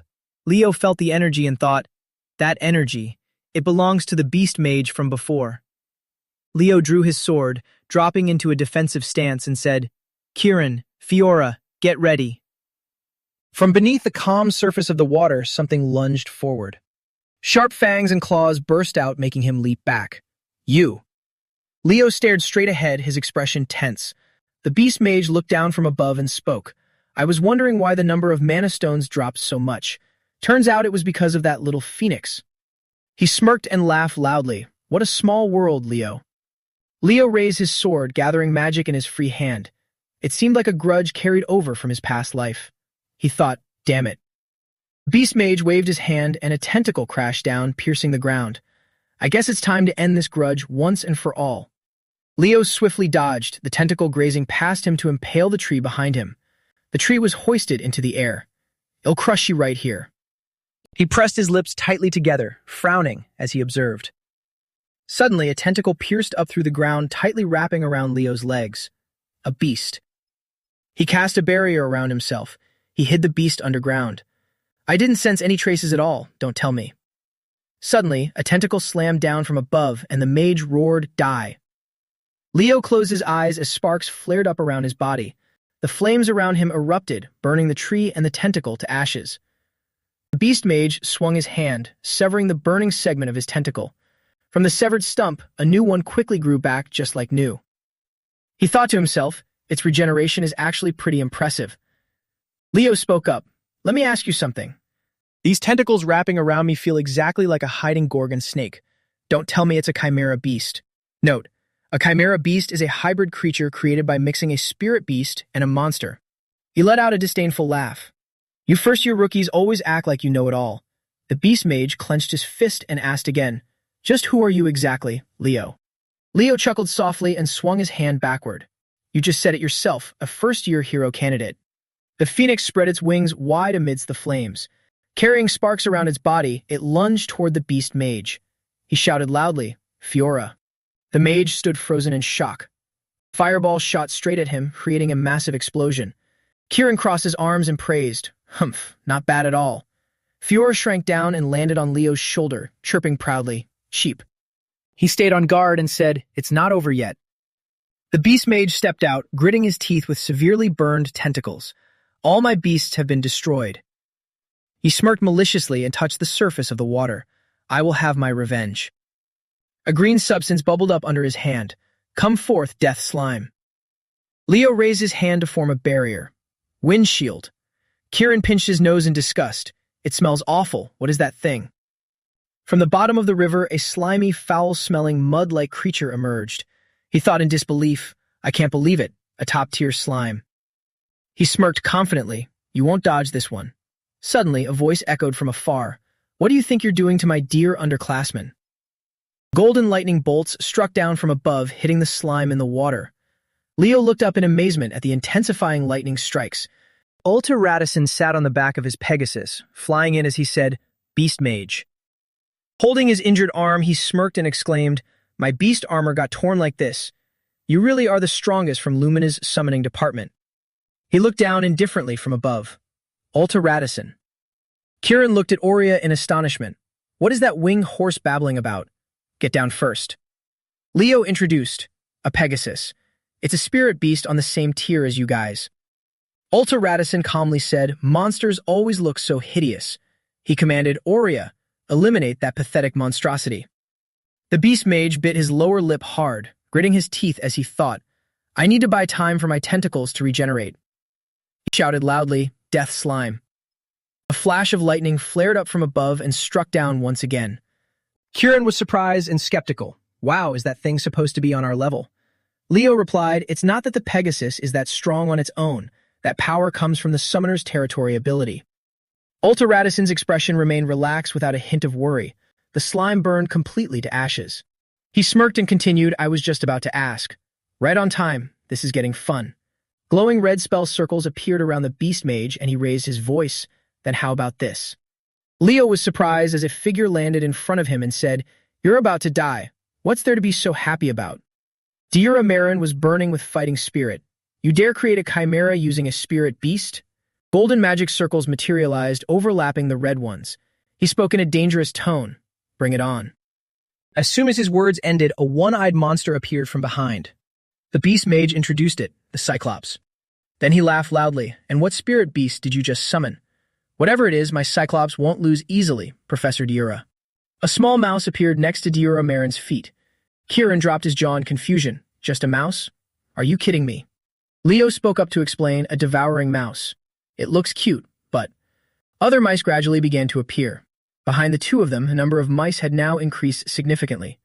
Deira Marin swung her arm forward and commanded, devour everything, don't even leave the bones. A swarm of mice took the order and rushed at the giant. Leo thought, what ruthless animals. The Cyclops was swarmed by the devouring mice crawling all over its body, letting out a roar so loud it shook the very space. The beast mage panicked, summoning a talisman in his hand. He gritted his teeth and calculated. At this rate, it'll run out of the magic beasts I prepared before this battle even ends. Ulta appeared in mid-air, riding his horse. His voice echoed from above, you're not going anywhere.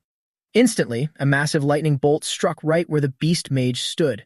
He reacted incredibly fast, tearing the scroll in his hand and vanishing into thin air.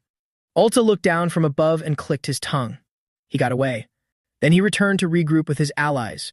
Deira yelled in Leo's face, you brat. Why did you trespass into the restricted area? Leo replied innocently, because Fiora was eating the mana stones in the lake. Hearing this, Deira did a complete 180, her voice turning totally gentle. For our little Fiora. Oh my gosh, so cute. What a kind heart. Ulta, standing nearby, was also moved to tears. He grabbed Leo's shoulder and said, that is truly touching. You love your summoned beast so much that you dare enter a restricted area. Stopped between the two of them with a bewildered look, he thought, this is starting to get embarrassing. Deira hopped onto her dragon's back, delivering her verdict. It seems that beast summoning mage was trying to contaminate the mana stones. Then she rode off on her dragon, but didn't forget to remind them. I will report this to Principal Killian immediately. Ulta, continue the training safely. Ulta obediently said yes. He turned to chat with Leo, so you're the Phoenix's contractor. His gaze stopped on the tiny spirit on his shoulder. And more than that, Ulta suddenly realized. So that's how it is. Arya walked up from behind and affectionately nudged Ulta's hand. Leo looked at the horse in front of him and asked curiously, is that your Pegasus, Senior? Ulta cheerfully introduced her, Arya. Go ahead and introduce yourself to Leo. The Pegasus stepped forward gracefully and spoke in a gentle voice. My name is Arya. It is an honor to meet the Phoenix's contractor. Leo reached out to pet its head and replied, the pleasure is mine. I am Leo. The Pegasus closed its eyes gently, savoring the pat on its head. Seeing this friendliness, Ulta couldn't help but wonder. Normally, winged Pegasi absolutely hate being touched by strangers. Leo, have you ever ridden a Pegasus before? Leo answered immediately, no. But deep down, he recalled the past. Back when he was Kaylee, his pet was also a Pegasus. It really brought back memories. Ulta continued, you're not heavily injured, so keep training. I'll overlook the fact that you used Aura in that last match. Leo quickly nodded. Yes, I understand.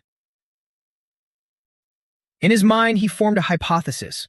Judging by the skills of that summoner, the traitor in Lumine is probably a professor rather than a student. A few days later at the Eric training ground, Tater sighed with a blank face and complained. This is the first time the whole school has gathered since the entrance ceremony. We can't catch a single day of peace.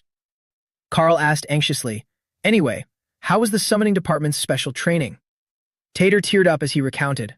I was so exhausted I didn't even care. Eliana looked around and asked, where's the class representative? Carl replied wearily, didn't you hear? All the year representatives were called into that tent. Pay attention. As soon as he finished speaking, he was pummeled by Eliana. Leo was making his way to the nearby tent. He lifted the flap and stepped inside. Reed warmly welcomed him at once. "Leo, you're here. Now all the year representatives are present." Lin looked at him with sparkling eyes, screaming internally. "The rumored all-department genius is even more impressive in person. I want to tell them that so badly." Meanwhile, Harlegat was sound asleep, sprawled out on the bed. Leo looked around and silently wondered, where is that person? Suddenly, a finger poked his cheek, accompanied by a clear, melodious voice. "Oh my, how adorable." Leo looked up at the girl in front of him. Alina asked curiously, "Are you that famous freshman?" As she spoke, she twirled a lock of hair around her finger with a confident gaze. "Want to be mine?" Leo instantly recognized her identity. It was her, the person who could open Lumine's forbidden archive. He replied coldly, "I'm afraid I have to decline." Elena leaned in closer, acting more seductive. "Why not? I'll pamper you so much." Leo casually explained, "You're a bit older than my type." Hearing this, she froze. Then she covered her mouth and laughed heartily. What an interesting kid.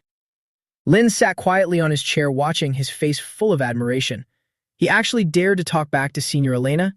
Just like the rumors say, Leo, the freshman representative, is truly extraordinary. Reed quickly interrupted. "It's been a while, Elena. How was your mission?" She shrugged and sighed. "So boring." He smiled slightly, "I figured." Reed walked over to Harlegat's bed and woke him up. "Come on, get up." Harlegat was still groggy, but the moment he heard Reed's voice, he sprang up. With sparkling eyes, he pleaded, "Senior, fight me!" Reed cheerfully replied, "I'll deal with you later." Elena wasn't as friendly, frowning and scolding him. "Asking for a fight right after waking up? How rude! You really are a savage." Harlegat looked at her with disdain. "You always drag a bunch of followers around. Do you even know what a real battle is, Elena Zenrion?" She glared at him. "Are you saying I'm not skilled enough?" Harlegat stared back provocatively. "Is there another Elena Zenrion here?" Lin sat there trembling like a leaf, stammering as he tried to intervene. "Professors, seniors, please don't fight here. It's too dangerous. Someone could die." Reed approached Leo and asked, "Well, what do you think of the year representatives?" Leo let out a sarcastic smile and answered in a feigned, sweet tone. "They get along so well, don't they?" The year representatives, along with Leo, stepped onto the red platform facing Kalian. He leaned down, his voice deepening. "It's good to see all your faces here like this." Kalian narrowed his eyes slightly and continued, "Good. I'll get straight to the reason for this gathering. Starting today, all students and faculty of Lumine Academy will have all communication with the outside world completely cut off until the first-year interdepartment tournament ends. We are entering a state of lockdown." Hearing this, Leo quickly understood. This meant. He looked straight into his face. Shadowy figures gradually appeared in his mind. Anyone here could be the traitor. Finally, he came to a firm conclusion. They are planning to catch the traitor. After the gathering, Leo returned to the classroom with his friends. Eliana leaned back in her chair and said wearily, "Forget the tournament. I just want this lockdown to end soon. I can't even go down to Lumeria to buy snacks anymore." Sensei chimed in, "Studying without snacks should be banned entirely." Carl glanced at the two of them and muttered, "Typical nobles." Tater rushed in from outside and shouted, "Big news. They've decided on the venue for the tournament." Sensei, who was busy physically interacting with Carl's neck, stopped and turned to ask, "What? Where?" Tater pulled out a chair and answered drearily, "Magrin." She asked in surprise, "Magrin? Isn't that a restricted area?" Carl rubbed his throat while flipping through a book, starting to search. He read out loud, "Nagrin. A city located in the southeast of the continent infamous for being destroyed overnight due to an uncontrolled hero dungeon. The dungeon was later purified. But the land was cursed by its lingering influence, making it uninhabitable for humans. Mela asked worriedly, "Are we really allowed to go to a place like that?" Sensei quickly reassured her, "It's restricted, but I heard it's not too dangerous. There are only a few mid-level monsters and some scattered curses." Hearing this, Tater became even more panicked, his voice trembling. "That's already way too dangerous." Leo also flipped through the book, searching for more information, but he noticed something. This place looks so familiar. He stared intently at the picture in the book, memories of the past flooding his mind. This is the very place where Lishana's and I defeated a Legion commander for the first time. Leo sat quietly in the library, intensely focused as he flipped through pages of documents. He began to analyze. There are 5 great lakes in the Negrin region. Among them, where is Lake Erdiana? Leo's gaze paused on the map in front of him.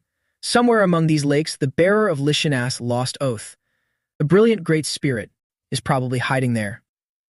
On the day of the interdepartment battle, 4 giant bulletin boards appeared in the center. The stands were packed with people. The host enthusiastically hyped up the atmosphere. It is a joy to witness the first steps of these hero cadets. Today is no exception. This batch has many strong candidates. In the stands, parents couldn't hide their anxiety. A woman placed her hand on her chest, her voice shaking. "Hasn't the match started yet? Our daughter." The man sitting next to her immediately reassured her. "She'll be fine, don't worry." At the hero tower, Diura stood next to Kalian, her uneasy gaze fixed on the stands. Allowing so many outsiders in all at once like this, I'm a bit worried about intruders blending in. We should have continued the lockdown instead. He calmly replied, "Fortunately, the strong deterrent measures have been restored. So what happened last time won't occur again." Farina suddenly appeared behind them in human form. She wearily raised a hand to cover her mouth and yawned. Diura fell into an internal struggle. "There's a phoenix right behind me. I want to talk to it so badly." Sedge stood right in the center of the stands and shouted loudly, "Greetings, esteemed guests. Welcome to our arena. I am Sedge, the supervisor of this interdepartment battle." He continued to explain the rules. "Cadets, as announced, this interdepartment battle will be a comprehensive survival match. You will compete using your skills, tactics, and survival abilities. The match will only end when a single survivor remains. The department that the last survivor belongs to will become the victorious department.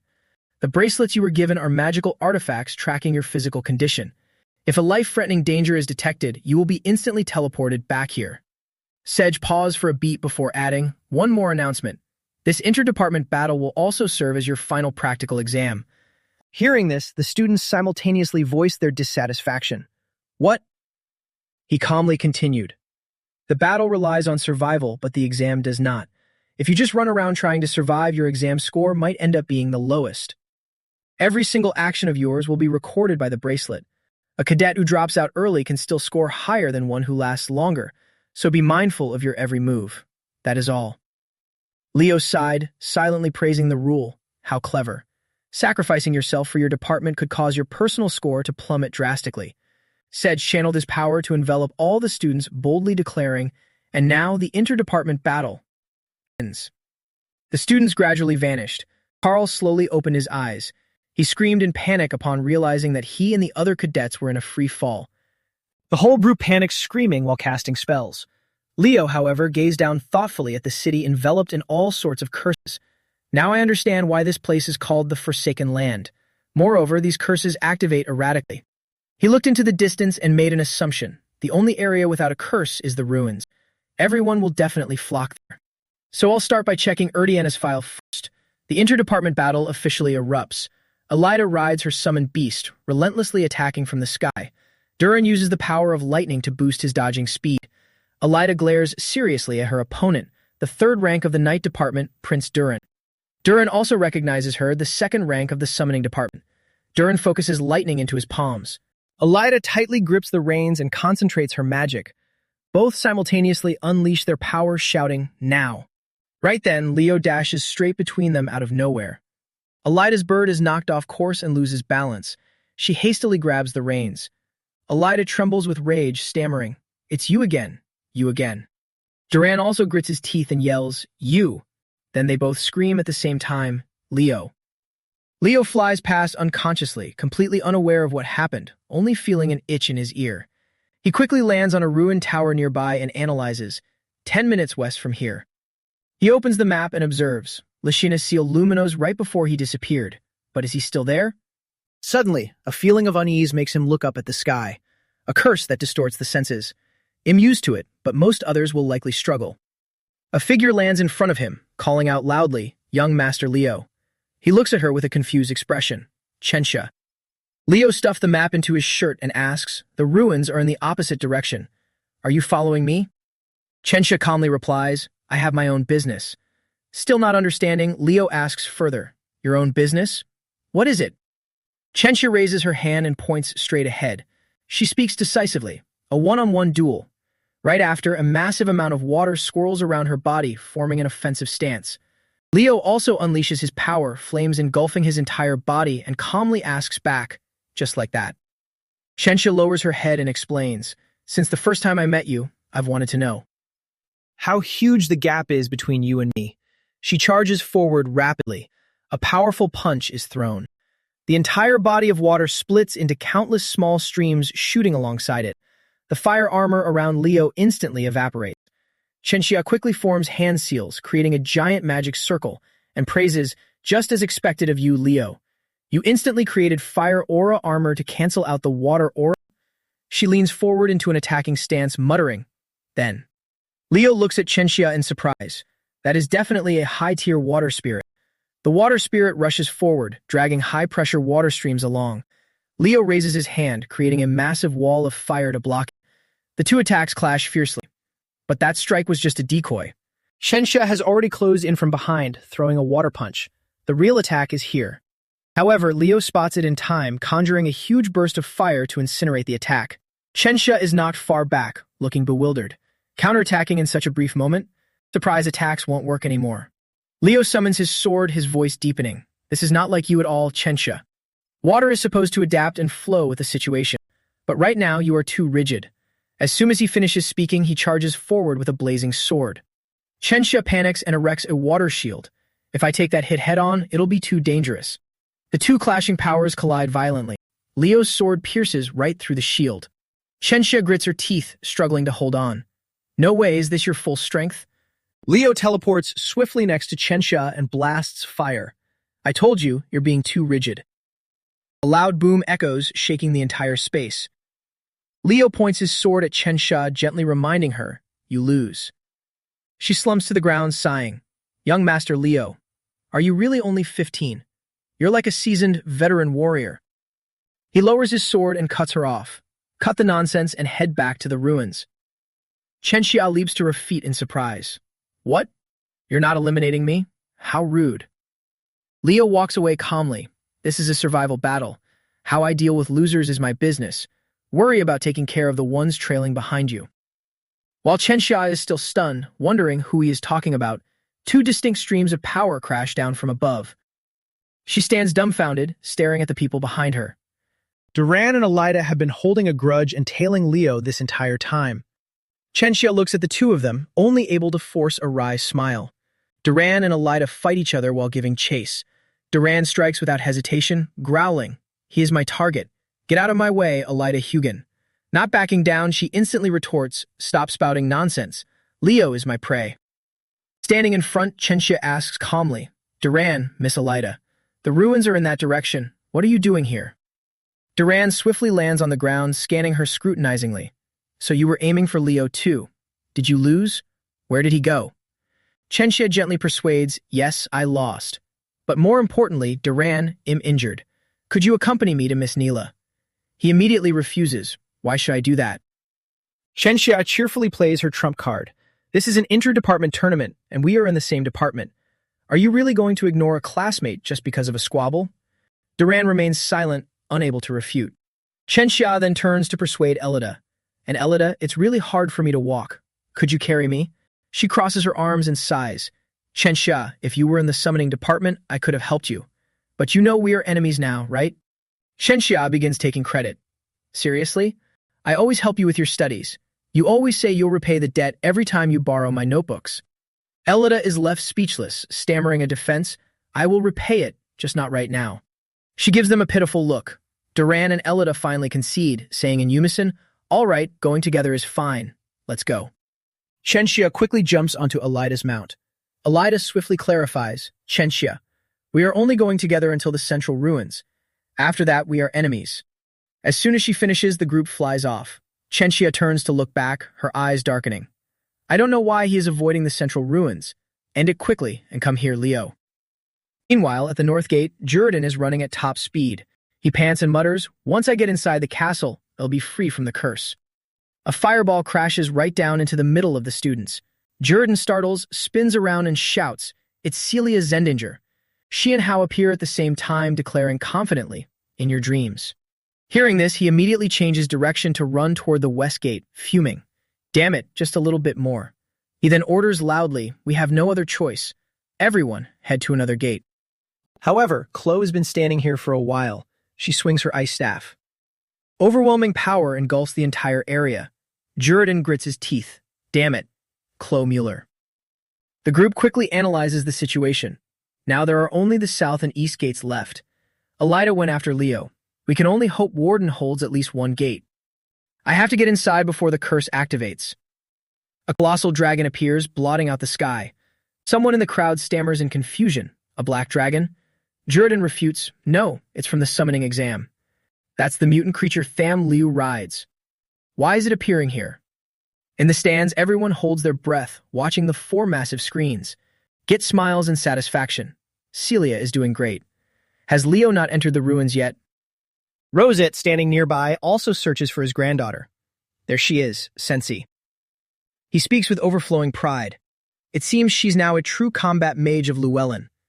Git cheerfully replies, even Emperor Rodrin will be pleased. Rosette recalls the image of Sensi when she was just a year old, clutching his chest in emotion.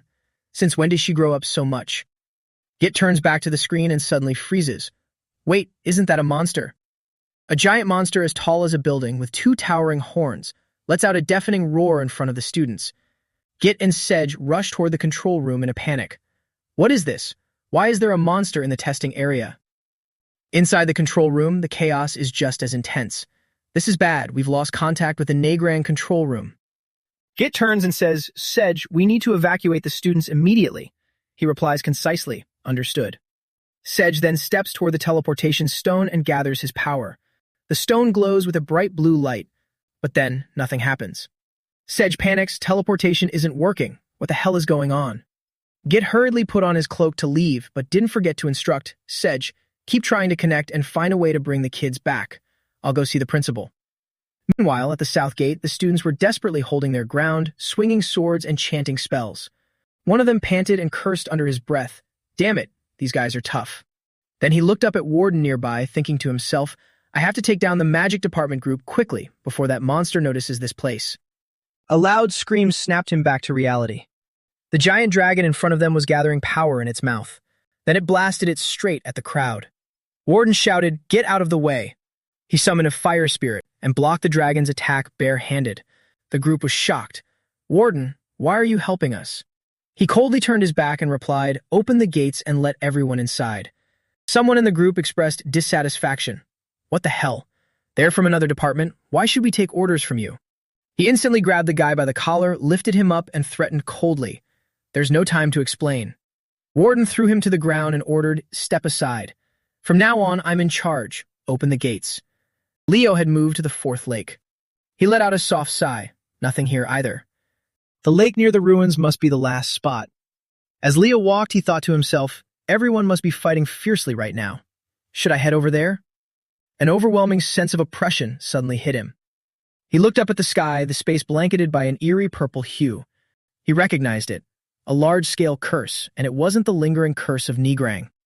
This was new. It was a severing curse, the kind of curse Tartarus often used during the Great War. Leo dashed off at breakneck speed, his mind racing. Damn it, the curse doesn't directly affect people, but it completely cuts off all communication with the outside. A powerful curse barrier isolating the entire area. Has the traitor within Lumen made their move? I need to regroup with the others as soon as possible. At the central ruins, Neela frantically healed Carl, saying in panic, hang in there, Carl. Another student trembled and muttered, the artifacts aren't activating. Why? At the east gate, Sensi swung her staff, striking the beast directly as she yelled, severing wind. Gusts of wind materialized and enveloped the monster. However, it was completely unfazed and swung its hammer down. Sensi let out a startled scream. Immediately, a voice rang out, piercing wind. The converging winds pierced straight through the beast's body, and Sensi slumped to the ground. Avat landed in front of her to reassure her. Haven't we already practiced multicasting? She looked at him as if seeing a savior, her voice trembling. Brother. Sensi anxiously grabbed his hand as he helped her up and asked, what exactly is going on? The interdepartment tournament. Another roar echoed, cutting her off.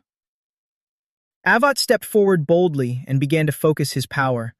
The tournament is over. Something strange is happening in this area. Everyone must gather immediately. A sphere of wind was instantly launched, carrying his voice across the gates.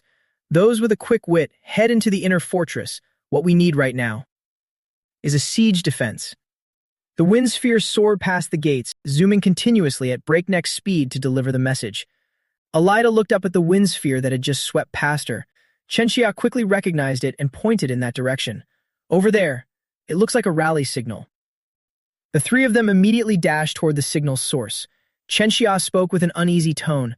I'm not sure what's going on, but it's definitely an emergency. Duran drew his sword and suggested it'll break through the encirclement. Back up. He launched himself forward like a lightning bolt, his sword flashing continuously as he slashed down the monsters blocking their path. At the central ruins inside the fortress, a student shouted, "The last group is coming in. Open the gates." Chenxia let out a sigh of relief. We finally made it inside. Celia landed and immediately asked, "Where is Leo?" Chenxia replied briefly. Leo went out to the outer area. Sensi and Avid also jumped down beside them, adding, "Why would he go that way?" Alida calmly deduced, "He probably has his own plan. He's quite unpredictable, but I don't think he's been eliminated." Sensi clenched her fists, her voice filled with worry. "Leo will surely be fine." Celia looked straight at everyone and said sternly, "Then let's share our information first and assess the situation." She glanced down at her academy bracelet and continued, "The most important thing is that the artifacts still aren't activating. The severely injured students aren't being teleported out." Avid added, "And fierce beasts have appeared not only outside the fortress, but inside as well." Chenxia quickly speculated, "I'm guessing a new curse might have been layered over Negrang's usual curse, like a communication-blocking curse." The group agreed in unison. Makes sense. Alida's expression turned serious as she proposed, "In other words, we're isolated in the middle of Negrang due to some crisis and being attacked by monsters and beasts. We should utilize the entire fortress wall and focus on defense." Emio interrupted, "No, I think now is the time to attack. What if this is just a surprise event arranged by the Academy? If we shine right now, we might even impress the judges outside. Huddling together to defend would be such a waste." Celia immediately retorted, "This is way too serious to be called a surprise event. Some people are genuinely severely injured. If not for Nella's healing magic, many might have already died." Carl suppressed his pain and managed to utter a few sarcastic words. Maybe a hole in their guts will wake them up. Nella, still focused on healing, softly advised, "It's no joke." Emio angrily yelled, "Maybe this is exactly what the professors want us to experience. If I fail the final exam because of you guys, it'll make you pay. Wiping them all out instead of defending might actually get us high scores." Duran held his ground and looked at him coldly. "If you charge out without understanding the situation, throwing away the advantage of the walls, good luck to you." Emio brushed past him and charged straight outside, muttering as he went, "Even if I have to go alone, I'll hunt down those beasts. You can regret it later." A monster's head was thrown straight at him. Emio flinched, stumbled backward, and shrieked. A minotaur. Warden also landed in front of him. Then, with an intimidating expression, he threatened in a deep voice, "Shut up and defend the inner walls." Emio, now trembling with fear, simply nodded in agreement. Celia pointed upwards and shouted, "All right, full defensive effort. Split into 5 groups, hold the gates and the walls." At the main gate, monsters continuously battered the wall. A student screamed in panic. They've broken through. Duran charged ahead, releasing bolts of lightning that paralyzed the monster. Others also chanted their spells and counterattacked simultaneously. At another wall, massive monsters rushed in at a terrifying speed. A student guarding the wall ordered, "Take down that ogre first. Don't let it reach the gate." As soon as he finished speaking, he shouted, "Ice and snow." Sharp shards of ice converged, swirling around before shooting forward like a giant spear, piercing right through the monster's chest. However, it only paused for a moment before continuing its advance, seemingly unharmed. He scrambled back in despair and panic. Damn it. Right at that moment, an immense wave of heat erupted. Celia leaped high into the air, surrounded by a blazing red fire. Phoenix breath. She swung her sword down, trailing a long streak of fire as she roared, "Ignite." The screens at the central stands were continuously updating the situation. Lin watched intently, saying with an anxious voice, "You're doing pretty well, juniors. I was a bit worried at first, but I feel somewhat relieved now." Alina immediately cut in, "Relieved?" She furrowed her brows and questioned, "Don't tell me you think this ends here. If the enemy dared to cause this much chaos during an official Lumion event, it won't just stop at isolation. The worst-case scenario is that all of us will die." The parents in the stands were equally panicked. A shrill scream echoed. Alina pointed at the screen and said, "See, it's starting." A clawed hand snatched the monster in front of the gate. Eliana recognized that hand, stammering, "That's." She recalled the previous lectures where Astian once said, "Among the countless experiences one can learn from the records of past heroes, one of the most crucial is the experience of fighting fierce beasts." Today's hero lesson is based on the records of the spear-wielding knight Hermillan, the Battle of Bjorn. The beast that appeared in that battle was a nearly 15-meter-tall monster known as a gigantes. The students stared at the colossal size before them, trembling uncontrollably. "No way, if we have to fight something like that. Please don't look over here." The gigantes rushed toward the wall. Every step it took made the ground tremble. Chloe quickly chanted a spell. Sharp ice pierced through the beast's body, slowing down its movements. She panted heavily while reassuring her comrades. "What are you all just standing there for? Prepare to fight." "It's just a gigantes. Why are you so scared? Look closely. This gigantes isn't even fully grown yet." However, they hadn't regained their composure and panicked even more. "How can we win? We're better off running. We should scatter and wait for the rescue team." Chloe continued chanting, trying to persuade them despite her own trembling. "Do you think running will save you? I'm scared too." The gigantes glared angrily with red eyes at the people attacking it. It continued to advance, then struck with tremendous force, causing the wall to collapse. The shards of ice lodged in its body gradually melted away, and its wounds were also closing up. The students hurriedly fled, shouting non-stop, "Its wounds are healing. Our attacks are completely useless. Everyone, run." Chloe stood still, muttering, "But someone once taught me that heroes are those who stand firm and fight in the most desperate moments. So I will fight." A magic circle appeared in the sky, and ice and snow covered the city walls. Shards of ice continuously sprouted, restraining the gigantes. Even though her nose was bleeding, Chloe struggled to continue, no matter how desperate it gets. The gigantes raised its giant hand and smashed it down. Celia rushed forward and shouted, "Chloe, get back." Chloe's eyes slowly blurred, but she still whispered, "I'm not afraid." Flame tore through the wind, incinerating the gigante's arm. It screamed in agony. Celia quickly supported her.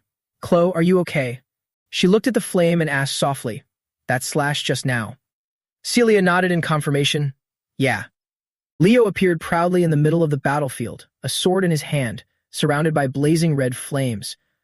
Kieran raised his voice to persuade him. "Oh man, what the hell is this?" "Leo, fairy healing magic isn't omnipotent. Once you reach your limit, it won't work anymore. Stop hesitating. It's too dangerous. Go back." Before he could finish, Leo retracted his summon, bluntly pushing the boy away. He landed in front of Chloe. Then he gave a slight nod of praise. "You look pretty good, Chloe. You look exactly like a hero." She blushed and replied, "I'm just copying someone." The three of them quickly returned to the city center. As soon as the other students saw Leo, they joyfully called out, "Leo, young master Leo." He calmly looked at Carl and asked, "What's the situation?"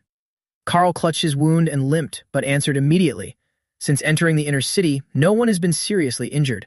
It's just that everyone is terrified of that monster." Celia confidently added, "But Leo landed a heavy blow, so it won't attack right away." Leo looked up at the gigantes and concluded, "Then what we need to do is very simple. Work together and defeat it." Carl was startled and asked, "Wait, what?" Leo turned with a smile and said confidently, "Are you guys surprised? If you dream of being a hero, this is all too obvious." Eliana awkwardly spoke up, "But fighting that thing head-on, no sane person would dare." Leo's expression turned serious. "It'll take the lead. I am confident I can defeat that monster." The students looked at him with complex expressions. Elida sighed and mocked, "Showing off again, Leo? Who would listen to your orders?" Warden, standing nearby, replied decisively, "I'm really looking forward to your command, Leo." Elida let out a surprised, "Huh?" and asked, "So arrogant, why are you suddenly willing to take orders from someone else?" Warden sighed and explained, "Everyone knows that monster has to be defeated. So following someone who's confident in defeating it is only right." Shenxia ran up behind Elida and persuaded her. "It's quite interesting, getting to be under young master Leo's command for once." Elida blushed and stammered, I was planning to do that anyway." Abbott silently watched Leo's confident demeanor, just like during the entrance exam. "Leo, back then you also rushed into an impossible battle without hesitation." He muttered, "I thought I had caught up a bit, but I'm still too far away, right, Celia?" She snapped back, cutting him off. "Shut up, Butter." Leo held his hand out to Duran. "You'll help, right?" He shrugged his shoulders and walked past, coldly declaring, "I'm going to be the one to land the heaviest blow on that monster." The audience buzzed with chatter. The freshmen are really something. With that formation, can they really defeat it? Lynn glanced at Elena's slowly darkening face and asked worriedly, "Senior, are you okay?" Elena fell deep into thought. From the moment he appeared, the atmosphere changed. There are many great heroes in this world, but that kid is on a whole other level. Someone who turns despair into hope, someone who lights the way in the darkness. That's right, a truly great hero. The image of Leo with his confident demeanor appeared in her mind. The battle was unfolding fiercely. The wounds on the Gigantes healed at an astonishing speed. Avet, Elida, and Leo mounted the beast and quickly approached the Gigantes. She controlled it nimbly, constantly dodging attacks, creating space for Avet to cast his spell. Avat laughed and praised, "Great job." Elida focused on observing and quickly replied, "We're not done yet." The Gigante spewed out a beam of purple light. Elida immediately dodged and circled around to its back. Avat coordinated by casting his spell, Tempest. A hurricane wrapped around the monster's body, blades of wind continuously tearing at it. Even so, it still stood firm. Elida panicked, her voice chaotic. "No way! How are we supposed to kill it now?" A blazing red flame plummeted from the sky with a loud shout. "Get out of the way!" Elida was startled and looked up at the sky. Avat casually reached out to catch it. "Here." Celia looked disgusted and replied, "No." She landed heavily and hugged Elida, quickly explaining, "Sorry, I can't let Llewellyn catch me." Elida spoke up in confusion. "Wait, with 3 people, the Wind Dragon's agility will decrease." Celia calmly replied, "Leo told us to gather here." She continued, "Before the magic is complete, let's throw something really huge at that giant." Avid sat closer, chuckling softly with a hint of hidden meaning. "I see. Fire and wind have good synergy." Celia frowned, her voice filled with disgust. "First of all," Elida shouted, cutting them off, "I don't know what that is, but you're ready, right?" Chloe stood facing the Gigantes. She began to chant her spell, and a chilling cold spread across the area. The Gigantes roared loudly and lunged forward. Chloe stood her ground high up, focusing on completing the magic circle as sharp ice spikes gradually materialized. Duran looked straight ahead and asked briefly, "Ready?" Shenxia enveloped her body in water and replied quickly, "Of course." He swung his sword, creating powerful bolts of lightning, and declared, "Let me clear the path." Shenxia unleashed torrents of water that merged into the lightning stream. The combined attack dashed straight toward the monster. The streams of water transformed into chains, tightly binding the Gigantes and forcing it to stand still. Duran gathered his strength and ordered, "Charge." A powerful, mighty slash was unleashed. Shenxia's water current spiraled at extreme speed, then transformed into a dragon's shape, tightly wrapping around the Gigantes, while Duran's lightning continuously struck, paralyzing it. Gordon summoned his wood spirit to assist, sending chains shooting up to tightly wrap around the monster's neck. Warden held the chains tightly in his hands to restrain the Gigantes. Elida immediately steered her mount to close the distance, while Celia and Avat readied their attacks. Leo gripped his sword tightly and said in a low voice, "It's our turn now. Sensi, are you ready?" She raised her staff, gathering her power. The Gigantes roared furiously. It opened its mouth and unleashed an extremely powerful blast forward. Sensi stood firm, getting into a ready stance. Then she conjured a strong gust of wind, opening a path for Leo to advance. Sensi called out loudly, "Leo." Leo was boosted high into the air. He gripped his sword tightly, his eyes filled with killing intent as he brought it down. Hurricane. The blazing red wind rapidly crashed down, enveloping the monster. Chloe opened her eyes and shouted, "Ice Realm!" The magic circles connected together, and the Gigantes was instantly frozen. Its body gradually vanished, and the layer of ice shattered. The students burst into cheers. "We won! We actually defeated a Gigantes!" Chloe landed lightly on the ground, letting out a sigh of relief. Carl hurriedly ran over to give her medicine. "Chloe, you look like a hero straight out of a heroic chronicle. It's amazing." Chloe thanked him shyly. She looked around. "Where's Leo?" He had already left, quickly heading towards the 5th lake.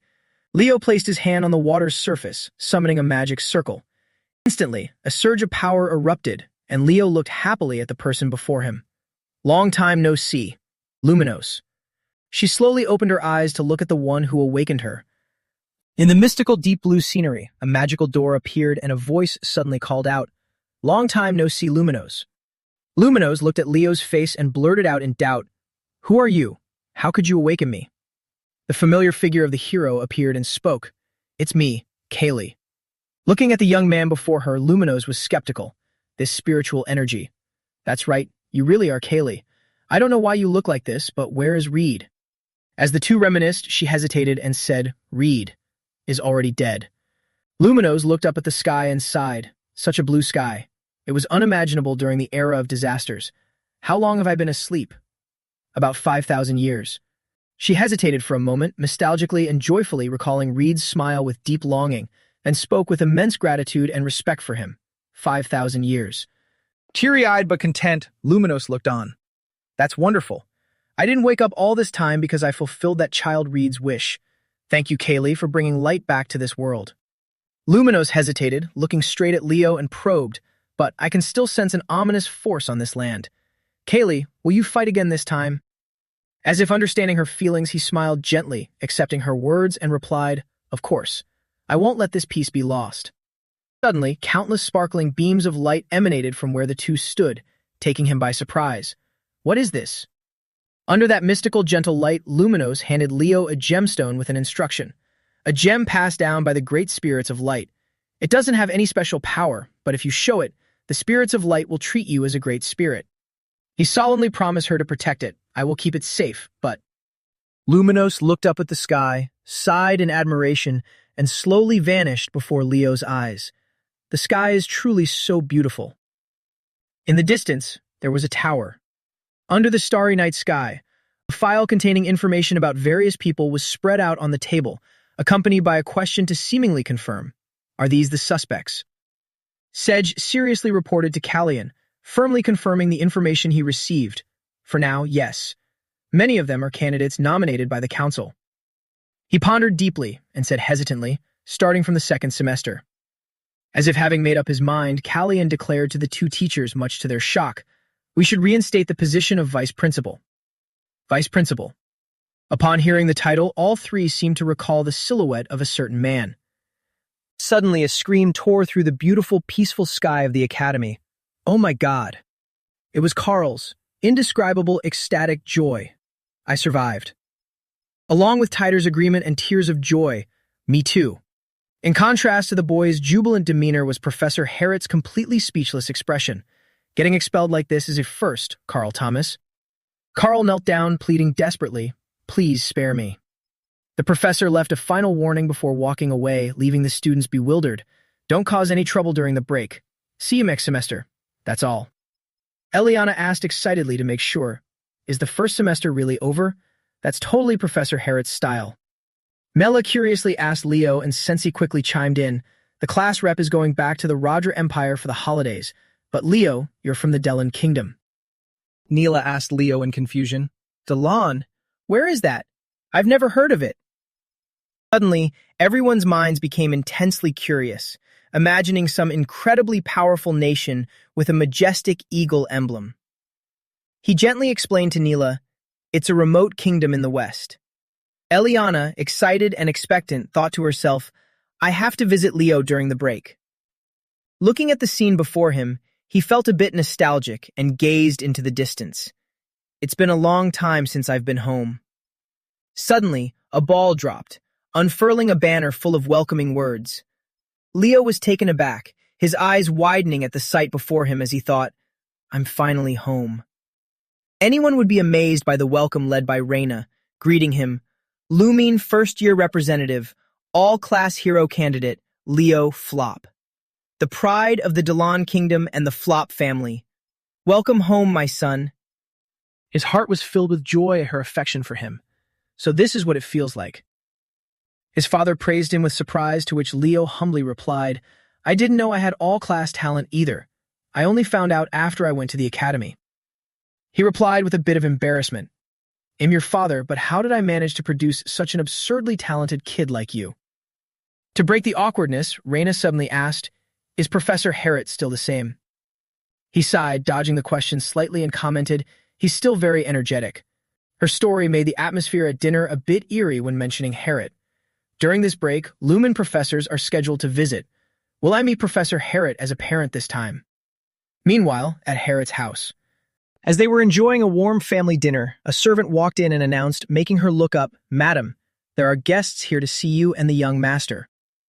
Reina crossed her arms, frowning in annoyance. Nobles again? I'm sick of them. She harshly ordered, much to the servant's horror. Tell them to leave then. Hearing the mention of an academy, Leo, who was eating, froze and wondered out loud. They said they're from Azonia Academy.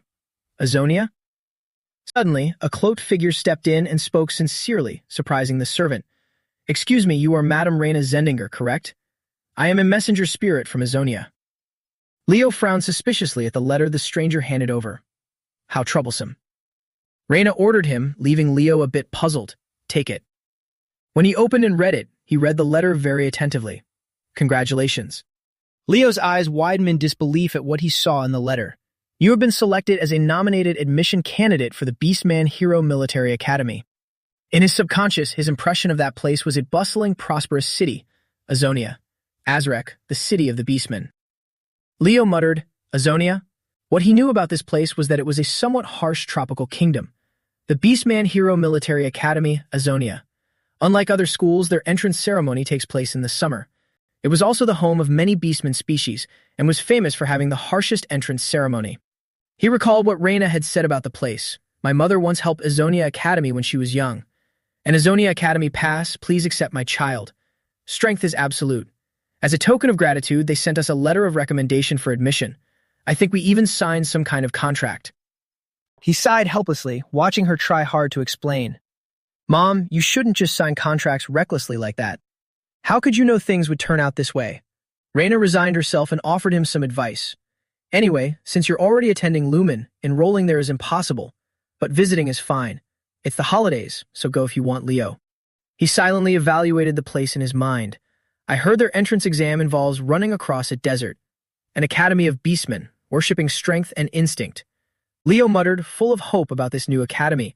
I wonder what the Beastman Hero students will be like. Somewhere, Kieran puffed out his chest with immense pride during Kieran's little corner. Thanks to my support, he's currently shapeshifting into a half-beastman. After reading all the lines in the admission letter. So the entrance exam takes place at the Azrek Coliseum. Real beastman. Leo looked around, searching. He caught sight of a statue with an engraved inscription and was startled. In honor of Aaron, the indomitable brave one. No way. Aaron? Looking at the statue, Leo mocked it slightly. Indomitable brave one, my foot. But he also smiled with immense pride. He trembled like a leaf in every battle, but seeing this is pretty nice. Somewhere in the imposing and majestic Colosseum, Leo looked up and confirmed, this is the place. He swung his hand, revealing sharp claws. Then he flashed a bright, incredibly confident smile. He scrutinized his surroundings. It seems these people are the candidates. Out of nowhere, a voice called out to Leo, Hey, half-breed. Dion walked over arrogantly, with his hands in his pockets, accompanied by his beastman friends. Don't tell me you're qualified to be an Azonia candidate. You should at least cover up that half-breed stench. Leo remained calm in the face of this utterly ridiculous show of bravado, infuriating Dion. Are you talking to me? Who else here looks like a half-breed? Don't act tough, you hybrid rabbit. Leo walked at a leisurely pace, ignoring all the beastmen swarming around him. You guys aren't even Azonia students yet. What's with the attitude? Getting this worked up just over attending an entrance ceremony. Hearing that, a furious beastman grabbed his shoulder, adopting a tone of disdain for the Azonia candidate. There's nothing more pathetic than a weakling trying to show off. Leo's eyes were full of vigilance. He incredibly skillfully pinned the guy to the ground, leaving the guy completely immobilized, pinned flat against the dirt. The other beastmen surrounding him were completely helpless. Dion, why did you let him do that? It wasn't me. See you at the entrance ceremony. Leo waved goodbye to the group, taking it step by step, making a promise. See you at the entrance ceremony. At this moment, whether it was from a bump on the head or what, Dion found Leo to be incredibly strong. He's really cool, insanely strong. He howled in absolute excitement. Leo affirmed that in the beastman world, the strong are respected. From afar, a beastman figure watched him enter the Colosseum. This truly is a different place. I thought it'd only run into boring people. A girl with an unwavering gaze smiled slyly as she looked down and exclaimed, Finally, someone interesting. From the far side of the Colosseum, the figures of 3 warriors who had just slain a monster lying on the ground could be seen. Less than greater than. The assistant walked up to inform Bergaton of the match situation below, which annoyed him slightly. 36 minutes to complete the suppression. All achieve mid to high levels, coach. I don't like this result. If that's considered mid to high, then we have a problem. Hearing Burgatun speak, the assistant was startled. You think so? But those are solid results. Haven't you heard about Lumina's freshmen this year? He boldly declared, we also need outstanding candidates in the new class. Coach Burgatun, Azonia Academy. The more he looked at the situation before him, the more anxious the assistant became, arguing, it's true that this generation seems to be leaning entirely toward Lumen. Looking down at the Colosseum, where a group of people was standing, he reaffirmed, but our candidates are also very impressive, especially this time. The appearance of Atun gave the assistant some hope. Your daughter is participating too, Coach Burga. Atun, the candidate nominated by Azonia. Hearing his words, Burgatun smiled smugly. My daughter, Atun, is fully capable of becoming the class representative. Suddenly, he was completely astonished when he spotted something down in the arena. Leo caught Burgatun's eye, looking exactly like someone he knew. That kid looks familiar. He called his assistant to ask about the disguised Leo's background. Teaching assistant, do you know anything about that rabbit beastman at the end of the line? I've never seen him before, and he's not on any watch list. The assistant replied mechanically while reading Leo's profile. Could he be a nominated candidate? Yes, that's right. He's a nominated candidate, selected through a representative's nomination, Kaylee. Burgatun was slightly reminded of Reina as he looked at Leo, that gaze. It made him unconsciously compare the two, finding them quite similar. He looks exactly like Reina. Suddenly, an announcement echoed the few introductions for the contestants below. Group D, the final group of Part 1 in the Beast Festival, is now entering. Group D has a candidate to watch out for, right? Next, Atun stepped in with overwhelming confidence as her name was called. The heir of the family, Atun. Leo looked at her and pondered inwardly. If she's a beastman considered a rising star in power, could she be the one who inherited Aaron's techniques? He seemed to realize something and carefully observe his surroundings. Wait, wasn't Azonia's entrance exam a desert marathon? What is this beast festival? Leo spoke up and asked Aten, who was warming up nearby. Hey, is this also part of the entrance ceremony? You don't know what the beast festival is? As if to do damage control under Aten's sharp glare, he quickly explained. I'm half-blooded, so I don't really understand beastman culture. Catching on to something unusual from him, Aten frowned. Azonia's entrance exam isn't just a ceremony, it's also one of their biggest festivals. She explained with absolute pride amidst the beasts chatting excitedly. The Beast Festival is also a celebration for visitors. Aten calmly shared, to Leo's surprise. For us candidates, this is also a coming-of-age ritual. A ritual. She turned slightly serious, getting herself ready. Against the ongoing threat from Tartarus, we shout to our kin. We are here. Suddenly, a loud noise echoed as giant footsteps approached. Seeing this, Leo quickly concluded. Then fight well, just like earlier, Black Rabbit. We are here, huh? Out of nowhere, a one-eyed monster appeared, stepping forward and roaring to show its dominance. It rapidly lunged toward the two of them. It shrieked with sheer aggression, swinging its arms at them. The other beastman candidates, caught off guard, were suddenly attacked by it. In that moment, one candidate quickly and unhesitatingly dashed forward, swiping sharp claws across the monster, leaving the monster no time to react. But it still struggled to charge at its intended target. A flash of light streaked by. From high above, Atun appeared. She let out a soft breath. Then she unleashed her claws, striking so fiercely that only the claw marks from her twin slashes remained around it. She gracefully landed on the ground. As if startled by a realization, she glanced to her side. Atun yelled as she saw Leo standing still as a statue while the monster ran toward him to attack. What are you doing, Black Rabbit? He merely threw a gentle punch forward. The monster suffered a massive shockwave upon contact with Leo's fist. Its eyes rolled back in sheer disbelief. The impact from the aftershock of Leo's seemingly weak punch was utterly devastating. His gaze gradually sharpened, like a predator eyeing a captured prey. At that moment, the entire stands erupted in cheers of praise. He's really good. Black Rabbit, you're my top pick. Atun watched the scene, staring at Leo with a dawning realization. Without a doubt, that Black Rabbit just now. She felt overwhelmingly cautious and whispered, has transformed. Following her train of thought, Atun recalled, when the moon rises, it awakens the primal beast within us beastmen. Our ancestors studied transformation for generations, but no one has ever controlled it freely. She hesitated before continuing, except for one person. The person she spoke of was the greatest beastman recorded in history, the brave hero Aaron. Suddenly, the announcement rang out. The Beast Festival hereby comes to a close. After the match, Atun walked over and called out to Leo, Black Rabbit, I have something to ask you. Hey, not a bad fight. Standing in front of him, Dion confidently introduced himself. I'm Dion Den and you. Dion Den, Wolf Beastman, candidate nominated by Azonia. He introduced himself softly and briefly. Dion expressed a sigh of relief. Kaylee. Kaylee, huh? I was worried this place was full of weaklings, but with someone like you here, I can rest easy. Seeing this, Atun clenched her fists in annoyance. This muscle-brained idiot is spouting nonsense again. Is that you, R? She snapped at Leo. Black Rabbit, let's talk for a bit. I have something to ask you. Ask me? Dion annoyedly reminded Atun. Hey, get in line. A loud noise came from out of nowhere, startling the three of them into looking forward. Bergatun stepped forward and scolded. So noisy. Crossed his arms, looking slightly annoyed as he spoke. You all fought very well during the Beast Festival. Everyone shouted in excitement upon seeing him. Hero Burga looks even cooler in person. They gossiped among themselves. As you all know, tomorrow's exam is crossing the Great Azraq Desert. The map pointed to a rugged and massive mountain range. The rules are very simple. Start at Azraq and cross the Great Desert. From that high mountain, you will continue traversing passes and wading through forests until you reach the castle here, arriving at Azonia. He spoke more passionately as he talked about this place. But the Azraq Desert is one of the harshest places on the continent. Bergatun frowned and advised, therefore allow me to offer you a piece of advice. Hearing this, the kid's expressions darkened, and the atmosphere turned completely serious. Do not make the foolish mistake of confusing recklessness with bravery.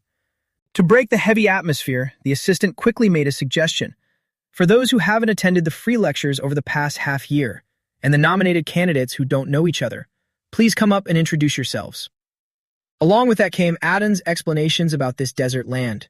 Quick facts about Azonia. To attend the Azonia entrance exam, you must either take the free classes or receive an admission nomination. Avon spoke incredibly calmly about the conditions for recognition.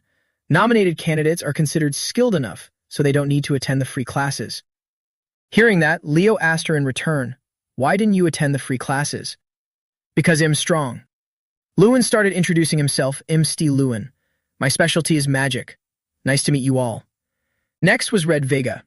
In Red Vega, I am a psychic mage. Afterward, Leo and Atun gave brief introductions. I'm Atun, I look forward to working with you. I'm Kaylee, nice to meet you. Bergatun was stunned upon hearing Leo introduce himself.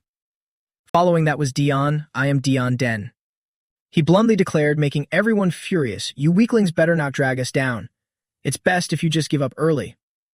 To clear the tense atmosphere, the assistant shouted for everyone to leave. Dismissed. Everyone, please check the bulletin board for your assigned accommodations and head back there. While everyone dispersed and started moving out, suddenly, a hand rested on Leo's shoulder. Bergatun softly told him to stop. Kaylee, stay for a moment. I want to speak with you. He hesitated a bit as he asked, Kaylee, I'm just asking to be sure. Yes? Bergatun's eyes were filled with immense hope as he asked, are you Reina's son? Hearing him mention his mother, Leo felt a bit confused and thought to himself, you know my mother. Bergatun asked as if implicitly confirming it, are you Reina's son? This made Leo slightly suspicious of his relationship with her, and he replied seriously, you know my mother. Yes, you know my mother? Bergatun said firmly with joy, I knew it, you really are Reina's son. He gently explained his relationship with Reina. I am an old friend of your mother's. In the past, she and I competed for the class representative positions at Lumine and Azonia. You must have heard your mother mention me, Bergatun. Hearing this, Leo completely denied it in confusion, making Bergatun embarrassed. No, she hasn't said a single word about you. What? That's impossible. Reina and I were the closest of friends. He closed his eyes helplessly in understanding. She never really talked much about her school days. I suppose that makes sense. His fists clenched tightly upon hearing Leo's answer. Deep in his heart, Reina was a strong woman. If it wasn't for that fool Ellen, Reina could have. Leo also agreed, she doesn't tell me much about the past. His words left Bergatun completely astounded and speechless, but she has never regretted her choices. He let out a hearty laugh which left the boy bewildered. Bergatun confirmed this, thinking of Reina's proud and confident beauty which slightly shocked Leo. That's right, that's exactly Reina Zendinger. A solitary blooming flower, Reina is more radiant than any blossom. She truly is a beautiful and noble woman. Leo got a few goosebumps while Bergatun laughed joyfully. My mom, a blooming flower? This guy is a bit weird. He looked at him with great anticipation. Anyway, I saw your excellent performance in the Beast Festival. I'm also really looking forward to the entrance exam tomorrow. Yes, sir. After taking a shower, Leo felt incredibly relaxed. I can't believe the dormitories are even better than the ones in Elsobeckia. He warily glanced toward the window outside. Suddenly, Atun lunged in and shouted, "Black Rabbit, I've come to expose your secret." She became incredibly flustered upon seeing Leo naked. "Why aren't you wearing any clothes?" "Because this is my room." After that, Atun waited awkwardly for Leo.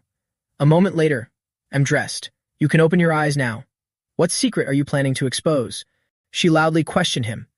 "I saw you earlier during the Beast Festival." "You." Leo's demeanor turned highly dangerous when he heard Atun's question. "You can transform at will, can't you?" Her eyes widened in sheer terror. As if to make it clear for Atun, Leo transformed. "You mean like this?" She was a bit dumbfounded and blurted out, "Oh my god, it's real."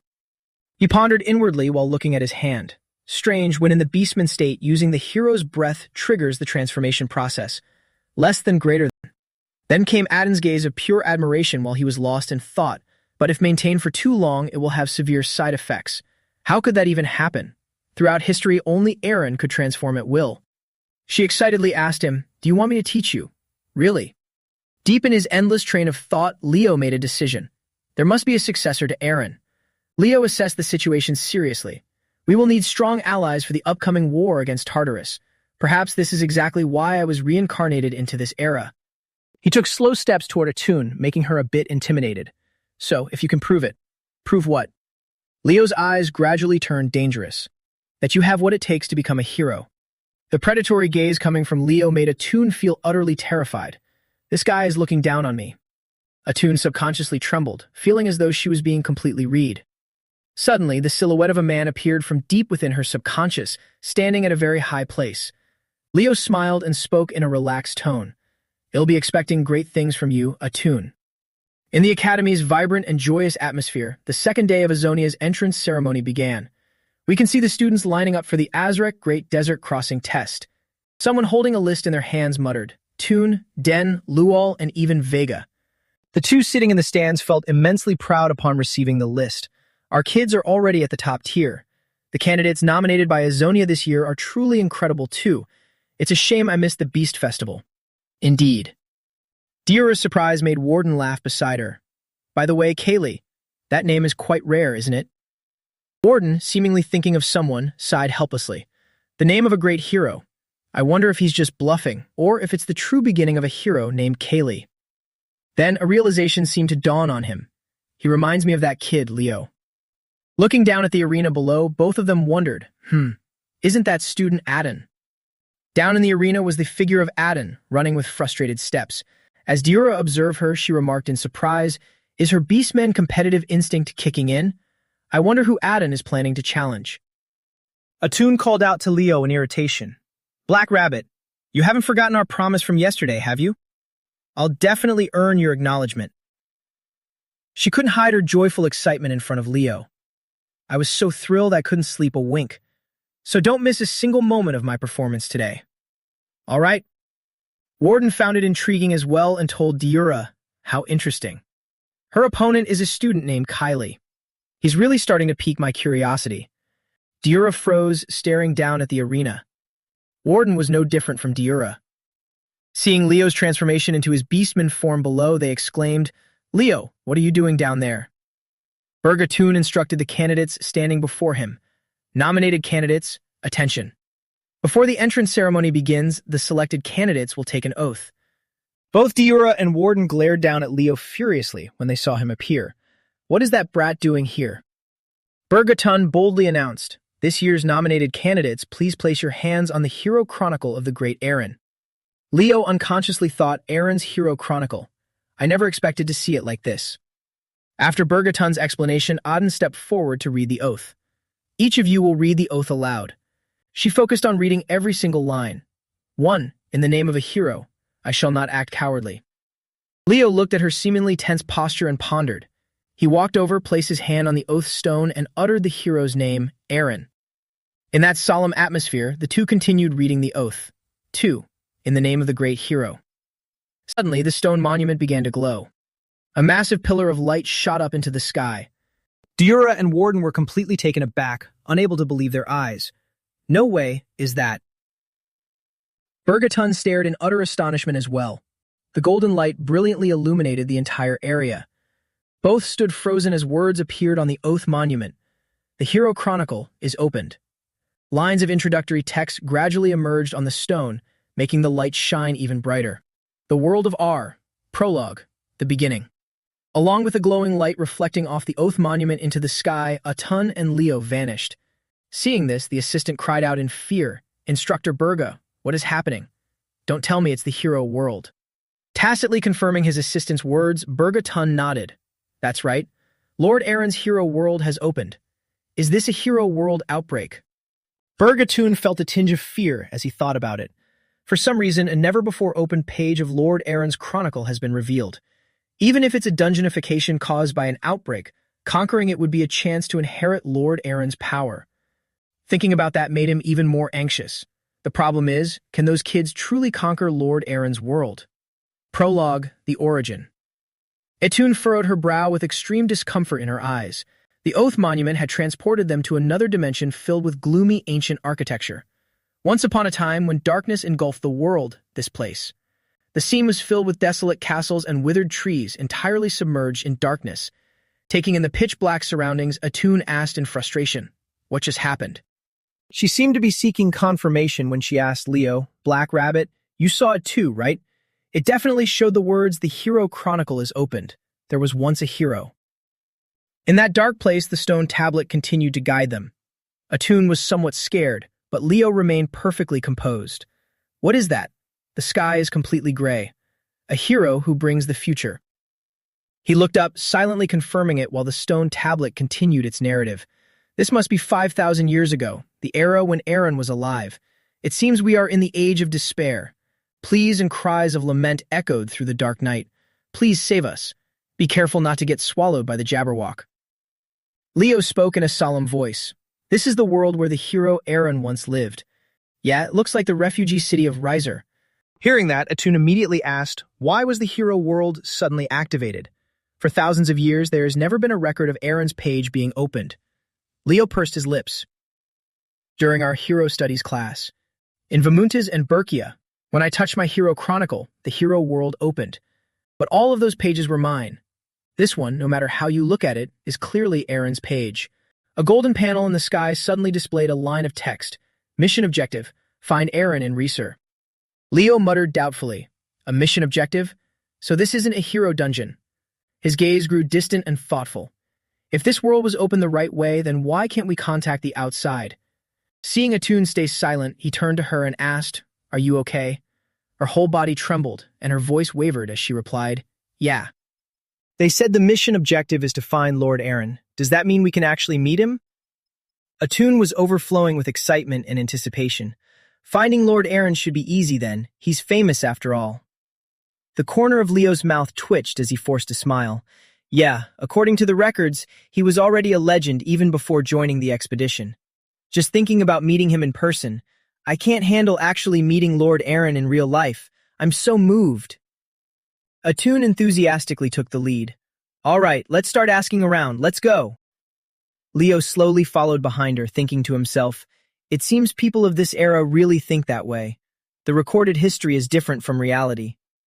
Noticing his slow pace, Etun urged him, "Black Rabbit, hurry up!" He pursed his lips in an awkward manner, but Eren at this point in time... Cut to the next scene, an angry man yelled, "I already told you, I've never heard of any Eren." Saying that, he turned his back and walked away.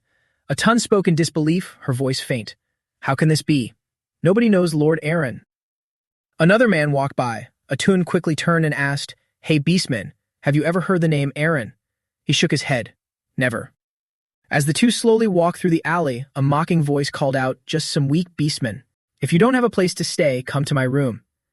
Etun couldn't hold back and whispered closely into his ear, "Things are getting weirder by the minute."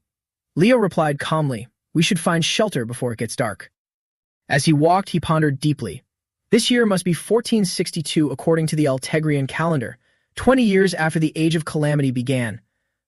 In that case, we don't have to start from scratch to find Aaron. There is someone we need to meet. He felt his way to a place with a tattered signboard hanging outside. Leo walked around for a bit before stopping. It should be somewhere around here. Atun ran after him, panting. Wait, Black Rabbit. She put her hands on her hips, slightly annoyed. Where are you going? Suddenly taking the lead like that. There isn't even a decent inn around here. Suddenly, there was a very faint movement behind her. Instinctively, Atun raised her leg to attack the person approaching her. She gritted her teeth.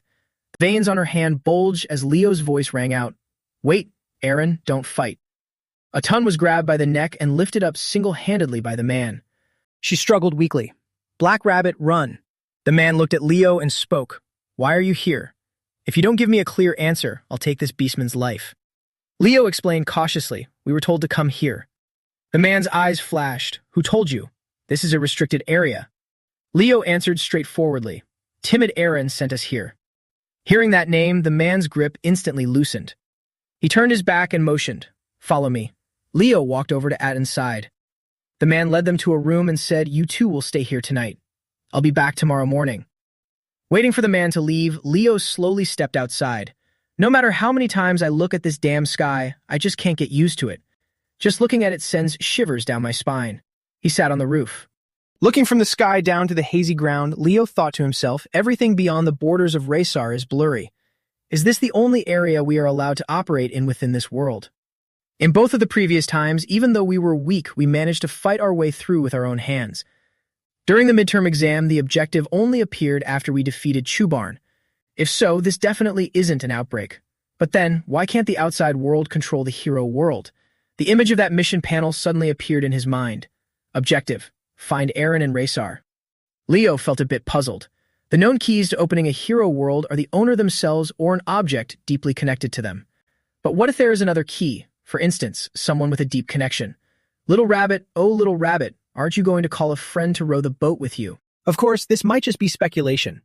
If Era's world opened up because of me, it could explain why the outside couldn't control this world. That's how the story of Wonderland was born. So, little by little, is my reincarnation with all my memories intact really just a coincidence? If the Hero Chronicle was a preparation for a hero to be reincarnated in the future, and if I can inherit their power once again. Little Rabbit, it truly is a childish story. With gentle hands, place it in a realm where dreams intertwine. Then fully conquering Erebos wouldn't be impossible. In the mystical orchestra of memories, the pilgrim's withered wreath was plucked from a distant land. Early the next morning, Atun called out loudly, Wake up, Black Rabbit. Leo stretched, his voice sleepy. You're awake? That guy was really strong, huh? Atun raised her arm and laughed. And pretty tough. But what exactly happened yesterday? He sat up, folded the blanket, and recounted. It seems that man mistook us for intruders. After clearing things up, everything was resolved. Atun raised an eyebrow. How civilized. Recalling it, Leo couldn't help but marvel.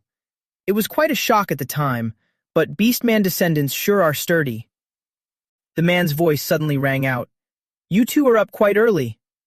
Have you recovered? He is Agon, the guardian of the blue sky, a hero of the era of destruction. Agon stepped in front of Atun and observed her. Beastmen are naturally robust, but this is still impressive. And Atun, still a bit intimidated by him, stammered, and what? Agon rubbed his forehead and sighed. You two are younger than I thought. I apologize for yesterday. Then he turned and gestured, Follow me. I will treat you two to breakfast as an apology. Seeing his change in attitude, Atun turned and whispered, Maybe he's not a bad guy after all. Leo smiled and replied, Yeah, he's even treating us to breakfast. The two of them obediently followed behind Agon. He walked ahead with a slightly strange expression. Atun suddenly spoke up. Could he be trying to make us let our guard down and then attack? Where is he taking us? Leo shrugged. Who knows, but he really doesn't look like a bad guy.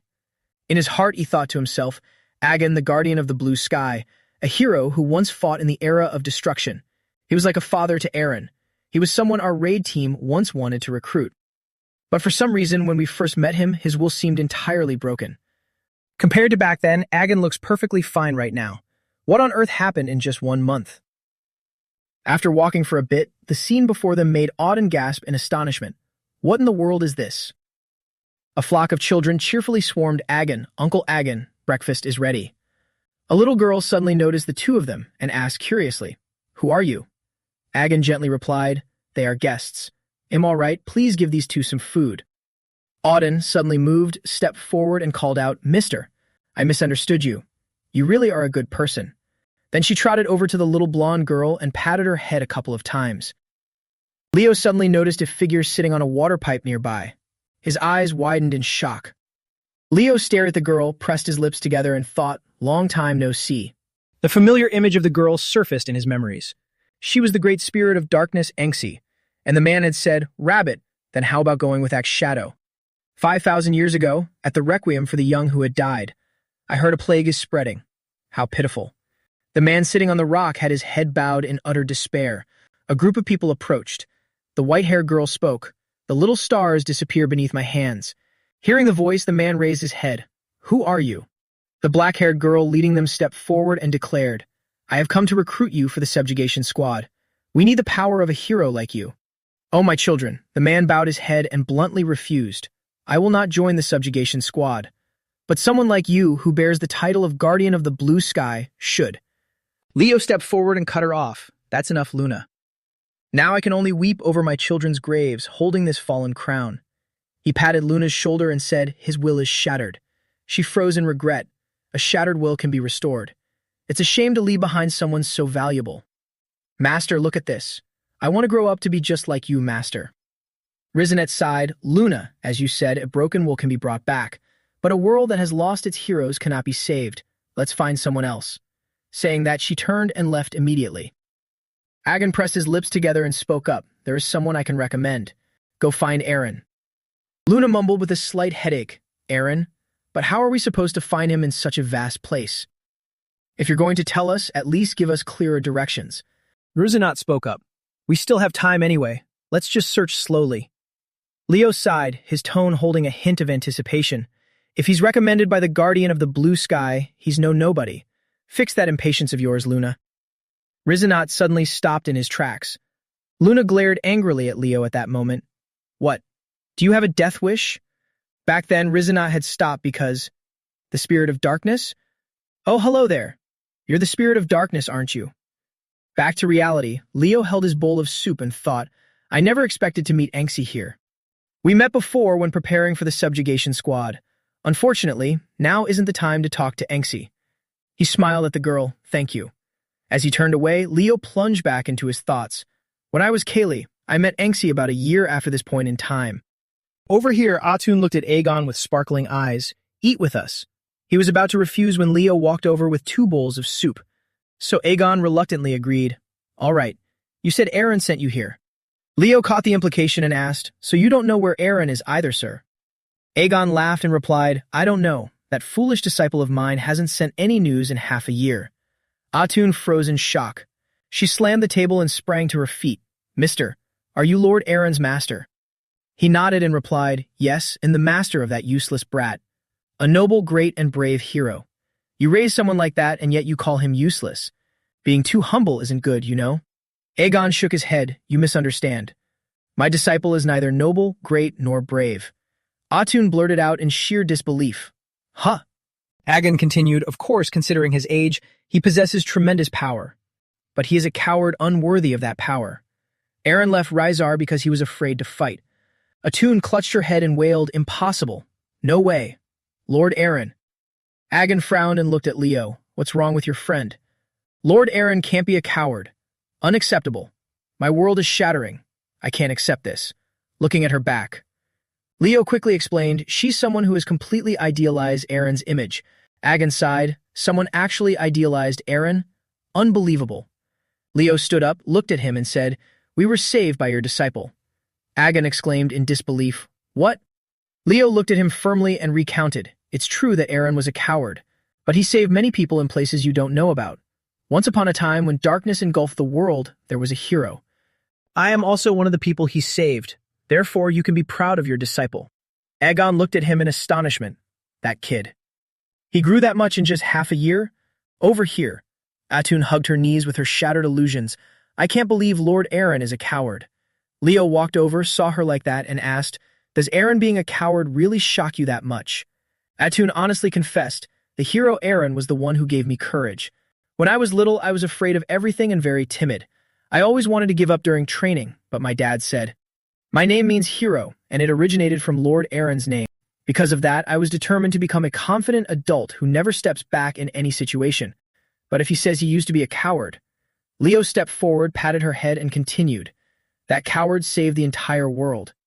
Didn't that coward show the greatest courage when everyone else fell into despair? That is why the gods called him a hero. Doesn't that make him even more admirable?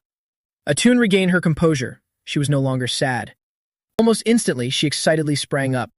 Hearing that makes me like Lord Aaron even more. Seeing this, Leo couldn't help but tease her. You're really easily swayed, aren't you? He pressed his lips together in silence. Come to think of it, all these children will die eventually. When our group arrived in this area, everyone except Aaron was completely wiped out by the plague. Wait, so all these people died within a month, even if it was a plague. Suddenly, a voice echoed behind him. Oh my, this place is still so filthy. Leo abruptly stood up in suspicion. That person is. He crossed his arms with a disgusted expression. Filthy bugs. He is Leviathan, the trusted aide of the Lord of Rysar. Not everyone fought against evil in the era of destruction. The world was divided, and the toughest enemies weren't on the outside, but on the inside. Leviathan walked up to Agon, the corner of his lips curling up. Greetings, guardian of the blue sky, Lord Agon. Leo knew they were the scum who played hero just to steal the credit from the subjugation squad. Agon furrowed his brows and looked at him warily. What do you want? Leviathan leaned in closer, his tone mocking. For a great hero like Lord Agon to rot away in this cursed land during such harsh times, even the gods who have left this earth wouldn't tolerate it. Why don't you end your lengthy seclusion and join the hero legion? Agon pushed him away without hesitation and said coldly, as I've said before, if the Lord guarantees the safety of these children, I will agree. Leviathan narrowed his eyes and said, understood. Children on this side trembled as they looked at the group of men. He glanced around, his voice sharp and cold. I will report that the guardian of the blue sky is still not ready. However, I've received orders to recover the darkness-devouring sword, Shatten, at all costs. Hearing this, Leo couldn't hide his shock. Shatten is one of the most powerful swords of the Age of Catastrophe. If Agon had such a weapon, he would have surely given it to Aaron before he set off. Aegon sighed as he looked at him. I've told you many times, Shatten shattered in a battle 10 years ago. Leviathan clutched his face in feigned regret. Guardian of the blue sky, are you refusing the Lord's orders out of personal greed? How could you lie like this? Aegon almost instantly retorted, why would I lie? And even if I were lying, what could you do about it? You think you can do anything to me? As he said this, his entire body radiated a terrifying aura. Leviathan ground his teeth in anger, but didn't dare make a move. He almost immediately turned and fled. We'll temporarily withdraw for today, but the Lord will return soon as long as you're in Rysar. Aegon returned to his seat and said apologetically, you had to witness something unpleasant. Leo shook his head and replied, it's fine, we're used to people like that. Atun chimed in next to him, they really are a bunch of cowards. Leo asked curiously, but what does joining the Hero Legion mean? Agon replied, exactly what it sounds like. Joining the army that will fight Erebos. Atun froze. Then isn't joining the Hero Legion a good thing? Agon shook his head helplessly and said, I can't do that. If I join the Hero Legion, there will be no one left to take care of these children. He glanced at the children eating happily and fell deep into thought. Atun immediately jumped up. But of course, the country should take care of the orphans. Agon lowered his head and said in a deep voice, Rysar won't take care of them. They'll abandon them, sacrificing the few for the many. Unable to believe it, she clenched her fists. Abandon them. How can someone who calls himself a hero think like that? Seeing their reaction, Agon couldn't help but chuckle. You two are so strange. Are you really children born in the age of catastrophe? Less than greater than. Such unrealistic dreams. Shall I compare thee to a summer's day? Thou art more lovely and more temperate. Clinging to ideals so detached from reality. Rough winds do shake the darling buds of May. Yes, mister. And summer's lease hath all too short a date. What's wrong with chasing such a dream-like ideal? Sometime too hot the eye of heaven shines. And often is his gold complexion dimmed. And every fair from fair sometime declines, by chance or nature's changing course untrimmed. Leo patted the children's heads and smiled. If that's the truth, then of course we should follow that path. Isn't that why you're taking care of these children too, Mr. Agon? But thy eternal summer shall not fade, nor lose possession of that fair thou owest. In Agon's eyes he thought in sheer disbelief, these two look 15 or 16 at most. Nor shall death brag thou wanderest in his shade, when in eternal lines to time thou growest. Yet where does this depth come from? So long as men can breathe or eyes can see, so long lives this, and this gives life to thee. Agon suddenly remembered and asked, What are your names? My name is R, and this rabbit here is Kaylee. Agon rubbed his chin thoughtfully. Kaylee, huh? That name must bear a heavy weight. Share a name with the hero who survived it all. Atun was stunned and whirled around. Huh? Kaylee is. A real person. So long as men can breathe or eyes can see, thy eternal summer shall not fade. Atun's legs moved on their own as she sprang up again. The surviving hero. Leo quickly grabbed her little tail and gave it a tug. Atun jolted and plopped back down. Agon looked at them in confusion. What's wrong? Leo put on a nonchalant face and replied, It's nothing. Then he leaned close to Atun's ear and whispered, If I say the wrong thing, our whole strategy could fall apart. Her face remained flushed with indignation, but grabbing a girl's tail is just. Agon, sitting opposite them, sighed and said, If it's the right path, following it is only natural. I've forgotten that obvious truth for far too long. Why did you come to Rysar?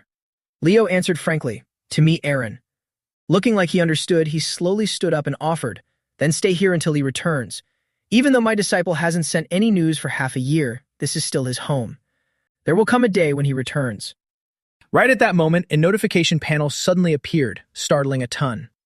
The quest panel displayed, Meet Aaron, who will return home in 3 days. Her eyes sparkled with excitement. The quest has progressed. In just 3 days, we'll finally meet Lord Aaron. Leo nodded with a slight look of relief. That's right. He thought to himself, just as I suspected, coming to Agon was the right choice. Atun suddenly jumped up and ran off. Black Rabbit, I'm going to ask Mr. Agon more about Lord Aaron. Leo looked at her retreating figure and reminded her, Don't let anything slip. A second later, a golden panel appeared before his eyes, leaving him stunned. Huh? Quest objective, save Agon, the guardian of the blue sky. Leo was puzzled. A hidden objective? Am I the only one seeing this? He couldn't help but think about Agon. Last time we came during Kalis' era, Agon had already lost all his will. Saving him means we must help so his spirit doesn't collapse. Something is bound to happen in the 3 days before Aaron returns.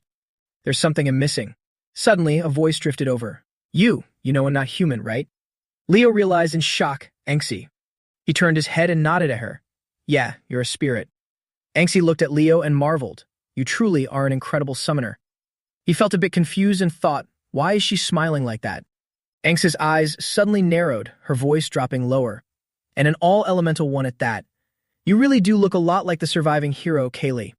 Leo opened his mouth to immediately deny it. Sorry, but She cut him off. Don't even try to fool me. An all-elemental user who also possesses a holy light gem. Aside from that fool and listen as companion, no one else fits the bill. Leo was shocked, thinking, I never expected her to mistake me for Kaylee just because of this gem.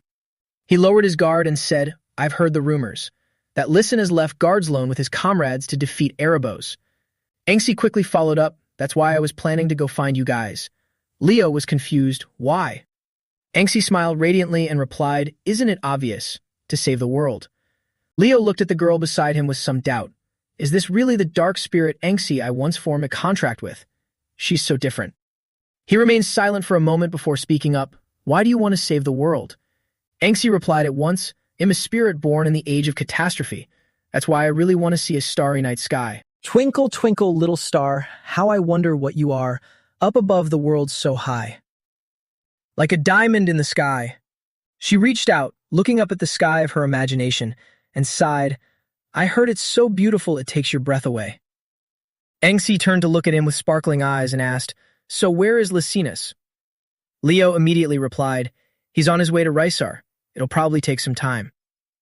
Anxi nodded happily. That's great then. I was just thinking of going to look for him. It's a good thing our paths don't cross. Seeing her so expectant, Leo grew curious. Why do you want to form a contract with Lysinus? Anxi looked at him and said, I've heard the rumors that you guys defeated the Legion commander, Jormungandr. In times like these, someone who can slay a legion commander and even declares hell defeat Erebos, isn't he the perfect person to be my contractor? The more Leo looked at her, the more he couldn't understand. She was so vastly different that it was hard to piece them together as the same person. But in the end, Anxi still chose me as her contractor, even though I never got to hear her reasons. Anxi suddenly stopped and looked at him. Ah, that's right. She leaned close to Leo's ear and whispered, "This is a secret from Agon. The darkness-devouring sword, Shatten, is actually me." The gem on the sword's hilt suddenly glowed brilliantly. Scene transition. At the castle of the Lord of Reezer. "Be careful, Black Rabbit." The Lord of Reezer looked at Leviathan and asked again, "You mean Agon refused our request?" He answered respectfully, "Yes, my lord." He rested his chin on his hand in boredom and muttered, "Agon, we need that power to protect Rysar. What on earth makes him so stubborn?" He was Rotian, the Lord of Rysar. Leviathan spoke again. "It seems he still cares about the orphans in the cursed lands." Rotian slammed the table in anger. "Foolish! Are you listening, Black Rabbit? Just to protect such trivial things, he dares to refuse the greater good? Just to protect such trivial things, he dares to refuse the greater good? Death with the macabre dance." Leviathan smiled sinisterly and added, "Ah, and according to spreading rumors, a plague has broken out in the cursed lands." Hearing this, Rotian grew a bit anxious. "A plague? Then what should we do? If the disease spreads among the refugees, the whole city will be in danger." Leviathan stepped up to the Lord's throne and said, "We must nip it in the bud before it spreads." Of course, the thought of slaughtering helpless orphans breaks my heart as well. It truly is a mad world. Rochin lowered his eyes hesitantly, but Agon will surely object. Rumors of the plague have already spread throughout the city. "Oh, Rabbit, dear Rabbit, come dance with us on the wave stage." His voice echoed in Roshin's ears. Preventing the plague is also what the people desire. Even if Agon is a fool, he wouldn't do something so idiotic as putting the entire city in danger. "Would you care to join me in the dance of death?" As if hypnotized, he sighed and agreed, "You're right. It's a good thing you're here, Leviathan. I grant you full authority to ensure the security of Rysar." Having achieved his goal, Leviathan chuckled wickedly. "I will do everything in my power to repay this favor, my lord, and I will make sure to recover Shatten. The Jabberwock is coming." Scene transition. Rumors of the plague had spread far and wide, with people whispering anxiously. "The cursed lands? That's insane, a plague. What is the Lord doing? What if the plague spreads here? He must take action. We could get infected too, let's get out of here." Leo watched Anxi happily playing with the children and thought to himself, ever since Leviathan visited Agon's shelter, rumors of a plague suddenly spread everywhere. He recalled what Anxi from the past had said. Lysinus truly is a brilliant summoner, and since he's an all-rounder, he's a perfect match for me, a dark spirit. Leo, sitting beside her, asked in confusion, "Why are you stating the obvious?" Anxi pouted. Yeah, hurry up and sign the contract with Lysinus." She had asked, "Do you think this world is worth saving?" Leo didn't understand her implication and asked doubtfully, "What are you talking about?" Anxi then replied, "I mean, literally, does this world deserve to exist?" He hesitated, pressing his lips together. "Who knows? Shouldn't we save it first and then decide?" Anxi stared at him in silence. Back in reality, he looked at Anxi's smile and felt a wave of emotion. The Anxi I met a year later had grown so jaded with this world. She was no longer as radiant as she is now. And Agon, too, his will had completely shattered. These children didn't die of a plague. Atun walked over and called out, "Black Rabbit, where have you been? We've been looking for you. Can you help prepare dinner?" He looked at her and asked, "Where is Mr. Agon?" Atun looked puzzled. "Mr. Agon?" "The Lord called him away just now. By order of the Lord of Rysar, we will commence the purge of the disease's source." The little blonde girl looked up at the crowd and said softly, Mr. Agon just went to the Lord's castle not too long ago." The soldier drew his sword without hesitation and roared, "You filthy plague-carrying brat, how dare you come near me?" Just as the sword slashed down, Atun managed to save the little girl in time. She glared at them in anger. "Hey, are you out of your minds?" Unable to hold back, Leo also stepped in, prioritizing the children's safety above all else, while the Lord's men sneered arrogantly. "Do you bastards really think you can stand against us?" A woman stepped forward and declared, "I am Jaren of the Rysar Heroic Knights. Interfering with our mission means defying the Lord's orders. Leo smirked and bluntly exposed them. It's not the Lord's order, but Leviathan's, isn't it? Using a fake plague as an excuse to slaughter the children and conveniently retrieve Shatton. Is that your true intention? If you call yourselves heroes, you should at least have some basic morals. Otherwise, you're just insulting the ones who are truly risking their lives to save this world. Struck a nerve. Jaren furiously charged at him. A mere rookie dares to play hero. Leo effortlessly blocked her attack and mocked. You call yourself a hero with this pathetic level of skill. They weren't a true heroic brigade.